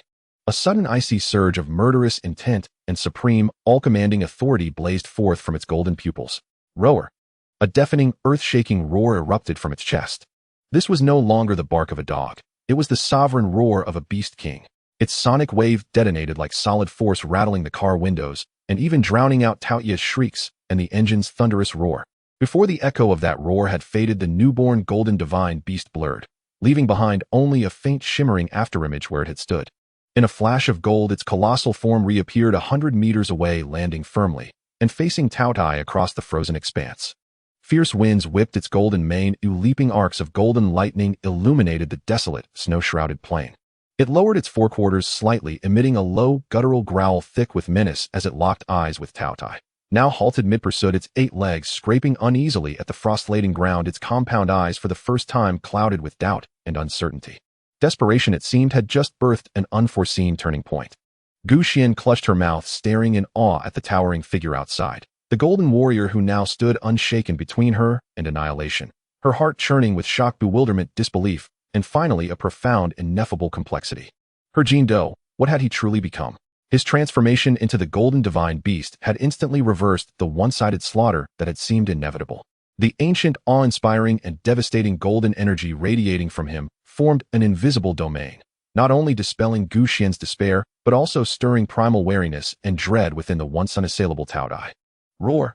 Taotai bellowed, a cry laced with fury and mounting uncertainty, as its 8 limbs dug violently into the snow, launching its assault. Its crocodile-like razor-clawed forelimbs slashed downward with a shriek of torn air, aiming to crush the divine beast's skull. Simultaneously, its barbed whip-like tongue shot forth from an impossible angle, striking like venomous lightning straight for the beast's eyes. Facing this lightning-fast assault, a glint of cold, disdainful mockery flickered across the divine beast's golden pupils. It did not dodge broadly, merely tilted its head aside ever so slightly. Then, with greater speed and perfect timing, its own lion-like forepaw lashed out. Boom! Claw met claw in a thunderous bone-deep impact. The concussive blast scattered snow in a perfect circular void. Taoya's monstrous limb, capable of flattening armored vehicles, was not merely blocked, but visibly forced backward by the golden divine beast's unwavering resistance. Golden scales and crackling lightning sheathing the beast's paw sent hairline fractures spiderwebbing across the keratinized tips of Taoya's claws. At that very instant, the divine beast's serpentine scorpion tail struck. Swift as black lightning, precise as a master's strike, it snapped against Taoya's extended tongue. Crack! Like a whip striking rotten flesh, Taoya's tongue convulsed violently, the tip gashed open by the scorpion tail's barbed stinger, spraying foul viscous fluid. Taotai howled in agony, recoiling its tongue in panic. The first exchange had ended decisively. Seizing dominance, the golden divine beast unleashed a tempest of relentless assault. Its immense frame moved with terrifying agility, utterly defying its sheer size. At times it charged heat-in like a lion, golden lightning blazing from its claws, each slash carving deep charred furrows into Taoya's thick carapace. At others it darted sideways like a cheetah, its eagle-like talons targeting the vulnerable joints where Taoya's 8 limbs met its body, causing its gait to stagger and falter. Its serpentine scorpion tail wove through the fray like a phantom, sometimes striking like a steel whip, sometimes thrusting like a poisoned spear, forcing Taotai to divide its focus against that lethal barbed sting. Taotai was utterly overwhelmed. Its vaunted strength found no purchase against the golden divine beast, its speed lagged far behind. Even its grotesque fighting style was countered and surpassed by the beast's more uncanny, more complete mastery of form and motion. All Taotai could do was endure, leaning on its sheer bulk and tenacious vitality while fresh wounds bloomed across its body.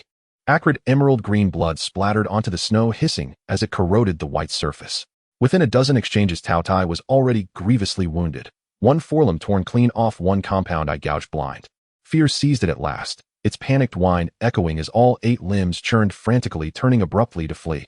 Its desperate path led toward a distant, derelict residential complex, perhaps hoping to vanish into its labyrinthine ruins. Roar! Would the golden divine beast permit escape? With a commanding, wrathful bellow, golden lightning flared around its form, transforming it into a streak of living thunder, surging in relentless pursuit. One fled, one gave chase, vanishing instantly into the silent skeletal embrace of the abandoned complex. True calamity now began. To these 2 titans, the 6- and 7-story apartment buildings were as fragile as children's blocks. Taotia, blinded by panic, smashed through walls and collapsed entire floors in its bid to hinder pursuit. The golden divine beast answered with sweeping claw strikes and crushing tail sweeps, toppling building after building like toys. Bricks and mortar exploded skyward, concrete slabs shattered and rained down. The groaning collapse of load-bearing structures never ceased. Within minutes, half the complex lay in utter ruin, flattened beneath the rampaging might of the 2 colossi. Dust and debris mushroomed upward, blotting out the sky. Those zombies who had been hiding within the buildings, or shambling listlessly through the courtyards, were now doomed. Some were buried alive beneath collapsing floors, others pierced by flying shrapnel. Most, however, were simply obliterated, shattered by shock waves, or trampled into crimson pulp beneath colossal thundering feet. Shattered limbs mingled with rubble and dust, rendering the scene indistinguishable from hell itself. Taotia, reduced to a spent arrow, could no longer outrun its fate. Its maimed leg crippled its speed, and on a relatively open stretch, once a small plaza, it was overtaken. Is it over? Inside the vehicle, Xuan watched the drone feed intently, almost reading the cold final verdict gleaming in the golden divine beast's luminous eyes. In a single explosive lunge, the beast slammed Taotai to the ground, its eagle-like talons driving deep into the fissures of its neck armor. Taotai thrashed wildly, its remaining mouths gnashing, its limbs flailing, but every blow glanced harmlessly off the beast's crackling golden lightning and impenetrable scales. Now, the scorpion tail, coiled and waiting, struck like death's own invitation, a ghostly blue afterimage slicing through the air. With unmatched speed and precision, it plunged deep into the vulnerable junction between Taotia's thorax and abdomen, the site of its twisted, pulsing heart. SSSHHK. The barbed stinger sank deep, Taotia's massive frame locked rigid, every motion ceasing instantly, leaving only violent, involuntary convulsions. Light faded rapidly from its surviving compound eyes, replaced by excruciating pain and stunned disbelief. The venom coursing through the scorpion tail was more than mere biological toxin. It carried a strange, destructive golden energy. Seconds later, Taotai lay utterly still. The golden divine beast released its grip, lifted a forepaw, and brought its razor-sharp talons down in a decisive arc. Crack! Taotia's indestructible skull split wide open. Unbothered by the gore, the beast dipped its head inside, and with surgical precision seized a fist-sized violet's glass mutation core nestled deep within the brainstem. Without hesitation, it tossed its head back and swallowed the precious core whole. Instantly, its golden radiance intensified, blazing with renewed, overwhelming brilliance. Its golden fur shimmered anew, lustrous as molten glass, while the vertical mark upon its brow grew subtly sharper, more defined. Beyond the majesty of victory, its aura now held a deeper, quieter, infinitely more formidable power. Standing atop Taotia's corpse and the smoldering ruins of the complex, it threw back its head and unleashed a long, resonant, world-shaking roar.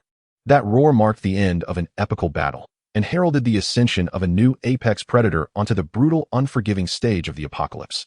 After swallowing that precious glass mutated crystal core, it reverted to its essential form Jindo, as a resplendent tide of golden light receded back into its body. Its unsurmountainous, imposing bulk deflated like a punctured balloon, visibly shrinking before their eyes.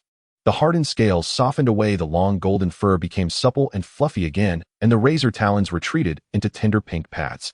That lethal scorpion tail shortened and wagged like a tiny dog tail, and the majestic lion head transformed back into the familiar, slightly goofy face of a small dog. In less than 10 seconds, amid the ruins and the carcass of the monstrous beast, there once again sat a round, golden, chubby little dog. Its coat, however, gleamed with an unusual luster, faintly suffused with a delicate halo of gold. It seemed exhausted. After resuming its original form, it shook its head and gave a small yawn. Then it trotted back toward the RV on 4 short legs, its steps slightly unsteady. Xuan, unable to contain herself, opened the door and crouched down, carefully scooping the returning little creature into her arms. She felt the familiar warmth and softness, with a faint sun-baked sweetness in its scent, there was none of the cold menace that had radiated from the terrifying beast moments before. "Jindo, my dear Jindo." Gu Xian buried her face in the creature's soft, warm neck, her voice trembling with tears and lingering fear. God only knew how terrified and despairing she had been when she saw Jindo rush out to face that dreadful Taotai. But above all, there was bewilderment at the creature's unimaginable transformation. Jindo affectionately licked her cheek and emitted a contented low whine from its throat, yet its large eyes were already half-closed, heavy with drowsiness. Gu Xian wasted no time and hurried back into the vehicle, cradling Jindo. Through the communicator, she ordered all units cease alert and return to the vehicles immediately. "We will withdraw at once." The remaining mechanical units, the battered A1, A2, and A3, along with one transport unit lost and 5 machine wolves heavily damaged, abandoned their sentry post and retreated to the RV at top speed. Gu Xian started the vehicle without bothering to thoroughly sweep the battlefield or inspect the Taotai carcass for salvageable parts, pushing the engine to its safe limit as she drove away from the city. She needed absolute safety and silence for Jindo to recover and for herself to process the earth-shattering events that had just unfolded. The RV raced across the desolate snowplain for most of the day until the city's silhouette and any lingering threats were far behind them. At last, the vehicle stopped in a vast expanse away from main roads with hills at its back and an open vista before it. The place was sufficiently open to reveal any approaching stirrings, yet secluded enough to avoid easy detection by large, undead swarms or powerful mutants. Gu Xian parked, set up basic sentries, and turned all her attention to Jindo. The little creature was placed in its soft, cozy nest and curled into a ball, falling into a deep sleep immediately. No matter how gently Gu Xian called, stroked, or even waved Jindo's favorite treat under its nose, it did not respond. Its breathing was steady and unhurried, the chest rising and falling in a peaceful rhythm. It slept profoundly, through 2 full days and nights. Gu Xian did not leave its side. She examined Jindo's body. Aside from glossier fur and a slightly elevated body temperature, there were no external wounds or abnormalities. Heart and breath were stable, as if it were undergoing a deep hibernation. During those 2 days, she also took the time to repair the damaged mechanical units. The Xiaoping robot served as the technical lead, using spare parts and materials from the vehicle to replace A1's warped external armor, an overheated barrel, and to mend A2 and A3's joint damage and sensors. Repairs to the Machine Wolf squad proved far more difficult. Their structures were more intricate, and many components required specialized fabrication. With only a basic fabrication bench and limited materials, Gu Xian prioritized the leg mechanisms of one firepower-type Machine Wolf, restoring its basic mobility, though its armament systems could not yet be fully repaired. Her ammunition stores were nearly exhausted. The skirmish had depleted over 80% of her reserves, a stark reminder that she must find new supplies soon. Yet logistics could not assuage her worry for Jindo. "Little one, what happened to you?" Gu Xian murmured beside the nest, gently stroking the warm softness of its back. "Was it the crystal core you swallowed that needs time to digest? Or did the transformation exhaust you completely? When will you wake?" The wilderness answered with absolute silence. Only the wind howling past the vehicle and the low hum of instruments inside broke the stillness. Gu Xian watched the sleeping Jindo, her heart heavy with anxious uncertainty. Jindo's changes completely exceeded her comprehension: the golden divine beast form, the terrifying power, the act of consuming, and glass core. All of it pointed to a single truth. The evolved creature she had rescued held a potential and an origin far more astonishing than she had imagined. For now, she could only wait, awaiting the little one's awakening and the secrets it might reveal. Until then, she vowed to protect it as it had defended her. 2 days and nights passed with Jindo unresponsive. Gu Xian remained at its side, watching the even rise and fall of its belly. The relief of surviving the ordeal slowly gave way to a heavy blend of guilt and helplessness. Her fingertips brushed Jindo's lustrous fur, yet that comforting warmth sent a chill through her. She recalled everything since her rebirth. With a system at her disposal, she amassed supplies, built a fortress, and upgraded a mechanical legion. Each step seemingly deliberate, strength incrementally accruing. Against ordinary zombies, minor hordes, even typical mutants and hostile survivors, she moved with ease, often from a position of clear superiority. But facing Ensclass, Taotai utterly tore away that fragile semblance of security. When her mechanical army's firepower failed to breach its defenses, when her vaunted fortress proved fragile before absolute force, when every plan and piece of equipment felt impotent, who turned the tide? It was Jindo, the little creature she had fished from a pipe and sheltered under her wing. At the critical moment, it became a divine beast, crushing the foe with overwhelming might and saving her and the entire team. "What kind of owner am I? What kind of reborn person am I?" Gu Xian whispered with a bitter smile as waves of self-doubt and frustration rose within her. She had been reborn equipped with a system and foresight, yet remained so weak. Her strength depended excessively on external implements, the RV, her weapons, and the mechanical units. Those were her armor and sword, but they were ultimately external. If forced to abandon this steel citadel, or if her mechanical companions depleted their energy or suffered catastrophic damage, how much self-preservation would she truly possess? Would she forever hide in the vehicle or forever rely on Jindo to bloom into a savior at every crisis? Jindo's slumber felt more like a stern warning. This time it won and fell asleep. But next time, what if an even more terrifying enemy appears? Would she stand by as Jindo risked injury, or even perish time and again? No, it cannot go on like this. Gu Xian's gaze gradually sharpened, dispelling a trace of weakness. Guilt and powerlessness transformed into a strong determination. To become stronger, she must grow stronger herself, not relying on external forces, but enhancing her own strength. She needed the ability to walk independently in the apocalypse, to struggle for survival in the face of crises, and even to fight side by side. Yet this thought brought along a tremendous sense of conflict and risk. What does becoming stronger mean in the apocalypse? It means actively challenging dangers, hunting powerful mutated beings to acquire evolutionary resources, honing combat skills and abilities on the edge of life and death. This means she must step out of her comfort zone, leaving the relatively safe RV and the protection of the mechanical army, exposing herself to more direct dangers. Undoubtedly, this is in stark contrast to her long-standing strategy of steady development and prioritizing absolute safety. Safety and growth swayed violently in her heart, like the scales. On one side is the familiar, relatively controllable fortress life, which though slow in progress is safe. On the other side lies a perilous path filled with unknowns and threats of death, where one could quickly become powerful or in the next moment be completely annihilated. Time flowed silently as the wilderness outside transitioned from dim to bright, then gradually tinted with twilight. Gu Xian's gaze never left the sleeping golden being. The little one's quiet demeanor, along with the memory of it transforming into a golden divine beast standing protectively in front of her with an imposing presence, ultimately tilted the scales completely. If I don't even have the courage to protect myself and my companions, what's the use of having an impenetrable turtle shell? Is living this life merely to survive in a different place? She took a deep breath. The hesitation and struggle in her eyes faded entirely, leaving only a determination as firm as tempered steel. Accept the challenge. I must become stronger. After making up her mind, she did not act blindly. Instead, she forced herself to calm down and began to work hard to recall the vague fragments of memories from her past life regarding how individuals can become stronger. In the 3 years of the apocalypse, she had struggled to survive, encountered some powerful survivors, heard many rumors, and had also vaguely explored some pathways. She quickly summarized and organized her thoughts, gradually clarifying 4 possible paths of growth. The first path, refining and absorbing life energy. This is the most mainstream, yet most dangerous approach. Hunting powerful, mutated creatures to obtain their energy cores, absorbing the pure life energy within to enhance her physical attributes, strength, speed, and reflexes, and even potentially stimulating the awakening of her own abilities. The risks are extremely high, the process painful, and there exists the risk of energy conflict or loss of control. Golden Bean's consumption of the Taotai crystal core follows this path, though it is an evolved beast with a special physique. The second path, honing through extreme environments and life and death battles.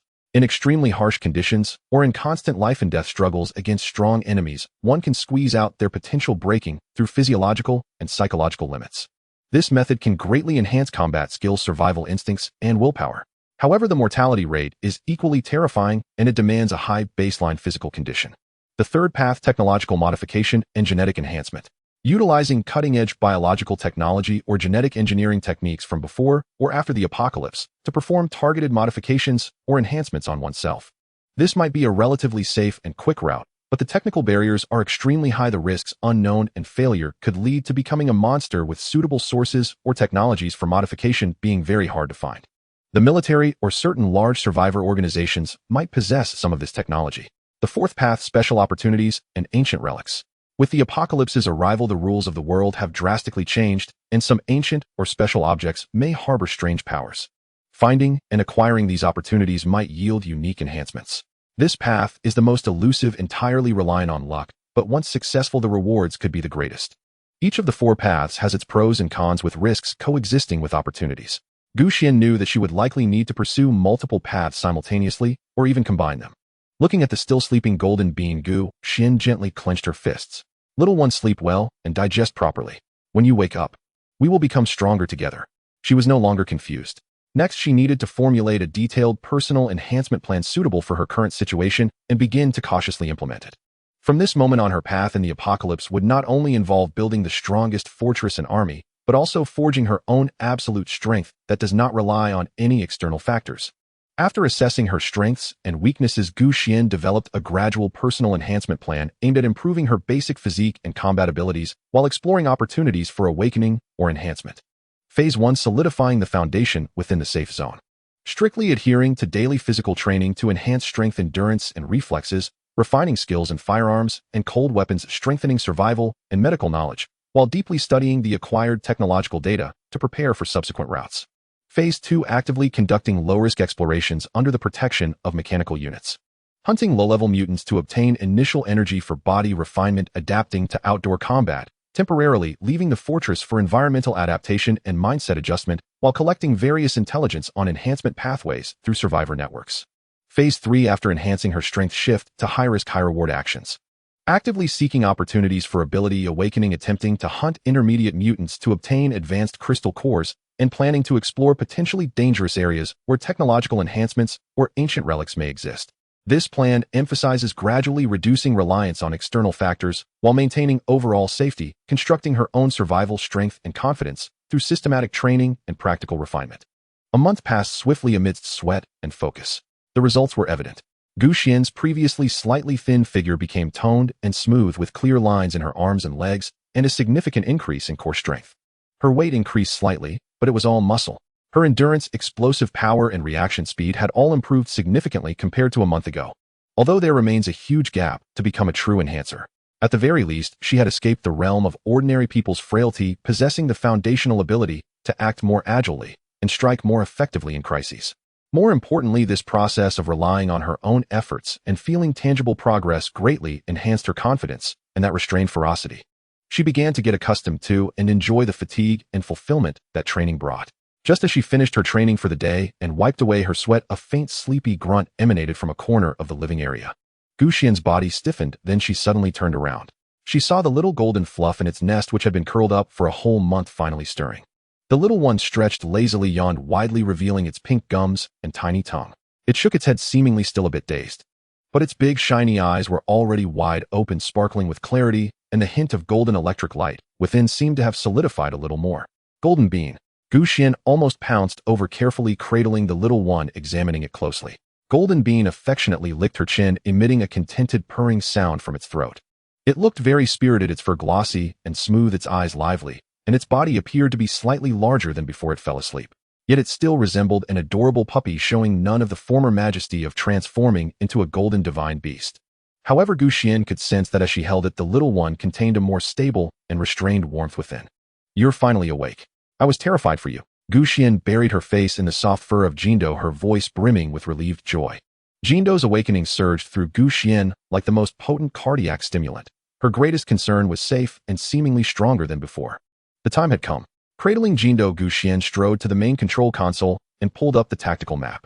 A month of rigorous training had begun to bear fruit. Jindo had awakened, and under Xiaopeng's diligent efforts, most of the mechanized legion's damage had been repaired. She needed a true high-stakes live combat exercise to test the fruits of her training and urgently replenish her nearly exhausted ammunition reserves, laying the foundation for future enhancements. Her gaze swept across the map before locking onto a new objective: military facility No. 22, a strategic reserve depot located approximately 150 kilometers to the northwest. According to fragmented intelligence previously provided by Lei Lai and her own hazy recollections, such depots typically stored vast quantities of weapons, ammunition, fuel, and military supplies, serving as critical nodes within the armed forces' strategic reserve network. Risks were inevitable: stationed zombie troops, automated defense systems. But compared to the 7th Logistics Base, where the monstrous Taotai roamed and conditions remained dangerously complex, this standardized, predictable depot might prove far more suitable for her current capabilities. "This is it," Gu Xian declared, pointing decisively at the marked location on the map. For Jindo, her eyes sharp and resolute. "We'll confront this depot, Hedon, and see just how far we've advanced in this past month."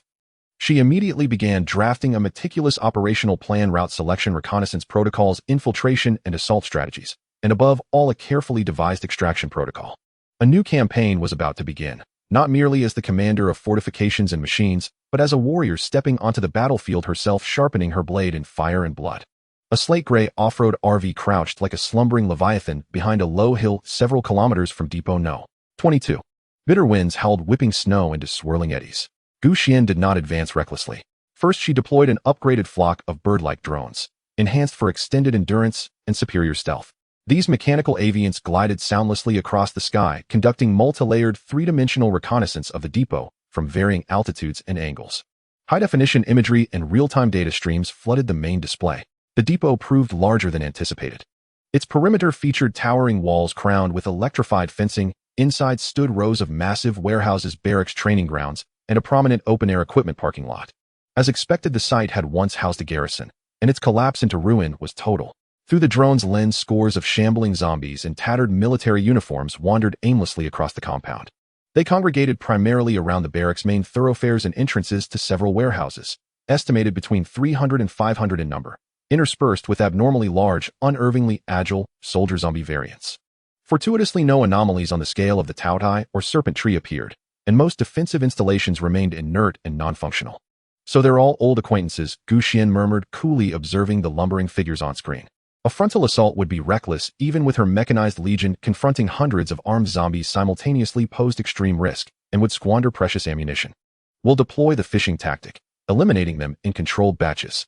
Xuan swiftly finalized her strategy, exploiting zombies' instinctive attraction to sound and living scent to lure them out in small groups, then annihilating them en masse within pre-selected advantageous terrain.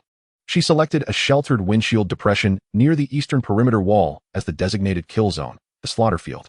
It lay close enough to draw zombies effectively, yet offered ideal firing positions for her forces, and remained distant from primary warehouse zones, minimizing the risk of widespread alarm.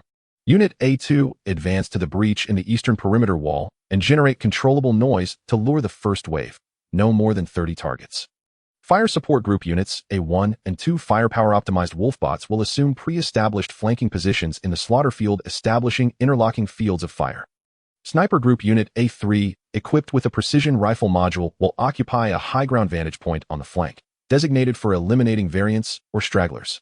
Reconnaissance group scout-class wolfbots and avian drones will maintain continuous surveillance, alerting to any zombie swarm movement and delivering real-time battlefield intelligence.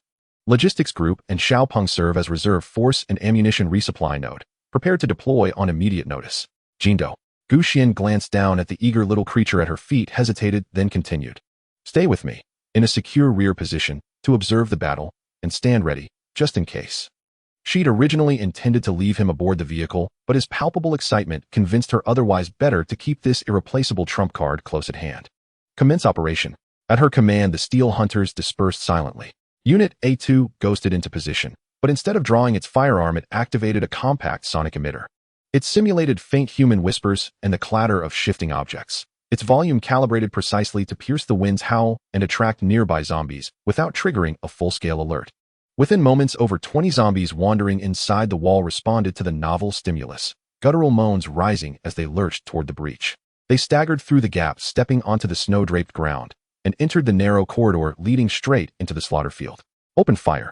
The moment the 20-odd zombies fully entered the preset kill zone, exposed in the open depression, Xuan issued the order, cold and precise. Thum, thum, thum, thum, thum. A one's-mounted general-purpose machine gun roared first, its barrage sweeping the front ranks like a scythe through wheat. PFFT, PFFT, PFFT, PFFT.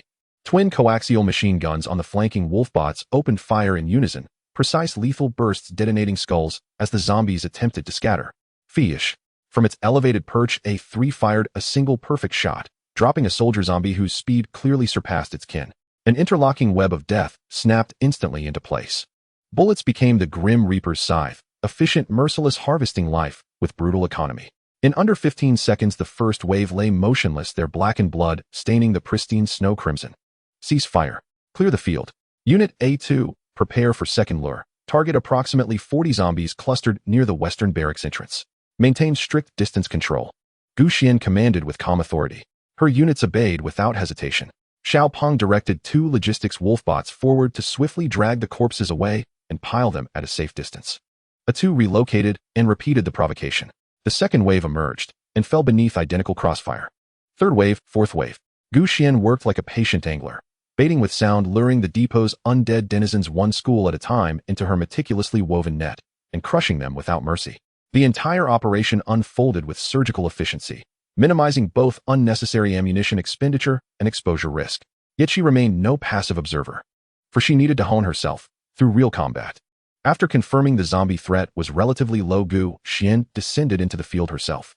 Armed with a suppressed handgun and a military-grade survival machete, she engaged in precise close-range eliminations or hand-to-hand combat with cold weapons, testing and honing the results of her month-long rigorous training. The sensation of the razor-sharp blade slicing through a zombie's neck, the recoil of firearms resonating against her enhanced physique, each detail deepened her awareness of her own strength and control. Jean Doe remained obediently crouched at her feet, emitting low rumbling whines only when especially lively zombies appeared. Yet he took no initiative. His golden eyes remained locked on the battlefield, as if assessing, absorbing learning. The cleanup operation continued from morning until dusk. Zombies surrounding the supply depot, and those roaming its eastern and western flanks, had been largely eradicated, their numbers reduced by more than half. A small number of standard-issue magazines recovered from fallen soldier zombies replenished the mechanical unit's ammunition reserves, while their own consumption remained remarkably low. As the sun sank westward, it bathed the snowfields and bloodstains in a haunting crimson glow. Xuan gazed upon the gradually quieting perimeter of the depot, and beyond toward the vast undisturbed warehouse zones looming in the distance. She knew the most critical phase, the infiltration of the core zone to secure vital supplies, was imminent. At the very least, the path to the warehouses had already been cleared for the greater part. The setting sun cast an eerie dusky red upon the frigid snow, merging with the unfrozen viscous blood pooled in hollows, a tableau of stark, chilling severity. Through a full day of deliberate lure and eliminate tactics, the majority of wandering zombies around the depot's perimeter and along its eastern and western sectors had been successfully neutralized. All obstacles along the route to the central warehouse district were now largely removed. Xuan did not rush into the darkness.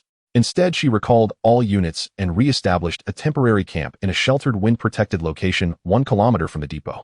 The motorhome, powered down, activated its environmental camouflage system and seamlessly merged with the shadows of surrounding boulders.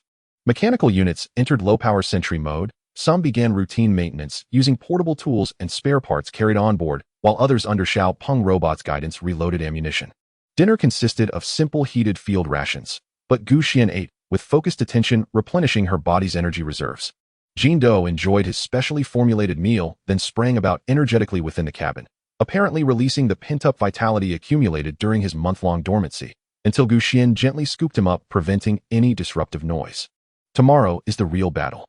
She stroked Jean Doe's sleek fur, her gaze fixed upon the silent, jagged silhouette of the warehouse complex swallowed by night. Perimeter zombies were manageable, but the core zone housed several massive sealed storage warehouses, their interiors unknown, likely teeming with far greater numbers of zombies or other unforeseen dangers. Moreover, her objective, ammunition and weaponry, demanded entry deep inside. She retrieved the rough map sketched during daytime reconnaissance and cross-referenced it with thermal imagery captured by the avian-style drone, then began formulating a meticulous assault plan. Warehouses No. 1 No. 3 and No. 5 exhibit the strongest energy signatures per external markings and drone thermal scans. These are our primary targets. Main entrances consist mostly of heavy-duty roller shutters or hydraulic sealed doors. Forcible breach from outside would generate excessive noise, unacceptably high risk. Instead, locate ventilation shafts, maintenance hatches, or auxiliary emergency exits. A2. Conduct one final detailed reconnaissance of the target warehouse's perimeters before operation. Identify potential access points and assess their viability and associated risks. Fireteam suppress any residual zombies near warehouse entrances and hold the exits once we enter. Assault team infiltrate and clear interiors. Jean Doe, you stay with me, but you must obey commands without deviation. No unsanctioned movement. Xiao Peng and remaining units remain with the vehicle and maintain perimeter vigilance. Keep comms open. Stand ready for immediate extraction or fire support. Every stage, and every conceivable contingency, was mapped out with surgical precision. Xuan ran through the scenario repeatedly in her mind until late into the night before finally closing her eyes to rest. Unbeknownst to Xuan, a motorcycle was quietly pulling away from the vicinity of the warehouses, just as the drone was being recalled, rendering this movement invisible to the reconnaissance team.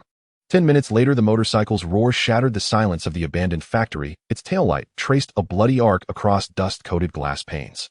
The rider expertly navigated the crumbling factory gates, executed a sharp drift to halt, and let the engine's echo reverberate through the cavernous space. In the dim hall, a dozen figures wrapped in thick cotton coats turned their faces, weapons glinting faintly in the flickering hearthlight. Good news. The zombies at Depot No. 22 have been wiped out, more than half of them. Boss, this is our chance. The rider yanked off his helmet, voice trembling with excitement. A woman's scream pierced the air from deep within the room, shrill, sudden, then abruptly severed like a snapped string.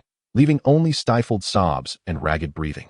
A battered door swung inward and a giant stepped forth, bare-chested, his corded torso crisscrossed with old scars, trousers loosely knotted at his waist. Standing 2 meters tall and weighing 300 Gene each step made the rotting floorboards groan beneath him. What's all this shouting? What about Depot No. 22? His voice rumbled like a caged beast, his eyes gleamed dangerously in the gloom. The rider nicknamed Rat stretched his neck, straining to glimpse the room where the scream had originated.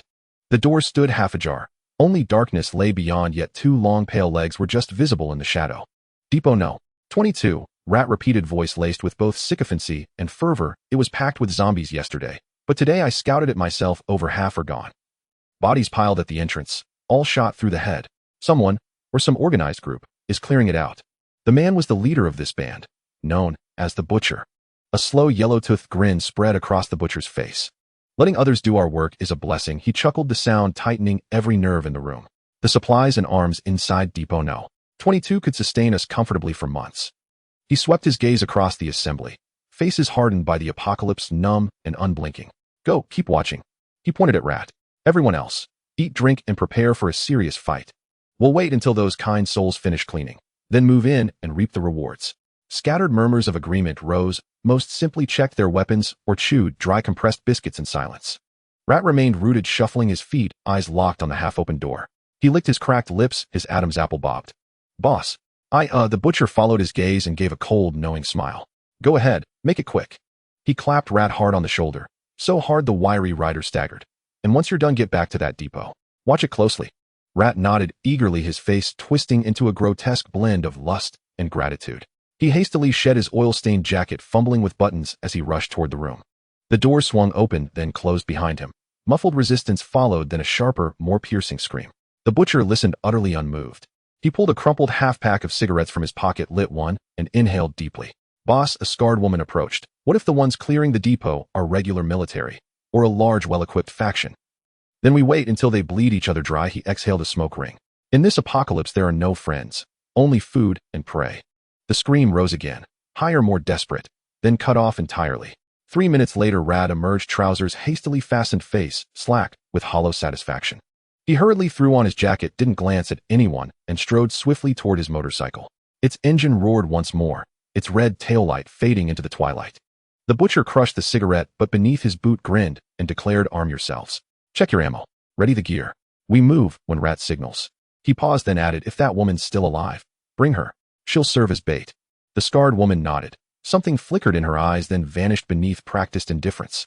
This was the law of the apocalypse: exploit, or be exploited. The next morning, as dawn broke, the cold wind persisted. Xuan's movements commenced once more. A 3-0 like the finest scouts silently vanished into the morning mist. Shortly thereafter, news returned. A damaged ventilation duct entrance was discovered at the rear side of Warehouse No. 1, barely large enough for a 3 or a human to pass through, but the interior conditions remained unknown. In Warehouse No. 3, a backup electronic lock on a personnel entrance had failed, but the door was blocked from the inside by debris. Warehouse No. 5 had a skylight for maintenance, but it required climbing. Infiltrate through the ventilation duct of Warehouse No. 1. A 3 lead the way and clear any obstacles or threats that may exist within the duct. I will follow closely behind. The reconnaissance-type mechanical wolf will provide real-time internal scans behind us. The transport-type mechanical wolf is on standby outside the duct with breaching tools and initial collection bags. Xuan made her choice and swiftly issued orders. Before long, they quietly arrived at the rear side of Warehouse No. 1. The damage to the ventilation duct was significant, with rusted wire mesh long since fallen away, revealing a dark interior that exuded a musty dust and faintly rotten odor. A 3's eyes glimmered as it was the first to burrow inside. Its reinforced mechanical arm could easily push aside any obstructions within the duct. Xuan took a deep breath, checked her equipment: a silenced pistol, a sharp machete, a tactical flashlight, and several stun grenades before bending down to enter the duct. Golden Bean followed her closely without needing instruction. In the darkness, its eyes glimmered with a faint golden light, seemingly able to see everything. The reconnaissance-type mechanical wolf entered last, its sensors beginning to scan the duct ahead and the internal structure of the warehouse. The duct was narrow and dusty, occasionally encountering the dry corpses of rats or insects. After advancing about 20 meters, a 3 emitted a faint metallic scraping sound, followed by an extremely subtle crack, as if something had been twisted off. The duct is clear, an internal ventilation grill has been found and disabled. Approximately 5 meters below is the warehouse floor, no active targets detected within sight, but multiple stationary life signals are concentrated in the northwest corner near the shelves. A 3S voice came through the bone conduction headset. "Prepare to descend," Xuan commanded softly. A 3 quietly slid down, first landing on a small pile of discarded packaging materials below with almost no sound. Xuan and the reconnaissance-type mechanical wolf followed closely, with Golden Bean leaping down lightly. The interior of the warehouse was unexpectedly high and spacious, with rows of massive metal shelves standing like silent giants in the dim light. The air was thick with the scent of machine oil, metal, and dust, masking the faint hint of decay. The reconnaissance-type mechanical wolf immediately transmitted the scanned internal thermal image back to Xuan's tactical goggles. The image displayed at least 40 to 50 stationary heat sources gathered behind several rows of shelves deep in the warehouse's northwest corner. Their forms were vague, resembling zombies trapped in some sort of standby state. The boxes containing ammunition based on external markings and shelf layout should be located on the central and southeastern shelves of the warehouse. Avoid the zombie horde in the northwest corner. Prioritize securing the ammunition in the central area. "Move quietly," Xuan ordered in a hushed voice. In the next moment, the assault team began to move like phantoms within the shadows of the massive shelves. A 3 and the reconnaissance-type mechanical wolf led the way and stood guard, while Xuan and Golden Bean remained in the center, vigilantly observing their surroundings. Soon they reached the central area. Here, numerous green wooden boxes and metal crates marked with military insignia were piled up. Xuan quickly inspected the spray codes on several boxes. 7. 62mm submachine gun rounds, 5. 8mm rifle rounds, grenades, 40mm shells. These were precisely the supplies she urgently needed. Target found. Begin marking and information collection. Xuan suppressed her excitement and spoke softly. She and the transport-type mechanical wolf, controlled by Xiaopeng, began to mark the positions of the first batch of urgently needed ammunition boxes, attempting to move the smaller boxes to the area beneath the ventilation duct. However, just as they focused on gathering, an unexpected change occurred. Perhaps their movements disturbed the stagnant air or the unavoidable faint sounds during transport, or perhaps it was the minute life energy fluctuations emanating from Golden Bean that could not be completely concealed. A faint yet chilling low growl suddenly came from the direction of the gathered heat sources in the northwest corner. Immediately, as if a chain reaction had been triggered, more growls began to erupt one after another. The previously stationary heat sources suddenly came to life on the tactical goggles image and started to move. They had been stirred. The horde of corpses deep within the warehouse had awakened. The low growls from the northwest corner where the horde had awakened shattered the silence of the warehouse like stones thrown into a calm pond. On the tactical goggles, dozens of heat sources representing zombies began to move, surging toward the central area where they were located. Xuan felt a chill in her heart, but did not panic. She quickly surveyed the environment. The shelves were dense, the passages narrow, unsuitable for large-scale gunfights, risking ricochet injuries to herself or damaging supplies, and the gunfire would surely alert other potential threats outside the warehouse or even throughout the entire base. Switch to cold weapons. Golden Bean mechanical wolf, guard the perimeter and secure the passages. Do not let them encircle us, she ordered swiftly, her voice steady. Almost simultaneously with the command, she drew the military machete from her waist. The icy knife handle felt solid in her grip, and her arm muscles, having strengthened over a month of rigorous training, tensed immediately. Her other hand gripped the tactical flashlight with sharp edges which could serve as both a light source and, if necessary, a bludgeon. A 3 and the reconnaissance-type mechanical wolf immediately retreated a few steps, guarding the main passage to the ventilation duct, their gun barrels raised, but not firing, merely intimidating. Golden Bean emitted a low warning whimper, its body slightly crouched, golden pupils fixed on the approaching horde. But it did not rush in, immediately seemingly understanding Xuan's intent to fight personally. The first batch of 3 zombies in tattered military uniforms had already roared past the corner of the shelf, clawing their way toward her. Xuan moved. Her actions were swift and precise, without a hint of excess. She sidestepped the first zombie's lunge, using the momentum of her body to slice upward with the machete, accurately cutting into the neck of the second zombie. Dark red blood splattered as the zombie's roar abruptly ceased, falling forward. The claws of the third zombie were already within reach. Xuan did not retreat, but advanced instead. With her left hand gripping the tactical flashlight, she thrust it forward, the hard edge striking the zombie's jaw and snapping its head back. Simultaneously, her right hand flashed with the knife, sweeping across and severing half of its neck. Clean and decisive, the 3 zombies fell instantly. But more zombies followed closely behind. They surged from the various passages between the shelves, their gray faces and hollow eyes filled with an insatiable thirst for living flesh. Xuan took a deep breath, casting aside all distractions and immersing her mind entirely in the battle. Using the shelves as natural cover, she kept moving, never allowing herself to be cornered. At times, she darted forward low like a nimble cat, driving her blade straight into a zombie's eye socket. At others, she slid sideways like a cunning hare, evading snapping jaws, while simultaneously severing the creature's ankle with a single decisive slash. She even lured zombies through shelf corners, letting them pass first before striking lethally from the flank. Sweat soon soaked her forehead hair, and her breathing grew ragged. The military-grade trench knife in her hand seemed alive, each swing bearing the unmistakable imprint of relentless training, economical, precise, and fatal. Her footwork, evasion, and force application had grown vastly smoother than just 1 month ago. Though these were merely ordinary zombies, their sheer numbers, and the unyielding demand that every strike in life, still taxed her physically and mentally to the limit. Occasionally, when a zombie lunged from an unexpected angle or a brief encirclement formed, A3's pinpoint rifle fire or a scout-type mechanical wolf's sudden impact would intervene. No command needed. Jindo, meanwhile, flashed like golden lightning, always alert for any zombie attempting a stealthy rear or flank attack against Xuan. In an instant, he would surge forward, claws slashing through air with razor-sharp force, shattering kneecaps or tearing throats open. His movements were so swift they left only afterimages. He struck once and withdrew immediately, never lingering. With such reliable allies holding the perimeter, Xuan could focus wholly on her immediate foes, unleashing every hard-won skill with flawless execution. The battle lasted nearly half an hour. When the last zombie fell decapitated by Xuan's blade, its massive body crashing to the ground, the central warehouse floor was already littered with over 30 corpses. The air hung thick with pungent metallic blood. Xuan leaned heavily on her knife, breathing shallowly as sweat dripped steadily from her chin. Her arms trembled faintly from sustained exertion, yet her eyes blazed with fierce clarity, alight with the exhilaration of combat and the quiet certainty of her own growth. One woman, one blade.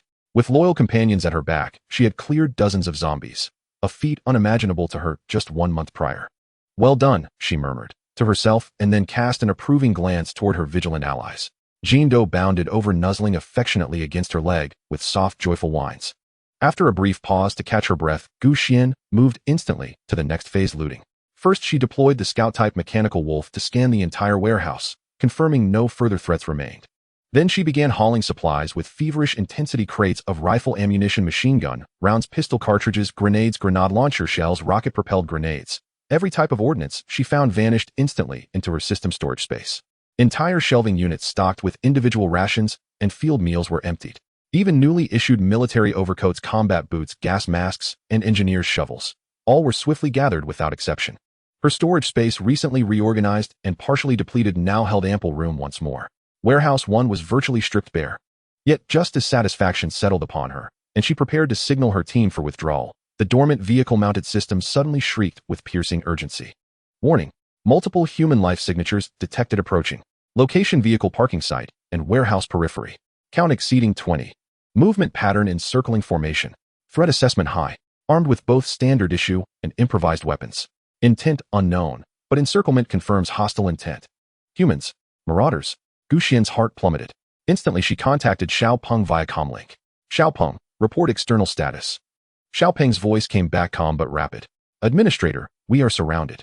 Approximately 20 to 30 hostiles. Their armament is mixed: bladed weapons, military rifles, and crude firearms.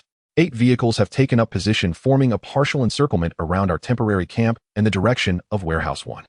They've spotted us and are advancing slowly. A1 and the remaining mechanical wolves have assumed defensive positions, but the enemy remains outside optimal engagement range and has not yet opened fire. Trouble. They'd arrived unscathed, but now retreat was impossible. What now? Xuan's gaze turned glacial. She had just fought a grueling battle. Victorious, yes, but exhausted. Moreover, her team's ammunition reserves had been depleted during earlier perimeter clearance and the recent perimeter support. Worse still, these adversaries were living humans, organized, intelligent, infinitely more dangerous than zombies.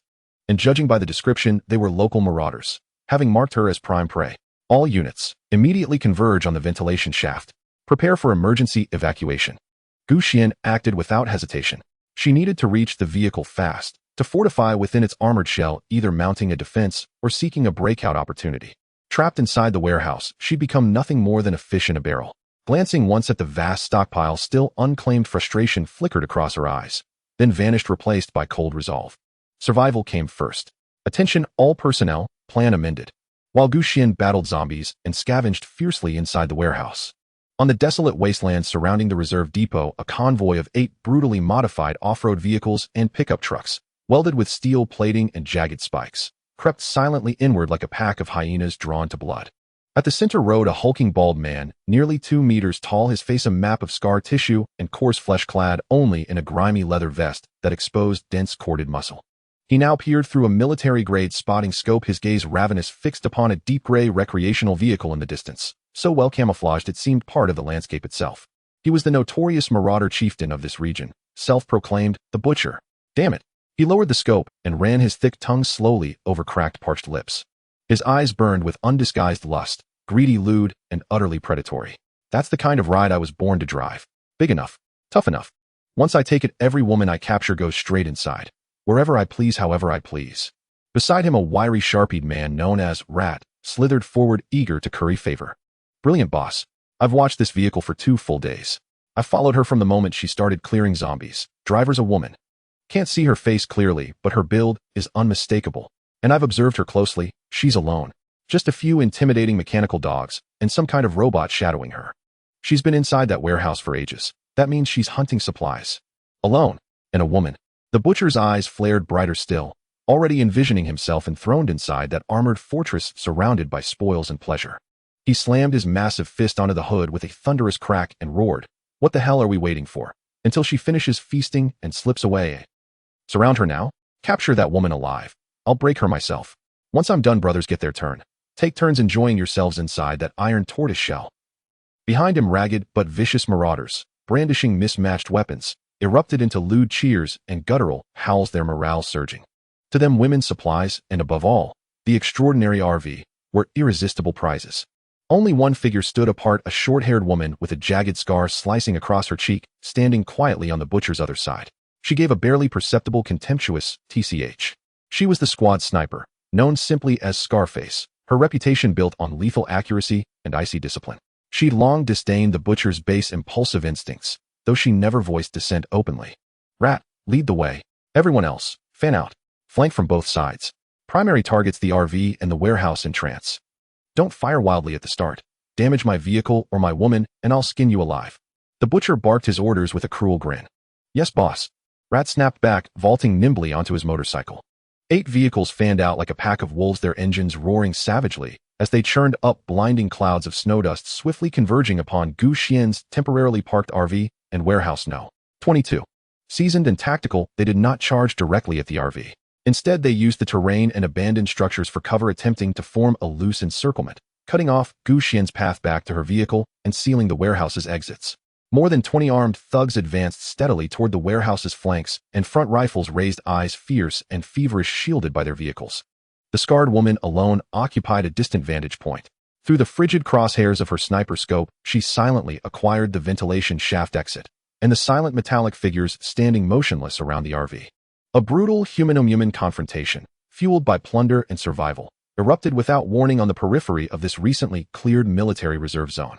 Xuan, having just concluded the fierce battle inside the warehouse and rapidly stowing the final crates of ammunition into her system storage, was suddenly pierced by a shrill vehicular alarm in her mind.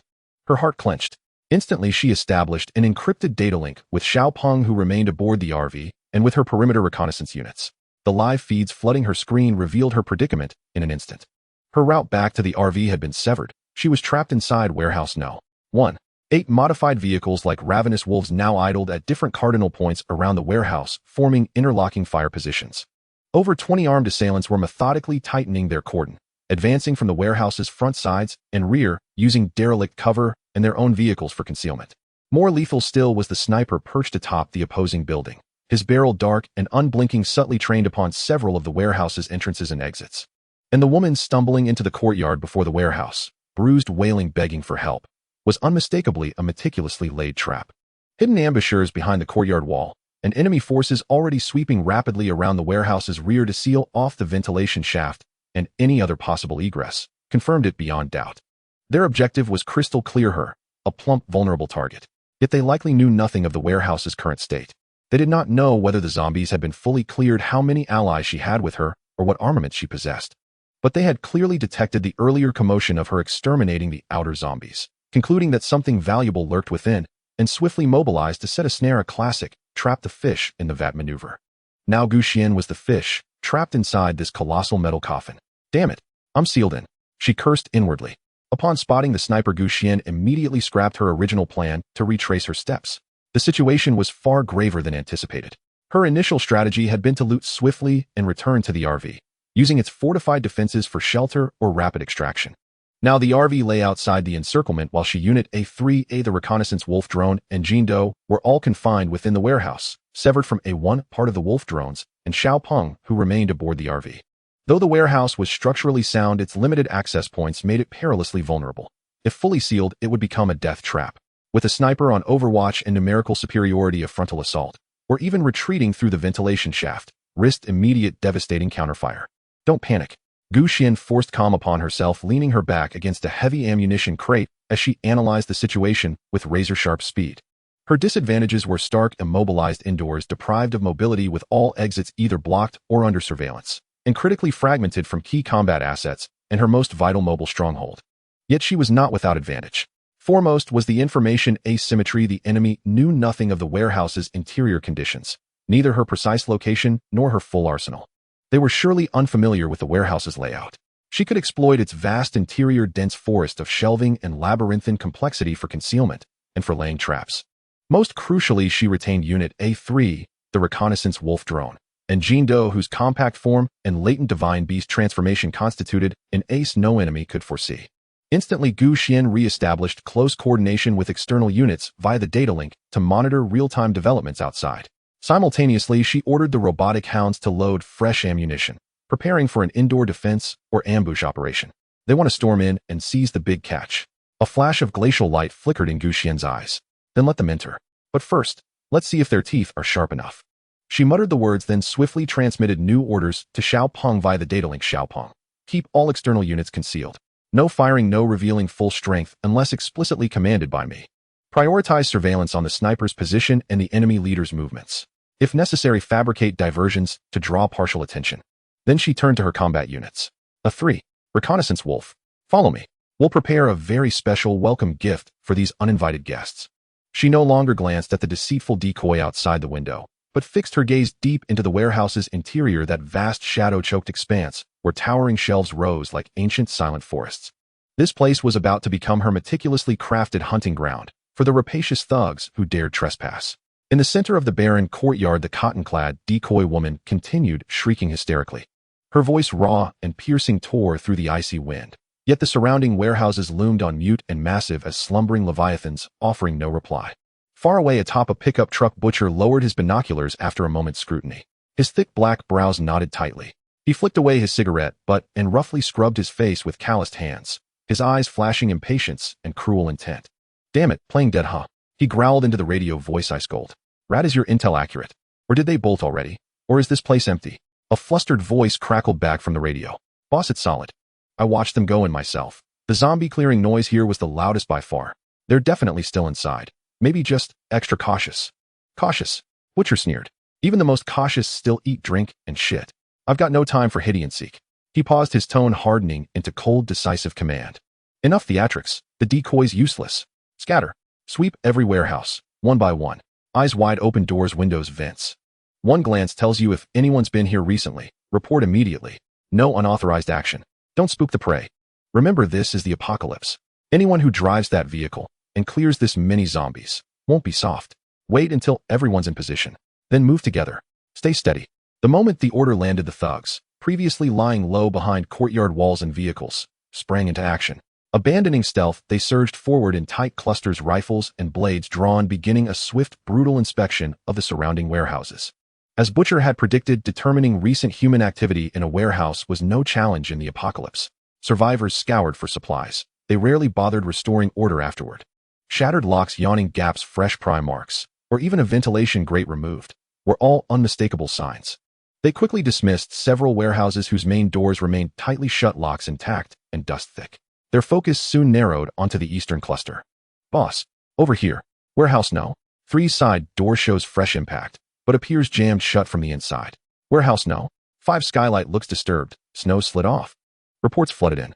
Butcher squinted, following his men's gestures. The impact on Warehouse No. 3 looked more consistent with zombie battering, and internal jamming aligned with being blocked by zombies from within. The skylight of Warehouse No. 5, too high, too indistinct. His gaze finally settled upon Warehouse No. 1. Behind, into the side of warehouse No.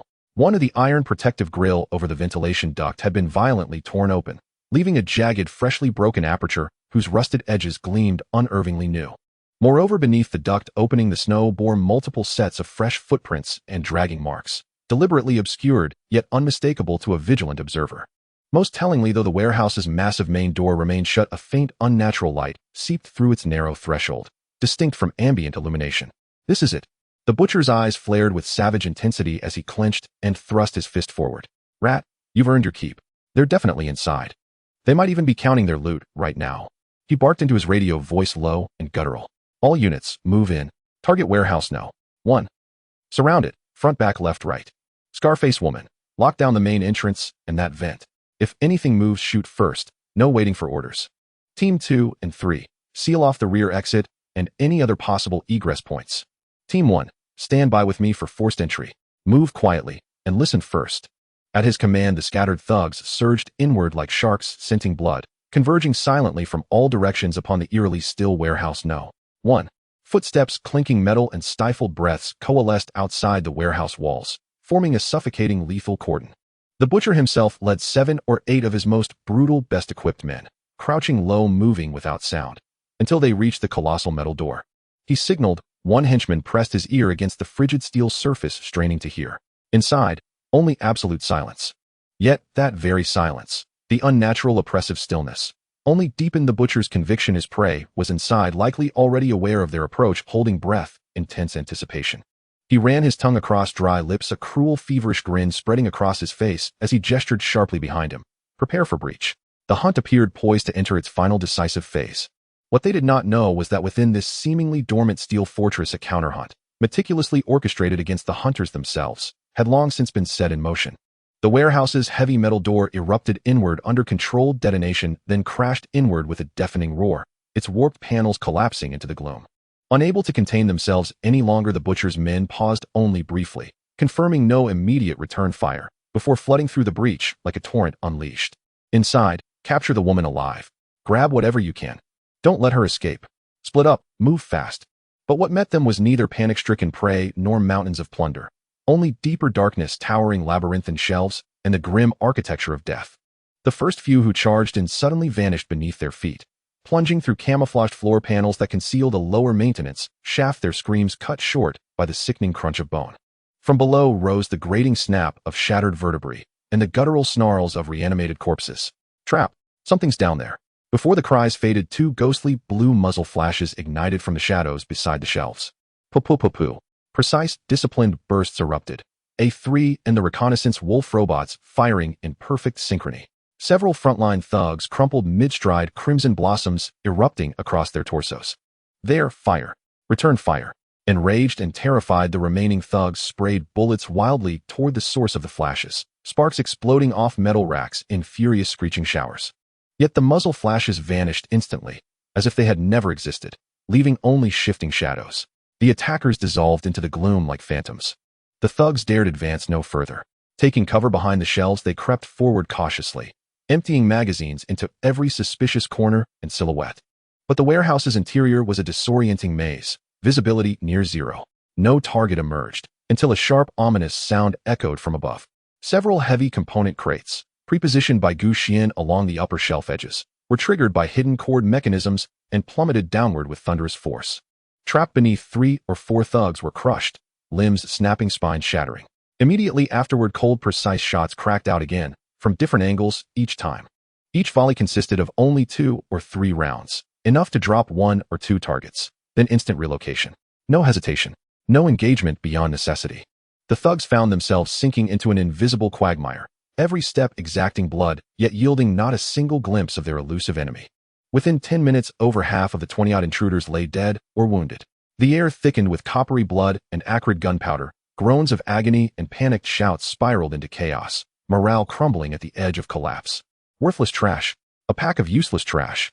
The butcher's face turned ashen gray as he stood outside, listening to the cacophony of screams and gunfire echoing from within. Fury burned so fiercely in his gaze it seemed ready to ignite. None had foreseen it, that a single adversary could toy with so many, bending them to her will like puppets on strings. Get out now, he roared into the radio. The survivors, shaken, bleeding, scrambling, staggered back out of the warehouse entrance in blind retreat. Terror was etched onto every face. Many bore fresh wounds. Seeing his men reduced to such abject ruin, the butcher's rage boiled over into pure, incandescent fury. He knew he could wait no longer. Only overwhelming, irrefutable force would crush this cunning rat within. Useless fools, he snarled, tearing off his leather vest to reveal a torso and arms thick with corded muscle, yet unnervingly pallid gray-white and textured like weathered granite. With a guttural roar, his eyes glinted crimson, and a murky, ochre-colored energy aura shimmered into being around his body. Across his exposed skin, the grayish hue deepened, hardened, spread. In seconds, he transformed, no longer flesh and blood, but a towering colossus carved from coarse, unyielding stone. His musculature became chiseled fissures, even his hair stiffened into brittle, petrified strands. This was the butcher's mutation, petrification defense. Scarface woman, keep that entrance locked down. Not a soul escapes.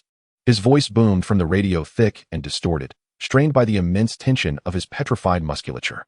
Snatching up a heavy-caliber pump-action shotgun from the ground, he strode forward, legs like pillars of stone, smashing aside the mangled doorframe with a thunderous impact as he stormed alone into the warehouse's dim, cavernous interior. Cowering bitch, come out and die. His bellow reverberated through the hollow expanse. Hidden deep within the shadowed recesses of the shelving, Xuan watched, through the shared feed of her reconnaissance wolf robot, as the stone-skinned giant barreled inside. Her gaze sharpened. She whispered a crisp command to A3, target acquired, the incoming behemoth. Concentrate fire on vital zones. Instantly, A3 and the wolf robot opened fire from two converging lethal angles. Bullets struck true, aimed precisely at the butcher's head and chest. Yet Xuan's heart sank as the unthinkable occurred. Tink, tink, tink. Each round struck his petrified hide, not with the thud of flesh, but with the brittle, ringing chime of high-velocity projectiles striking dense, ancient stone. Most bullets ricocheted off his body, leaving only faint white marks or hairline fractures on the surface. A few rounds struck theoretically vulnerable areas, such as his eyes, but he deftly shut them or twisted his head using his harder forehead or cheekbones to absorb the impacts. Every shot merely scraped the outer layer of stony hide, drawing thin threads of dark, crimson blood, nowhere near a fatal wound. The butcher staggered slightly, his forward momentum briefly checked before erupting into a roar of fury. Is this all you've got? Tickling me, punk. He raised his shotgun and without hesitation fired blindly toward the general direction of the incoming bullets. Boom. A wide fan of steel pellets erupted, shredding an entire aisle of shelving into splintered ruin, debris flying in every direction. Xuan's expression tightened. She instantly ordered A3 and the recon wolf drones to reposition. Her pre-planned traps and precise, small-caliber fire had proven devastating against ordinary thugs. Yet against this metahuman with monstrous durability, they appeared utterly ineffective. Bullets couldn't pierce his defense. Traps would likely fare no better against such raw brute force power. In that instant, the roles of hunter and prey within the warehouse began a perilous reversal. Xuan's heartbeat quickened involuntarily, a long-forgotten tension coiling in her chest. This stone-skinned man was no easy opponent. The butcher advanced like a rampaging tank of living rock, unfazed by A3's and the recon wolves' relentless precision fire or by Xuan's well-timed grenade bursts, steadily pushing deeper into the warehouse. Smoke choked the air, shrapnel whistled past, yet each impact left only scorch marks or fine fissures upon his petrified epidermis. The worst injury was a minor chip on his shoulder, where shrapnel had flaked away a sliver of stony hide, revealing dark red flesh beneath. Almost instantly, it was sealed and regenerated by surging ochre-colored energy. "Ha! Useless! You little bitch, your toys can't scratch me." He bellowed in triumph, his shotgun booming repeatedly, blasting shelves and potential cover points into rubble, forcing Xuan and her mechanical units into constant retreat. Worse still, outside the warehouse, the remaining thugs, emboldened now that the butcher had drawn nearly all the fire, regained their courage. They crept cautiously behind him, using his massive frame as a mobile shield, gradually encroaching upon the warehouse floor and constricting Xuan's maneuvering space. Though their aim was poor, their converging crossfires soon imposed crushing pressure upon her. A3 and the recon wolves were forced into frequent repositioning, expending ammunition at an alarming rate. A3 even sustained a glancing hit to one mechanical arm, its movements now slightly sluggish. Clutching Jean Doe, Xuan darted between shelves, her breath coming faster. The situation grew increasingly dire, her viable space shrinking with every step until she was driven back into the farthest corner of the warehouse. Their three sides were solid concrete walls, only a narrow passage, piled high with discarded cardboard crates, offered entry or exit a near-perfect dead end. Jean Doe writhed restlessly in her arms, emitting low, furious growls from deep in his throat, his golden eyes locked unblinkingly onto the stone giant, drawing ever closer. His tiny claws unconsciously raked at Gu Xian's sleeve. More than once he strained to break free and lunge at the enemy, only to be held fast in her firm embrace. "Patience, Jindo, just a little longer," she murmured softly, soothing him. Yet her gaze flickered with rapid calculation. She knew that if Jindo transformed into his golden divine beast form, defeating this stone-skinned foe would be effortless. But the transformation demanded immense energy and would plunge Jindo back into deep slumber. It felt like overkill, like wielding a celestial sword to swat a fly. More crucially, a quiet defiance stirred within her. Did she truly have no recourse against this stone titan without relying on Jindo's ultimate form? Was her own growth forever tethered to external power, or to her companion's explosive might? Gazing down at Jindo, restless yet unwaveringly trusting, a sudden clarity crystallized in Gu Xian's mind. She knelt, gently set him down, then cradled his fluffy little face in both hands, pressing her forehead to his. Then in a voice so soft only the two of them could hear, yet brimming with unshakable conviction, she whispered swiftly, "Jindo, listen. I believe you're already incredibly strong even without becoming the big one. That big stone may look tough, but we aren't afraid of him." She pointed first to the heavy cleaver in her hand, then to Jindo's sharp claws and gleaming fangs. "We'll take him together, okay? I'll draw his attention, Hedon, and you'll find your chance to strike his weakest spot with everything you've got. His eyes, his joints, behind his ears, anywhere. Let's see if we can crack his turtle shell by ourselves." Her tone radiated pure trust and encouragement, as though this weren't a life-or-death struggle, but a collaborative challenge, a mother and daughter test of courage and skill. "I believe in you, Jindo. You will do it. Just like when you snatch your toys, so fast, so precise." As if understanding every word, Jindo's agitation melted into fierce focus and eager anticipation. He let out a sharp, determined woof and nuzzled his muzzle into Gu Xian's palm. Then he planted all four paws firmly, lowered his haunches, and settled into a taut, coiled attack stance. His golden eyes locked unflinchingly onto the butcher, now looming less than 10 meters away. Gu Xian rose, drew a slow, steady breath, and tightened her grip on the cleaver. Its blade gleamed coldly in the warehouse's dim light. She glanced at A3 and the recon wolves beside her, battered, scarred, yet steadfastly loyal, and the last trace of hesitation vanished from her heart. A3, recon wolves. Listen closely, concentrate all fire on disrupting his vision and hearing. Target his face, his ears. Create our opening. Acknowledged. A crisp metallic reply echoed. By then the butcher had blasted aside the final crates blocking his path, grinning savagely as he filled the narrow corridor's mouth, his colossal frame sealing off escape. "No running now, little lady. Come out quietly. I'll make it quick." Umph. His taunt died mid-sentence, drowned beneath an unprecedented, surgically precise barrage. A3 and the recon wolves abandoned lethal intent. Not aiming to kill but to blind and deafen, their bullets rained down like a storm upon his face, eyes, and ear rims. Though most ricocheted harmlessly off his stony hide, the cacophony of ringing impacts and the searing heat of rounds grazing his eyelids infuriated him. He instinctively raised his thick, rocky forearms to shield his senses, his vision and focus severely compromised. "Now!" Gu Xian cried out, a poised leopard unleashed. She exploded from cover, no flourish, no wasted motion. Every ounce of strength channeled into her legs and core, propelling her forward in a straight, blinding sprint toward the butcher. Though blinded, the butcher's senses remained acute. Hearing the rush of air, he snorted contemptuously and met Gu Xian Hedon with a thunderous, crushing fist. He intended to obliterate this persistent gnat with sheer unstoppable force and impenetrable defense. Yet Gu Xian had never meant to meet him in direct combat. At the very moment she seemed destined to collide with that stone-hard fist, she dropped low and slid sideways, skimming perilously close along the massive stone leg. Simultaneously, her cleaver, driven by full momentum, slammed downward into the crook behind his, supporting known structural weakness in joint articulation. Clang! A sharp, ringing impact. The blade gouged a deep furrow into the stony hide, even spitting off flecks of shattered stone. Though still unbroken, the blow jolted the butcher's balance. In that same heartbeat, a golden blur, swift as true lightning, shot across the floor from the opposite direction, low, silent, and deadly. It was Jindo. Jindo moved at blinding speed.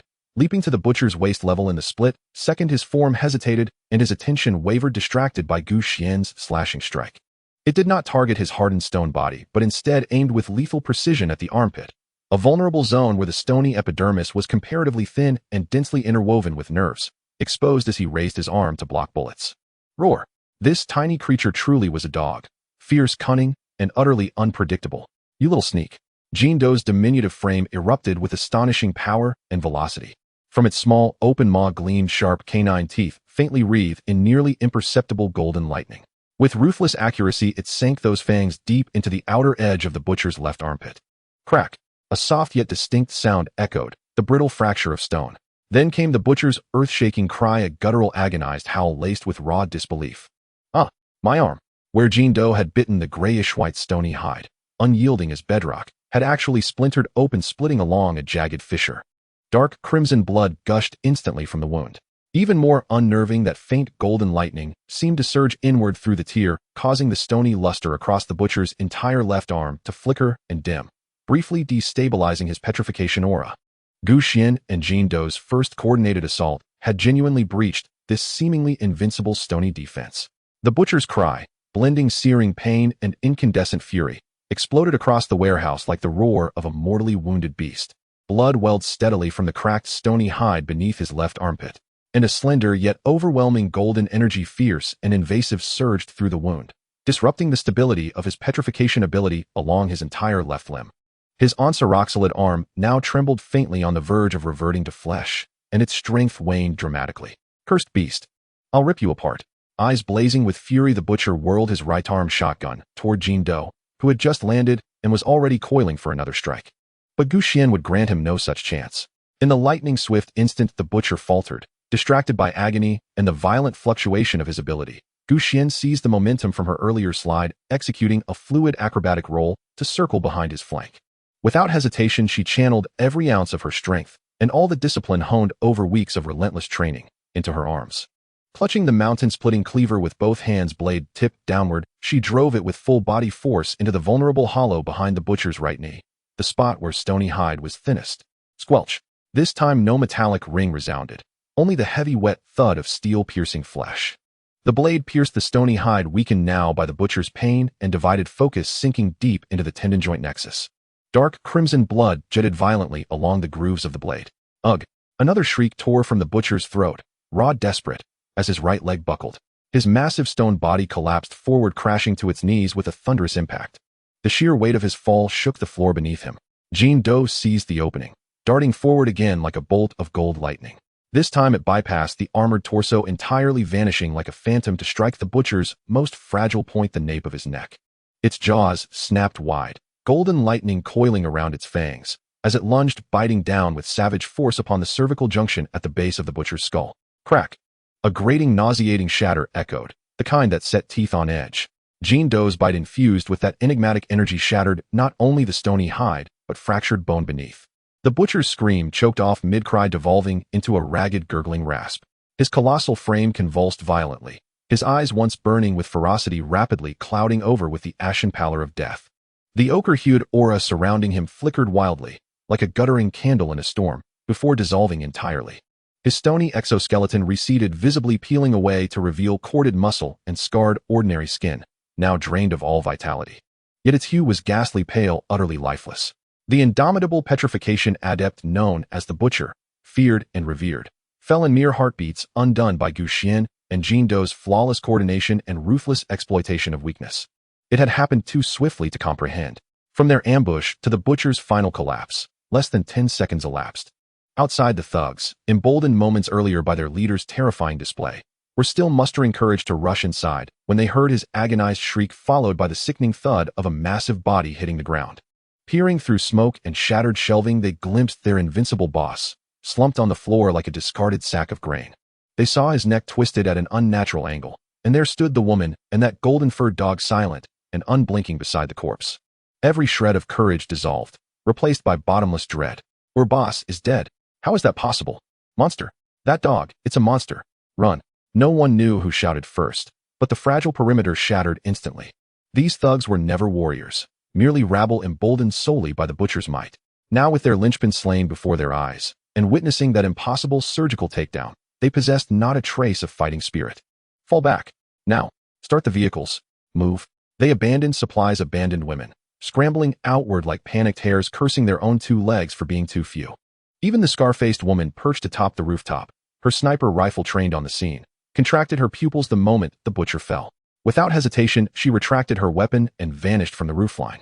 She understood better than anyone how grotesquely resilient his defenses were. Whoever could end him so swiftly was beyond her reckoning, and far beyond her reach.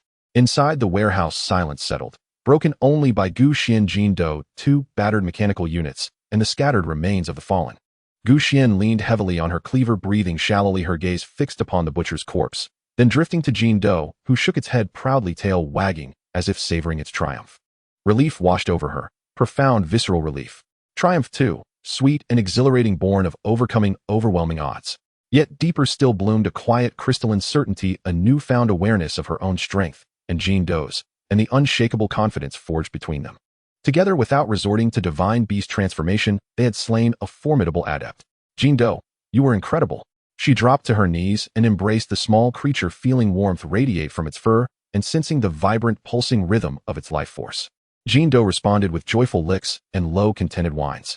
After a brief, tender pause, Gu Xian steeled herself, her mind already shifting back to strategy. Though the thugs had fled, they might regroup or draw even greater danger. Xiao Peng, report external status. Hostile units withdrawing rapidly. Vehicles initiating movement, trajectories disordered. Sniper has vacated position. Pursuit authorized. No. Immediately recover all viable enemy ordnance and ammunition. Then scour remaining warehouses for salvageable supplies. Prioritize speed. Prepare for immediate extraction. Gu Xian issued the command without hesitation. This place was no longer safe. She glanced out the window, the sun dipping westward, and then at her steadfast companion. What began as sudden peril had become the ultimate crucible, testing and tempering both their power and their bond. Let's go. We continue the search. She lifted Jin Do into her arms and, flanked by the mechanical units, began the final sweep. Sunset bled through broken windows, stretching their silhouettes long and solemn across the ravaged floor. This time they departed not only laden with supplies, but enriched with something priceless, unshakable confidence and irreplaceable growth. The collapse of the butcher gang restored a fragile silence around Reserve Depot 22, but Gu Xian knew this place had become a focal point and was no place to linger. She moved with urgent efficiency, transferring all remaining high-value ammunition from Warehouse 1 into her system space. Heavy machine gun belts, sniper rounds, rockets, scarce specialty ordnance, some precision instruments, and a single earth-yellow crystal core pried from a butcher's corpse. Her storage was filled to its limit. Not another box of standard ammo would fit. She looked back at the warehouse and saw vast stocks of common rounds, rations, and clothing still waiting. Gu Xian felt a pang of regret, but no hesitation. A cold glint crossed her eyes. If she could not carry these goods away, she would not hand them to future scavengers or leave them for some unknown threat. She recalled that during reconnaissance, she had noticed many zombies still gathered inside Warehouse 5 untouched. Xiao Peng, A2, widen that damaged skylight on Warehouse 5 and make some noise. Draw the residents out and let them roam freely inside the compound. Gu Xian issued the commands crisply. Soon the direction of Warehouse 5 filled with the sounds of glass shattering and metal groaning, followed by the excited hissing roars peculiar to the undead.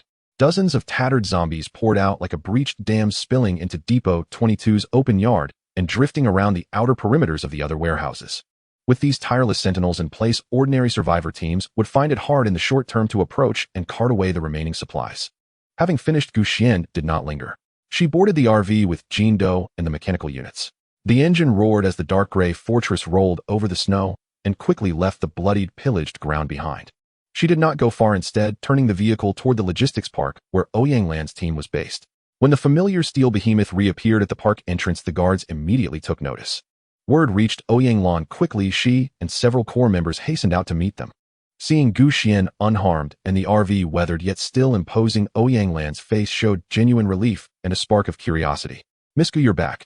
"That's wonderful," Ouyang Lan said, her tone respectful with a hint of barely contained relaxation. Gu Xian's presence was an unspoken guarantee of safety for the camp as it found its footing. "Engineer Ouyang, I need to trade, and I need your help," Gu Xian said bluntly without preamble. She parked before a relatively secluded warehouse and gestured for Ouyang Lan to get on board. Inside the RV's spare living area, Gu Xian laid out the damage report for her mechanical core. A 1S armor bore numerous dents and scratches, a 3S manipulator arm required recalibration and replacement parts, and the 2 machine wheels demanded professional structural repairs and possible module upgrades. She then outlined her demands: not merely repairs, but also technical work to optimize performance and expand capabilities. For example, integrating A2S sensors more fully and fitting the transport-type machine wolf with simple weapon mounts. Ouyang Lan inspected the damaged units carefully, then consulted briefly with 2 senior technicians who had formerly worked at Rui Guangdian. A bright excitement lit her eyes, the kind a technician feels when faced with a real challenge. At last, she stepped forward and replied with confidence, "Repairs are no problem. We have the equipment and some spare parts here." As for optimization and expansion, she continued after a pause, choosing her words deliberately. "We need to study their schematics and control systems in detail. Some ideas are worth trying, but we cannot promise complete success, and it will take time. I have the time and the blueprints. You can research at your own pace, Xuan said, calm and patient. Any progress or needs can be supported through ongoing transactions. As payment and a deposit, she opened the RV's side door to reveal several boxes of standard ammunition, a batch of military grenades, and even 2 light machine guns with matching belts of ammunition. For Ouyang Lan's team, those supplies were a godsend, greatly bolstering the camp's defenses and the confidence of any foraging sorties. Ouyang Lan and her companions found their breaths quickening as they took in the bounty. The remuneration far exceeded their expectations. Besides that, I have another request, Xuan said through the window, revealing a deeper plan. I want to commission a single soldier exoskeleton suit. Even a simplified or prototype version will do. It need not house powerful propulsion or heavy weapons. The primary goals are to augment the wearer's basic strength, carrying capacity, and short-range mobility. Use materials that are as light and sturdy as possible. Hearing that, Ouyang Lan and her technicians drew a sharp breath. Exoskeleton mechs were cutting edge even before the end of the world. The difficulty is enormous, Ouyang Lan admitted frankly. We lack core power sources, precision servos, and biological sensor interfaces. Under current conditions, we could at best attempt a mechanical assist frame that reduces exertion slightly, but it would be a long way from a true mech. I know it is a hard task, but it is not urgent, Xuan replied calmly, offering reassurance. This is a long-term commission. You can research gradually and gather the necessary technologies and materials. Any progress or needs can be addressed through ongoing trade support. These weapons and ammunition are both payment for the repairs and the initial funding and deposit for the long-term project. Ouyang Lan met Xuan's steady, resolute gaze and glanced at the pile of armaments that could alter the camp's fate. She weighed the risks and rewards. The challenge was immense, but so too was the opportunity. A real breakthrough would transform the camp's prospects and cement a long-term bond with this fortress owner. We will give it a try, Ouyang Lan finally said, nodding with weighty resolve. She accepted the daunting commission, and the deal was sealed, the atmosphere warmed by mutual trust. As Xuan prepared to take her leave and arrange the handover of the machines, Ouyang Lan suddenly called her back and unlocked a toolbox. She pulled out a roughly 1-meter-long, crudely fashioned bar that looked patched together from metal tubes and rough circuit boards and handed it over. Miss Gu, consider it a small token from us. It might help in a pinch, Ouyang Lan said, a little embarrassed as she explained. We salvaged parts from a scrapped industrial laser cutter, the discarded laser generator and focusing lenses, and repurposed them. We call it a laser sword, though the name is a bit grandiose. It runs on a high-energy battery and can sustain full power output 3 times at most, each burst lasting no more than 5 seconds. Its effective cutting or burning range is about 1 meter. It is unstable. After 3 uses, the core components may burn out. Still, its penetration should be respectable and might prove astonishingly effective against certain hardened defenses. Xuan accepted the heavy, roughly made device. She studied the crude switch and energy indicator at the handle, a flash of surprise and interest in her eyes. Its limited uses and instability were drawbacks, but its strong penetration could be the key to breaching particular obstacles in this world gone mad. Thank you. This gift is valuable, she said solemnly, and took it. 3 days later, after the sleepless efforts of several of Ouyang Lan's technical backbones, Xuan's mechanical core was renewed. A 2S sensor suite had been modestly upgraded, expanding its reconnaissance range by 10%. The leg-damaged fire-type machine wolf was restored to combat readiness. Xuan paid the agreed-upon weapons and ammunition and departed with the repaired and upgraded units and the crude laser sword good for only 3 strikes.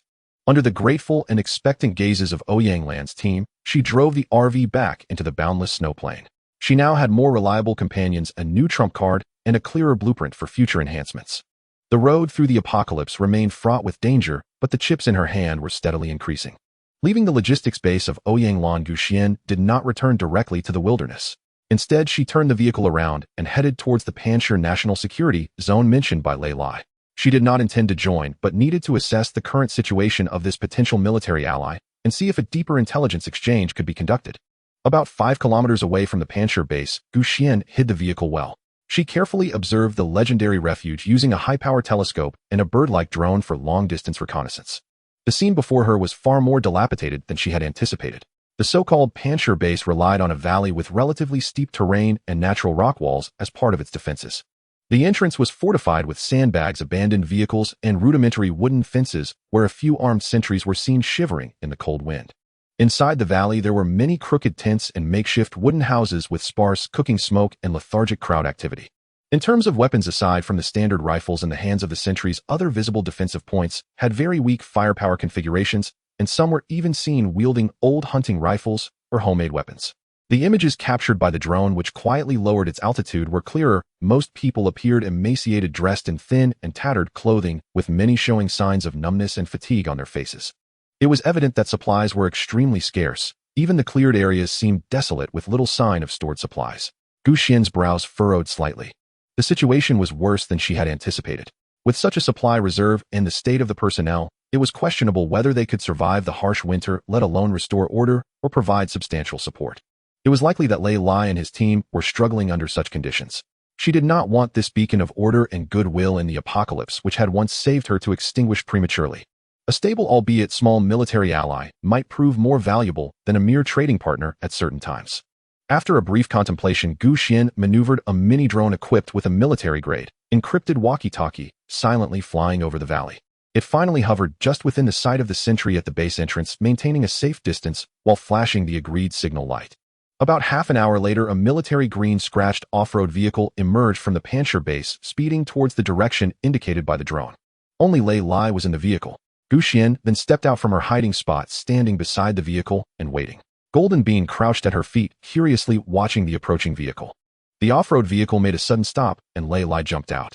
He looked even thinner than the last time they met, with deep-set eyes. Yet his gaze remained sharp, and upon seeing Xuan safe and sound, he even seemed to exude a greater sense of authority than before. A sincere, relieved smile broke out on his weary face. "Comrade Xuan, it's good to see you again. I'm so glad to see you're okay." Lei Lai stepped forward, his voice a bit hoarse, yet filled with joy. "Captain Lei, it's good to see you well." Xuan nodded, slightly foregoing pleasantries and getting straight to the point. "I observed the situation at Pancher, and it seems not very optimistic." The smile faded from Lei Lai's face, replaced by a hint of heaviness and helplessness. He turned to glance back at the valley and sighed, saying supplies are in short supply, especially fuel, medicine, and food for the winter. Weapons and ammunition are also insufficient, barely maintaining defense. Many survivors are in poor health, and many have fallen ill. This winter is indeed a tough challenge. "I can offer assistance," Xuan stated bluntly, "but not for free. I need intelligence, valuable intelligence." Lei Lai's spirits lifted, and he immediately nodded. "Just tell me. I will definitely inform you of anything I know." "All right." Xuan walked to the vehicle, pulled up the electronic map, and pointed to the location of the No. 22 Combat Reserve.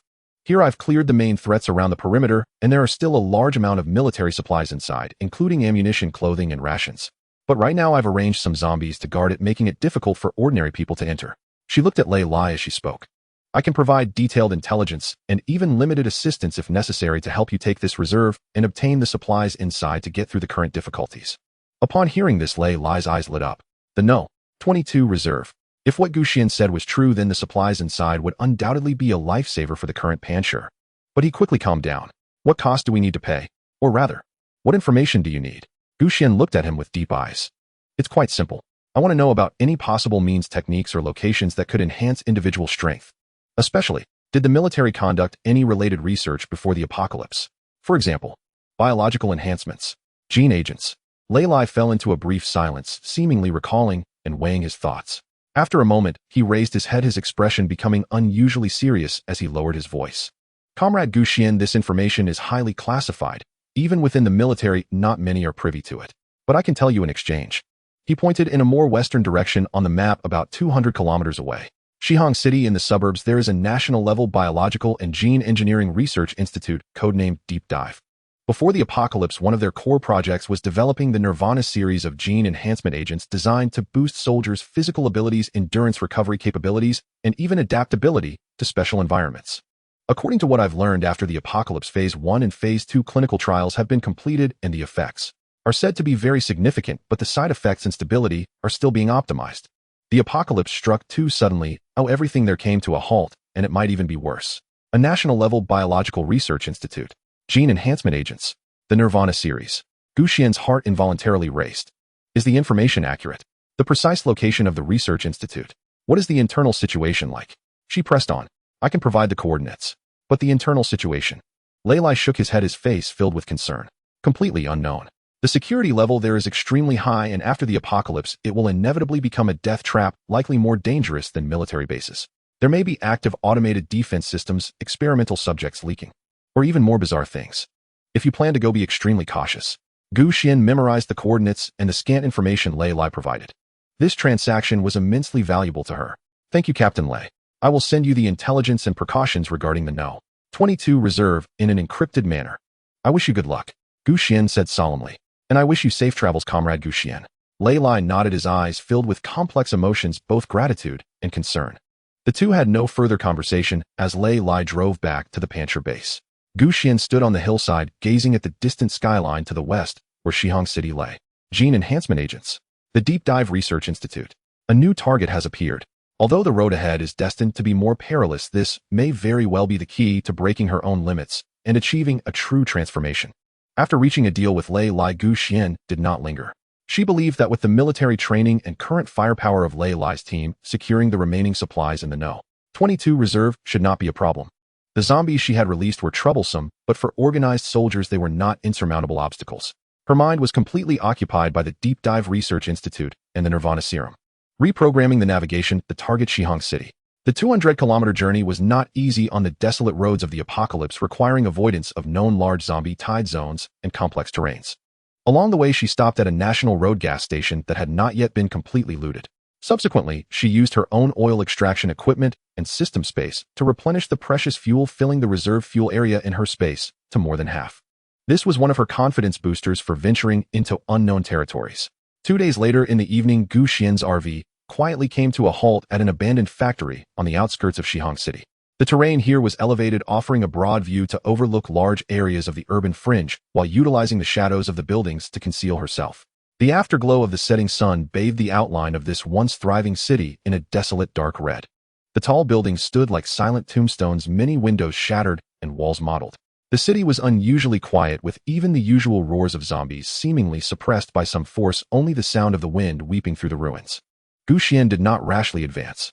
She did not even drive the vehicle down into the logistics park. After stabilizing the RV, she immediately activated the highest level of stealth mode, with the environmental camouflage system running at full power, allowing the RV to almost blend into its surroundings. Then she dispatched nearly all available reconnaissance units. Swarm drones, high-altitude, wide area scanning, mapping the terrain, building density, and large life-form gathering points from the city edge to the target coordinates. Bird-like drones advance along the preset route to the Research Institute for low-altitude detail reconnaissance, focusing on road conditions, obstacles, and abnormal energy or biological signals. A 2 covertly advance to the nearest city entrance area, establish ground observation points, and collect sound, smell, and close-range visual information. All reconnaissance data synchronize and establish a real-time dynamic map. Once the command was issued, the gray bird swarm silently ascended, disappearing into the twilight. A 2 slid down the building like a cheetah, merging with the shadows, disappearing among the ruins. Gu Xian sat before the control panel with multiple screens lighting up simultaneously, data streams and images beginning to converge. The aerial view revealed that the extent of the damage in Shihong City was more severe than imagined, with many areas having experienced violent explosions or fires, leaving vast stretches of scorched earth. Within the city, the distribution of red dots representing life forms was extremely uneven, as some areas were densely packed, while others were eerily silent, creating bizarre blank zones.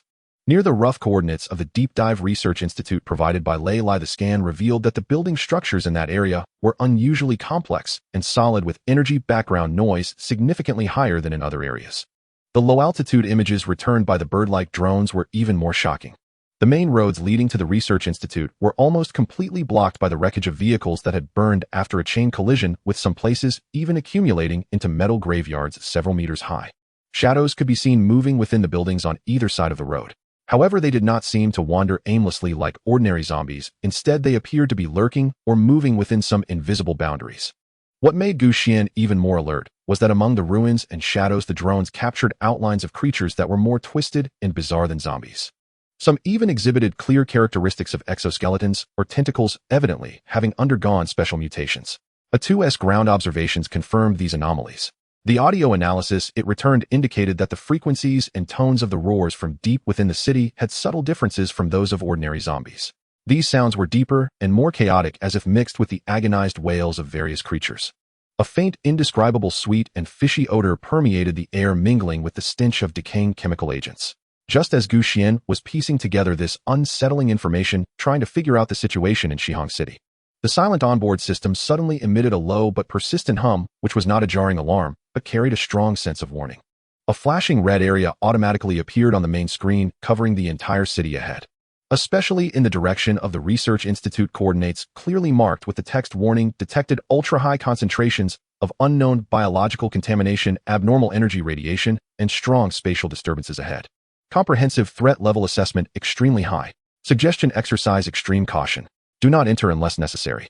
If entry is essential, ensure the highest level of protection and a sufficient evacuation plan. Extremely high threat. Xuan murmured the system's judgment, her expression grave. Even the system issued such a serious warning. Shihong City, especially that Deep Dive Research Institute, truly was a den of peril. Just the preliminary reconnaissance at the city's edge revealed blocked roads, abnormal zombies, mutated monsters, and the contamination and energy anomalies detected by the system. Inside the Research Institute, it was still unknown what horrors were hidden. She glanced at the death zone marked in red on the screen, and then at the quietly squatting Jean Doe beside her, who seemed to sense something and slightly perked up its ears. Charging in directly would undoubtedly be suicide. But the allure of the Nirvana serum, along with her desire to break through her own limits, made it hard for her to give up. I need a more detailed plan. Perhaps I should find a local guide first. Or should I gradually encroach from the outskirts, figuring out the patterns? Xuan fell into deep thought. She knew that this target would be the highest difficulty challenge she faced since her rebirth. Every step had to be taken with extreme caution.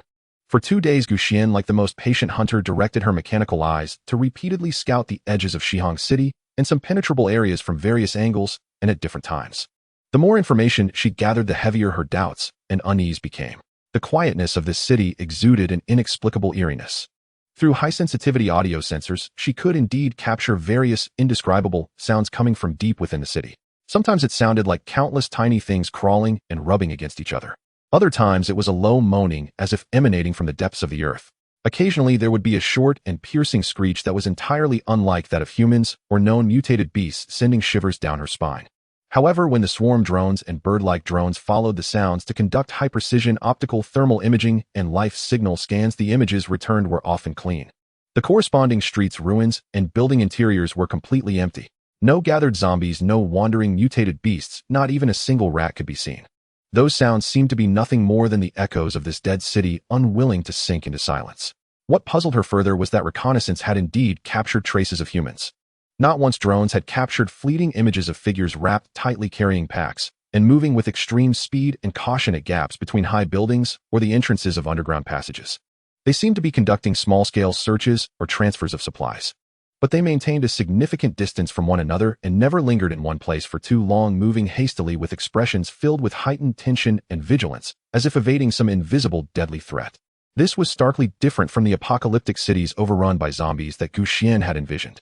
Here the survivors seemed to face not the ubiquitous tide of corpses, but some more concealed and indescribable danger. Another notable anomaly in Shihong City is its remarkable vitality. The greenery in Shihong City is surprisingly lush. On both sides of the street, in abandoned parks, and even on the balconies and rooftops of many buildings, lush and vibrant vegetation thrives. The trees are densely foliated and flowers and grasses stand tall, even in the cold season, brimming with vitality. Xuan specially had a drone collect samples, which were preliminarily analyzed by Xiaopeng. These plants show no signs of mutation, appearing to be entirely normal. They simply grow extraordinarily vigorous, as if the apocalyptic environmental changes and pollution have no effect on them. This illogical normality stands out starkly and discordantly against the backdrop of the silent ruins. Furthermore, the faint white mist that envelopes the entire city at noon adds a layer of mystery and dreaminess to this city. The mist is not thick, yet it significantly reduces visibility, greatly diminishing the reconnaissance effectiveness of drones and cameras. Strangely, this mist seems to exist only within the city itself, once exceeding a certain vague boundary, presumably the original urban area. It abruptly ceases, leaving the outside wilderness clear. The mist lasts for about 4 to 5 hours, gradually dissipating by evening. Xuan had once attempted to send a drone to venture a short distance during the mist's peak density. The footage returned was even more blurred and distorted, with the signal suffering from unknown interference, becoming intermittent. She quickly recalled the drone, refraining from further risk. Where have the zombies and mutated beasts gone? Xuan stared at the screen showing the tranquil city shrouded in greenery and mist, her brow furrowed. Where do those terrifying sounds come from? What are the survivors hiding from? Why is the plant growth so abnormal? What is this bizarre white mist? The answers to all of this may be hidden deep within the city, especially at the Deep Dive Research Institute. What was leaked or released there may have completely altered the ecology and rules of this area. The system's warning of ultra-high concentration of unknown biological pollution, abnormal energy radiation, and strong spatial disturbance gradually correlated with the scene before her. This may not be the traditional mountains of corpses and seas of blood, but a more advanced and incomprehensible ecological distortion field. The risk of direct intrusion is evidently much higher than merely facing a horde of corpses. The unknown is the greatest terror. Xuan knew she needed to be more cautious and require more specific information. Perhaps she should attempt to reach out to those local survivors. Those who have survived here must know something. She turned her gaze to the fleeting shadows on the screen, beginning to formulate a relatively controllable contact plan. She must obtain key intelligence about the true nature of the city and the Deep Dive Research Institute without alarming the unknown dangers deep within the city. Based on 2 days of observation, Xuan selected a relatively safe contact area. On the northeastern edge of the city, an abandoned commercial street adjacent to a small forest park. This area is not densely built, has high vegetation coverage, and is suitable for concealment and retreat. Moreover, the drone had captured small groups of survivors moving quickly in this area twice at the same time, seemingly collecting edible plants or clean water that might exist in the park. She did not drive the RV closer, as that would be too conspicuous. Leaving the vehicle hidden a kilometer away, she only brought Jean Doe A2 and a reconnaissance-type mechanical wolf. She herself changed into a nondescript gray combat suit that blended in with the environment, carrying necessary weapons and a small amount of high-energy food, and stealthily infiltrated the edge of the target area using the soft light of dawn. She chose the rooftop of a 3-story building as her observation point. The view here is excellent, overlooking a small part of the park and the entrance to the commercial street. A2 and the reconnaissance-type mechanical wolf were positioned downstairs and at key intersections around, responsible for vigilance and early warning. The waiting time was not long. Around 9 in the morning, shortly after the mist had dissipated, 3 figures emerged from a dense thicket deep within the park. 2 men and 1 woman, all dressed in heavy clothing stitched from various fabrics, their faces covered with cloths, revealing only wary eyes.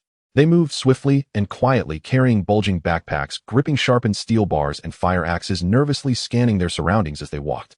Xuan did not reveal herself immediately. She observed the 3 individuals closely through the high-definition lens of the reconnaissance-type mechanical wolf. Their condition seemed slightly better than those from the rock base, at least they moved quite agilely. However, the panic and fatigue in their eyes were equally evident. They seemed very familiar with the park, avoiding seemingly ordinary ground or grass patches, moving quickly along a specific path with almost no vegetation. Just as they were about to cross the commercial street and disappear into another cluster of buildings, Xuan took action. She did not directly obstruct their path, as that would easily provoke conflict. She signaled A2 to use its exceptional stealth capabilities to maneuver around to a corner ahead of the 3. Then she gently placed a small bag of compressed biscuit sealed in a transparent plastic bag and 2 pieces of chocolate in a conspicuous spot in the middle of the road, quickly retreating back into the shadows. The 3 soon reached the corner. The man in front suddenly stopped, raising the steel bar in warning. They saw the food packaging on the ground. "There's something," the man exclaimed in a hushed, raspy voice. The other 2 immediately stood back to back, weapons drawn, nervously scanning their surroundings. The woman cautiously stepped forward, nudging the packaging with her toe. Upon seeing what was inside, disbelief and desire flashed in her eyes, but doubt prevailed. "Who is it? Show yourself," the man called out to the empty street in a low voice, trembling slightly from tension. "We don't want trouble. We don't want the stuff." Xuan knew it was time for direct communication. Not wanting to reveal her position, she adjusted her voice through A2's mini speaker to sound neutral and calm, emanating from behind a pile of rubble on their side. "I mean no harm. I just want to ask a few questions. The food on the ground is a reward." The 3 spun around like startled rabbits towards the source of the voice, weapons trained on the rubble, yet it was empty. Who are you? What do you want?" The woman's voice trembled as she tightly clutched the chocolate packaging, clearly tempted by the food. "A passerby curious about the situation in this city." Xuan's voice continued to come from different directions, A2 constantly changing position to avoid being pinpointed. "Tell me, where have the zombies and mutated beasts gone? What are you hiding from? What is the white mist at noon? Also, how much do you know about the Deep Dive Research Institute?" Hearing the words Deep Dive Research Institute, the expressions of the 3 changed significantly, their eyes revealing deeper fear.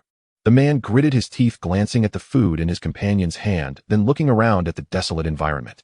Finally, he seemed to have made a decision and quickly spoke. "The zombies. The monsters. They're all below or have been devoured. During the day, especially when the mist rises at noon, you must not stay in open places or make loud noises. The mist. The mist can activate certain things. The Research Institute. That's a forbidden zone. Absolutely a forbidden zone. Anyone who gets close never returns. Not even a sound can escape." The man spoke rapidly, his voice trembling with barely concealed terror. "That's all we know. Please spare us. Below. Consumption. Activation." Xuan seized upon these keywords, her expression turning grave. "What exactly do you mean? Is there any relatively safe window, or a viable path, to explore the city more deeply, eh?" The woman seemed to regain a sliver of composure. Clutching her food tightly, she added breathlessly, Night is far more dangerous than day. But certain fixed safe houses and the underground utility network, provided one knows them well, can be traversed briefly. Never attempt to enter any large intact structure, especially hospitals, laboratories, or those unnervingly pristine green belts at the center of the city. Because that's their hunting ground.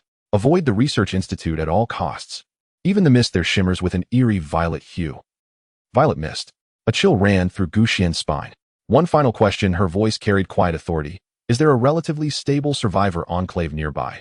One willing to exchange intelligence or supplies? Or perhaps a trustworthy guide? The three survivors exchanged glances. The man hesitated, then murmured softly. Head east, cross 2 blocks. There's an abandoned underground parking entrance marked with 3 white chalk lines. People sometimes gather there. But don't hold your breath. No one dares guarantee anything. We need to go. Without another word, they bolted like startled birds, snatching up their food and vanishing into the rubble's crooked alleyways, fleeing in the direction opposite the institute.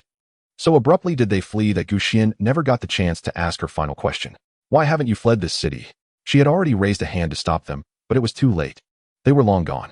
Yet she had gleaned invaluable intelligence, fragmented, veiled, yet enough to sketch one chilling corner of Shihang City's horrifying truth. Zombies and mutated beasts had not vanished. They persisted in far more sinister forms. Below consumption them, and the afternoon's white mist possessed the ability to activate unknown threats. Shenzhen Research Institute stood as the core forbidden zone, its very atmosphere tainted by violet mist. Meanwhile, a covert survivor network operated across the city's underground conduits and designated safe houses. The intelligence was staggering, and so was the danger it implied. Xuan recalled A2 and the Scout-class Wolf drone, then slipped away with Jean Doe moving soundlessly back along her original route. She needed time to process this information, and to reassess the risks and strategy of re-entering the city, especially approaching the Institute. That underground parking entrance marked with 3 white lines might well be her next source of intelligence. But first she would prepare meticulously. Having acquired preliminary, yet deeply unsettling, intelligence, Xuan did not rush toward the chalk-marked entrance. Caution had kept her alive in the apocalypse, and it remained her cardinal principle. She spent half a day first deploying drones for meticulous remote reconnaissance of the area.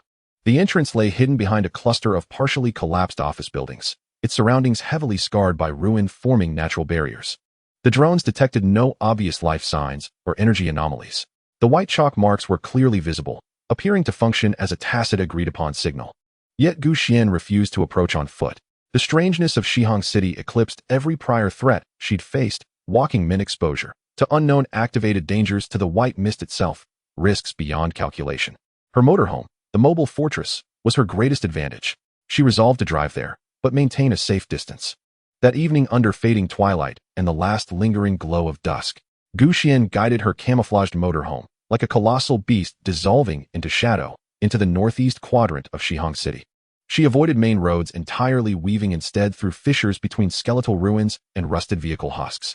Finally she parked, 200 meters from the target entrance, angled diagonally for optimal sightlines and shielded from view by towering debris. From this vantage, she could monitor the entrance via cameras and periscopes, unseen yet ready to withdraw swiftly along a clear escape route. Once the vehicle settled, she activated maximum silence and camouflage protocols, and began her patient vigil. Inside the motorhome, a serene, climate-controlled sanctuary stood in stark contrast to the silent, uncanny, peril-laden world outside. The climate control system held a steady, comfortable temperature, the air filtration guaranteed every breath was clean and safe.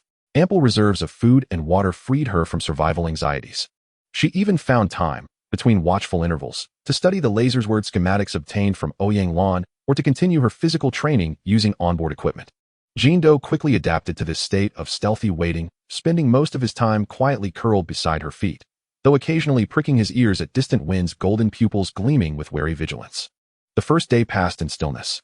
Beyond faint, unsettling sounds drifting from afar, the parking entrance remained utterly motionless. At noon, the white mist descended as predicted, blanketing the city, swallowing visibility. Yet internal sensors confirmed only subtle shifts in external air composition, trace amounts of unknown active particles, all efficiently neutralized by the filtration system. Outside, silence reigned, so profound it felt unnatural. Instinct screamed terrible danger lurked within that mist. So Xuan had no intention of stepping out, not to investigate, not to test, not even to glance. Instead, she deployed ant-sized surveillance drones, scattered discreetly around the motorhome, silently watching every angle. But visibility within the mist was nearly nil, rendering most transmitted footage useless. Thus, the first day slipped away in quiet observation. The second day unfolded identically. Gu Xian felt no impatience. She knew survivors still active in such a place must be profoundly cautious, rarely exposing themselves. Then on the third morning, roughly an hour after the mist had lifted, Gu Xian, eyes locked on the monitor, suddenly stilled. A figure emerged like a wraith from a fissure in a collapsed wall beside the parking entrance. He wore thick patched clothing and a face-covering cloth. A bulging backpack rested on his shoulders, and he gripped a steel pipe sharpened to a point. His movements were swifter, more fluid than those of the earlier trio, pausing motionless for several seconds upon emerging. Like a statue, he scanned the surroundings with acute attention, then slipped forward without a whisper, following a precise path toward a half-buried supermarket entrance nearby. At last, a spark flickered in Gu Xian's mind. She took no immediate action, only watched still and focused. He spent roughly 20 minutes inside the supermarket ruins, emerging with a noticeably heavier pack, then retraced his steps with practiced stealth, vanishing once more into the parking entrance's gloom. This was a survivor with fixed routines and defined objectives, undoubtedly intimately familiar with the district. Gu Xian chose not to intercept him mid-route, doing so risked provoking alarm, confrontation, or unwanted noise. She decided instead to wait until he returned to his lair before initiating contact. That afternoon, as the white mist rolled in again, he did not appear. On the fourth dawn, shortly after the mist receded, he appeared once more, repeating his methodical search pattern. This time Gu Xian prepared to act. She did not move when he left, but calculated precisely when he would return. As he approached the parking entrance, once more his pack laden with modest gains, his posture taut with vigilance, Gu Xian directed A2 to take position ahead of time, hidden in absolute shadow near the entrance. At the exact moment the survivor stepped into the threshold's deepening shade, A2's optical sensors pulsed with soft blue light. Then a microspeaker emitted Gu Xian's voice, digitally modulated to neutrality, loud enough for him to hear clearly, yet contained inaudible beyond a few meters. "Friend, interested in trade?" The survivor froze instantly, rigid as a cat whose tail had just been stepped on. He whirled around in a flash, thrusting the steel pipe across his chest, and scanned the source of the voice with wide, terrified eyes, only to behold a desolate expanse of rubble. A guttural, choked rasp escaped his throat, clear evidence of profound shock. "I mean no harm, nor do I intend to intrude upon your territory." Gu Xian's voice continued, calm and imbued with a quiet, instinctive authority that lent it subtle credibility. "My vehicle is nearby and entirely secure. You may observe from a safe distance, first verifying its safety before deciding whether to proceed with an exchange. What I require is detailed intelligence about this city, especially concerning the Deep Dive Research Institute. In return, you will receive urgently needed supplies." The survivor stared fixedly toward the voice's origin, his chest heaving violently, his gaze torn between desperate calculation and raw, unrelenting fear. The lure of supplies was immense, particularly within this spectral metropolis where resources dwindled daily. Yet an invitation from a stranger carried equal weight, the chilling uncertainty of unseen peril. He remained silent for so long that Gu Xian feared he would simply vanish back into the subterranean dark. At last his voice emerged, hoarse, strained, barely above a whisper. You swear? You won't deceive me." "My offer of supplies stands as my solemn guarantee," Gu Xian replied with deliberate gravity, then nearly broke into laughter at her own theatrics. "No deception. In this apocalypse." The survivor hesitated again, his eyes flicking warily between the distant ruins serving as a landmark and the empty, shadowed void before him. In the end, the primal imperative of survival overrode even the most paralyzing dread. "Lead the way. No tricks." He ground out the words, knuckles whitening around the steel pipe. First contact, successful. Gu Xian knew the opportunity to extract truly valuable intelligence had arrived. Her voice resumed transmission through Unit A2. "Follow me, but maintain distance." She refrained from directing him straight to the concealed motorhome. That would have been far too reckless. Under A2's silent guidance, Gu Xian remotely piloted the unit, leading the survivor, who introduced himself as Xiao Ming, to a pre-established contact point. It was a semi-subterranean storage chamber nestled deep within a narrow fissure formed by two collapsed high-rises, a relatively enclosed space with only a single exit. Located at a measured remove from both the motorhome and the parking entrance, the site afforded tactical control and clear vantage points to detect any potential pursuit. When Xiao Ming, tense and wary, crawled into the dim, damp, dust-choked chamber, he found not the expected vehicle or armed personnel, but only a battered small table. Upon it rested a military-grade encrypted walkie-talkie, and beside it a modest token of goodwill, a vacuum-sealed pouch of dried meat, and 2 bottles of purified water. And from the jagged gaps in the crumbling ceiling slab above the entrance, and from apertures in the opposite wall, at least 3 black, unblinking gun barrels were subtly trained upon his position, radiating cold, unmistakable lethality. Xiao Ming's face paled further. He muttered a curse under his breath. Damn it. He realized with sinking certainty that he had fallen utterly under their control, and that they trusted him so little they wouldn't even show themselves. He hesitated. Then hunger and need outweighed the impulse to flee. Stepping forward, he picked up the walkie-talkie. I'm here." His voice was parched brittle. "Good." Gu Xian's reply crackled through the device. Crystal clear, composed, utterly unruffled. "You said your name is Xiao Ming. Relax. Cooperate, and these supplies are yours, along with the possibility of far more. Now tell me everything you know about this city, especially the Deep Dive Research Institute, and explain what you understand by the noon mist below and activation." Xiao Ming's eyes darted shrewdly before he began to speak. He started with facts Gu Xian had already deduced or suspected during the active phase of the white mist. Zombies and mutated beasts grew terrifyingly volatile and uncanny. Otherwise, they seemed to lie dormant beneath the earth, or within certain zones survivors navigated via underground conduits and scattered safehouses. The Institute was a forbidden zone. No one dared approach. Yet he deliberately omitted critical details, blurred the precise nature of the dangers, and even wove in half-truths and rumors. For instance, he exaggerated the peril of specific districts, or invented grotesque, horrifying traits for creatures that likely did not exist. He painted the Institute as a demonic lair, claiming mere proximity to its periphery induced hallucinations and rapid bodily necrosis. Gu Xian listened in silence, neither interrupting nor reacting. In the apocalypse, it was perfectly ordinary for a newly encountered survivor to withhold, exaggerate, or fabricate information, to protect themselves or inflate their bargaining power. She believed perhaps 30% of what he said, and doubted the remaining 70%. Only after Xiao Ming, parched and exhausted, took several long swallows from the water bottle, did Gu Xian speak again, her tone level yet edged with quiet, unassailable finality. "Your intelligence holds limited value, and its veracity remains highly questionable." Xiao Ming's heart clenched. However, Gu Xian shifted her tone, sharpening it with deliberate emphasis. "I note your reflexes are sharp, and your familiarity with this terrain is evident. I require a local guide to assist in deeper reconnaissance, primarily mapping secure outer perimeters of the Institute and verifying specific intelligence. You provide the expertise, I provide the supplies.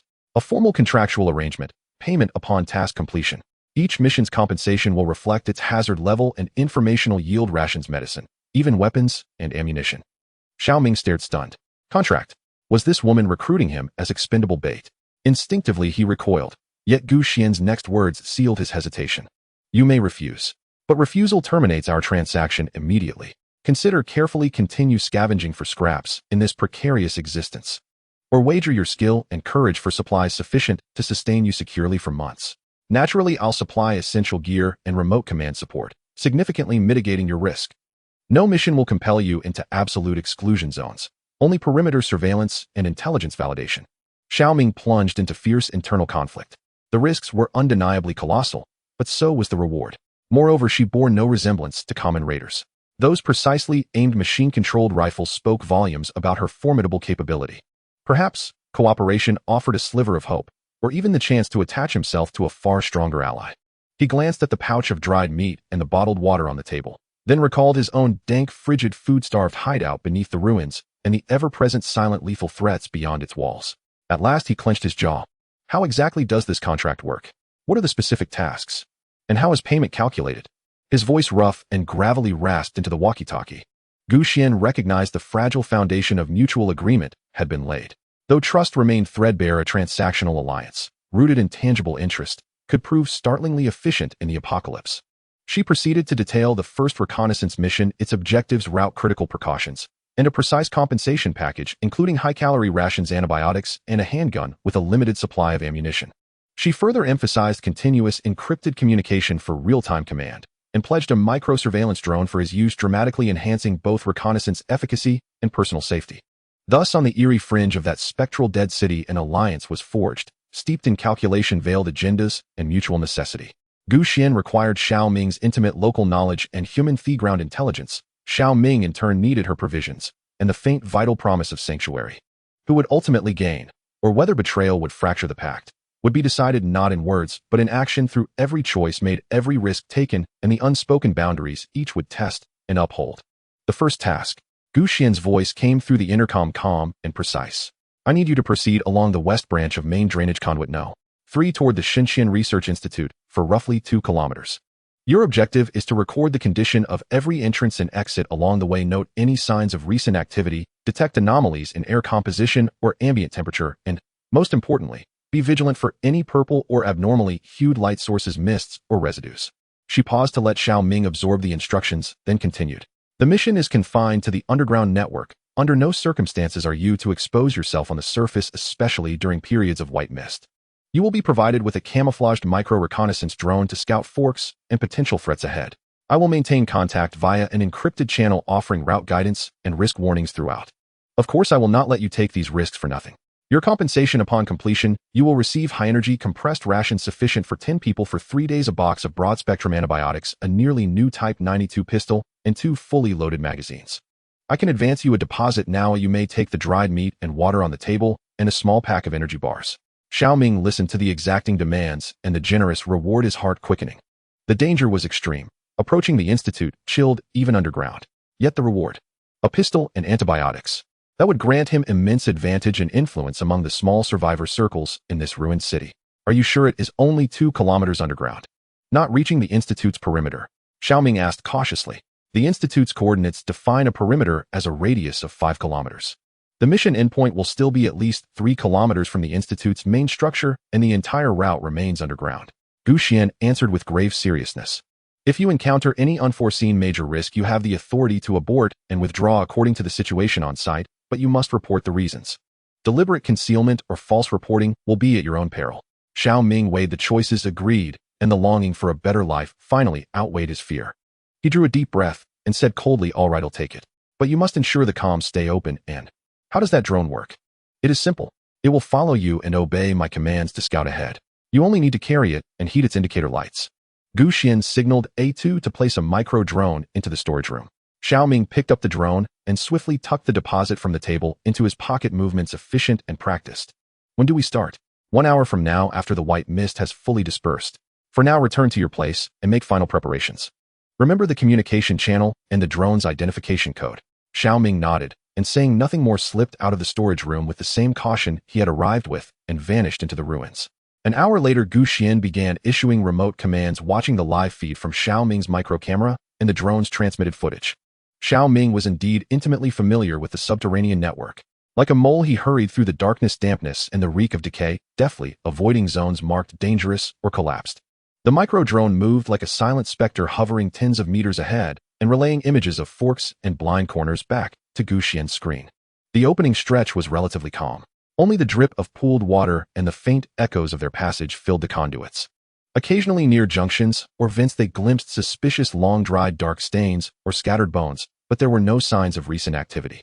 Temperature normal, humidity high, the air somewhat stifling, but no distinctly strange odor. Xiaoming reported in a low voice, his tension easing slightly as they made steady progress. At about 1.5 kilometers, nearing a large convergence shaft marked on the map, the drone's feed began to show anomalies. Thin pale green streaks appeared on the pipe walls ahead, as if someone had brushed fluorescent paint along them. They were not bright, but stood out clearly in night vision. The traces were intermittent, like dried slime left behind. Found abnormal traces, pale green fluorescent residue, location at. Xuan immediately logged the observation. Xiaoming saw them too and lightened his footsteps, his breathing growing more cautious. "I have not seen this before," he murmured. As they prepared to skirt the convergence shaft, the drone caught a fleeting, extremely faint purple glint beneath the rim. It was as if something in the pooled water at the bottom refracted an almost non-existent light, but the purple hue felt profoundly unnatural. "Stop," Xuan ordered. "There is an unusual purple reflection in the shaft below," she said. "Lower the drone for a closer look. Hold your position and keep watch, but do not approach the rim." The drone descended cautiously, its lens fixed on the bottom.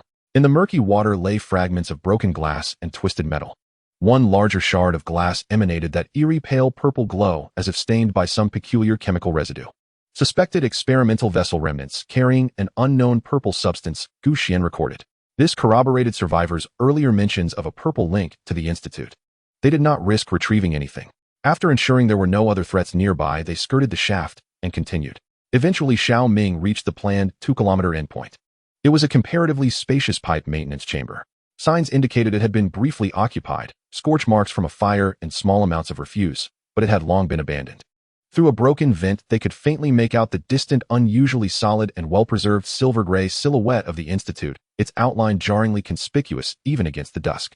More disquieting was the faint yet discernible pale purple halo that seemed to linger above the institute's vicinity, incongruous amid the surrounding white mist. Reached the endpoint.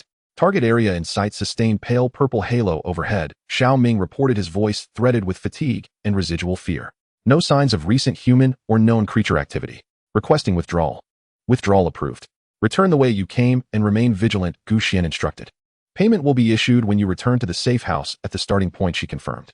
The inaugural hired mission had been carried out successfully. Xuan had acquired precious first-hand perimeter intelligence. There were indeed purple anomalies toward the Institute, unknown chemical residues in certain sections of the underground network, and no evidence of large-scale active threats for the moment. Xiaoming had proved his worth and his hunger for supplies. The fragile mercenary arrangement after this first success seemed to have gained a sliver of solidity. Xuan knew that deeper and far more perilous reconnaissance lay ahead. Xiaoming's report on the purple halo and the residues had given her a clearer understanding of the danger and the value of the Xinxian Research Institute. The successful completion of his first reconnaissance mission left Xiaoming both tense and exhilarated. He returned safely to his underground hideout carrying the miniature drone. Atu had already placed a package at the prearranged location, the same semi-subterranean storage room. Xiaoming's heart skipped a beat as he gazed upon the payment far exceeding what had been agreed upon. In the dim light, the wrappers of candy and cigarettes shimmered with an almost surreal hypnotic allure. He snatched up the walkie-talkie, his voice trembling with excitement. "Boss, what does this mean? This is far too much." A brief silence followed. Then Xuan's calm voice came through, cold as a drop of icy water, instantly dousing the spark of joy that had just flared in his chest. "You completed the task well. This is a bonus. And also an advance token of goodwill for your next assignment." A new assignment. Xiaoming's pulse surged, a chilling premonition tightening in his gut. "Yes, I need you to conduct preliminary reconnaissance inside the Deep Dive Research Institute."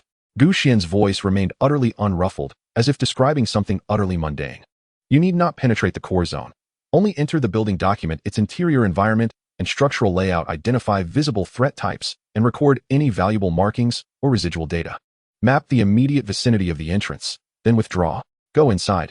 His scalp prickled, his voice shot up in panic, then choked back into a terrified whisper. "Are you insane? That's a forbidden zone. Everyone who entered died. No sound ever emerged. There's purple mist and monsters within. So the reward is generous." Xuan cut him off, her tone cool, almost cruel. "You've seen what I can provide. Food, medicine, weapons, even firearms. This assignment's compensation will be triple the previous sum plus a full set of chemical protective gear and upgraded individual combat equipment. All you must bear is the risk of a swift and out operation." "No, absolutely not." Xiaoming refused instinctively. The shadow of death weighed heavier than any temptation. He recalled the horrifying rumors about the Institute, the eerie violet glow shimmering on the horizon, and shuddered, his blood turning to ice. "Don't rush to refuse." Xuan seemed to have anticipated his reaction. "Consider your current predicament, Xiaoming. How long can you survive scavenging trash? What happens when you fall ill next time? Can that steel pipe of yours protect you against real danger? Succeed in this mission and the resources you gain will sustain you securely for a long time, even grant you a chance to escape this accursed place. If you fail, you've witnessed my capabilities. I'll provide remote support and evacuation assurance to the best of my ability. And I repeat, only the entrance area, not a suicide run." Only Xiaoming's ragged breathing echoed across the walkie-talkie. Reason screamed danger, yet the primal hunger for survival and the intoxicating fantasy of lasting safety coiled like venomous serpents gnawing at his fear. Triple pay, chemical protective suits, superior weaponry, the possibility of escape. Men die for wealth, birds perish for food. The saying reverberated wildly in his mind. After an indeterminate stretch of silence, Xiaoming spoke, his voice hoarse, as if every syllable cost him his last ounce of strength. "I can't do it alone. The risk is too great. I need help, at least 2 people. They must be trustworthy, and their payment must come from you." "Agreed." Xuan assented without hesitation. "You'll select the team, but I require their basic profiles. Compensation will be allocated proportionally to contribution. I can raise the overall budget. However, only partial advance payment and essential weapon support will be provided up front. The remainder settles upon mission completion. That is my final condition." Xiaoming knew this was the furthest concession she would make. Gritting his teeth, he replied, "Fine. I'll take the job, but I need time to recruit and prepare." Almost immediately, the walkie-talkie crackled with her reply. "Meet me tomorrow at this hour, same location. I'll supply you with necessary gear and a detailed operational plan." With that, Xuan ended the transmission. Xiaoming slumped onto the floor, staring at the pile of supplies before him, his heart a tempest of dread and desperate hope. He knew he now walked a razor-thin wire, suspended over an abyss. Yet at its far end hung a treasure unimaginable in this ruined world. At dusk the next day, Xiaoming arrived at the semi-subterranean storage room with 2 companions, a man and a woman. The man was Lao He, short but powerfully built, with sharp, watchful eyes. According to Xiaoming, he'd once worked demolition, possessing rough-hewn knowledge of architecture and explosives, immense strength, and nerves of tempered steel. The woman was Xiaoya, youthful in appearance, pale of complexion, yet steady-eyed. She claimed to be a former medical student versed in emergency care and pharmacology and had survived the apocalypse through caution and a sliver of luck. Both had collaborated with Xiao Ming several times before, establishing a fragile foundation of trust. Faced with Gu Xian's mission and the promised reward, they wrestled between terror and greed, then chose to gamble their lives. Gu Xian did not appear in person. A2 delivered the new equipment, 3 modified protective suits with basic air filtration, 3 handguns fitted with tactical flashlights and rudimentary suppressors, extra magazines, 3 razor-sharp combat knives, climbing ropes, glow sticks, and 3 ruggedized portable cameras. Gu Xian instructed them to wear the cameras on their shoulders for live video feed. Beside them stood a medium-sized agile reconnaissance wolf bot, its sensor array more advanced, serving as both vanguard and an additional pair of eyes.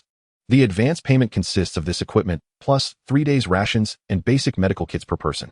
The balance will be paid here upon safe return. Triple the value of the first mission supplies adjusted upward based on the intelligence value of your findings. Gu Xian's voice emanated from the walkie-talkie. Remember, your objective is solely the area near the main building's entrance. Record environment threats anomalies. Under no circumstances may you proceed deeper. If confronted with overwhelming danger, retreat immediately along the designated route. The wolf bot will scout ahead. You maintain distance and follow my commands precisely. Lao He inspected his handgun, licked his cracked lips, and a fierce glint flashed in his eyes. Xiaoya silently donned her protective suit. Her fingers trembled slightly, yet her movements were resolute. Xiao Ming drew a deep breath and nodded to his companions. Men die for wealth. They had no path backward. Night fell, the white fog had long since dissipated. The trio, and the wolf bot, moved like phantoms along the relatively safe route Xiao Ming had scouted previously, advancing toward the institute. This time they would have to emerge from the relative safety of the underground conduits for the final leg, exposing themselves briefly on the surface to close in rapidly on the institute structure. Guided by the Wolfbot's sensors, they bypassed several zones emitting faint biosignatures or anomalous energy readings, the operation proceeding with unexpected smoothness. In the night's hush, the silver-gray complex loomed ever closer, veiled in a faint, eerie violet luminescence, silent, ominous. They slipped through a gap in a collapsed perimeter wall into the Institute's outer grounds. Shattered instruments and scattered documents littered the ground, dried, suspiciously discolored stains were everywhere.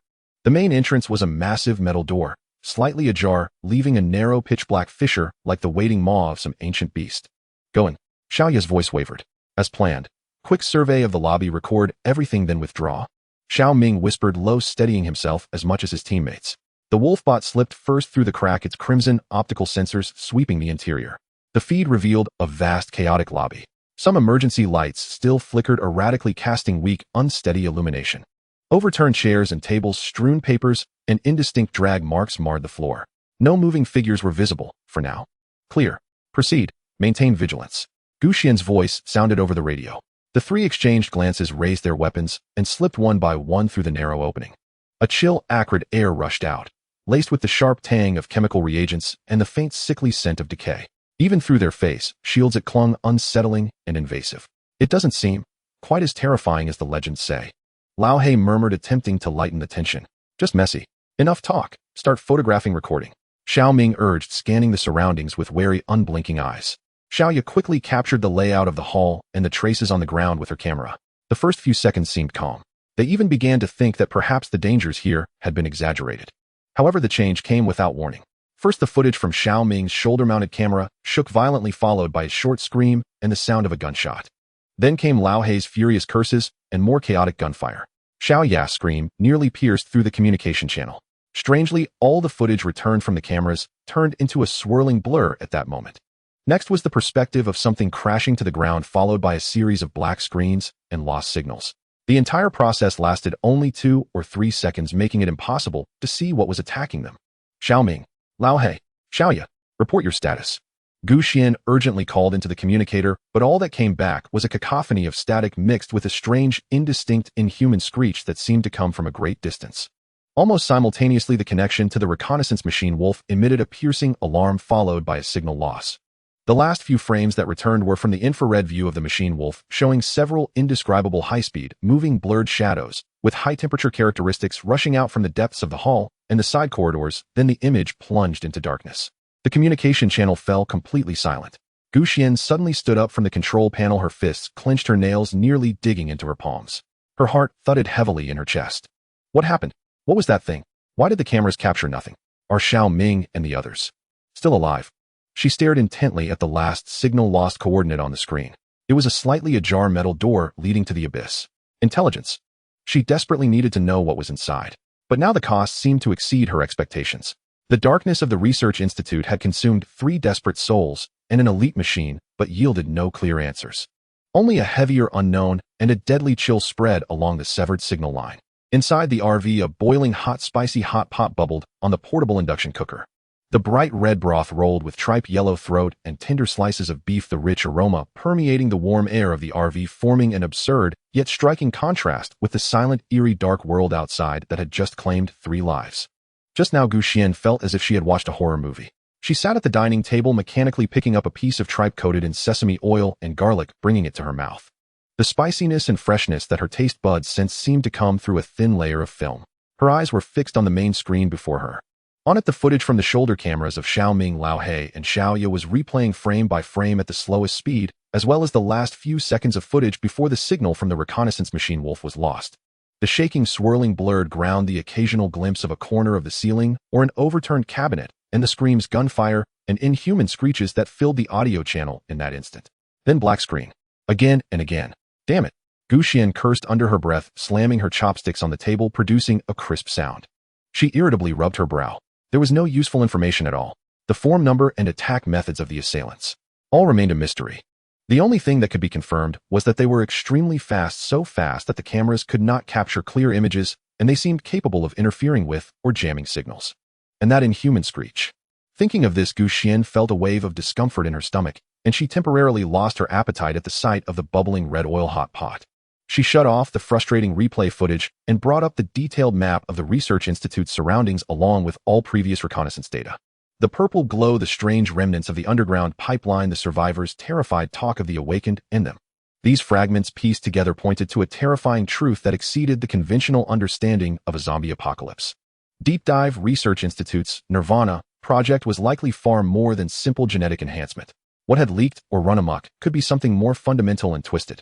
The Xiao Ming team was completely wiped out, and the Machine Wolf had also suffered losses, although they had lost some supplies and a preliminary intelligence channel.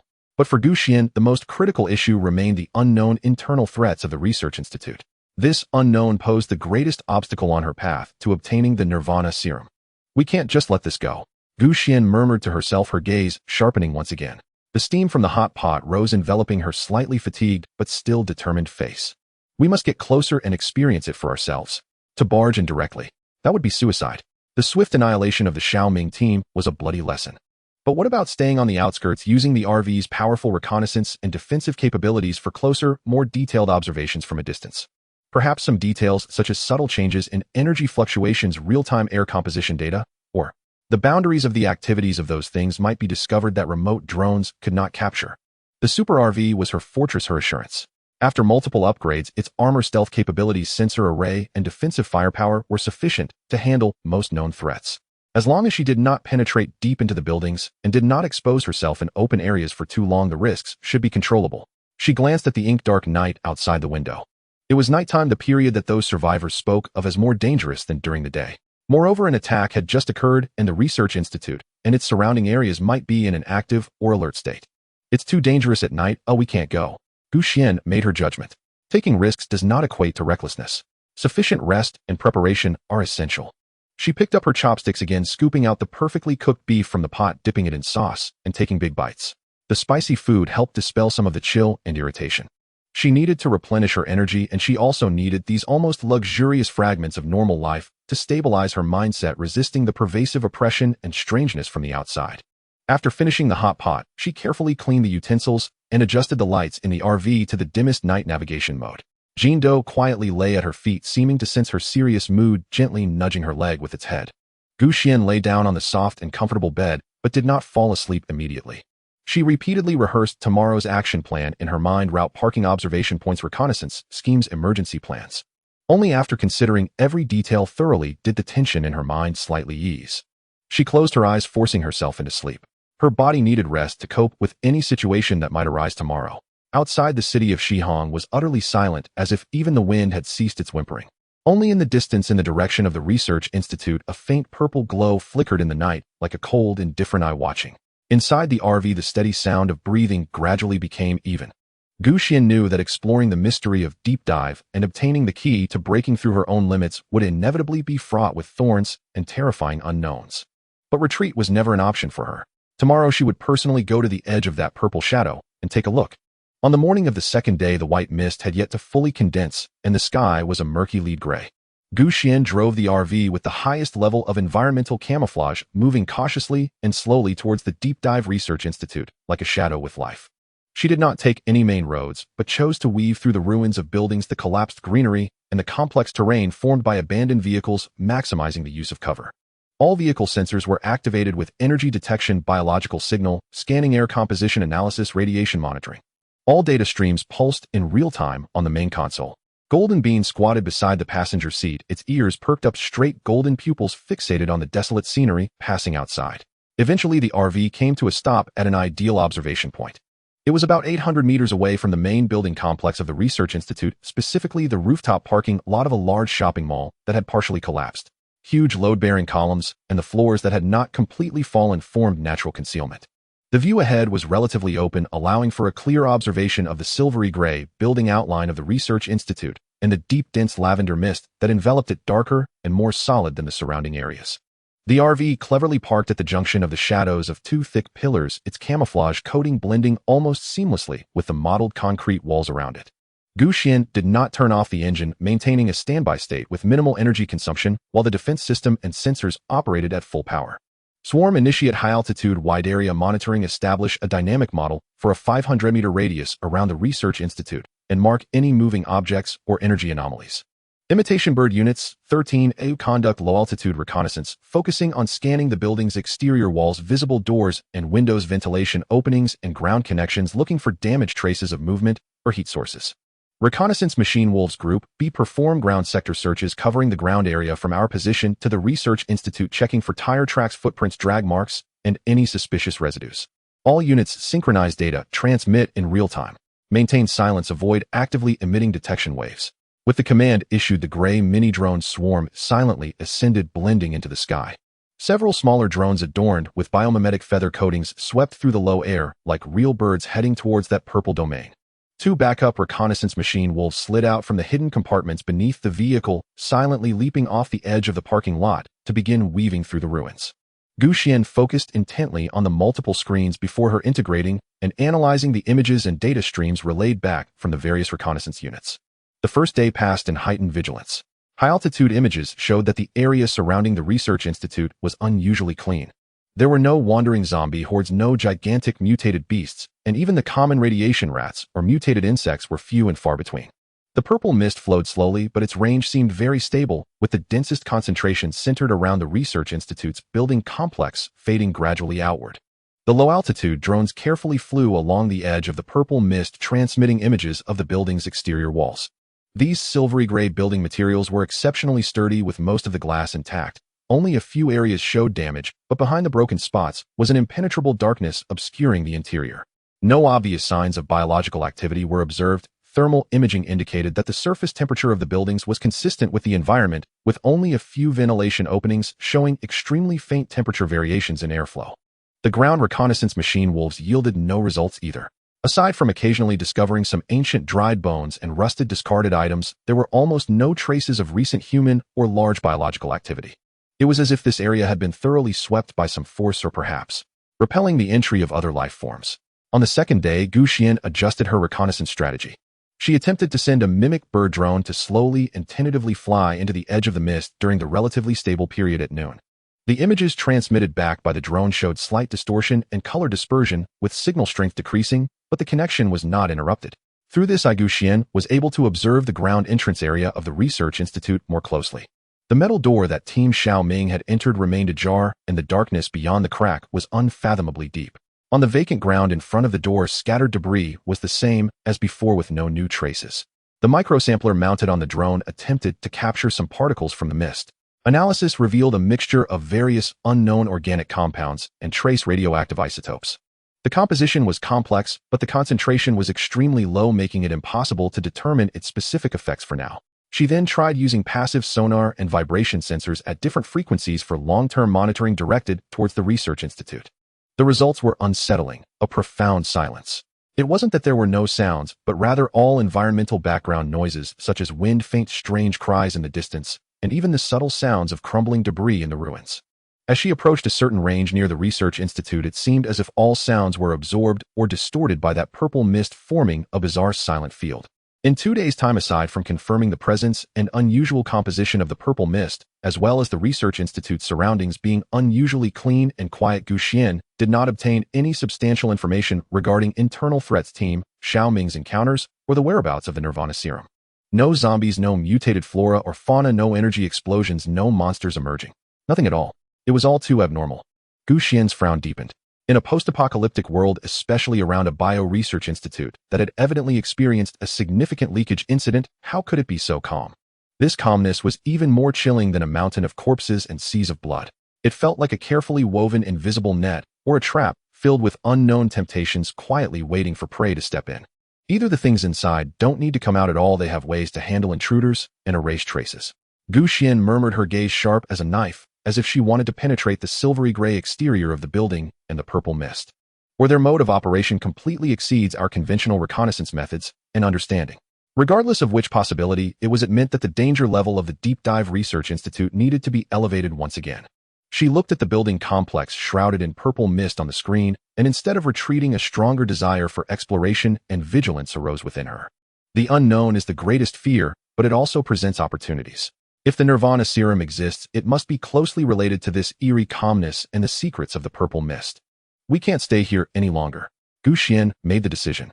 Although 2 consecutive days of high-intensity reconnaissance had not directly encountered danger, the longer she stayed, the greater the risk of exposure. Moreover, this eerie calmness itself was a form of intense psychological pressure. She began to methodically retrieve the reconnaissance units in preparation for withdrawal.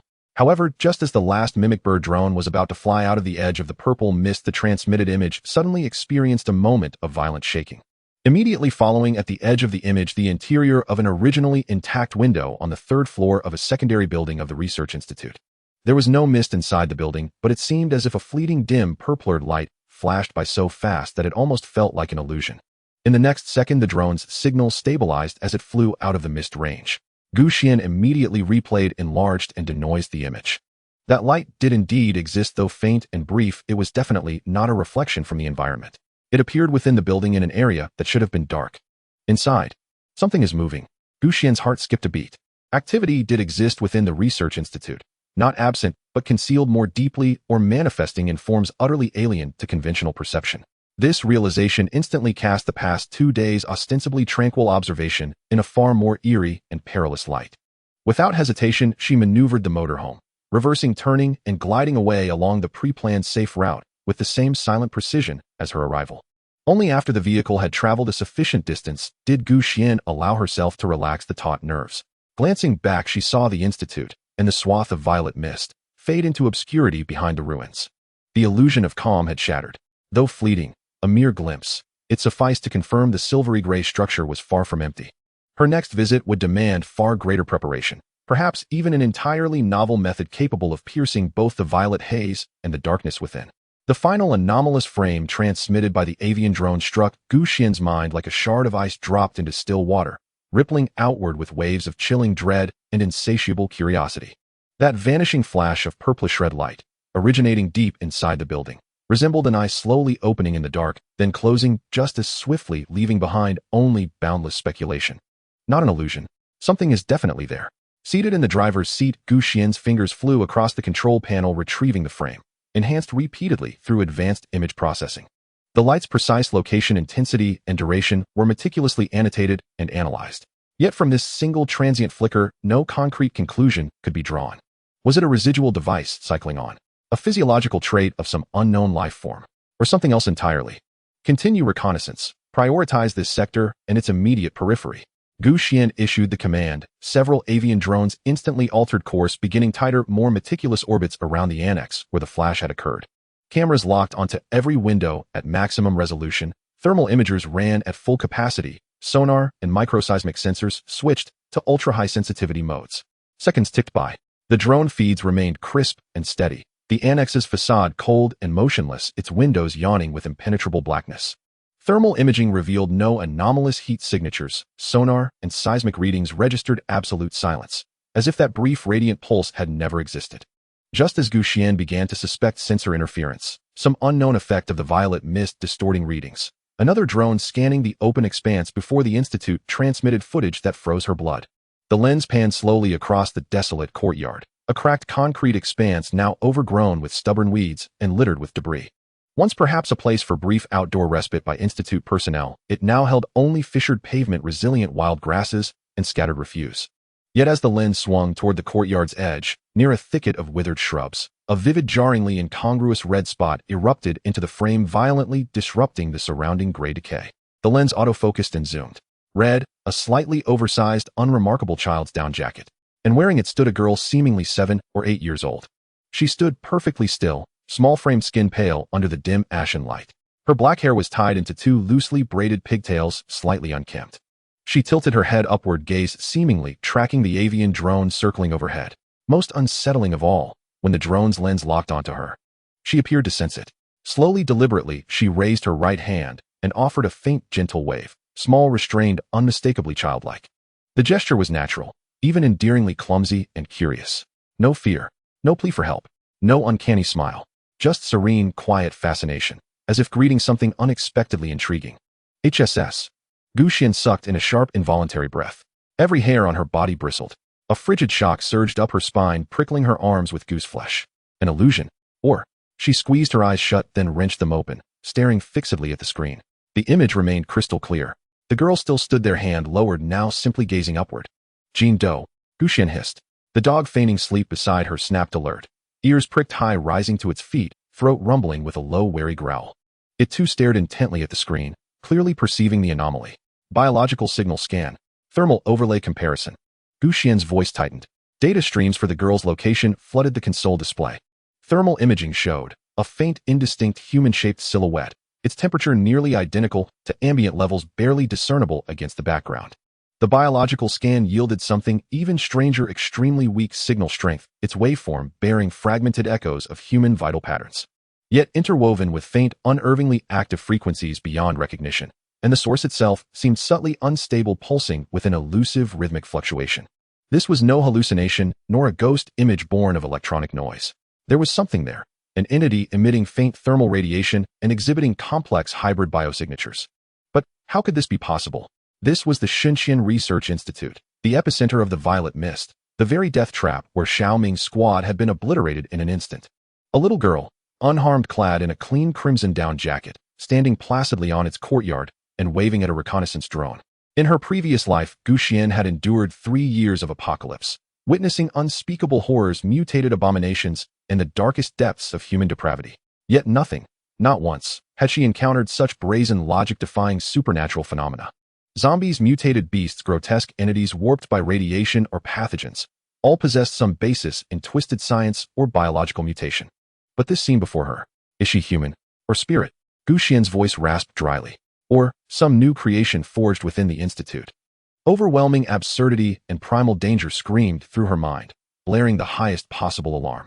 Reason dictated immediate retreat. This was unquestionably a lethal trap. Yet another thought coiled upward, tenacious and feverish. What if she truly was a survivor? A child who had endured here amidst this desolation? What would that imply? That hidden sanctuaries, safe zones, might exist within the Institute. That she understood its environment, its threats, or even the Nirvana serum. That she represented an entirely new, invaluable conduit to critical intelligence. Once conceived, the idea bloomed with irresistible allure. Xuan's gaze remained riveted on the small red figure on screen, her mind racing through calculations. Extreme risk, perhaps matched only by extreme reward. Direct contact, impossible. 800 meters distant, shrouded by the enigmatic violet mist. Risk remained wholly incalculable. But what if she drew nearer? What if communication could be established? What if even a single fragment of insider knowledge could be gleaned from her? A bold, nearly reckless plan began taking shape in Xuan's mind. She needed confirmation. Xuan needed more information about the little girl. Drone, maintain distance and observe, record her every move, try scanning from different angles.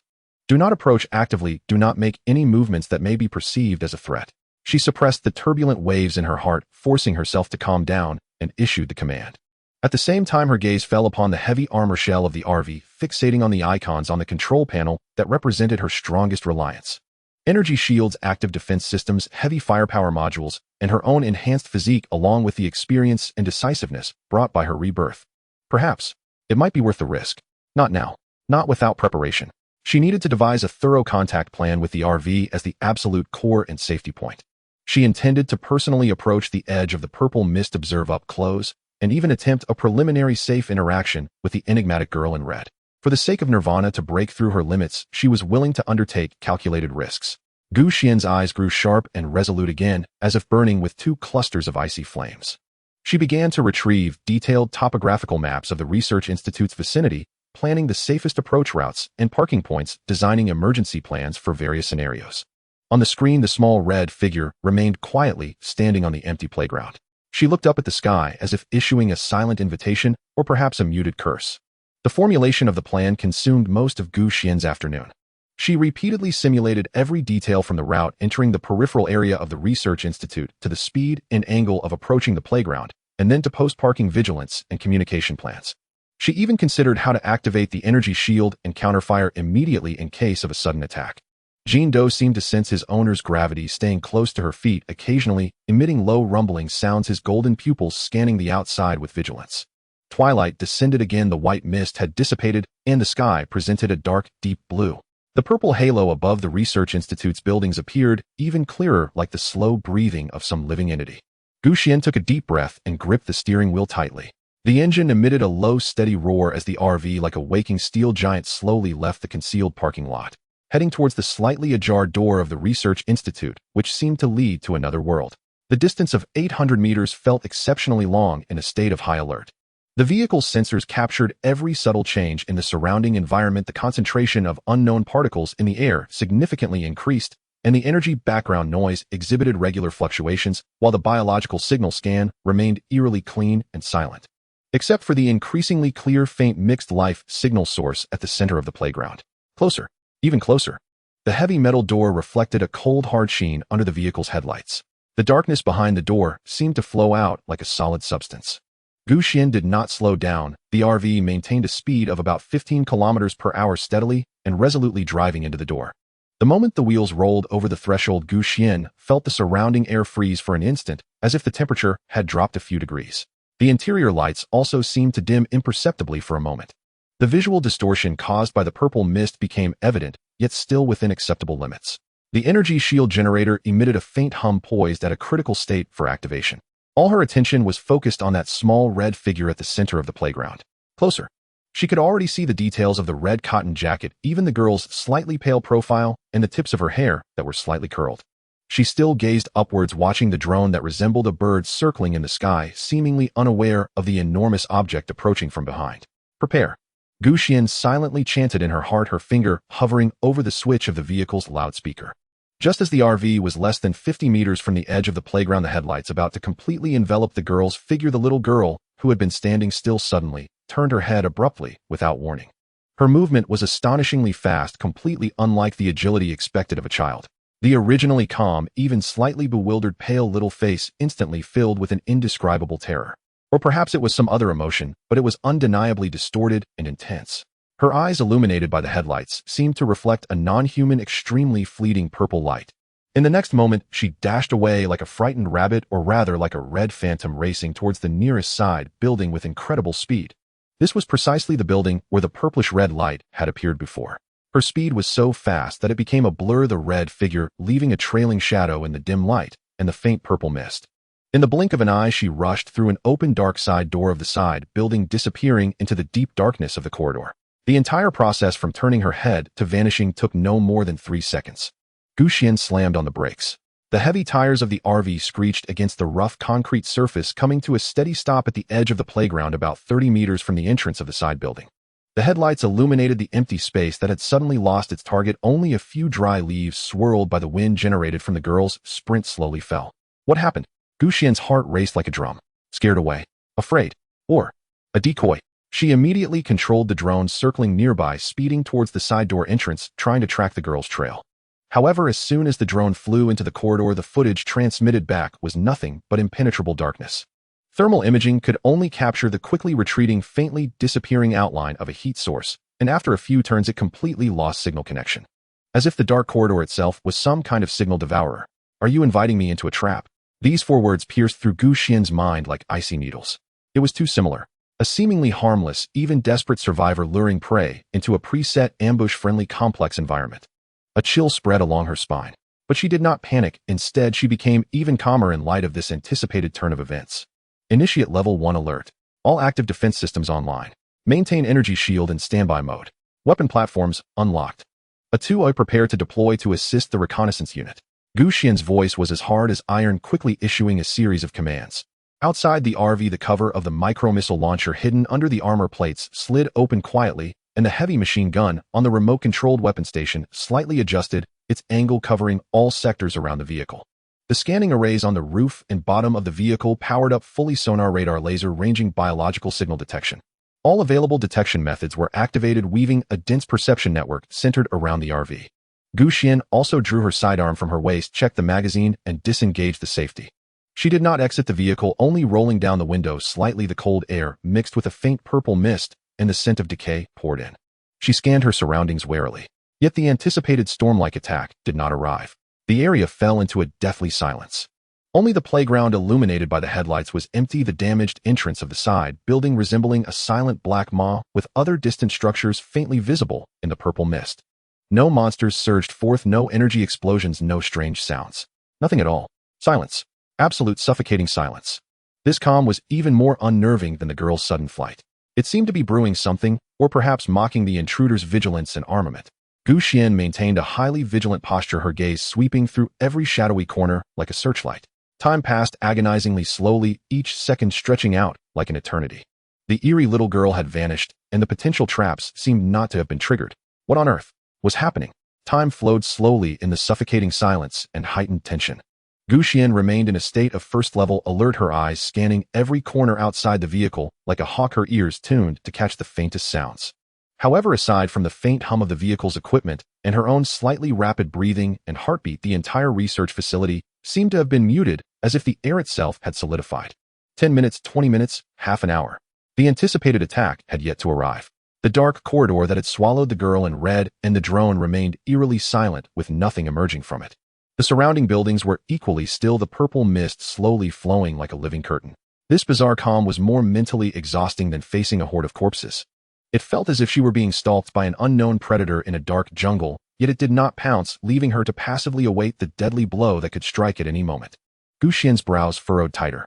She could not maintain this highest level of alertness forever. The drain on her mental state and the vehicle's energy was immense.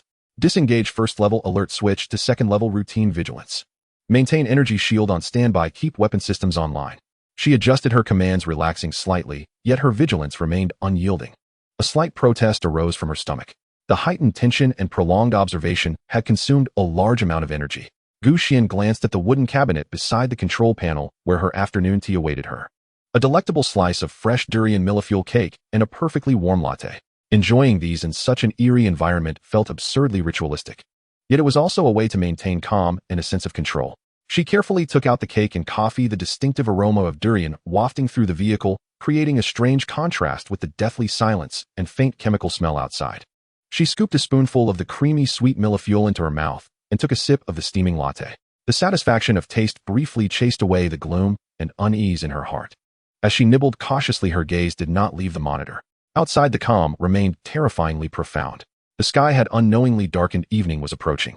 The purple glow seemed to grow more pronounced, like a layer of translucent flowing gauze enveloping the silent cluster of buildings. I'm not foolish enough to go down there. Xuan swallowed the last bite of cake and made her decision. Night was already considered a more dangerous time by survivors, and staying overnight in this eerie purple area posed immeasurable risks. Since no direct attack had been triggered, perhaps it was time to evacuate. She needed to return and reanalyze the information gathered today. That strange girl and read her intentions to escape in this unsettling calm. Start the engine, prepare for evacuation. Route according to plan B, reverse slowly, be cautious of obstacles behind. She issued the commands, gripping the steering wheel tightly once again. The RV's engine emitted a steady low hum, the headlights illuminating the empty space ahead, and the broken entrance of the auxiliary building once more. Xuan cautiously released the brake, and the vehicle began to move backward extremely slowly, the tires crunching over small stones, producing a faint rustling sound. Her gaze swept through the rearview mirror and the side cameras, ensuring the evacuation path was clear. Though her heart still raced, the act of retreating brought a sense of control. However, just as the RV had moved less than 5 meters backward and the headlights were about to completely leave the playground area, directly ahead, about 30 meters away behind a window on the 3rd floor of that building, a bright red suddenly appeared. Xuan's pupils constricted in shock. It was that little girl. She stood behind the window, most of her body shrouded in the darkness of the room. Only her pale little face and striking red cotton jacket were clearly visible. The window glass seemed shattered, or perhaps it had no glass at all. She simply stood there in the opening. This time she did not look up at the sky, but instead, she stared directly at Xuan's RV.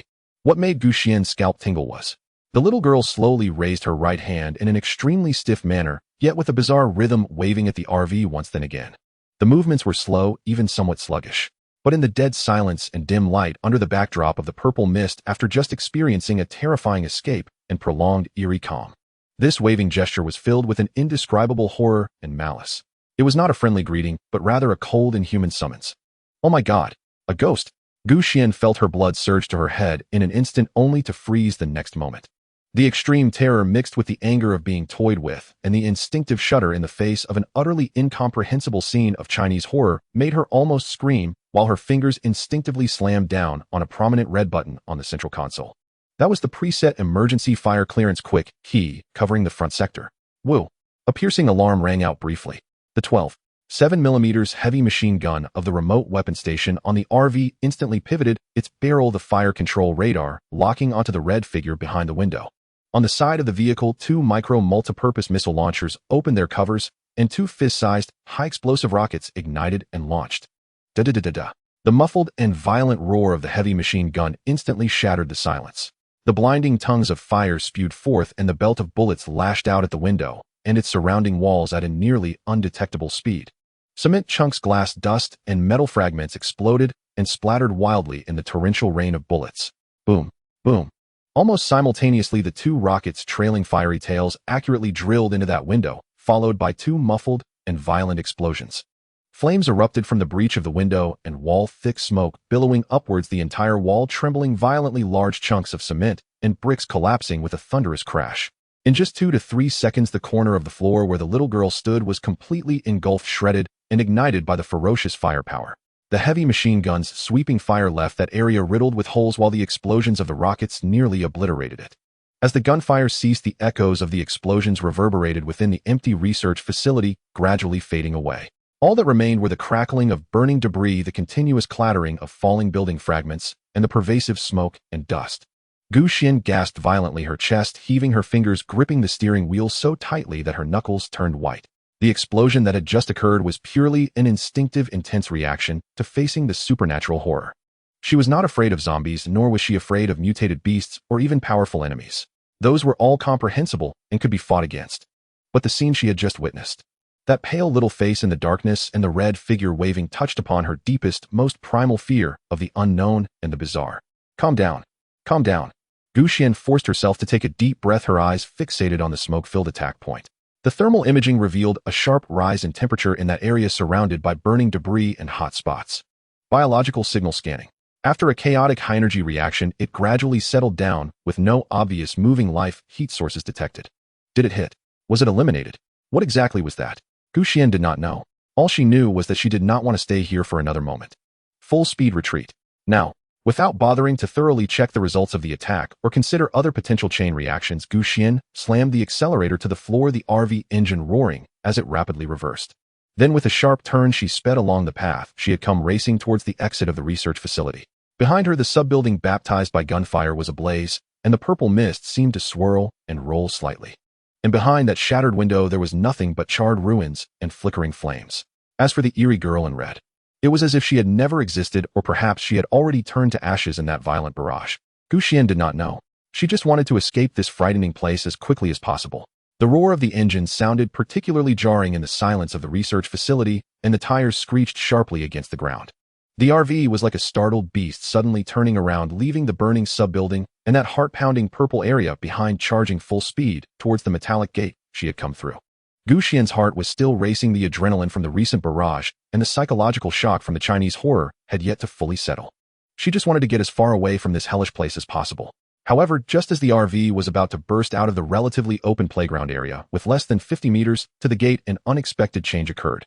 The faint purple mist that had been slowly flowing and thin as gauze suddenly began to thicken dramatically without warning. The color deepened rapidly from light purple to dark purple, then to nearly pitch black. The mist roiled and coalesced, seemingly alive as it surged toward the RV, instantly engulfing the road ahead. The visibility plummeted from dozens of meters to less than 3. The beams of the headlights pierced through the thick, viscous mist like they were being absorbed and scattered, barely illuminating a small, blurred patch of ground in front of the vehicle. What is happening? Xuan's heart sank as she slammed on the brakes to slow down while trying to activate the windshield wipers and increase the headlight power. But the effect was minimal. This mist seemed to possess some powerful light-absorbing and interference properties. Worse situations followed. Beep. The vehicle system emitted a piercing alarm. Multiple screens on the control panel began to flicker, violently distorting and displaying static noise. The electronic navigation map instantly malfunctioned, the cursor representing her position flashing madly before disappearing. Various readings on the dashboard also began to fail, the needles fluctuating wildly. Then the interior lights began to flicker unpredictably, starting from a stable white glow. The brightness dropped sharply, flickering on and off, emitting a buzzing noise as if they might extinguish completely at any moment. Damn it! Is this really happening? Is this the apocalypse? How can there be such supernatural interference? Xuan couldn't help but curse. The confidence and sense of control she had built up through rebirth and technological gear began to crack in the face of this series of bizarre phenomena. This was already beyond her understanding of apocalyptic mutations. A tremendous sense of unease and urgency gripped her. She couldn't stop here. She had to burst through. Gritting her teeth, relying on her memory of how she entered and her rough judgment of direction, she released the brakes and slammed on the accelerator again. The RV let out a low growl, charging toward the direction of the gate from her memory, braving into the dense, swirling dark purple wall of mist. The interior lights flickered even more violently, almost alternating between on and off. Apart from the engine noise and her own heartbeat, there was complete silence. Even the sound of the tires grinding against the ground seemed to be swallowed by the mist. Visibility was horrifyingly low. Xuan focused intently on the chaotic area, barely illuminated by the headlights, gripping the steering wheel tightly. Suddenly, boom, a muffled and thunderous sound. The RV seemed to crash into an invisible, yet incredibly resilient wall. Or perhaps it collided with an extremely heavy and solid object. The violent impact jolted the entire vehicle. Xuan felt a tremendous force of inertia violently thrusting her forward, the seatbelt suddenly digging into her shoulders and abdomen, making her gasp for breath as her vision darkened. If it weren't for the protection of the seatbelt and airbags, this impact would have sent her flying through the windshield like a cannonball. A painful metallic screech and the sound of something hard shattering echoed from the front of the vehicle. The engine let out a painful screech before shutting off. The inertia finally came to a stop and the interior was in disarray. Xuan felt dizzy, her ears ringing, and the seatbelt was painfully tight against her chest. She leaned on the steering wheel, gasping for breath, and it took several seconds for her to regain her composure. When she lifted her head, she was horrified to find that the interior lights had completely extinguished after a few final flickers. Only the central control panel and a few emergency indicator lights emitted a faint, ghostly green glow, barely outlining the blurred contours of the objects inside the vehicle. It was dark. What made her feel even more uneasy was that the windows were clearly not shattered. Yet she saw thin strands of purple mist, much lighter in color than the outside, silently seeping in through the minuscule gaps and vents of the vehicle. In the dim light, these drifting purple strands appeared particularly sinister and ominous. The air began to fill with that familiar strange odor, a mix of chemical agents and a sweet metallic scent, the concentration slowly rising. No, I need to evacuate quickly. Xuan growled, forcing herself to break free from the dizziness and fear brought on by the collision. The vehicle couldn't move. Staying inside was like being a live target.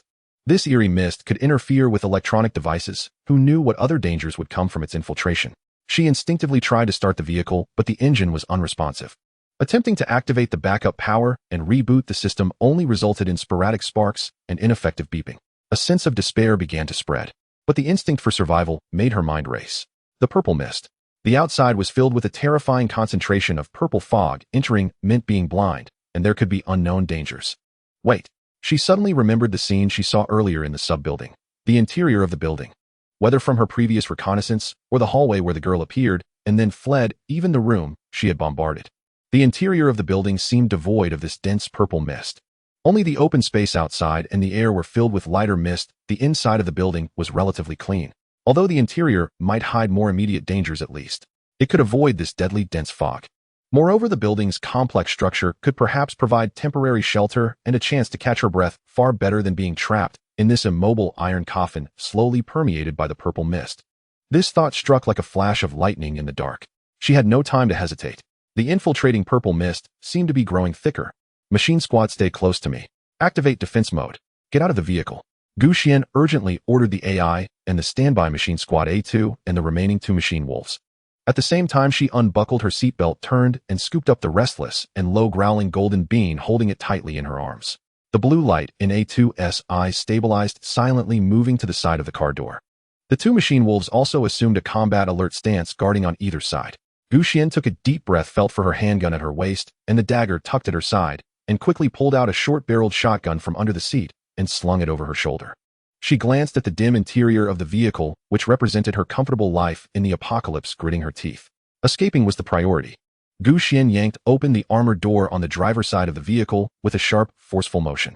An even denser, colder, and strangely scented purple mist instantly surged inward. Outside the vehicle lay an impenetrable deep purple chaos, so dark that not even one's own hand was visible. Behind her loomed the motionless, lightless RV, inert as the corpse of some colossal beast. Ahead stretched the unknown darkness within the building, potentially more terrifying still. There was no turning back. Clutching Jean Do tightly, Xuan stepped forward without hesitation into the thick, viscous purple mist, heading toward the entrance of the nearest annex building, the path etched in her memory. A2 and the mechanical wolves followed like silent, loyal shadows, and were instantly swallowed by the violet chaos. The vehicle door sealed shut behind her soundlessly and irrevocably. On the Research Institute's courtyard, only the paralyzed steel Leviathan remained, surrounded by a slow-rolling, deep purple fog sea that seemed eerily sentient. The cold, oddly scented purple mist clung to her, like viscous liquid enveloping her completely. Visibility dropped so low that only a face pressed against hers could be faintly discerned. Each step felt like treading upon cotton and upon unseen traps. Xuan held Jean Do close, trembling slightly in her arms, and plunged forward, stumbling through the gloom. She relied on memory from her entry, guided by A2's faint low-light scanning beam, tracing a hazy path toward the side entrance of the annex building. Her heart hammered violently within her chest. Every breath drew in that unsettling purple air. Behind her, the RV's massive silhouette had vanished entirely into the mist's depths. Only the steady, soft glow from A2's and the 2 mechanical wolves' optical sensors and the faint crunch of their paws on gravel reminded her she was not alone. The side entrance gaped blackly at the mist's edge, faint shifting like the throat of some monstrous entity. Without pause, Xuan lowered her head and charged inside. Instantly, the surrounding purple vanished. Though still dim, the light was no longer that suffocating, all-consuming, inky violet. The corridor reeked of dust, mold, a faint, acrid char, and an indescribable chemical tang, the lingering residue of a long-abandoned laboratory. Emergency exit signs had long since failed. Only the faintest slivers of daylight filtering through broken windows and wall fissures barely outlined the wreckage strewn about. Xuan leaned hard against the icy wall, breathing heavily, rifle raised, and sweeping cautiously across the surroundings. Jean Do slipped down from her arms, crouched low, ears flattened tight against his skull, throat rumbling with a low, threatening growl, as he fixed his gaze deep into the corridor's darkness. A2 and the mechanical wolves swiftly secured flanking positions beside the doorway, sensors fully active, scanning ahead. For now, safe. At least they had escaped the lethal purple mist. Yet the crisis was far from over. This was where the eerie red-clad girl had vanished, where Xiaoming's squad had been annihilated, and where unspeakable terror nested. We must act first. A reckless, defiant thought erupted in Xuan's mind, overriding her fear of the unknown. Passive waiting would only let dread ferment, plunging them deeper into despair. That little girl was the key. She was the sole apparent living presence here, the suspected source behind the purple mist's anomaly and its crippling interference with electronics, and possibly the only lead to either the Nirvana serum or a safe passage out. Fueled by a final surge of raw courage before this suffocating silence could erode it, Xuan's eyes hardened with resolve. Objective: locate and secure the humanoid red target observed moments ago. Prioritize capture alive. If resistance is encountered or threat level cannot be assessed, destruction is authorized. She issued the command to A2 and the mechanical wolves, crisp and unambiguous. Then, rifle raised and tactical flashlight activated, she began ascending the ruined staircase, her destination clear and unwavering: the 3rd floor.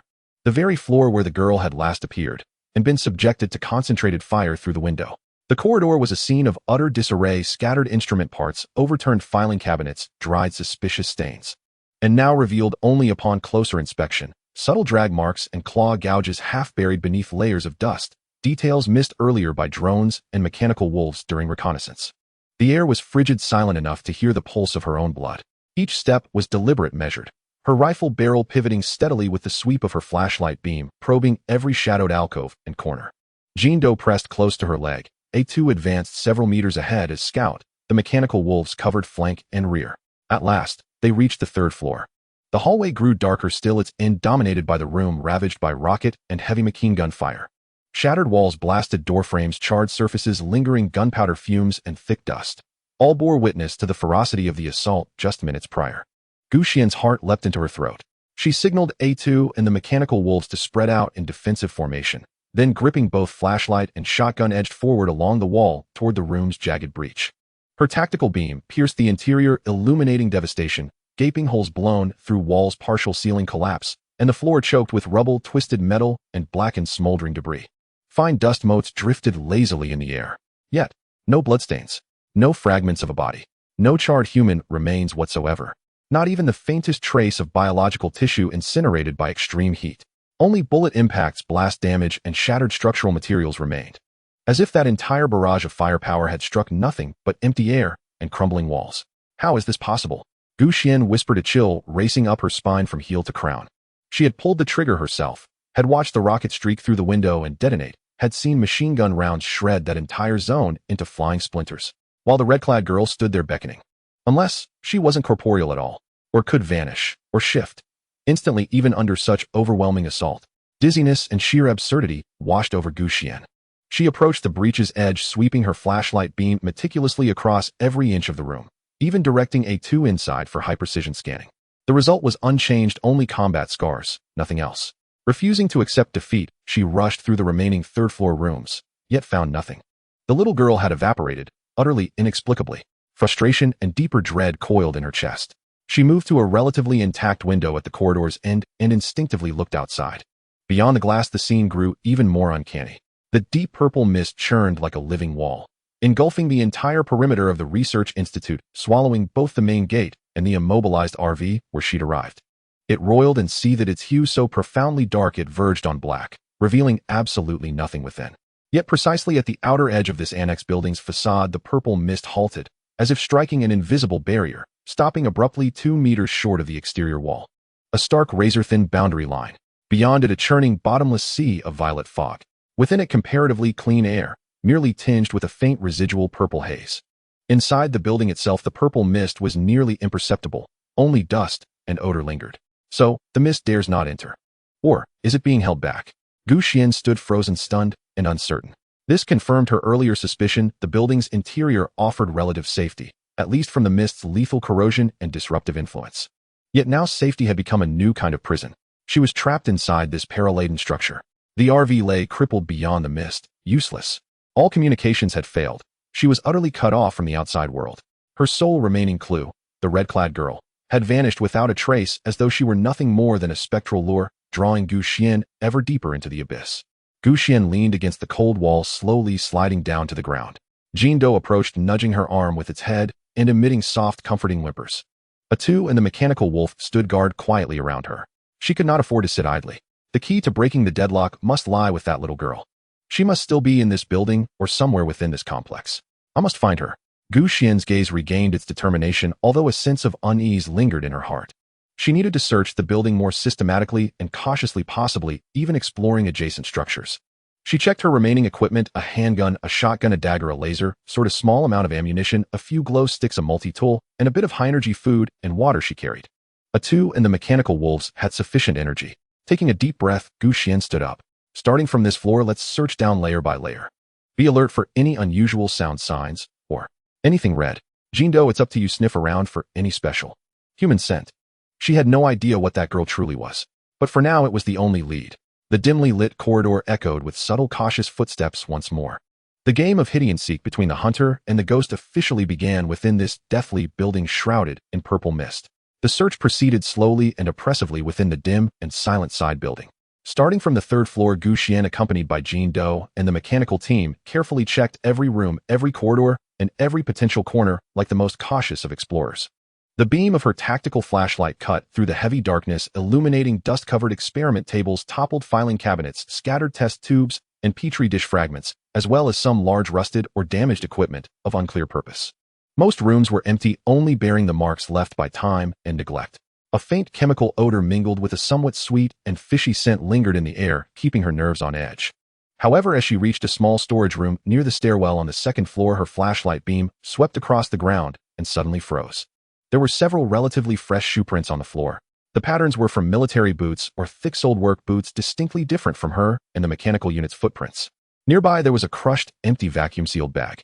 It was the same type of high-energy jerky packaging she had previously given to Xiao Ming as a deposit. It's Xiao Ming and his team. Xuan felt a surge of joy and quickly crouched down to examine closely. There were multiple shoeprints, some messy, pointing towards the interior of the storage room and the stairs leading down. The packaging bag had been carelessly discarded, completely clean inside. This indicated that Xiao Ming's team had at least safely reached this point after entering the research facility and had consumed some food. They were likely still alive. At least they had been at that moment. This discovery acted like a shot of adrenaline, instantly dispelling some of the strange and lonely feelings that had been haunting Xuan. With more people comes greater strength. In such dire circumstances, finding Xiao Ming and his team was crucial for combat power, intelligence, sharing, and psychological support. Did they go downstairs? Or did they enter another building? Xuan stood up, her eyes sharpening. They had to be found quickly. She adjusted her search strategy, no longer confined to the current floor, but began tracking the possible movements of Xiao Ming's team along the discovered footprints. The footprints became faint on the first floor due to less dust and potential interference. But at the entrance of the enclosed corridor leading to the back of the building connecting to another building, vague traces were found again. It seemed they may have entered a more core area of the research facility. Xuan's heart sank. The core area meant greater danger, but it was also the place where the Nirvana potion was most likely to exist. Had Xiao Ming and his team been forced in, or were they actively exploring? Regardless, she needed to catch up. Just as she prepared to step into the dim, enclosed corridor to continue her pursuit, a very faint sound, almost like a small stone dropping, came from the end of the corridor behind her, exceptionally clear in the absolute silence. Xuan's muscles instantly tensed. She quickly turned around, aiming her gun and flashlight towards the source of the sound. The beam pierced through the darkness, illuminating that area at the end of the corridor. Nothing was there. Just the mottled walls and a slight accumulation of dust on the floor. Did she hear wrong? Or was it? Her gaze instinctively moved upward. Then her breath came to an abrupt halt. Her blood seemed to freeze in an instant. At the end of the corridor, about 20 meters away in the shadow of a platform connecting the upper and lower levels of a metal fire escape, a small figure clad in a bright red cotton jacket stood silently, unknowingly at that spot. It was the eerie little girl. Half of her body was engulfed in the shadow of the staircase corner, with only the red jacket and her pale face appearing particularly striking in the dim light. This time she did not wave, nor did she make any movement, as she simply, silently stared in Xuan's direction. There was no expression on that face, only emptiness. The ultimate horror instantly shattered the dam of rationality. Xuan couldn't help but let out a short, sharp scream. This was not solely out of fear. It was more like an instinctive, neurotic outburst in the face of an utterly incomprehensible supernatural phenomenon. The scream echoed in the empty corridor, sounding particularly mournful. And just as Xuan screamed, the little girl, who had remained expressionless, seemed to slightly curl her lips upwards. It was not a child's innocent smile, but a indescribable cold curve, even carrying a hint of mockery. Then, as if startled, she abruptly turned around, her red figure flashed, and she disappeared in the direction of the stairway going up. Damn it! Playing tricks! Stop right there! Fear instantly transformed into a furious rage of being toyed with. Xuan's eyes turned red, no matter whether she was human, ghost, or monster. This time she absolutely could not let her escape again. The rationality and plan brought by the newly discovered clues of Xiao Ming's team were completely shattered by this sudden, psychologically targeting, eerie encounter. A strong urge to capture that thing and uncover the truth consumed her mind. Chase! Xuan let out a low growl, barely having the time to consider whether this was another trap, as she sprinted towards the fire escape. The shotgun swayed as she ran. The beam of the tactical flashlight shook violently with her movements, casting chaotic, flickering spots of light on the walls and ceiling. Jean Doe let out a sharp bark, following closely behind. The two mechanical wolves also activated, immediately rushing towards the stairway with greater speed, attempting to seize a favorable position and conduct reconnaissance ahead. The sound of footsteps, the clanging of metal boots striking the stairs, and the low hum of the mechanical units instantly shattered the silence of the building, causing echoes to reverberate through the narrow stairwell. Xuan charged upward recklessly, her heart pounding in her chest, a mix of vigorous exercise and the complex emotions of fear, anger, and strong curiosity. That girl in red. This time I must catch you. Adrenaline surged through her veins, mingling with the lingering fear and the anger ignited by being repeatedly toyed with, granting Xuan astonishing speed and endurance.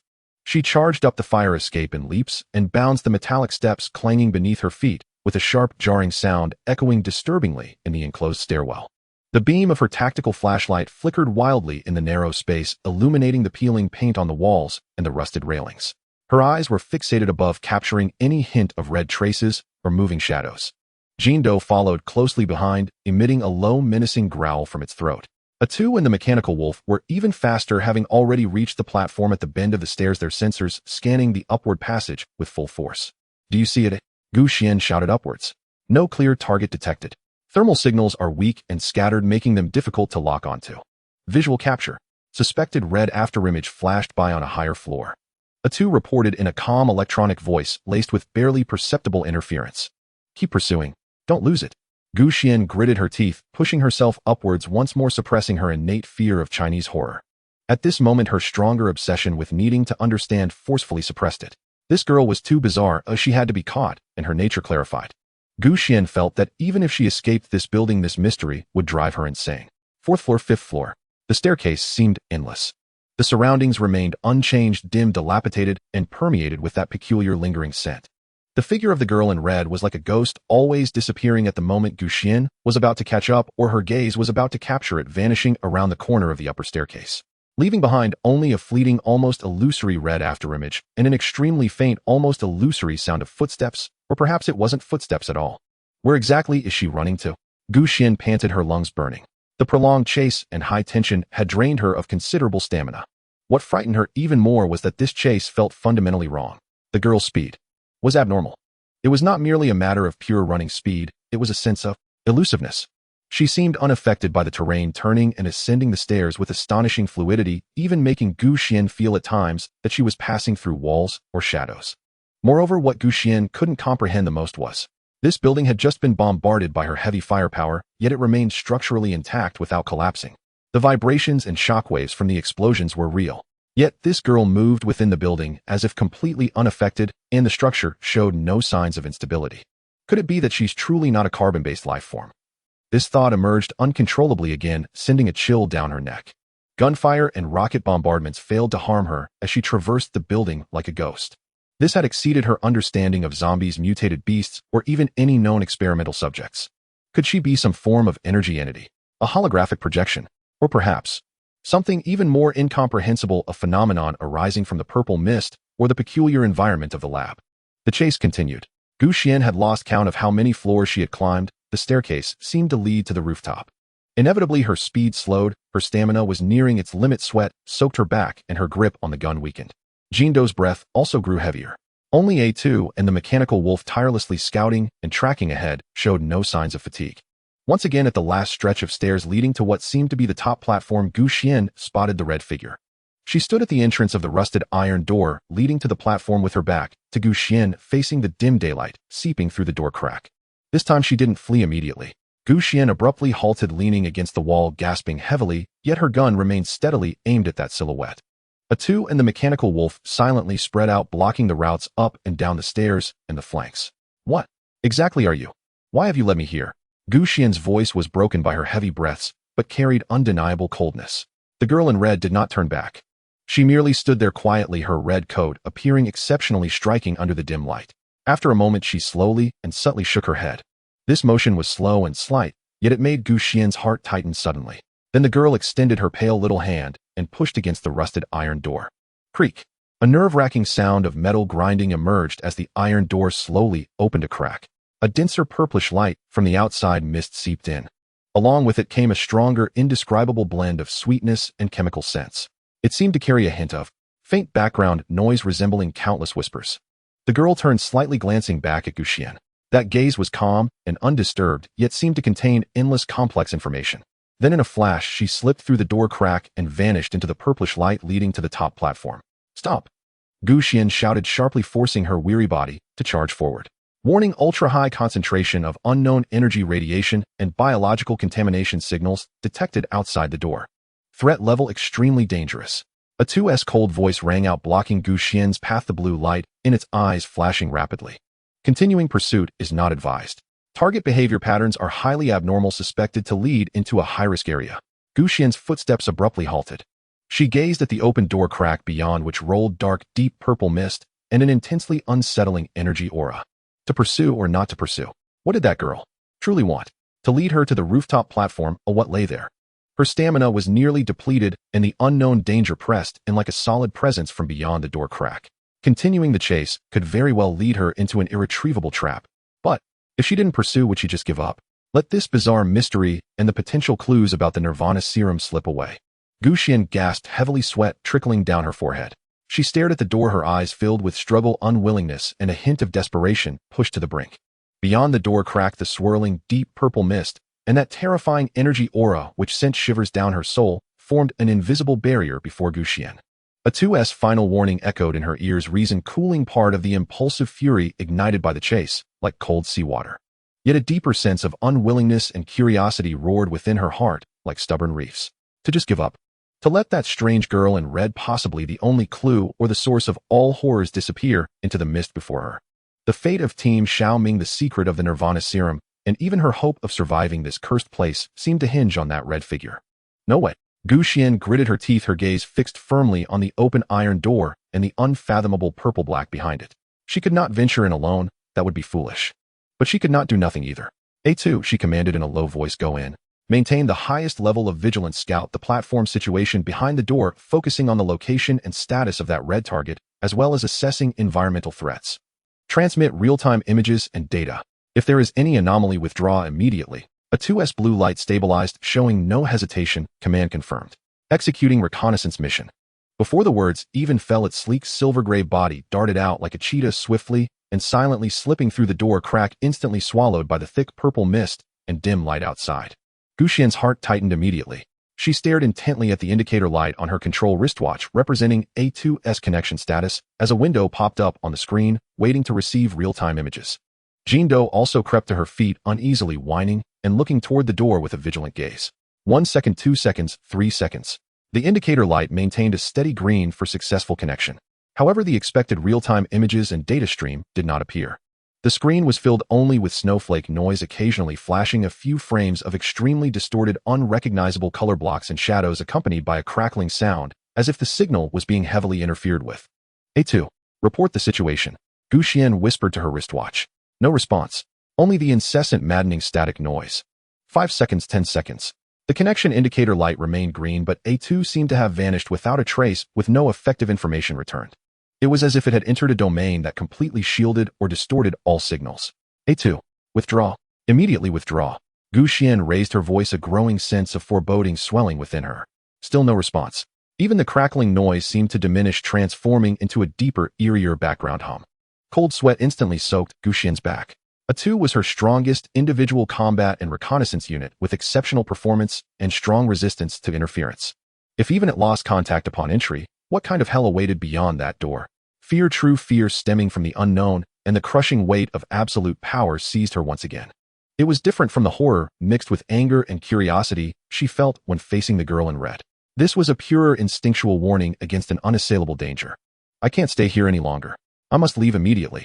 A2 has probably. Once this thought crystallized, the instinct to survive overwhelmed everything. Xiaoming's team, the girl in red, the Nirvana potion. All of these became inconsequential.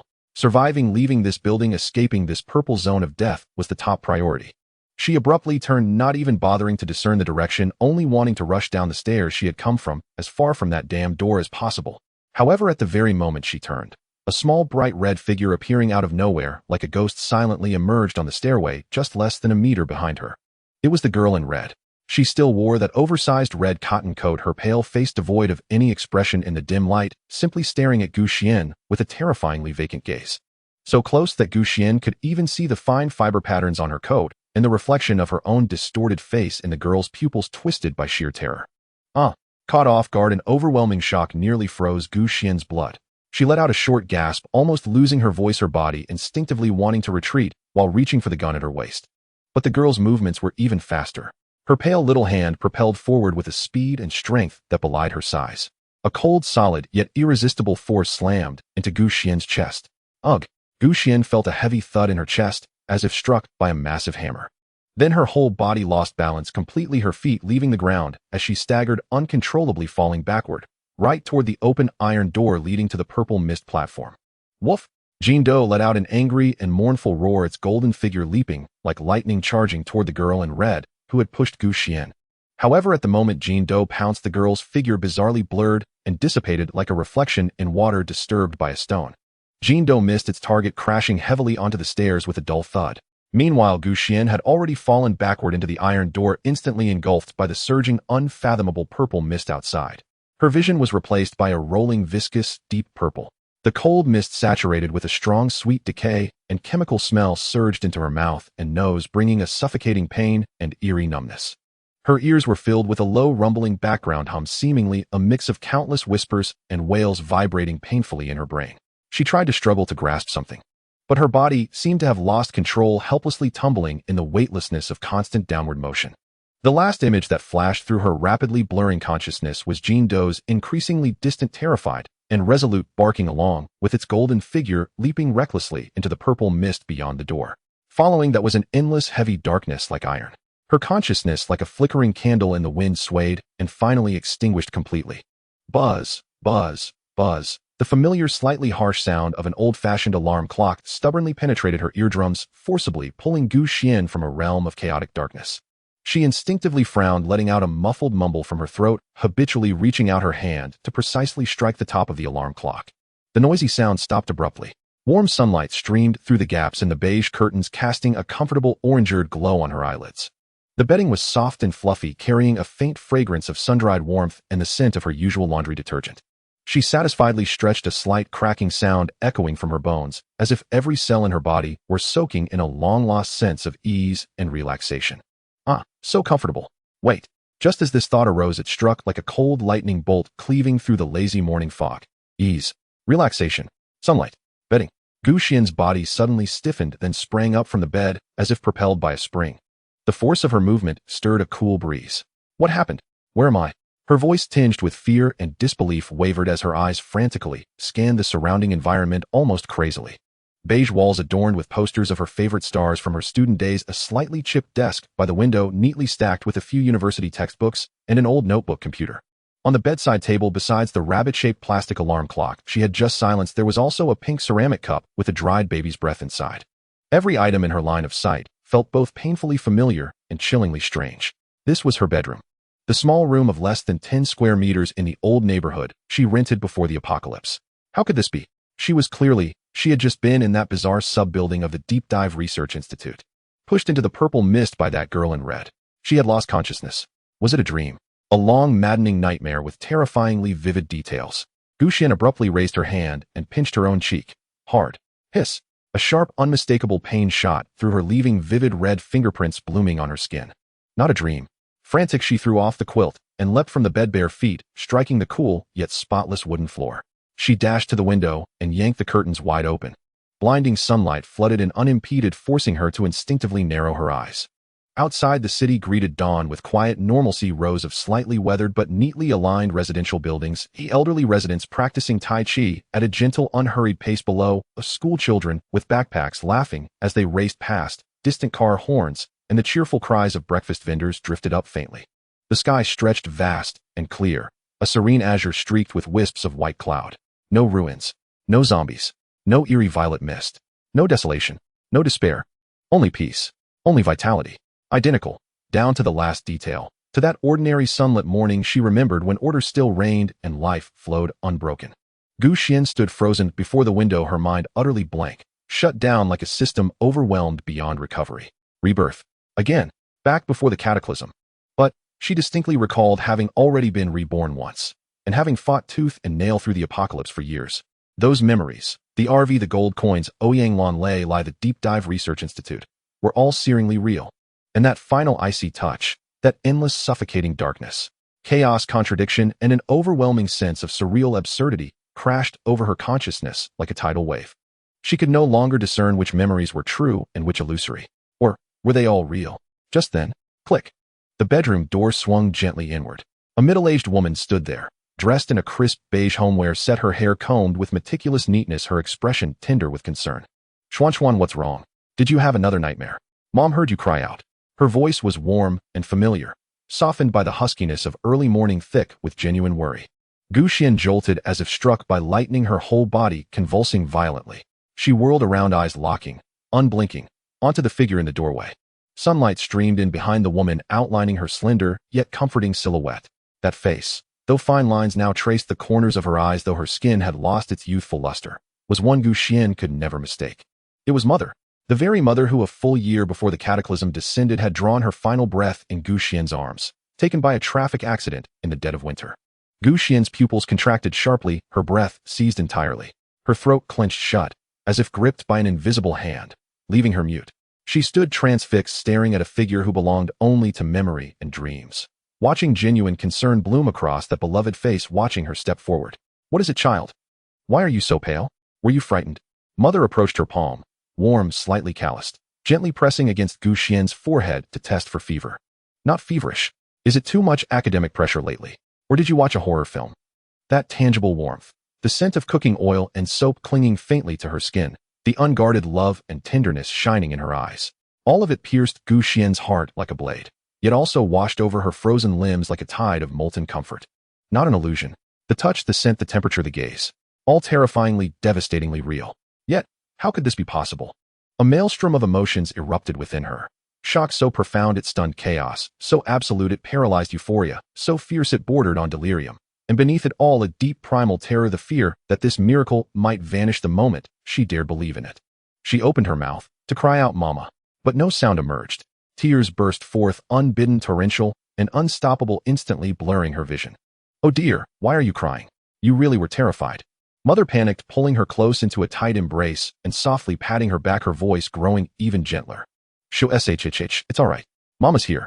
It was just a dream. You're awake now. Everything's fine, okay?" Enfolded in that familiar, radiant warmth, soothing words murmured with hypnotic tenderness, Xuan remained rigid, yet her tears fell faster, heavier. What is happening? A hallucination in her final moments? An afterlife? Or a far more insidious, incomprehensible trap? Mother's embrace was warm and undeniably real. That comforting, deeply familiar scent nearly lured Xuan into surrender, momentarily drowning out the storm of confusion and dread. Tears soaked into the fabric of Mother's shoulder, carrying with them the accumulated grief, terror, solitude, and bone-deep longing of 2 lifetimes released all at once. Just as she choked back a sob, on the verge of dissolving into that reclaimed warmth, beginning to wonder whether the Institute, the apocalypse, the entire harrowing odyssey had been nothing more than an excruciatingly vivid, interminable nightmare, the bedroom door opened again. A middle-aged man stood there, wearing a navy blue jacket, holding a compact suitcase, his hair impeccably groomed. His posture was upright, his expression characteristically serious, yet softened by unmistakable care. It was Father. "What's going on? Xian, did you have a nightmare?" His voice was deep and resonant, edged with the hoarseness of recent waking, but clear and precise. His gaze settled upon the embracing mother and daughter, brows furrowing slightly. "Is the child all right? If she's fine, get dressed quickly. Don't dawdle. We'll miss our 10:30 flight if traffic backs up." 10:30 flight. Missed the plane. Those words struck Xuan's fogged, tear-drenched mind like ice-cold chisels, driving straight into the deepest recesses of her memory. Buzz. Her entire body jolted, as if electrocuted. She lifted her tear-streaked face from Mother's shoulder, blinking toward Father at the door, then whirled sharply to stare at the old digital clock mounted on the wall.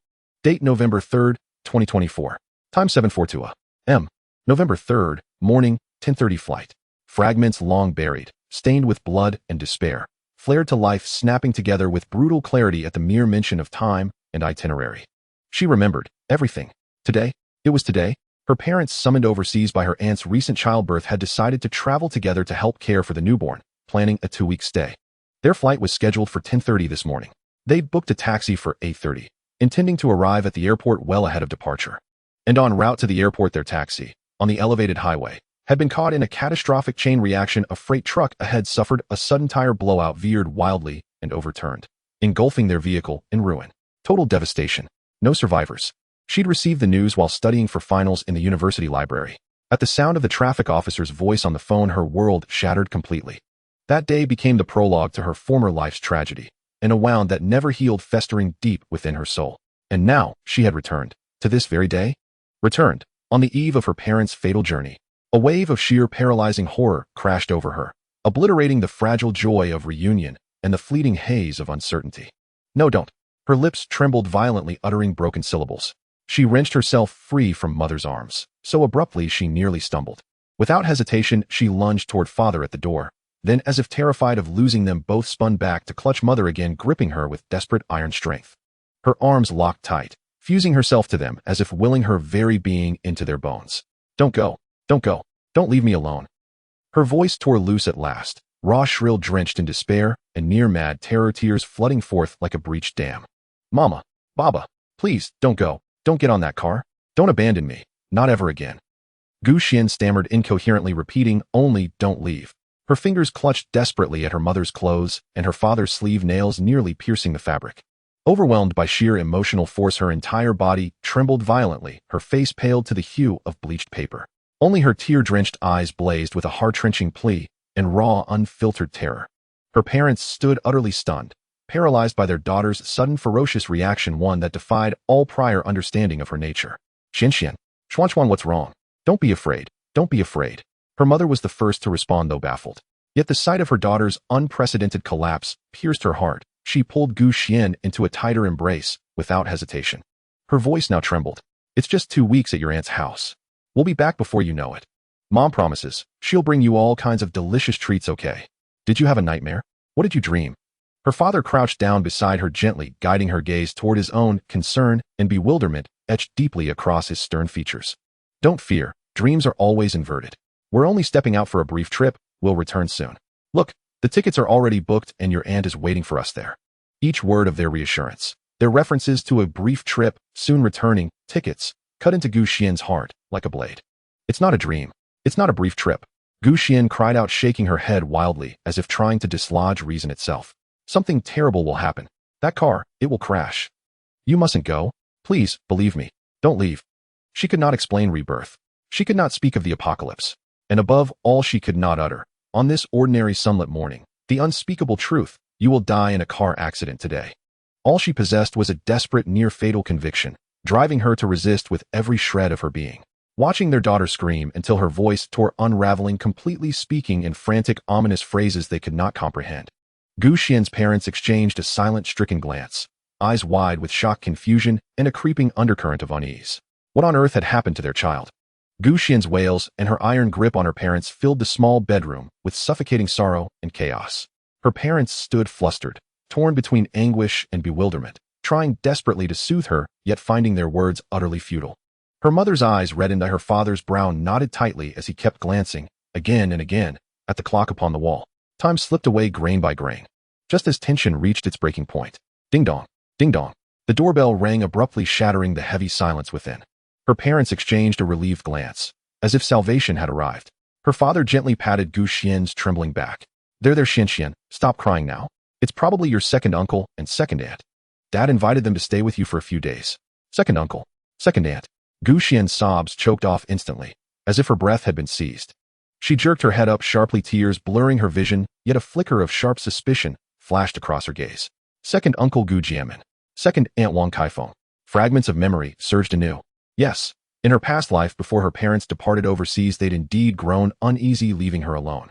So they'd asked her second uncle and aunt, local migrant workers, to stay temporarily to guard the home and look after her. These two people. Before Xuan could dwell further, her father had already risen to open the door. Oh, Brother Jiamin's sister-in-law Kaifeng. Didn't we delay your arrival? Not at all, not at all. Come in. A slick, middle-aged male voice entered first, followed by hurried, uneven footsteps. Her mother wiped hastily at the corners of her eyes and forced a fragile smile as she stepped forward to greet them. Xuan, half-supported, half-dragged by her mother, followed into the modest living room. Two figures stood at the threshold. The man was short and slightly portly, wearing an ill-fitting suit, his face plastered with a practiced smile, but his eyes darted restlessly. This was second Uncle Xuan. The woman sported outdated permed hair and a garish floral jacket, clutching a bulging cloth bag. The moment she stepped inside, her eyes darted about the room with furtive, calculating curiosity. Second Aunt Wang Kaifeng. Xuan's home too. Oh my, what on earth happened? Your eyes are red as a rabbit's. Wang Kaifeng spotted Xuan immediately and feigned astonishment, raising her voice theatrically. Yet her gaze held no genuine concern, only probing scrutiny and a subtle, barely concealed trace of schadenfreude. Xuan too offered hollow sympathy. Is the child just missing her parents? No worries, we're here now. Second uncle and second aunt will take perfect care of you. Their voices, their expressions, were keys that instantly unlocked a long-sealed chest buried deep within Gu Xian's memory. In her past life, the moment her parents perished, these so-called relatives leapt forward without hesitation, ostensibly to care for their orphaned helpless niece and assist with funeral arrangements, then moved brazenly into this very apartment, a well-located aging residence left behind by her parents. Then came months of bitter disputes, screaming matches, and cold-blooded scheming, all aimed at seizing the property through any means possible. Only when the apocalypse descended, shattering all order, did they vanish into the ensuing chaos. And by then this apartment had long been seized by others amid the earliest riots. Greed, hypocrisy, vultures circling the dying. An uncontrollable surge of fury, fused with unresolved grief and the paralyzing dread of losing her parents, exploded violently in Gu Xian's skull. Just as she prepared to lash out to scream for these wolves to get out, Wang Kaifeng let out an exaggerated exclamation. "Oh my, how splendid your brother and sister-in-law's home is. Look at this location, this floor, these windows, far superior to the basement we rent. So spacious, so bright. Must be ever so comfortable to live here." Gu Jianmin rubbed his hands together, chuckling nervously in agreement. Yes, brother truly has talent buying such a fine place. Our rented flat is cramped and damp, no comparison whatsoever. Their words struck like droplets of water into scalding oil, igniting Gu Xian's fury instantly. They're trying to seize the house again. This familiar script, this ravenous, leering expression. Gu Xian trembled from head to toe, her finger shot out, pointing fiercely at them, her voice sharpening with rage and agitation. You must. Just as the word "get out" rose to her lips, a sudden searing pain lanced through her temple. Ugh! She gasped, clutching her forehead as her body swayed unsteadily. Simultaneously, a wave of intense dizziness and mental fragmentation flooded her mind. Certain images blurred. The blood-soaked chaos of the apocalypse's first day. Her first terrified night inside the RV. Jean Dou's first kill. A petrified humanoid torn apart by his jaws. Ouyang Lan's logistics base. Lei Lai and his squad. The eerie violet mist of the Deep Dive Research Institute. Memories that had once been razor-sharp, vivid, and immediate now faded like photographs losing their pigment, edges dissolving. Details of those memories began slipping away, an unsettling sensation of rapid detachment of reality itself growing hazy and unreal. In their place, the present world pressed in with startling, undeniable solidity. Her mother's anxious call, her father's grave expression, the nauseatingly false smiles of her second uncle, and Aunt the worn but warm furniture, the authentic sounds of city life drifting in from beyond the window. What was happening? Why do I feel they've already tried to seize our home? Did they actually take it? They're merely here to watch me for a few days. Why do so many memories now seem like a vague, absurd dream? Gu Xian froze, her fury severed mid-breath by this uncanny cognitive fracture, rooted motionless where she stood, her expression shifting rapidly across disbelief, horror, and dawning despair. She stared at her parents, vibrant, alive, real, then at the relatives who stirred instinctive revulsion within her, then inward at the terrifying memories now swiftly bleaching into obscurity. A deeper, more profound fear, more desolate than facing violet mists or crimson-clad girls, slowly clenched around her heart. She felt she was forgetting something vital. Gu Xian felt as though she were being drawn into a vortex that appeared serene, yet concealed a far more terrifying reality. Something vital was slipping away from her. Many of her memories had begun to blur, growing hazy and unreal. Xian, are you all right? Is your head hurting again? Her mother, noticing her pallor, rushed to steady her. Gu Jianmin and Wang Kaifeng exchanged a fleeting glance. His lips twitched almost imperceptibly downward before both swiftly masked it with feigned concern. Is the child unwell? Should we let her rest for a while? Wang Kaifeng asked insincerely. Her father glanced at the clock. His anxiety deepened, yet he could not bring himself to leave his daughter behind. Xuan, what's wrong with you? If you're truly unwell, we'll skip the airport for now. Take you straight to the hospital instead. Skip the airport? That single phrase jolted Gu Xian's fractured thoughts back toward clarity, just for an instant. No, she had to stop them from going to the airport. That taxi. But those fading memories. What on earth was happening? She parted her lips, gazing at her parents' earnest, anxious faces, and then at the two hypocritical ones beside them. For a moment words failed her entirely. Overwhelming confusion and terror choked her breath. The searing pain in her skull and the eerie erosion of her memories stifled her rage and outrage before they could escape her throat. Yet one conviction burned fiercer than all else, preventing her parents from boarding that fatal taxi. Seeing her parents distracted by the arrival of her second uncle and aunt, their attention once again shifted to the urgency of time. Watching her father reach for the suitcase, Gu Xian steeled herself and surrendered to the genuine dizziness surging within her. She swayed softly, collapsing against her mother's shoulder, her brow furrowed, her voice frail. Mom, Dad, my head is spinning. I feel awful. Everything's going black. She wasn't feigning entirely. The violent headache and cognitive dissonance born of clashing memories truly left her face pale, her forehead beaded with cold sweat, lending her appearance a convincing air of illness. "Oh dear, what's happened?" Her mother gasped in alarm, instantly supporting her and pressing a hand to her forehead to test for fever. "Why has she suddenly grown so ill? She was perfectly fine just moments ago." Her father halted mid-motion and hurried over, his expression etched with deep concern. Could it be from crying too hard, or emotional distress triggering something? Or is she genuinely ill?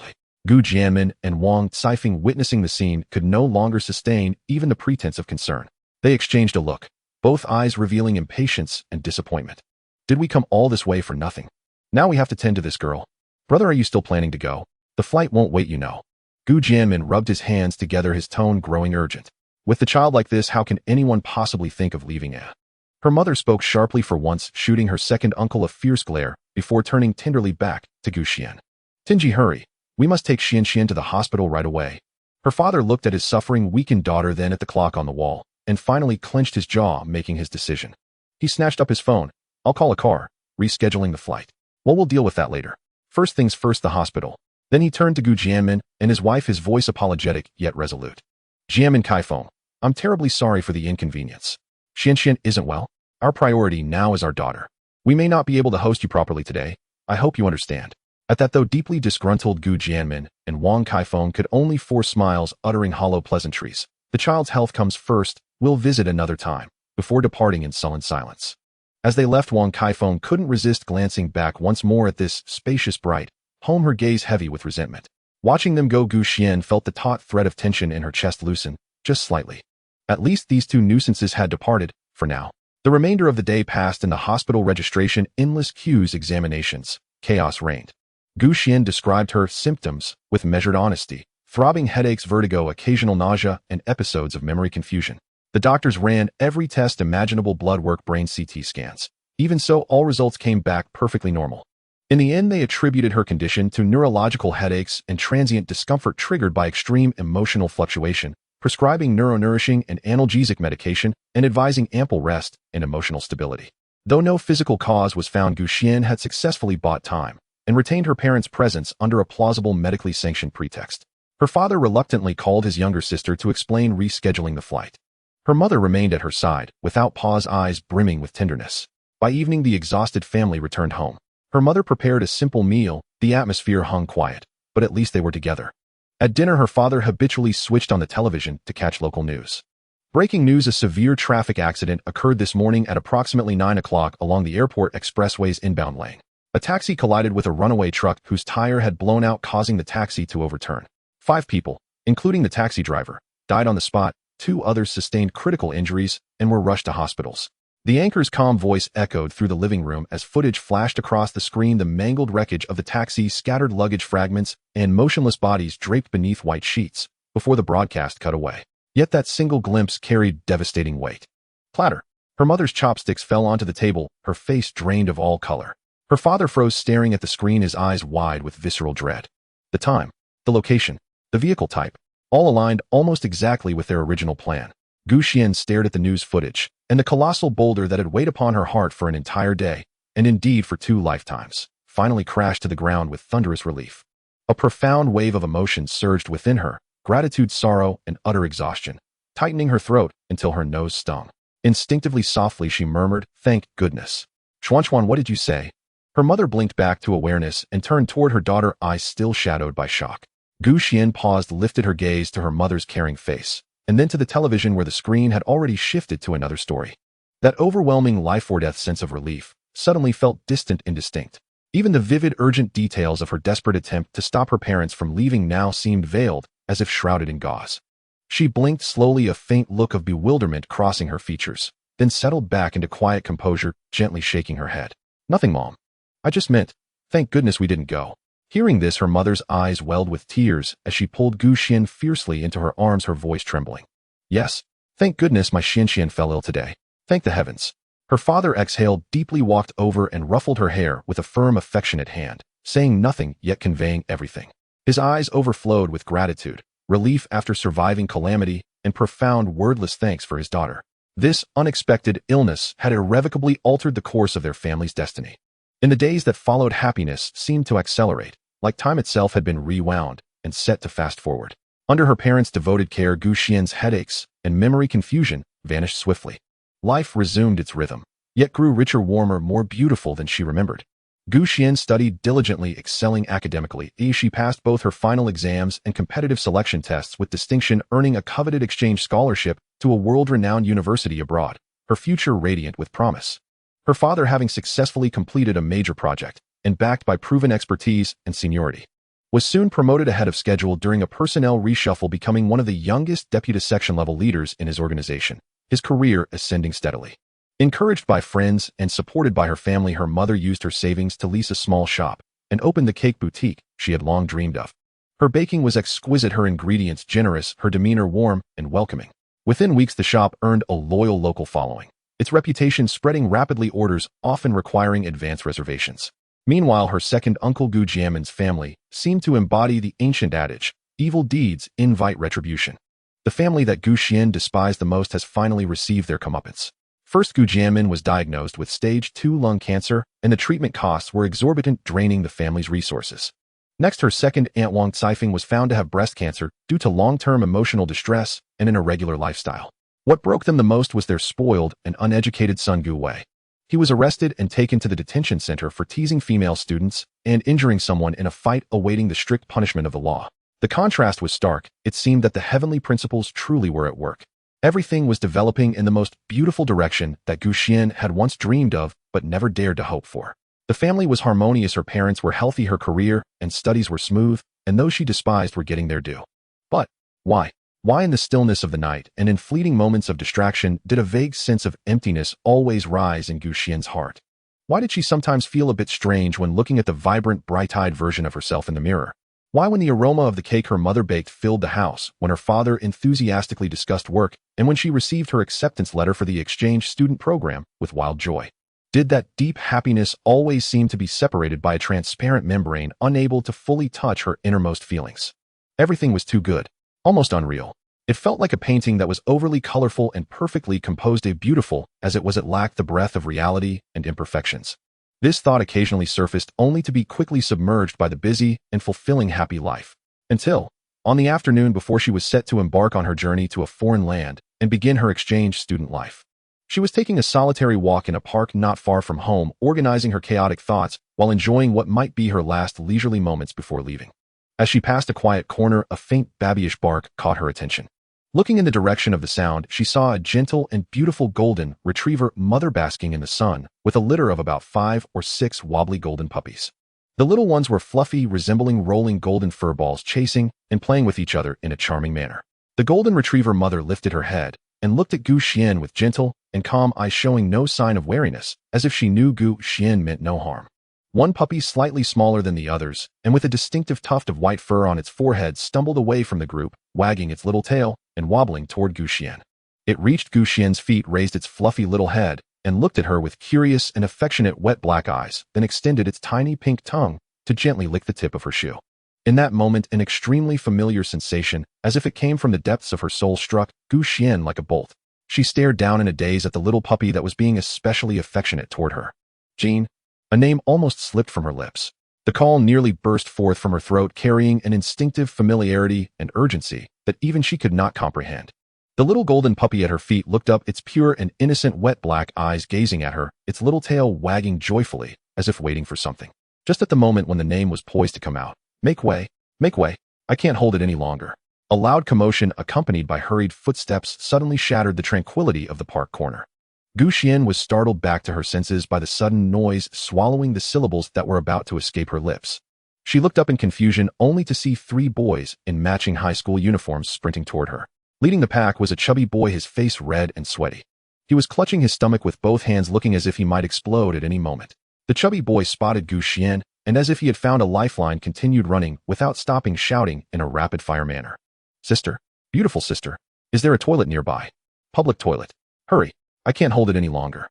His urgency and pain felt so genuine that it instantly dispersed the inexplicable flutter and daze in Gu Xian's heart.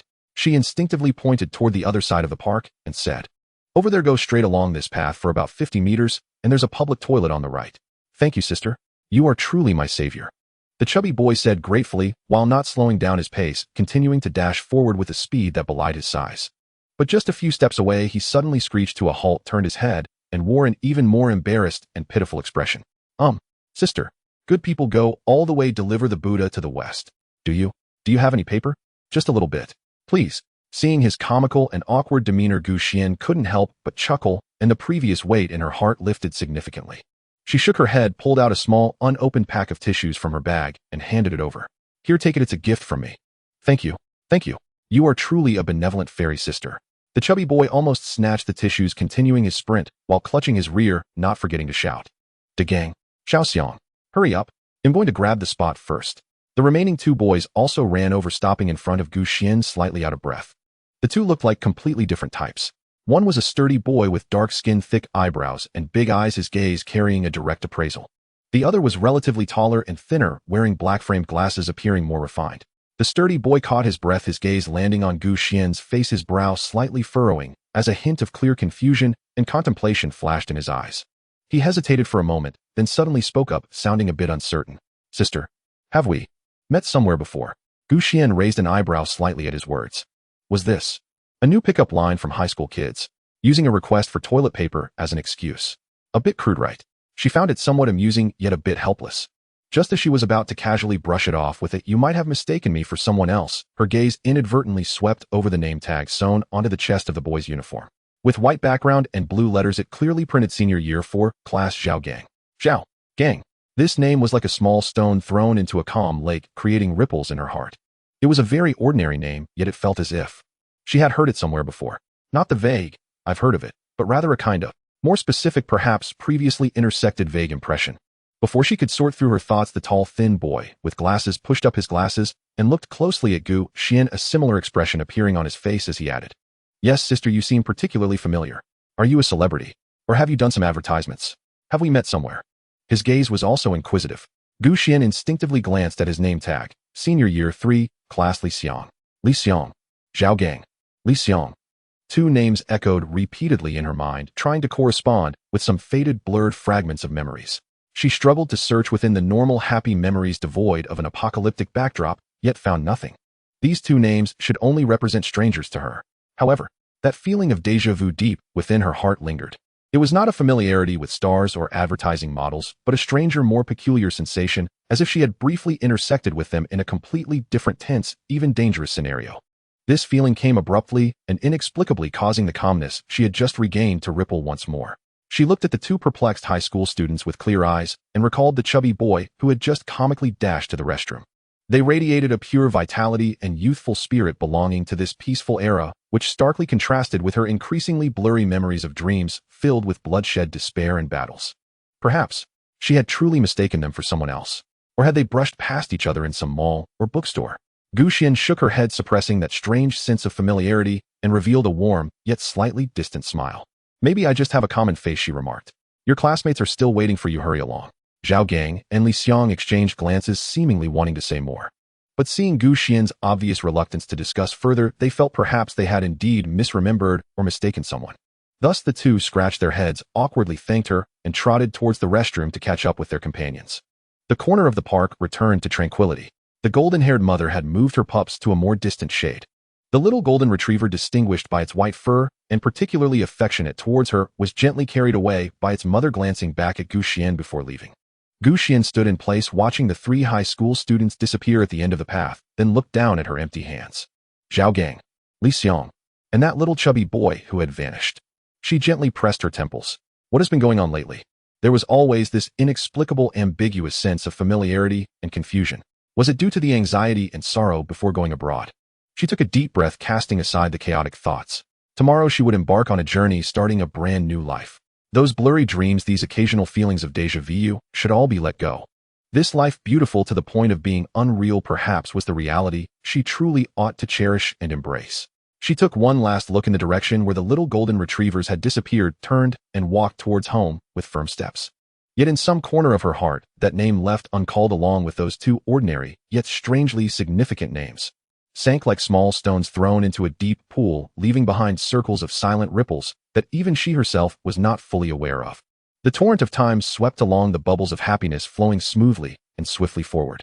Gu Xian's exchange student life was exceptionally smooth. She thrived in a foreign land, excelling in her studies, broadening her horizons, and becoming increasingly confident and radiant. Upon returning home after her studies, she easily entered a top multinational corporation, embarking on a new career journey thanks to her impressive resume and capabilities. Life seemed particularly favorable to her. At an industry dinner, she encountered Lin Lang, a man of distinguished background, outstanding abilities, handsome appearance, and who was instantly smitten with her. Their romance progressed naturally and swiftly, receiving unanimous blessings from both families. Lin Lang was gentle and considerate, respecting her independence and career, almost fulfilling every fantasy of a perfect partner in worldly terms. The wedding was scheduled for a month later. Everything was perfect, like the ending of a fairy tale. Her parents were healthy and content, the family was harmonious, her career was smooth sailing with boundless prospects, and her love was sweet and stable, soon to enter the halls of marriage. Those memories of chaos, blood, purple mist, and the eerie girl in red had long been washed away by time, completely sinking to the depths of her consciousness, no longer stirring a single ripple. Occasionally, in moments of extreme fatigue or during midnight reflections, a faint, inexplicable emptiness or unease would sweep through her heart. But it would quickly be overshadowed by the fulfillment and beauty of her real life. What she possessed was everything that countless people yearned for. Yet, why beneath such a perfect facade of happiness? Did she always feel that in the depths of her heart there was a corner resembling a small crack hidden beneath a splendid carpet, faintly exuding a breeze of unease? Especially in the quiet of the night, when she faced herself alone. The night before her wedding, Gu Xian stood alone in front of the spacious floor-to-ceiling window of her new home, clad in a soft silk robe. Outside the window was the dazzling night scene of the bustling city, with lights like a river of stars suspended upside down. A bright full moon hung high in the sky, casting a layer of misty silver light upon her. Tomorrow she would become Mrs. Lin. A new chapter of life awaited her. Logically, she should be filled with anticipation and sweet nervousness at this moment. But she did not. A strange hollow feeling, like a thin mist quietly spreading in the night, enveloped her. She always felt as if she had lost something extremely important. What had she lost? What was she afraid of? Gu Xian furrowed her brows, her fingers unconsciously curling against the cold glass. The moonlight illuminated her beautiful yet slightly perplexed profile, just as her thoughts drifted, trying to grasp that fleeting sense of strangeness. Woof. Woof, woof, woof. A sudden, urgent, angry, and even somewhat mournful barking came unexpectedly from downstairs. This sound shattered the tranquility of the night and abruptly broke Gu Xian's reverie. The call felt inexplicably familiar, tightening her heart. She instinctively looked down in the direction of the sound. This was an upscale community, well-groomed, with a carefully tended central garden below. By the light of the street lamps and the moon, she vaguely saw two figures in property uniforms surrounding a struggling, low, growling, and barking golden figure on the garden path. It was a golden retriever. It seemed frightened or extremely resistant, constantly trying to break free. The two security guards holding ropes and tools appeared somewhat flustered, attempting to subdue and bind it. One of the security guards appeared to be on the phone, his tone anxious. "What's going on?" Gu Xian murmured to herself. She had always had a fondness for dogs and felt uncomfortable seeing this scene. The barking of the golden retriever tugged at her heart inexplicably. After hesitating for a moment, she turned and grabbed a coat to throw on, slipped on her slippers, and decided to go downstairs to see what was happening. The elevator descended quickly to the first floor. She stepped out of the unit door, and the cool night air rushed in, carrying the scents of grass and earth. The barking and the security guard's shouts became clearer. She hurried towards the center of the garden. As she got closer, she could see that it was an adult golden retriever, well-proportioned, with fur shimmering warmly under the streetlight. But at this moment it appeared extremely agitated, the fur on its neck slightly raised. It emitted a low, warning growl from its throat, its limbs pushing against the ground forcefully, trying to escape from a noose that had already been placed around its neck. One security guard attempted to hold it down, while the other was scrambling to apply another restraint. The golden retriever struggled fiercely, its eyes filled with terror, anger, and a hint of grievance and despair. "What's going on? Do you need help?" Gu Xian asked, trying to keep her voice calm. One of the security guards turned back, relieved to see a resident, and wiped the sweat from his brow as he explained. "Miss Gu, did we disturb you? I apologize. This dog seems to have run in from somewhere, running amok in the community, nearly lunging at a child. We've received several complaints and need to control it first and see if there's an owner. If not, we may have to contact the relevant authorities." In the very instant their gazes met, the golden dog's frantic, struggling froze, just for a breath, and the whine in its throat dropped an octave. A complex storm of emotions seemed to flicker across those eyes. Wariness, probing curiosity, and faintly, disbelief, as if something long doubted had just been confirmed, igniting quiet exhilaration. But the sensation vanished in a heartbeat. The golden dog resumed its struggle, more violently now, straining desperately toward Gu Xian, its neck strap biting deep, wrenching out ragged, pained whimpers. Be careful, don't hurt it. Gu Xian stepped forward instinctively, her chest tightening with an inexplicable ache. At that moment, another security guard finally managed to fasten a second restraint around the dog's hind leg. Restricted in movement, the golden dog's thrashing subsided, but it refused to yield. Instead, it locked its gaze unflinchingly onto Gu Xian, uttering broken, mournful whines like whispered laments. That sound cut into Gu Xian's heart, not with a blade, but with a dull, grinding blade. What had she lost? The thoughts surged back, startlingly clear as she gazed upon the bound, sorrowful creature before her. She felt it. Deep in her bones, she had truly lost something vital. The golden dog's resistance and defiance seemed to ignite fury in the guard holding the restraint. Frustrated after repeated failed attempts to subdue this unruly beast, a flash of impatience and cruelty twisted across his face. He thrust the rope into his colleague's hands. Then, with sudden brutal speed, he yanked a black stun baton from his belt, crackling with ominous violet-blue arcs of electricity. Damn it! You want punishment instead of grace. Stay still. Cursing under his breath, he lunged forward, brandishing the sizzling baton straight toward the dog's body. Stop! Stop! A sharp, thunderous command shattered the garden's silence, so fierce, so unguarded that even Gu Xian was stunned by the raw fury in her own voice. In that lightning-quick instant, instinct overrode thought. A torrent of rage, fueled by overwhelming protectiveness and an inexplicable surge of urgency, flooded her skull. She didn't pause to weigh consequences. Her body launched forward like an arrow loosed from its bow. Utterly unlike her, she was never one to recklessly intervene, least of all against armed security personnel. Yet now, seeing the golden dog's eyes, brimming with near-desperate sorrow and fear, and watching that lethal violet-lit baton descend, only one thought blazed through her mind: no. Absolutely not. Her movements were astonishingly swift and precise. Seizing the split-second hesitation, the two guards stunned by her shout and sudden charge, she barreled forward. She slammed into the guard wielding the baton while her fingers darted with uncanny dexterity toward the noose around the dog's neck, a crude slipknot affair. Her fingers moved as if guided by memory, a deft pull, a subtle twist, and the knot sprang open. Without glancing back, she swept her hand toward the restraint on the dog's hind leg. With the same impossible speed and finesse, she released the clasp. The entire sequence unfolded in one seamless, breathtaking motion, too fast for either guard to react.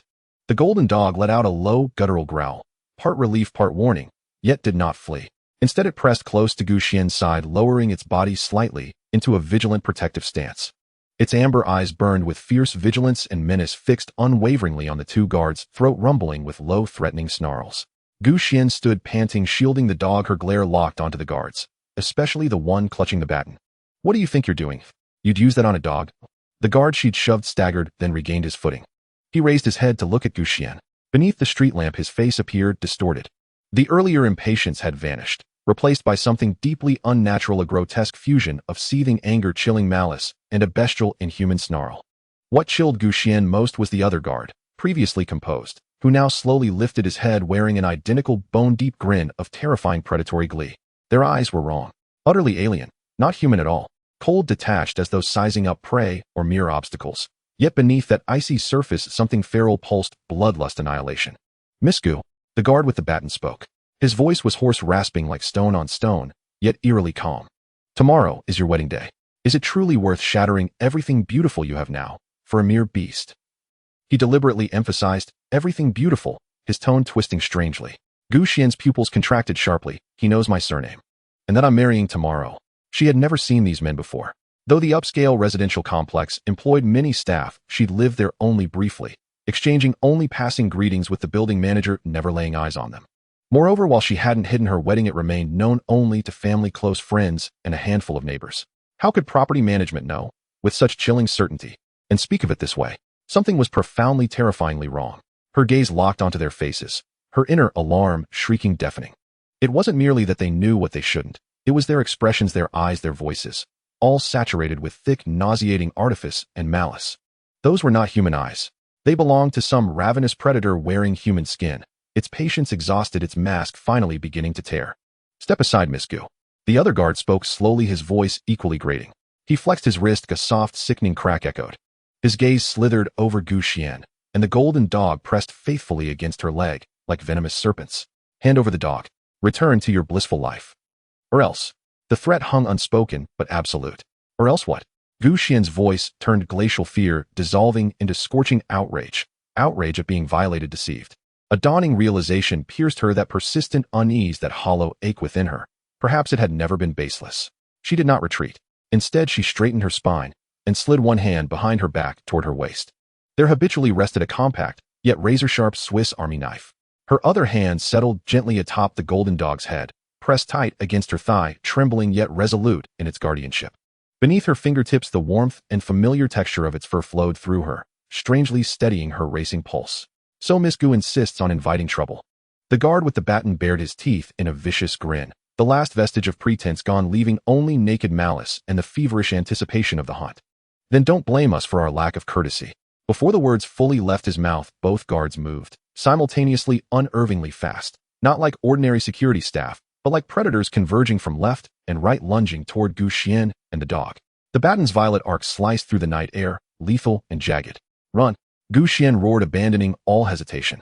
She dropped low, sweeping the golden dog tightly against her side, then spun and sprinted, full throttle, into the garden's deeper shadows, away from the apartment entrance and main thoroughfare.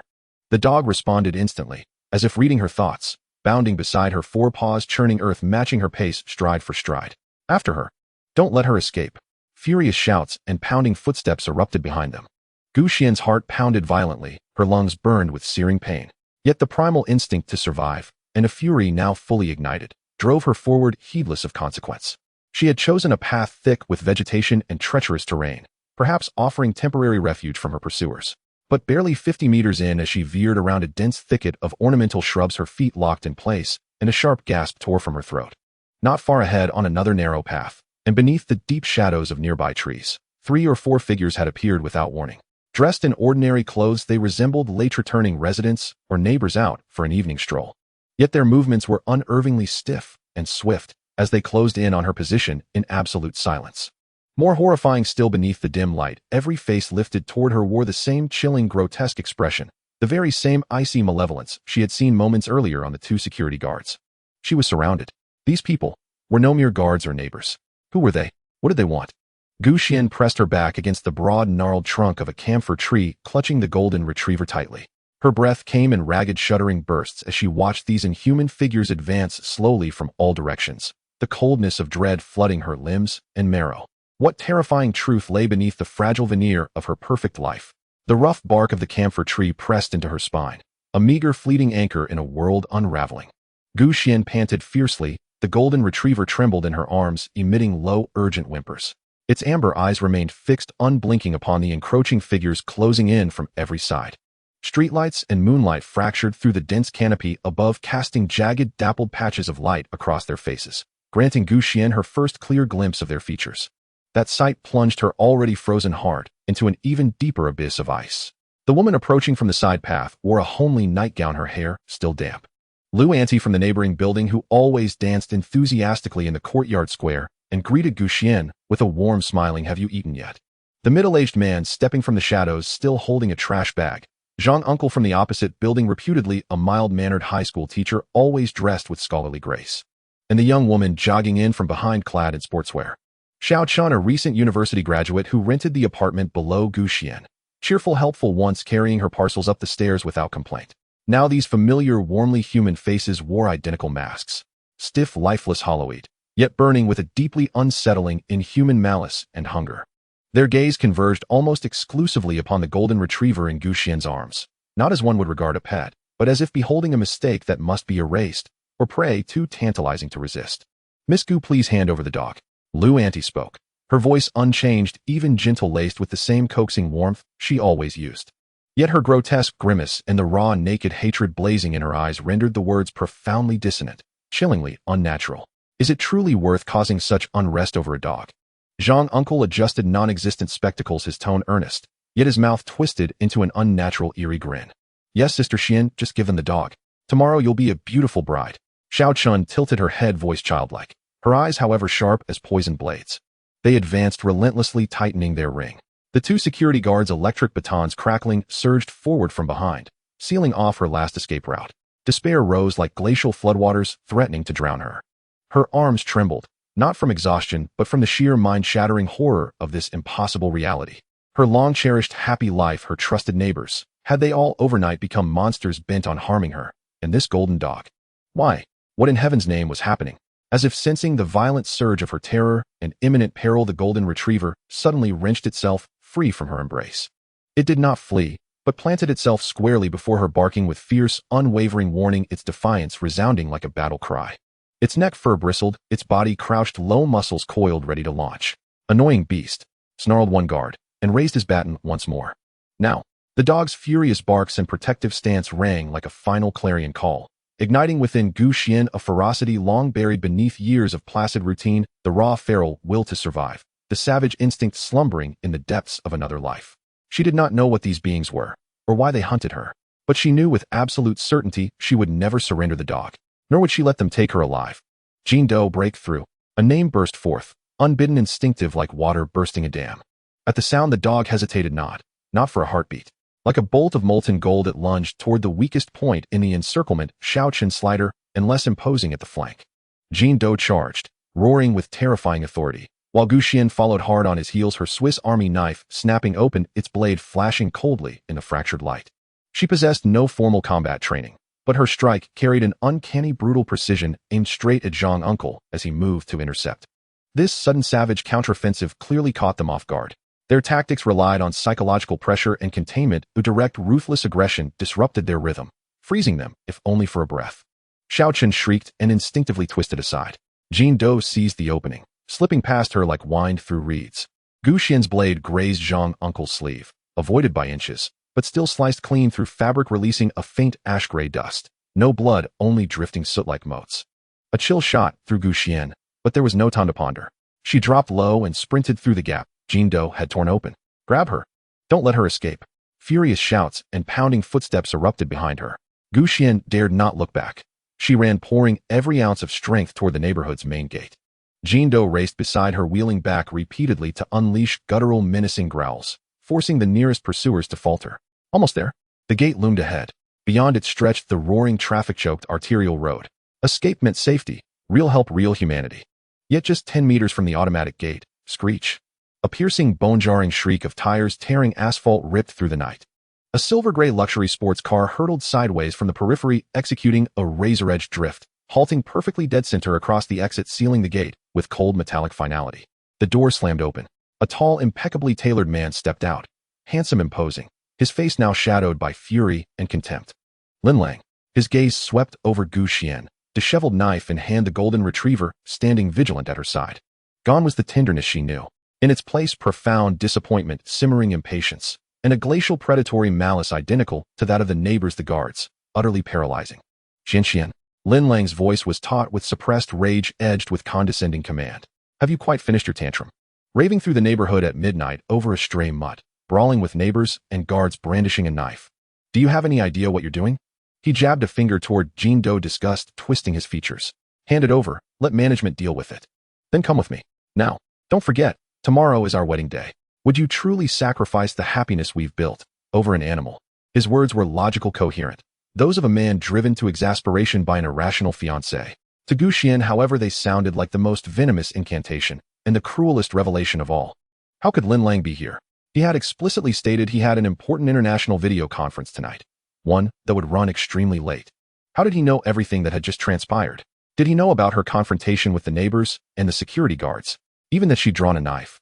And his gaze toward Jean Doe, that unmasked, all-consuming malice, raw and annihilating, stood in the sharpest, most grotesque contrast to the so-called happy life he so casually invoked. More terrifying still, beneath his outward fury, Xuan clearly perceived deep within those fathomless eyes a fleeting glint, the same inhuman coldness and detached, omnipotent indifference she had seen in the neighbors. As if she, Xuan, and even Jean Doe, the golden-haired dog she cherished and fiercely protected, were nothing more than disobedient actors or expendable pawns in some preordained script. A wave of icy dread surged up her spine and flooded her entire body, making her teeth chatter uncontrollably. All of this so-called happiness. Linlang, the neighbors, this flawless world. What is it? Linlang's words struck like poisoned ice daggers, shattering the last fragile shard of Xuan's hope. Beneath his seemingly normal rage lurked the same chilling malice shared by the neighbors and security guards, and a naked, unvarnished intent to kill Jean Doe. This so-called fiancé, the very centerpiece of her perfect life, was himself part of the uncanny deception, perhaps even its linchpin. An overwhelming sense of betrayal and furious helplessness, of being toyed with like a puppet, erupted within Xuan's chest like a volcano. And in that instant, the combat instincts and ruthless resolve buried deep within another far, crueler memory fully awakened. Happy life. Her voice was hoarse yet laced with a bone-chilling coldness and scathing mockery.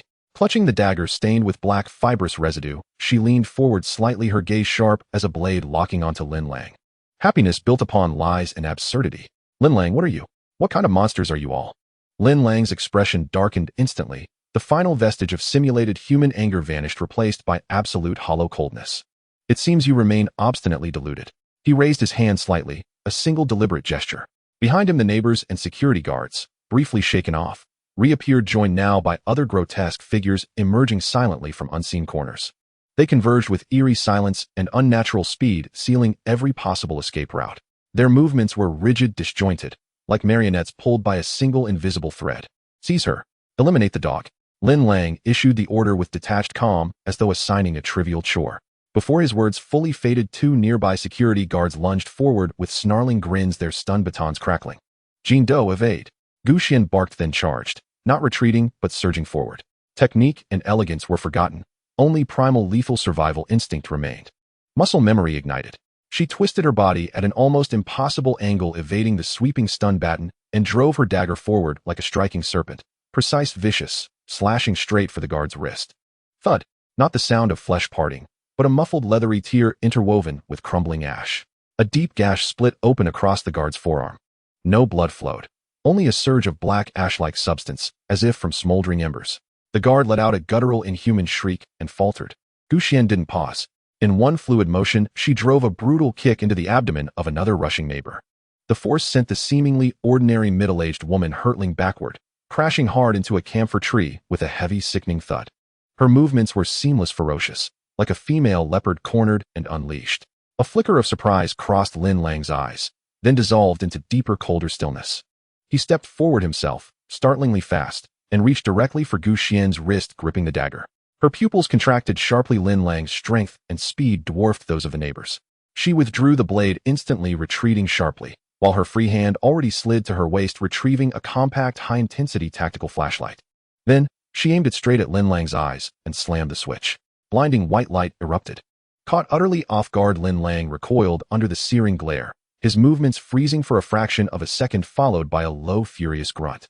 Now, without hesitation, Gu Xian channeled every ounce of her strength, every surge of rage, terror, and defiant refusal into her right arm and the dagger it held. She lunged, driving the blade with savage finality into the exposed gap in Lin Lang's chest where the light had forced his guard down. Shoo! The dagger sank deep. The sensation was alien. Not flesh, but something dense, gelid, and frigid, offering immense resistance, yet yielding at last. Lin Lang's body locked rigid. He looked down, disbelief etched across his face at the hilt protruding from his chest, then slowly lifted his gaze to meet Gu Xian's. For the first time, raw emotion contorted his features, shock, agony, and a storm of furious outrage, as if a meticulously orchestrated plan had just shattered. You dare? His voice cracked, distorted. Gu Xian wasted no time. Yanking the dagger free, she whirled and seized Jin Do, who had stood steadfast at her side. Then, summoning every shred of strength, she sprinted toward a relatively low fence along the compound's side. Seize her! Lin Lang roared, clutching his chest, his voice thick with incandescent fury. His wound oozed no blood, only streams of black, dissipating matter. More shadowy figures surged from all directions. Cars that had been moving normally on the street now converged deliberately, blocking and circling, obeying some unseen command. Gu Xian vaulted the fence, landing hard on the sidewalk outside, stumbling forward. Glancing back, she saw a seething tide of figures pouring out of the residential complex. On the street, pedestrians and drivers alike grew stiff. One by one, their gazes snapped toward her. Then their faces twisted into that familiar, inhuman snarl. The entire world seemed to bare its fangs at her in that instant. This way, sister. Get in, quick. Just as despair threatened to drown her, a familiar voice, urgent, breathless, cracking with strain, cut through the chaos like divine intervention. A silver minivan roared out of a narrow alley like a wild beast unleashed. At the wheel sat Zhao Gang, broad-shouldered, dark-skinned, muscles coiled tight. Beside him sat Li Xiang, bespectacled and alert. In the rear, a window flew open, revealing the round, flushed face and half-emerged torso of the chubby boy. He waved frantically. The van didn't slow, not even a fraction, as it barreled headlong into the pedestrians attempting to flank her from the side. Thump! Thump! Dull impacts echoed as several figures tumbled away, yet rose again moments later, swaying unsteadily, their movements now even more grotesquely contorted. The van screeched to a halt, tires shrieking, skidding sideways to stop less than 2 meters before Gu Xian. Now go. The chubby boy wrenched the door wide, screaming at the top of his lungs. Xuan didn't pause to question why these 3 high school students were here, or why they'd chosen to help her. Survival instinct overrode all else. She plunged into the open doorway, cradling Jin-do. Jin-do, and she hauled him inside. Close the door. Brace yourselves. Zhao Gang bellowed from the driver's seat, eyes blazing, slamming his foot onto the accelerator. The van screamed, a tortured roar, as tires burned rubber, spewing white smoke, then shot forward like an arrow loosed from a bow. Outside the van, more figures converged, faces twisted with grotesque ferocity. Zhao Gang gripped the steering wheel with white-knuckled intensity, his eyes bloodshot, barreling blindly toward the sparsely populated side of the street. The van careened wildly down the avenue, shattering bicycles, overturning trash bins, and crushing several lunging figures beneath its tires. The chassis rattled violently, groaning with deafening metallic clangs as if poised to disintegrate at any moment. Inside, Xuan clutched Jin-do tightly against her chest, bracing herself against the shuddering van wall while gasping for breath. She gazed forward at the 3 high school students seated ahead, tense yet resolute in their expressions. Who exactly are you? And why are you helping me? Her voice was hoarse, her bewilderment cresting into unbearable intensity. Zhao Gang glanced back at her through the rearview mirror, then swiftly refocused on the road ahead, his reply taut with strain. Who are we? He echoed. Sister, do you truly remember nothing about us? Xiang, seated beside him, turned his head and adjusted his glasses. A complex expression flickered across his face, part terror, part exhilaration. Big brother Pang Mi and Gongzi. We once asked you for directions to the restroom in the park. Xuan remembered them, clearly, unmistakably. But what did that have to do with their sudden intervention? Sister, you don't know. These past years have been too smooth. So unervingly smooth it chills the soul. The chubby boy slumped into the seat beside Xuan, panting heavily as he interjected. Yeah, whatever we wished for came true. Wild guesses on exams proved correct. Desired objects appeared out of nowhere. Even strolling down the street yielded unexpected windfalls. Is this real life? It's pure wish fulfillment fiction, like a cheat code fantasy script. Zhao Gang wrenched the wheel sharply, narrowly, avoiding a sedan attempting to box them in, teeth gritted. We began doubting everything was real. Then, gradually, without warning, fragmented memories surfaced in our minds. Faint, but undeniably vivid. Xiang drew a slow, deep breath and fixed Xuan with an unflinching, solemn gaze. In those fragments, there were zombies, ruins, despair, and you, Sister Xuan. In a crumbling derelict factory, you handed us a pistol, rations, water, clothing, and pointed us toward escape. You saved our lives. The chubby boy nodded vigorously. Exactly. Though the details blur the feeling, that was you. So the moment we realized you were also trapped in this perfect world, we began watching you, quietly, carefully. And tonight, we confirmed our suspicions. This world is a lie, a meticulously laid trap.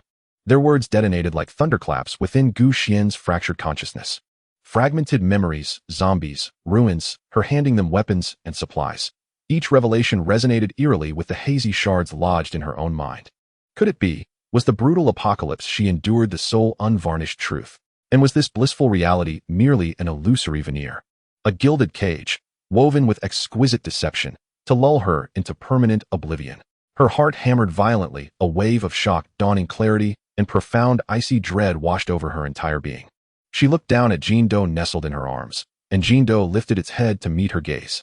Its amber eyes shimmered with unwavering devotion and the deep, hard-won tenderness of reunion after unspeakable trials. Jin-do, she whispered, this time with absolute certainty. The van hurtled through the nocturnal city streets, pursued by an ever-swelling tide of malevolent figures closing in from behind. Like a fragile skiff tossed upon a maelstrom, it veered and bucked wildly through the urban labyrinth. Behind them surged a relentless, tightening vice. Neighbors, passers-by, drivers, officers, all now stripped of pretense, converging from every direction, hollow-eyed, contorted, jerking with unnatural speed, uttering guttural, senseless shrieks. They swarmed forth like a hive enraged, or a zombie horde drawn by the scent of blood. Left. A car's blocking us. Xiang stared rigidly at the flank, voice raw with urgency.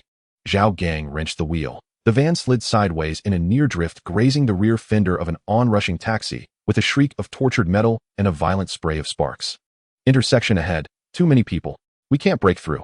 The chubby boy pressed his face against the window, staring at the black mass surging forward, his face ashen. No choice now. Brace yourselves.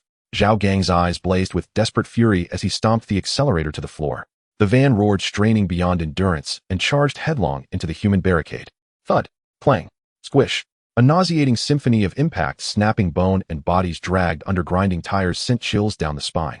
The van convulsed violently, the windshield spiderwebbed instantly. Then Zhao Gang brutally swept away the cracks, with the wipers clearing just enough vision to see. They broke through. Beneath the tires came a bizarre, unsettling resistance. No screams, only dull, brittle sounds like dry timber snapping or foam collapsing underfoot. Yet more figures lunged from flanks and rear, pummeling the van with fists, shoulders, and whatever crude weapons they'd snatched up: stones, pipes, broken branches. The windows fissured, the sheet metal crumpled inward with terrifying rhythmic booms. "We can't sustain this. The van won't hold."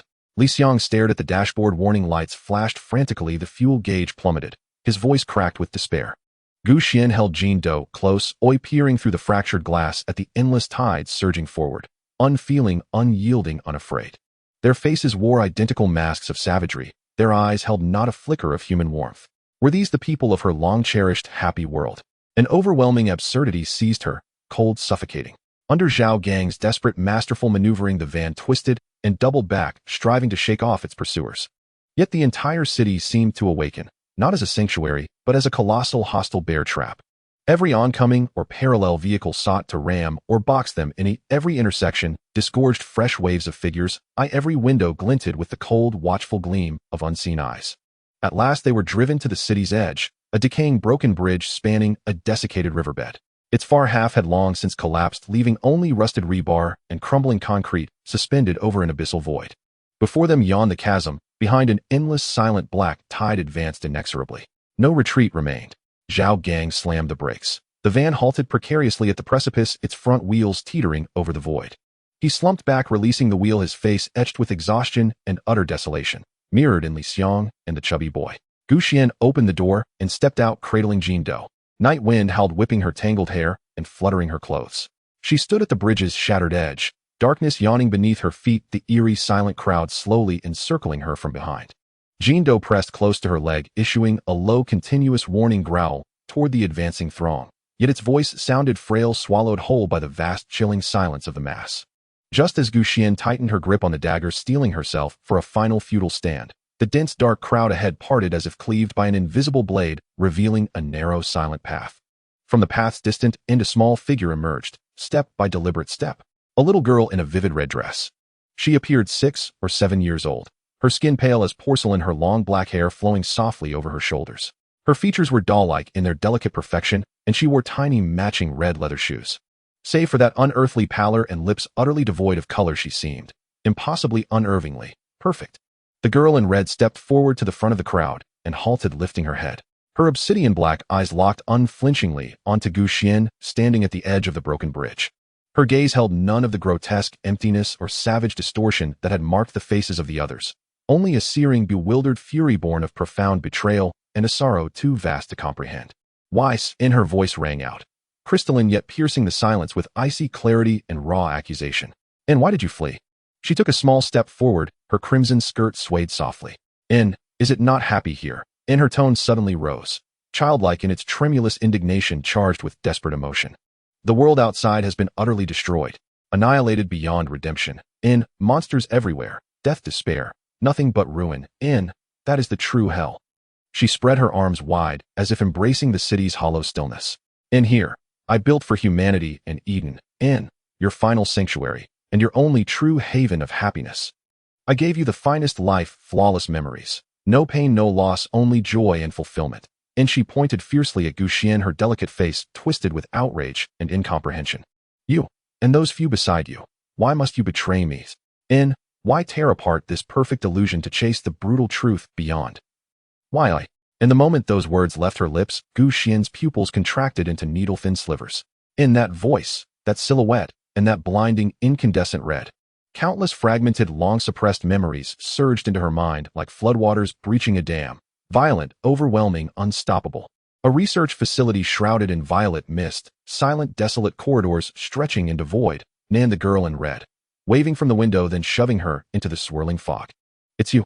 And Gu Xian's voice trembled, not with fear, but with seismic shock and fury. And she stared unblinking at the seemingly harmless child below the bridge, her eyes blazing with terrifying ferocity. "All of this was your doing, in that research facility, the violet mist, and this fabricated world. It all came back, suddenly, irrevocably, and not a dream. In the apocalypse, the RV, the battles, the horrors endured within the Deep Dive Research Institute, every fragment was real.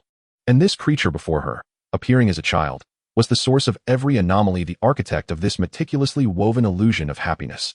A torrent of rage, born of deception, of violation of absolute control, fused with a visceral yearning for truth, sharpening Xuan's voice into a cry of anguish and defiance. And Eden, a haven of happiness. She swept her gaze across the dense, motionless crowd, their expressions frozen, their eyes vacant. Then toward the distant, brilliantly lit, yet deathly silent buildings, finally settling once more on the girl in red. Her voice broke hoarse and trembling. Look at them. Are they even human anymore? They are soulless automatons, thoughtless puppets strutting along the script you authored. No pain, no loss, that is merely a facade, a lie forged by erased memories and rewritten cognition. It is not peace, it is anesthesia. It is poison. Xuan's voice spiraled into hysteria. True happiness is rooted in authentic joy and sorrow, in real struggle, in genuine connection. Even if the world outside lies in rubble and despair, at least it is real, we possess the right to choose. We bear the dignity to fight. Her voice dropped thin, softened, heavy with sorrow. And you? She pointed at the girl. Tears traced silent paths down her cheeks, yet her voice held unwavering resolve. You imprison us in this gilded illusion, erasing our past, manipulating our present, dictating our future. This is not mercy. It is the cruelest tyranny and the most insidious murder. The girl in red listened in silence. Her fury subsided, replaced by a complex expression, puzzlement, pity, and a chilling, godlike compassion that seemed far beyond her years. Reality, choice, dignity. She murmured the words slowly, as if tasting unfamiliar syllables. And then she shook her head gently, her pale face settling into an unervingly serene, almost divine detachment. You humans cling so desperately to these ephemeral abstractions. When survival hangs in the balance, what difference truly exists between truth and illusion? She gazed steadily at Xuan, her obsidian eyes glinting with eerie luminescence beneath the moonlight. And then slowly her lips curved into a cold, incongruous smile, one utterly alien to a child's face. Since you insist upon reality, then feel its price. And she raised her pale hand and gestured lightly. In an instant, the silent, advancing crowd erupted into deafening, guttural shrieks. Their movements shed all stiffness, becoming swift, precise, coordinated, like predators honed by instinct and design. A black tide of bodies surged forward, relentless, overwhelming, toward the 4 humans and 1 dog at the bridge's fractured edge. Brace yourselves, Zhao Gang roared, wrenching an iron rod from the vehicle. It was the sole weapon he'd secretly prepared during their flight. Li Xiang and the chubby boy scrambled for stones and jagged rebar, forming a tight defensive circle back to back. Yet as the endless wave crashed toward them, all knew their resistance was futile. Jindo stood before Xuan, throat rumbling with a low primal growl, his golden fur bristling upright. His body trembled, not with fear, but with something surging, awakening, straining to break free from within. The first of the figures lunged into striking range. Zhao Gang swung his iron rod hard into the lead figure's shoulder, a heavy, muffled thud. The figure staggered, but did not fall. Instead, it seized the rod with grotesquely twisted fingers, gripping with preternatural strength. Simultaneously, 5 hands lashed out from different angles, grasping for Zhao Gang. Li Xiang hurled a stone that struck a woman squarely in the face. The delicate features caved inward with a sickening bubble-like pop. She paused for a single heartbeat, then kept coming. They're not human. Striking vital points won't work. The chubby boy screamed, driving his rebar deep into a driver's chest. Yet the driver advanced undeterred, his expression unchanged, the metal grinding hideously against bone and sinew. In despair, cold and suffocating drowned them all. At that moment, Jindo unleashed a howl unlike any before, a deep, ancient roar that vibrated the very air, shaking dust from the bridge's crumbling parapet. Golden light blazed from his body, bright, searing, divine. Knees bones cracked and reshaped with thunderous pops as his form swelled violently within the radiance. Jindo! Xuan cried out in shock. As the light faded, the golden hound was gone. In its place stood a colossal beast, lion-like in majesty, towering 3 meters high. His body was armored in dark gold scales, his claws were hooked talons, his tail a whip of tempered steel, his mane a living flame. Most striking of all was the vertical sealed third eye etched upon his brow. Yet that eye remained closed. And having assumed his divine form, Jindo turned, just once, to meet Xuan's gaze. In his eyes flickered something unmistakable: recognition, memory, devotion. Then he wheeled toward the onrushing horde and bellowed, a roar that shattered silence and splintered resolve. Knees' massive claws swept sideways, 3-4 figures flew backward like ragdolls, crashing into their kin and triggering cascading chaos. His tail snapped like a steel scourge, severing 7 or 8 attackers mid-lunge, cleaving them cleanly at the waist. In there, fallen halves dissolved into black smoke, revealing beneath a grotesque fusion of biomechanical gears and pulsing synthetic flesh. My gods, is this golden hound really this powerful? And the chubby boy gaped speechless. In Zhao Gang and Li Xiang stared stunned into disbelief. Yet survival instinct propelled them forward. Seizing the opening, Jin Do had carved, striking down those who slipped through the carnage. And meanwhile the girl in red watched, still unmoved, untroubled. So this dog truly is the greatest complication. The redrobed girl's voice pierced through the chaos of the battlefield, clear and unmistakable to every ear. Pity. This seal remains incomplete. The third eye has yet to open. It wields only half its true power. As she spoke, she raised her hand once more, this time with deliberate slowness and solemn gravity. The scattered figures did not vanish. Instead, they reassembled midair, fusing into three colossal, grotesque abominations. They bore a semblance of human form, yet towered 4 to 5 meters tall, stitched together from severed limbs and broken bodies, each joint bristling with jagged bone spurs. This time you are truly doomed, she murmured, a flicker of violet light flashing in her eyes. At that very instant, Xuan felt as though a long-sealed gate within her mind had burst open. Not only she, but Zhao Gang, Li Xiang, and Xiao Pang began recovering their memories. This resurgence of recollection ignited a surge in combat prowess. Yet the situation remained dire. The three titanic monsters had already engaged Jin Do in furious battle. Each collision sent tremors rippling through the earth. Though formidable, Jin Do fought desperately against overwhelming odds, scales torn open across its body, dark golden blood streaming forth. Meanwhile, the redrobed girl began ascending slowly into the air. She hovered above the shattered bridge, her crimson skirts billowing fiercely in the night wind as she chanted an ancient, eerie incantation. Violet mist from across the city converged from all directions, surging toward her like a living tide. She's gathering power. Stop her now. Xuan cried out, her dagger gleaming coldly in the dim light. The quartet and their beast moved as one. Zhao Gang and Li Xiang drew two monsters away, locking them in tense combat, while Xiao Pang rapidly assessed the terrain, directing their movements with uncanny precision. Xuan coordinated seamlessly with Jin Do, focusing their assault on the third monster. Its chest now. In the split second Jin Do slammed the creature to the ground, Xuan lunged forward like a panther, her dagger striking true, piercing the violet luminescent core embedded in its chest. The monster shrieked, a sound beyond human utterance, and its body began to unravel. Yet the other two seized the moment. They lunged at Jin Do, from massive hands clamping down upon its limbs, pinning it helplessly to the earth. Jin Do thrashed violently, the tracery of its third eye blazing fiercely upon its brow, yet it refused to open. Still with raw, defiant strength, it tore apart the nearest stitched horror and leapt skyward, slamming the redrobed girl aside with crushing force. Her chant shattered mid-breath. She tumbled downward like a puppet with cut strings. It's over. Xuan snatched up a jagged length of broken rebar and strode forward to end the girl herself. But at that razor's edge moment, Xian, don't. Two familiar figures staggered from the distant ruins, leaning heavily upon each other. Xuan froze, turning sharply. Her parents. Her mother's tears glistened silver under the moonlight. Her father limped forward, both clad in tattered, dust-streaked, blood-smeared clothes. They looked heartbreakingly real, fragile, tender, profoundly human. Xuan, stop fighting. Come home with Mama, won't you? Her mother's cry tore through the air, raw and ragged. Child, the world outside is gone. Here at least we are together. Her father wept openly, reaching out a trembling hand. Xuan's heart shattered into chaos. With memory restored, her feelings toward them deepened, complicated, aching. She knew with grim certainty that in the true world they were likely long gone. Yet these two before her, whether illusion or truth, their tears, their anguish, pierced her soul with unbearable authenticity. Xuan's lips parted, the rebar slipping from her grasp.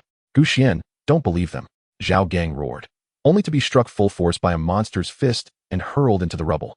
Li Xiang charged toward her parents, but was dragged back by the surging tide of faceless figures. Xiao Pang screamed, they're fake. Big sis, it's all fake. But Xuan heard nothing more. Her parents reached her and embraced her tightly, one before, one behind. Come home with us, Xian. Mama will cook your favorite braised pork. Dad won't pressure you to marry anymore. We'll live simply, just the three of us. Warmth, familiar, tender, achingly real. The faint, clean scent of laundry detergent clinging to her mother's skin. The rough, calloused texture of her father's palm. Even such minute details, the illusion rendered them flawlessly. Jin Do bellowed in frantic desperation, straining against the crushing grip of the two monsters. But its third eye pulsed wildly upon its brow, still refusing to open. The redrobed girl rose slowly from the ground, a triumphant smile curving her lips, just as Xuan's spirit fractured beneath the weight of her parents' embrace. In her palm, the violet energy sphere completed its final charge. You have lost, foolish humans. With a gentle, decisive push, she prepared to unleash it. Yet in that instant, Xuan wrenched free. She snatched up the fallen rebar and hurled herself forward, not with hesitation but with desperate, ferocious speed. Thrust, piercing flesh. The sharpened steel drove deep into the girl's abdomen. Crimson blood welled slowly from the wound. The girl stared at Xuan, eyes wide with disbelief, confusion, and something like sorrow. How truly foolish you are. And then, the sphere descended silent and unhurried, yet carrying an inescapable absolute lock upon its target. Jindo unleashed one final earth-shattering roar, its entire body erupting in blinding golden light, momentarily shattering the monster's hold, and launched itself toward Xuan. Too late. The moment the sphere touched the ground, it did not explode. Instead, it spread outward like a droplet striking water, rippling forth a concentric wave of violet light. Where the wave passed, reality itself began to collapse, not through physical destruction, but through dissolution at the level of existence. The broken bridge crumbled like sandcastles, buildings warped and melted like wax, fissures spiderwebbed across the sky, revealing the yawning void beyond. The crowd, the monsters, all dissolved into violet smoke. Xuan's parents held her tighter as the world unraveled around them, their faces still wet with tears, their forms growing translucent. Xian, remember Mama and Papa will always love you, wherever you are. Their voices faded with their bodies dissolving into the thin air. Xuan dropped the girl's corpse and whirled, reaching out, grasping only at drifting motes of violet light. The ground splintered beneath her feet. She fell, and Jindo plunged after her without hesitation. Her final sight, the redrobed girl's lifeless form drifting into the abyss, and the crumbling false world, once tender, once comforting, shattering utterly into swirling, chaotic violet radiance. Then, endless darkness, and within it faint yet unmistakable the despairing screams and wails of the true world. The collapse was complete. The illusion ended. Reality waited for its returning wanderer.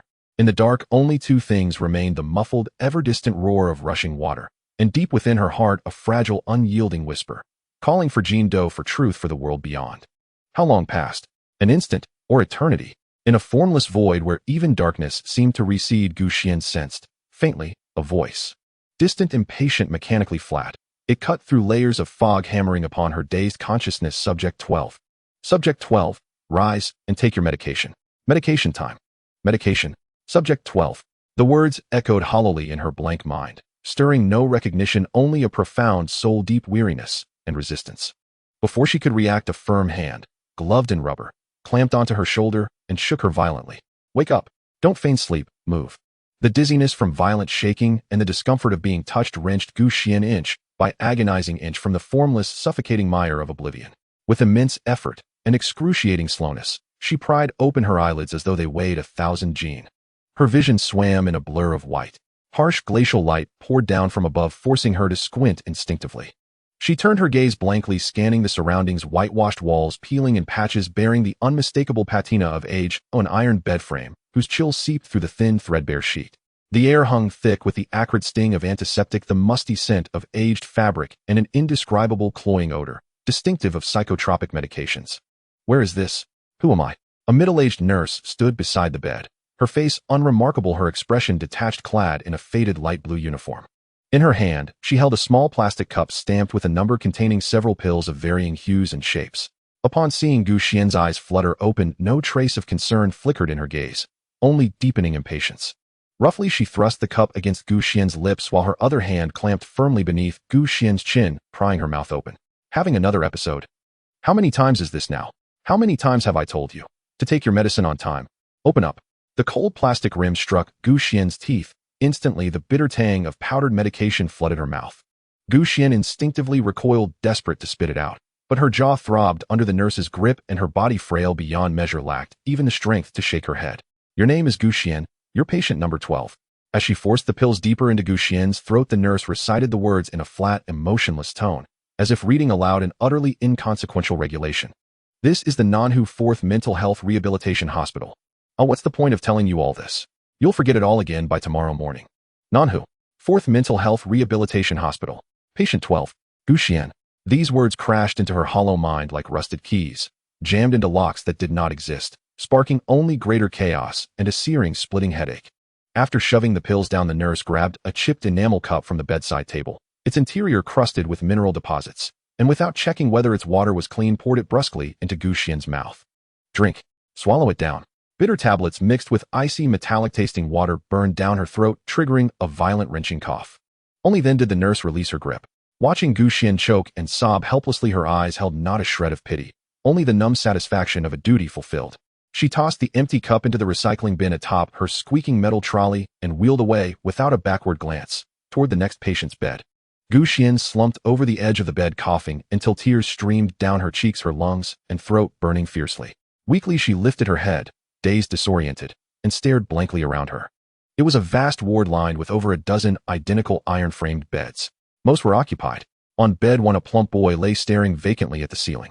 On bed 2, a burly young man curled tightly into himself, murmuring incoherently. On bed 3, a slender, bespectacled student, just as she had been moments before, was being roughly roused and dosed by a nurse.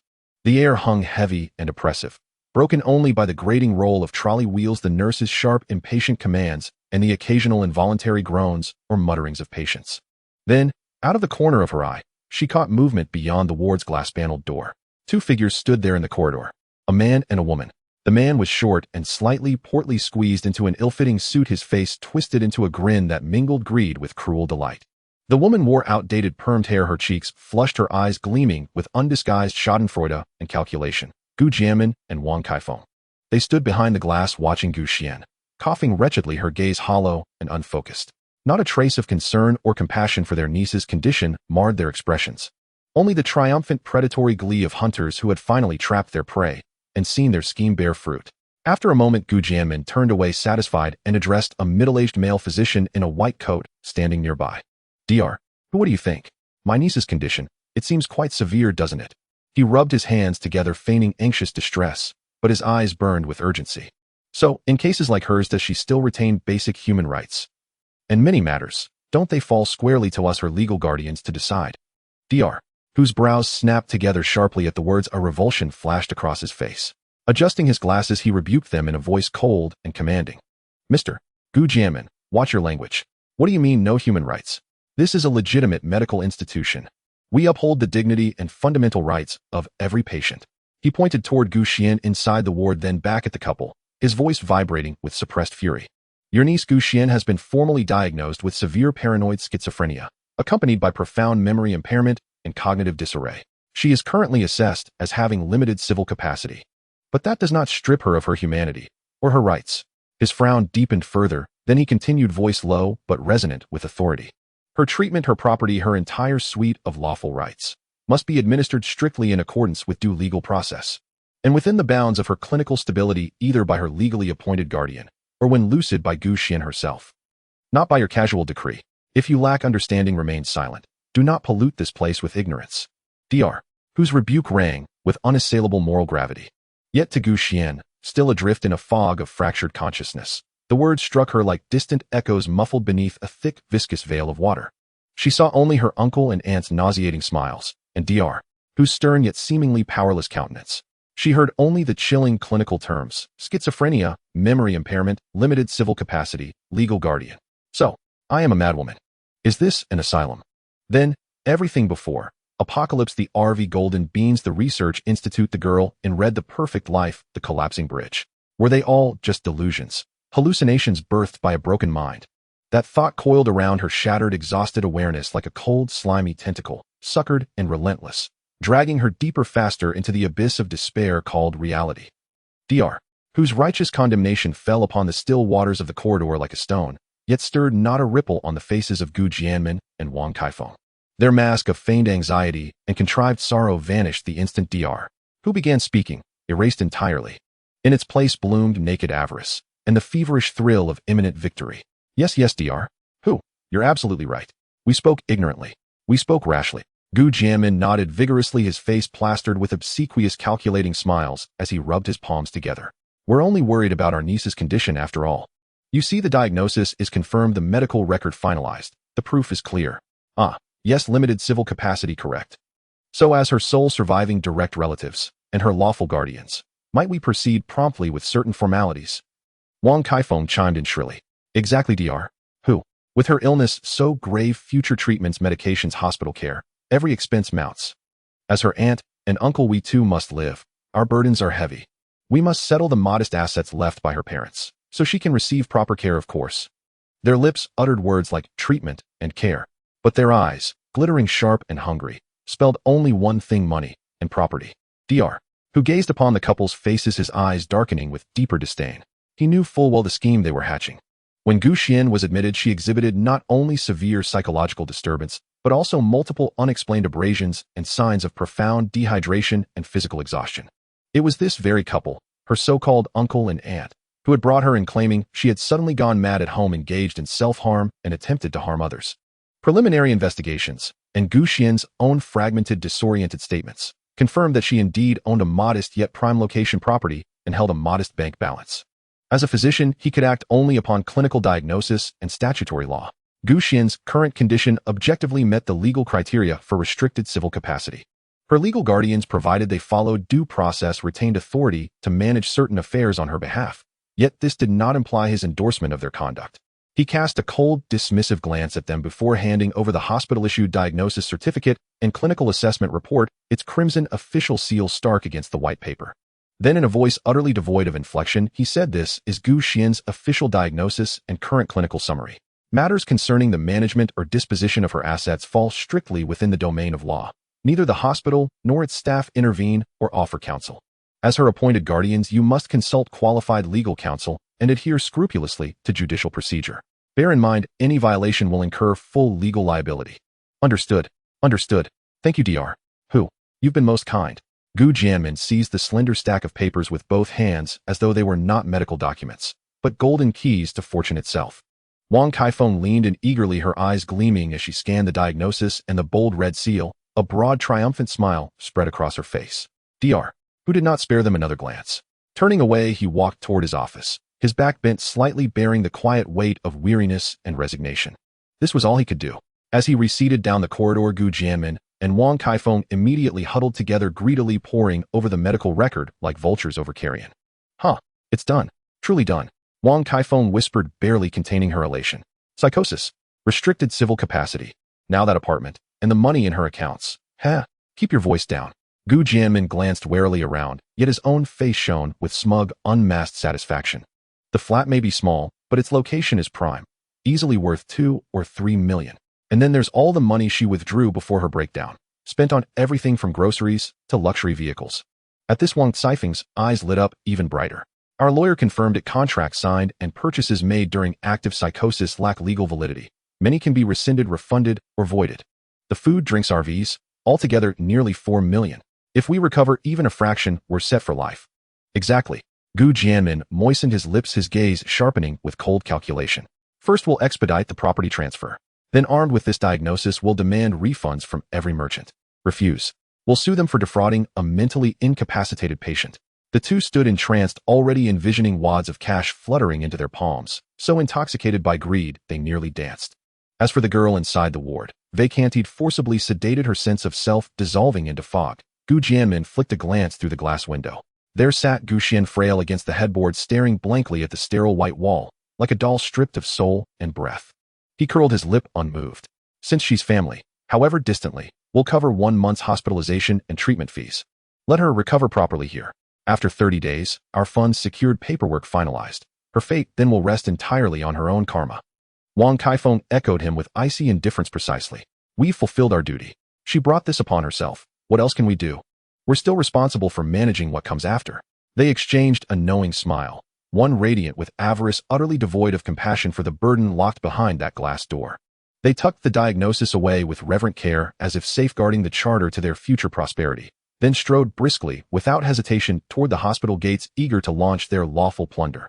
Sunlight streamed through the corridor's far window, bathing their retreating figures, but could not dispel the glacial, ravenous aura radiating from within them.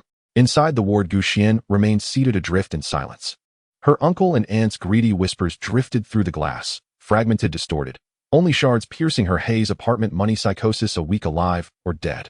These words struck like frozen needles into her muddled consciousness, sharp, dissonant, agonizingly vague. She felt something vital had been torn from her, not just memory. Something warm, soft, fiercely protective. She strained to turn her thoughts, rusted sluggish, as if forcing ancient gears to grind anew. Jean. Her skull erupted in fresh, blinding pain.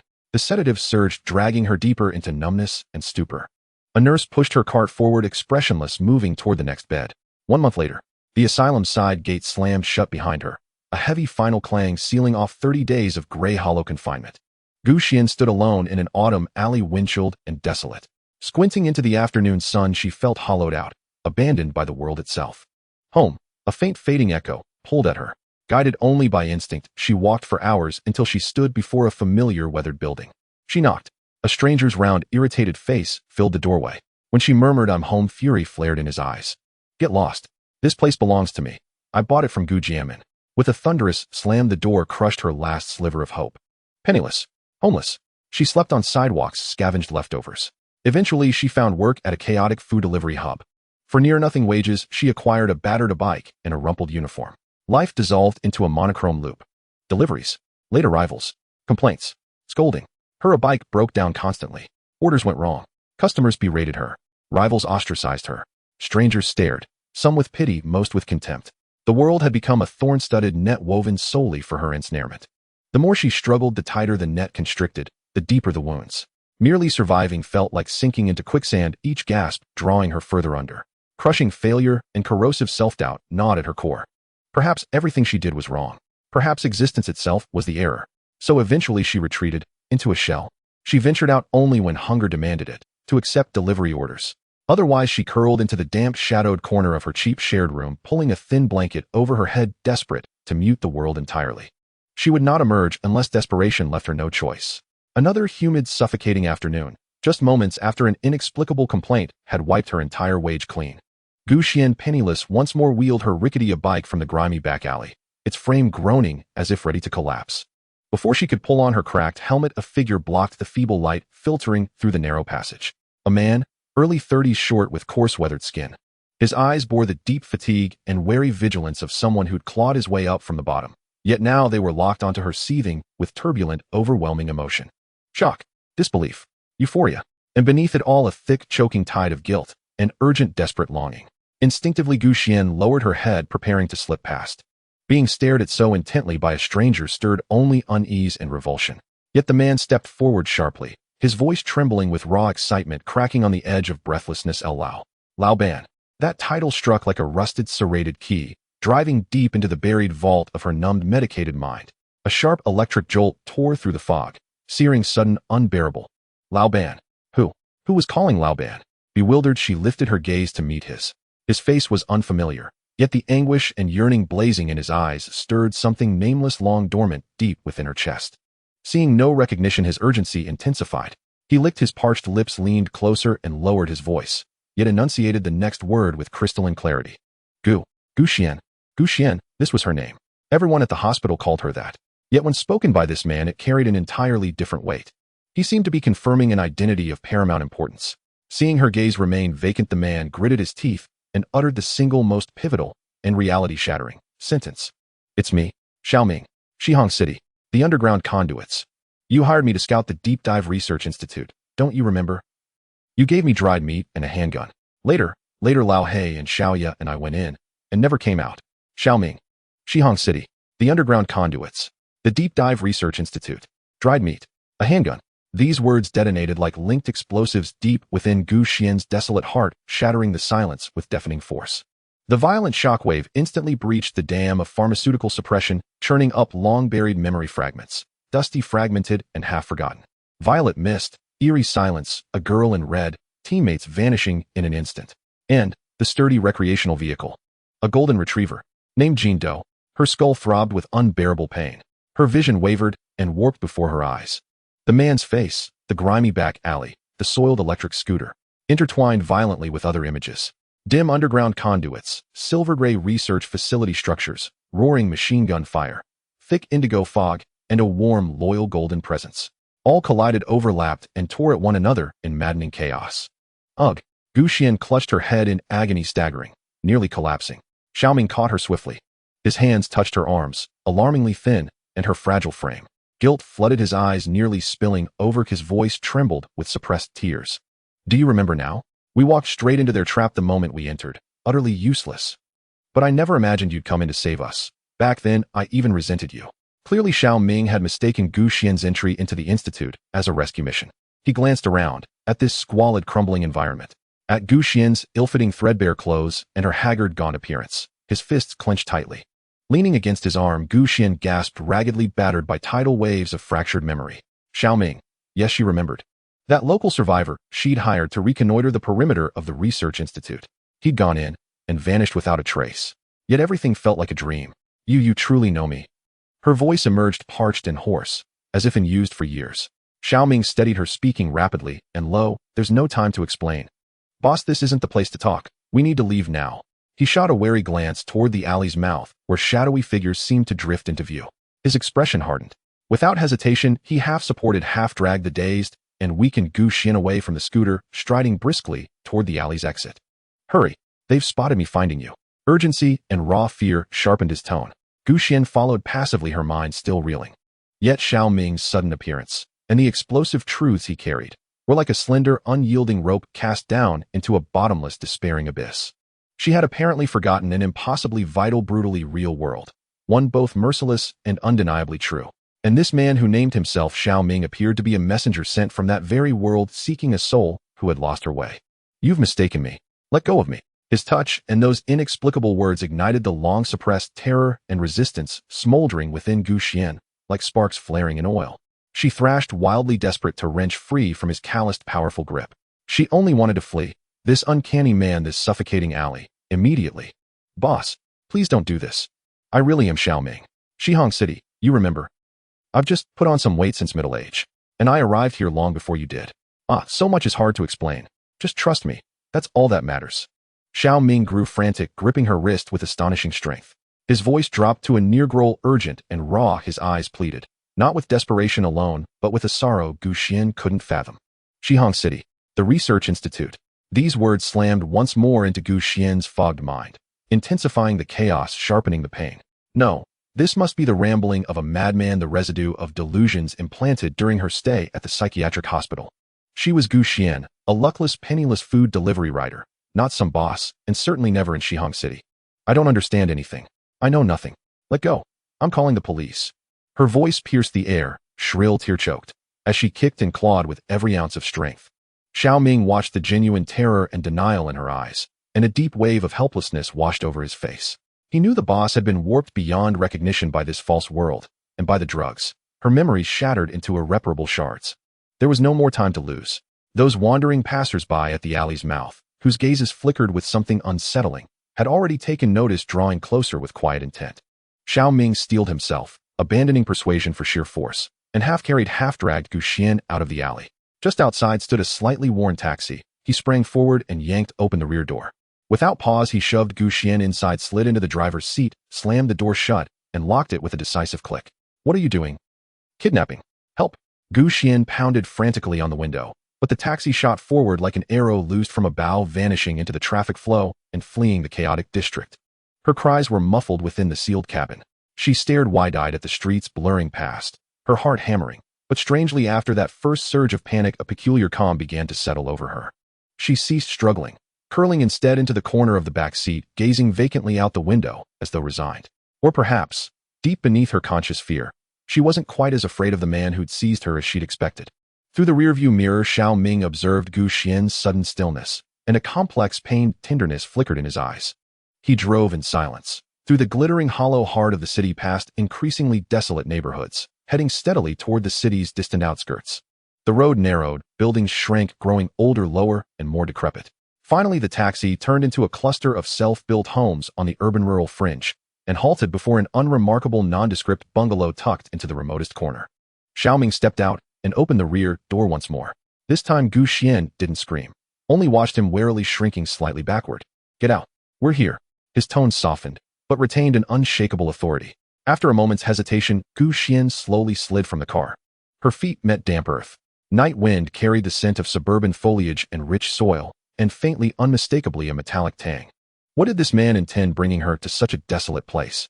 As her foot hovered, doubt surging, ready to bolt. Whine woof. A faint, rasping, utterly exhausted bark seeped through the narrow crack beneath the bungalow's closed door. Soft as breath, yet it struck Gu Xian's mind like lightning cleaving through the fog. A dog's bark. How could there be a dog here? She'd lived her entire life in this world, and yet she couldn't recall ever seeing a dog. Didn't the government enforce strict bans on pet ownership? Even stray cats were rare in the city, let alone dogs. Yet this sound was achingly familiar, not to her ears, but to her soul. As if across countless forgotten nights that voice had stood guard beside her, offering warmth, courage, unwavering loyalty. Instantly, much of her fear dissolved, mysteriously, irrevocably. In its place bloomed an inexplicable yearning, an electric, trembling anticipation.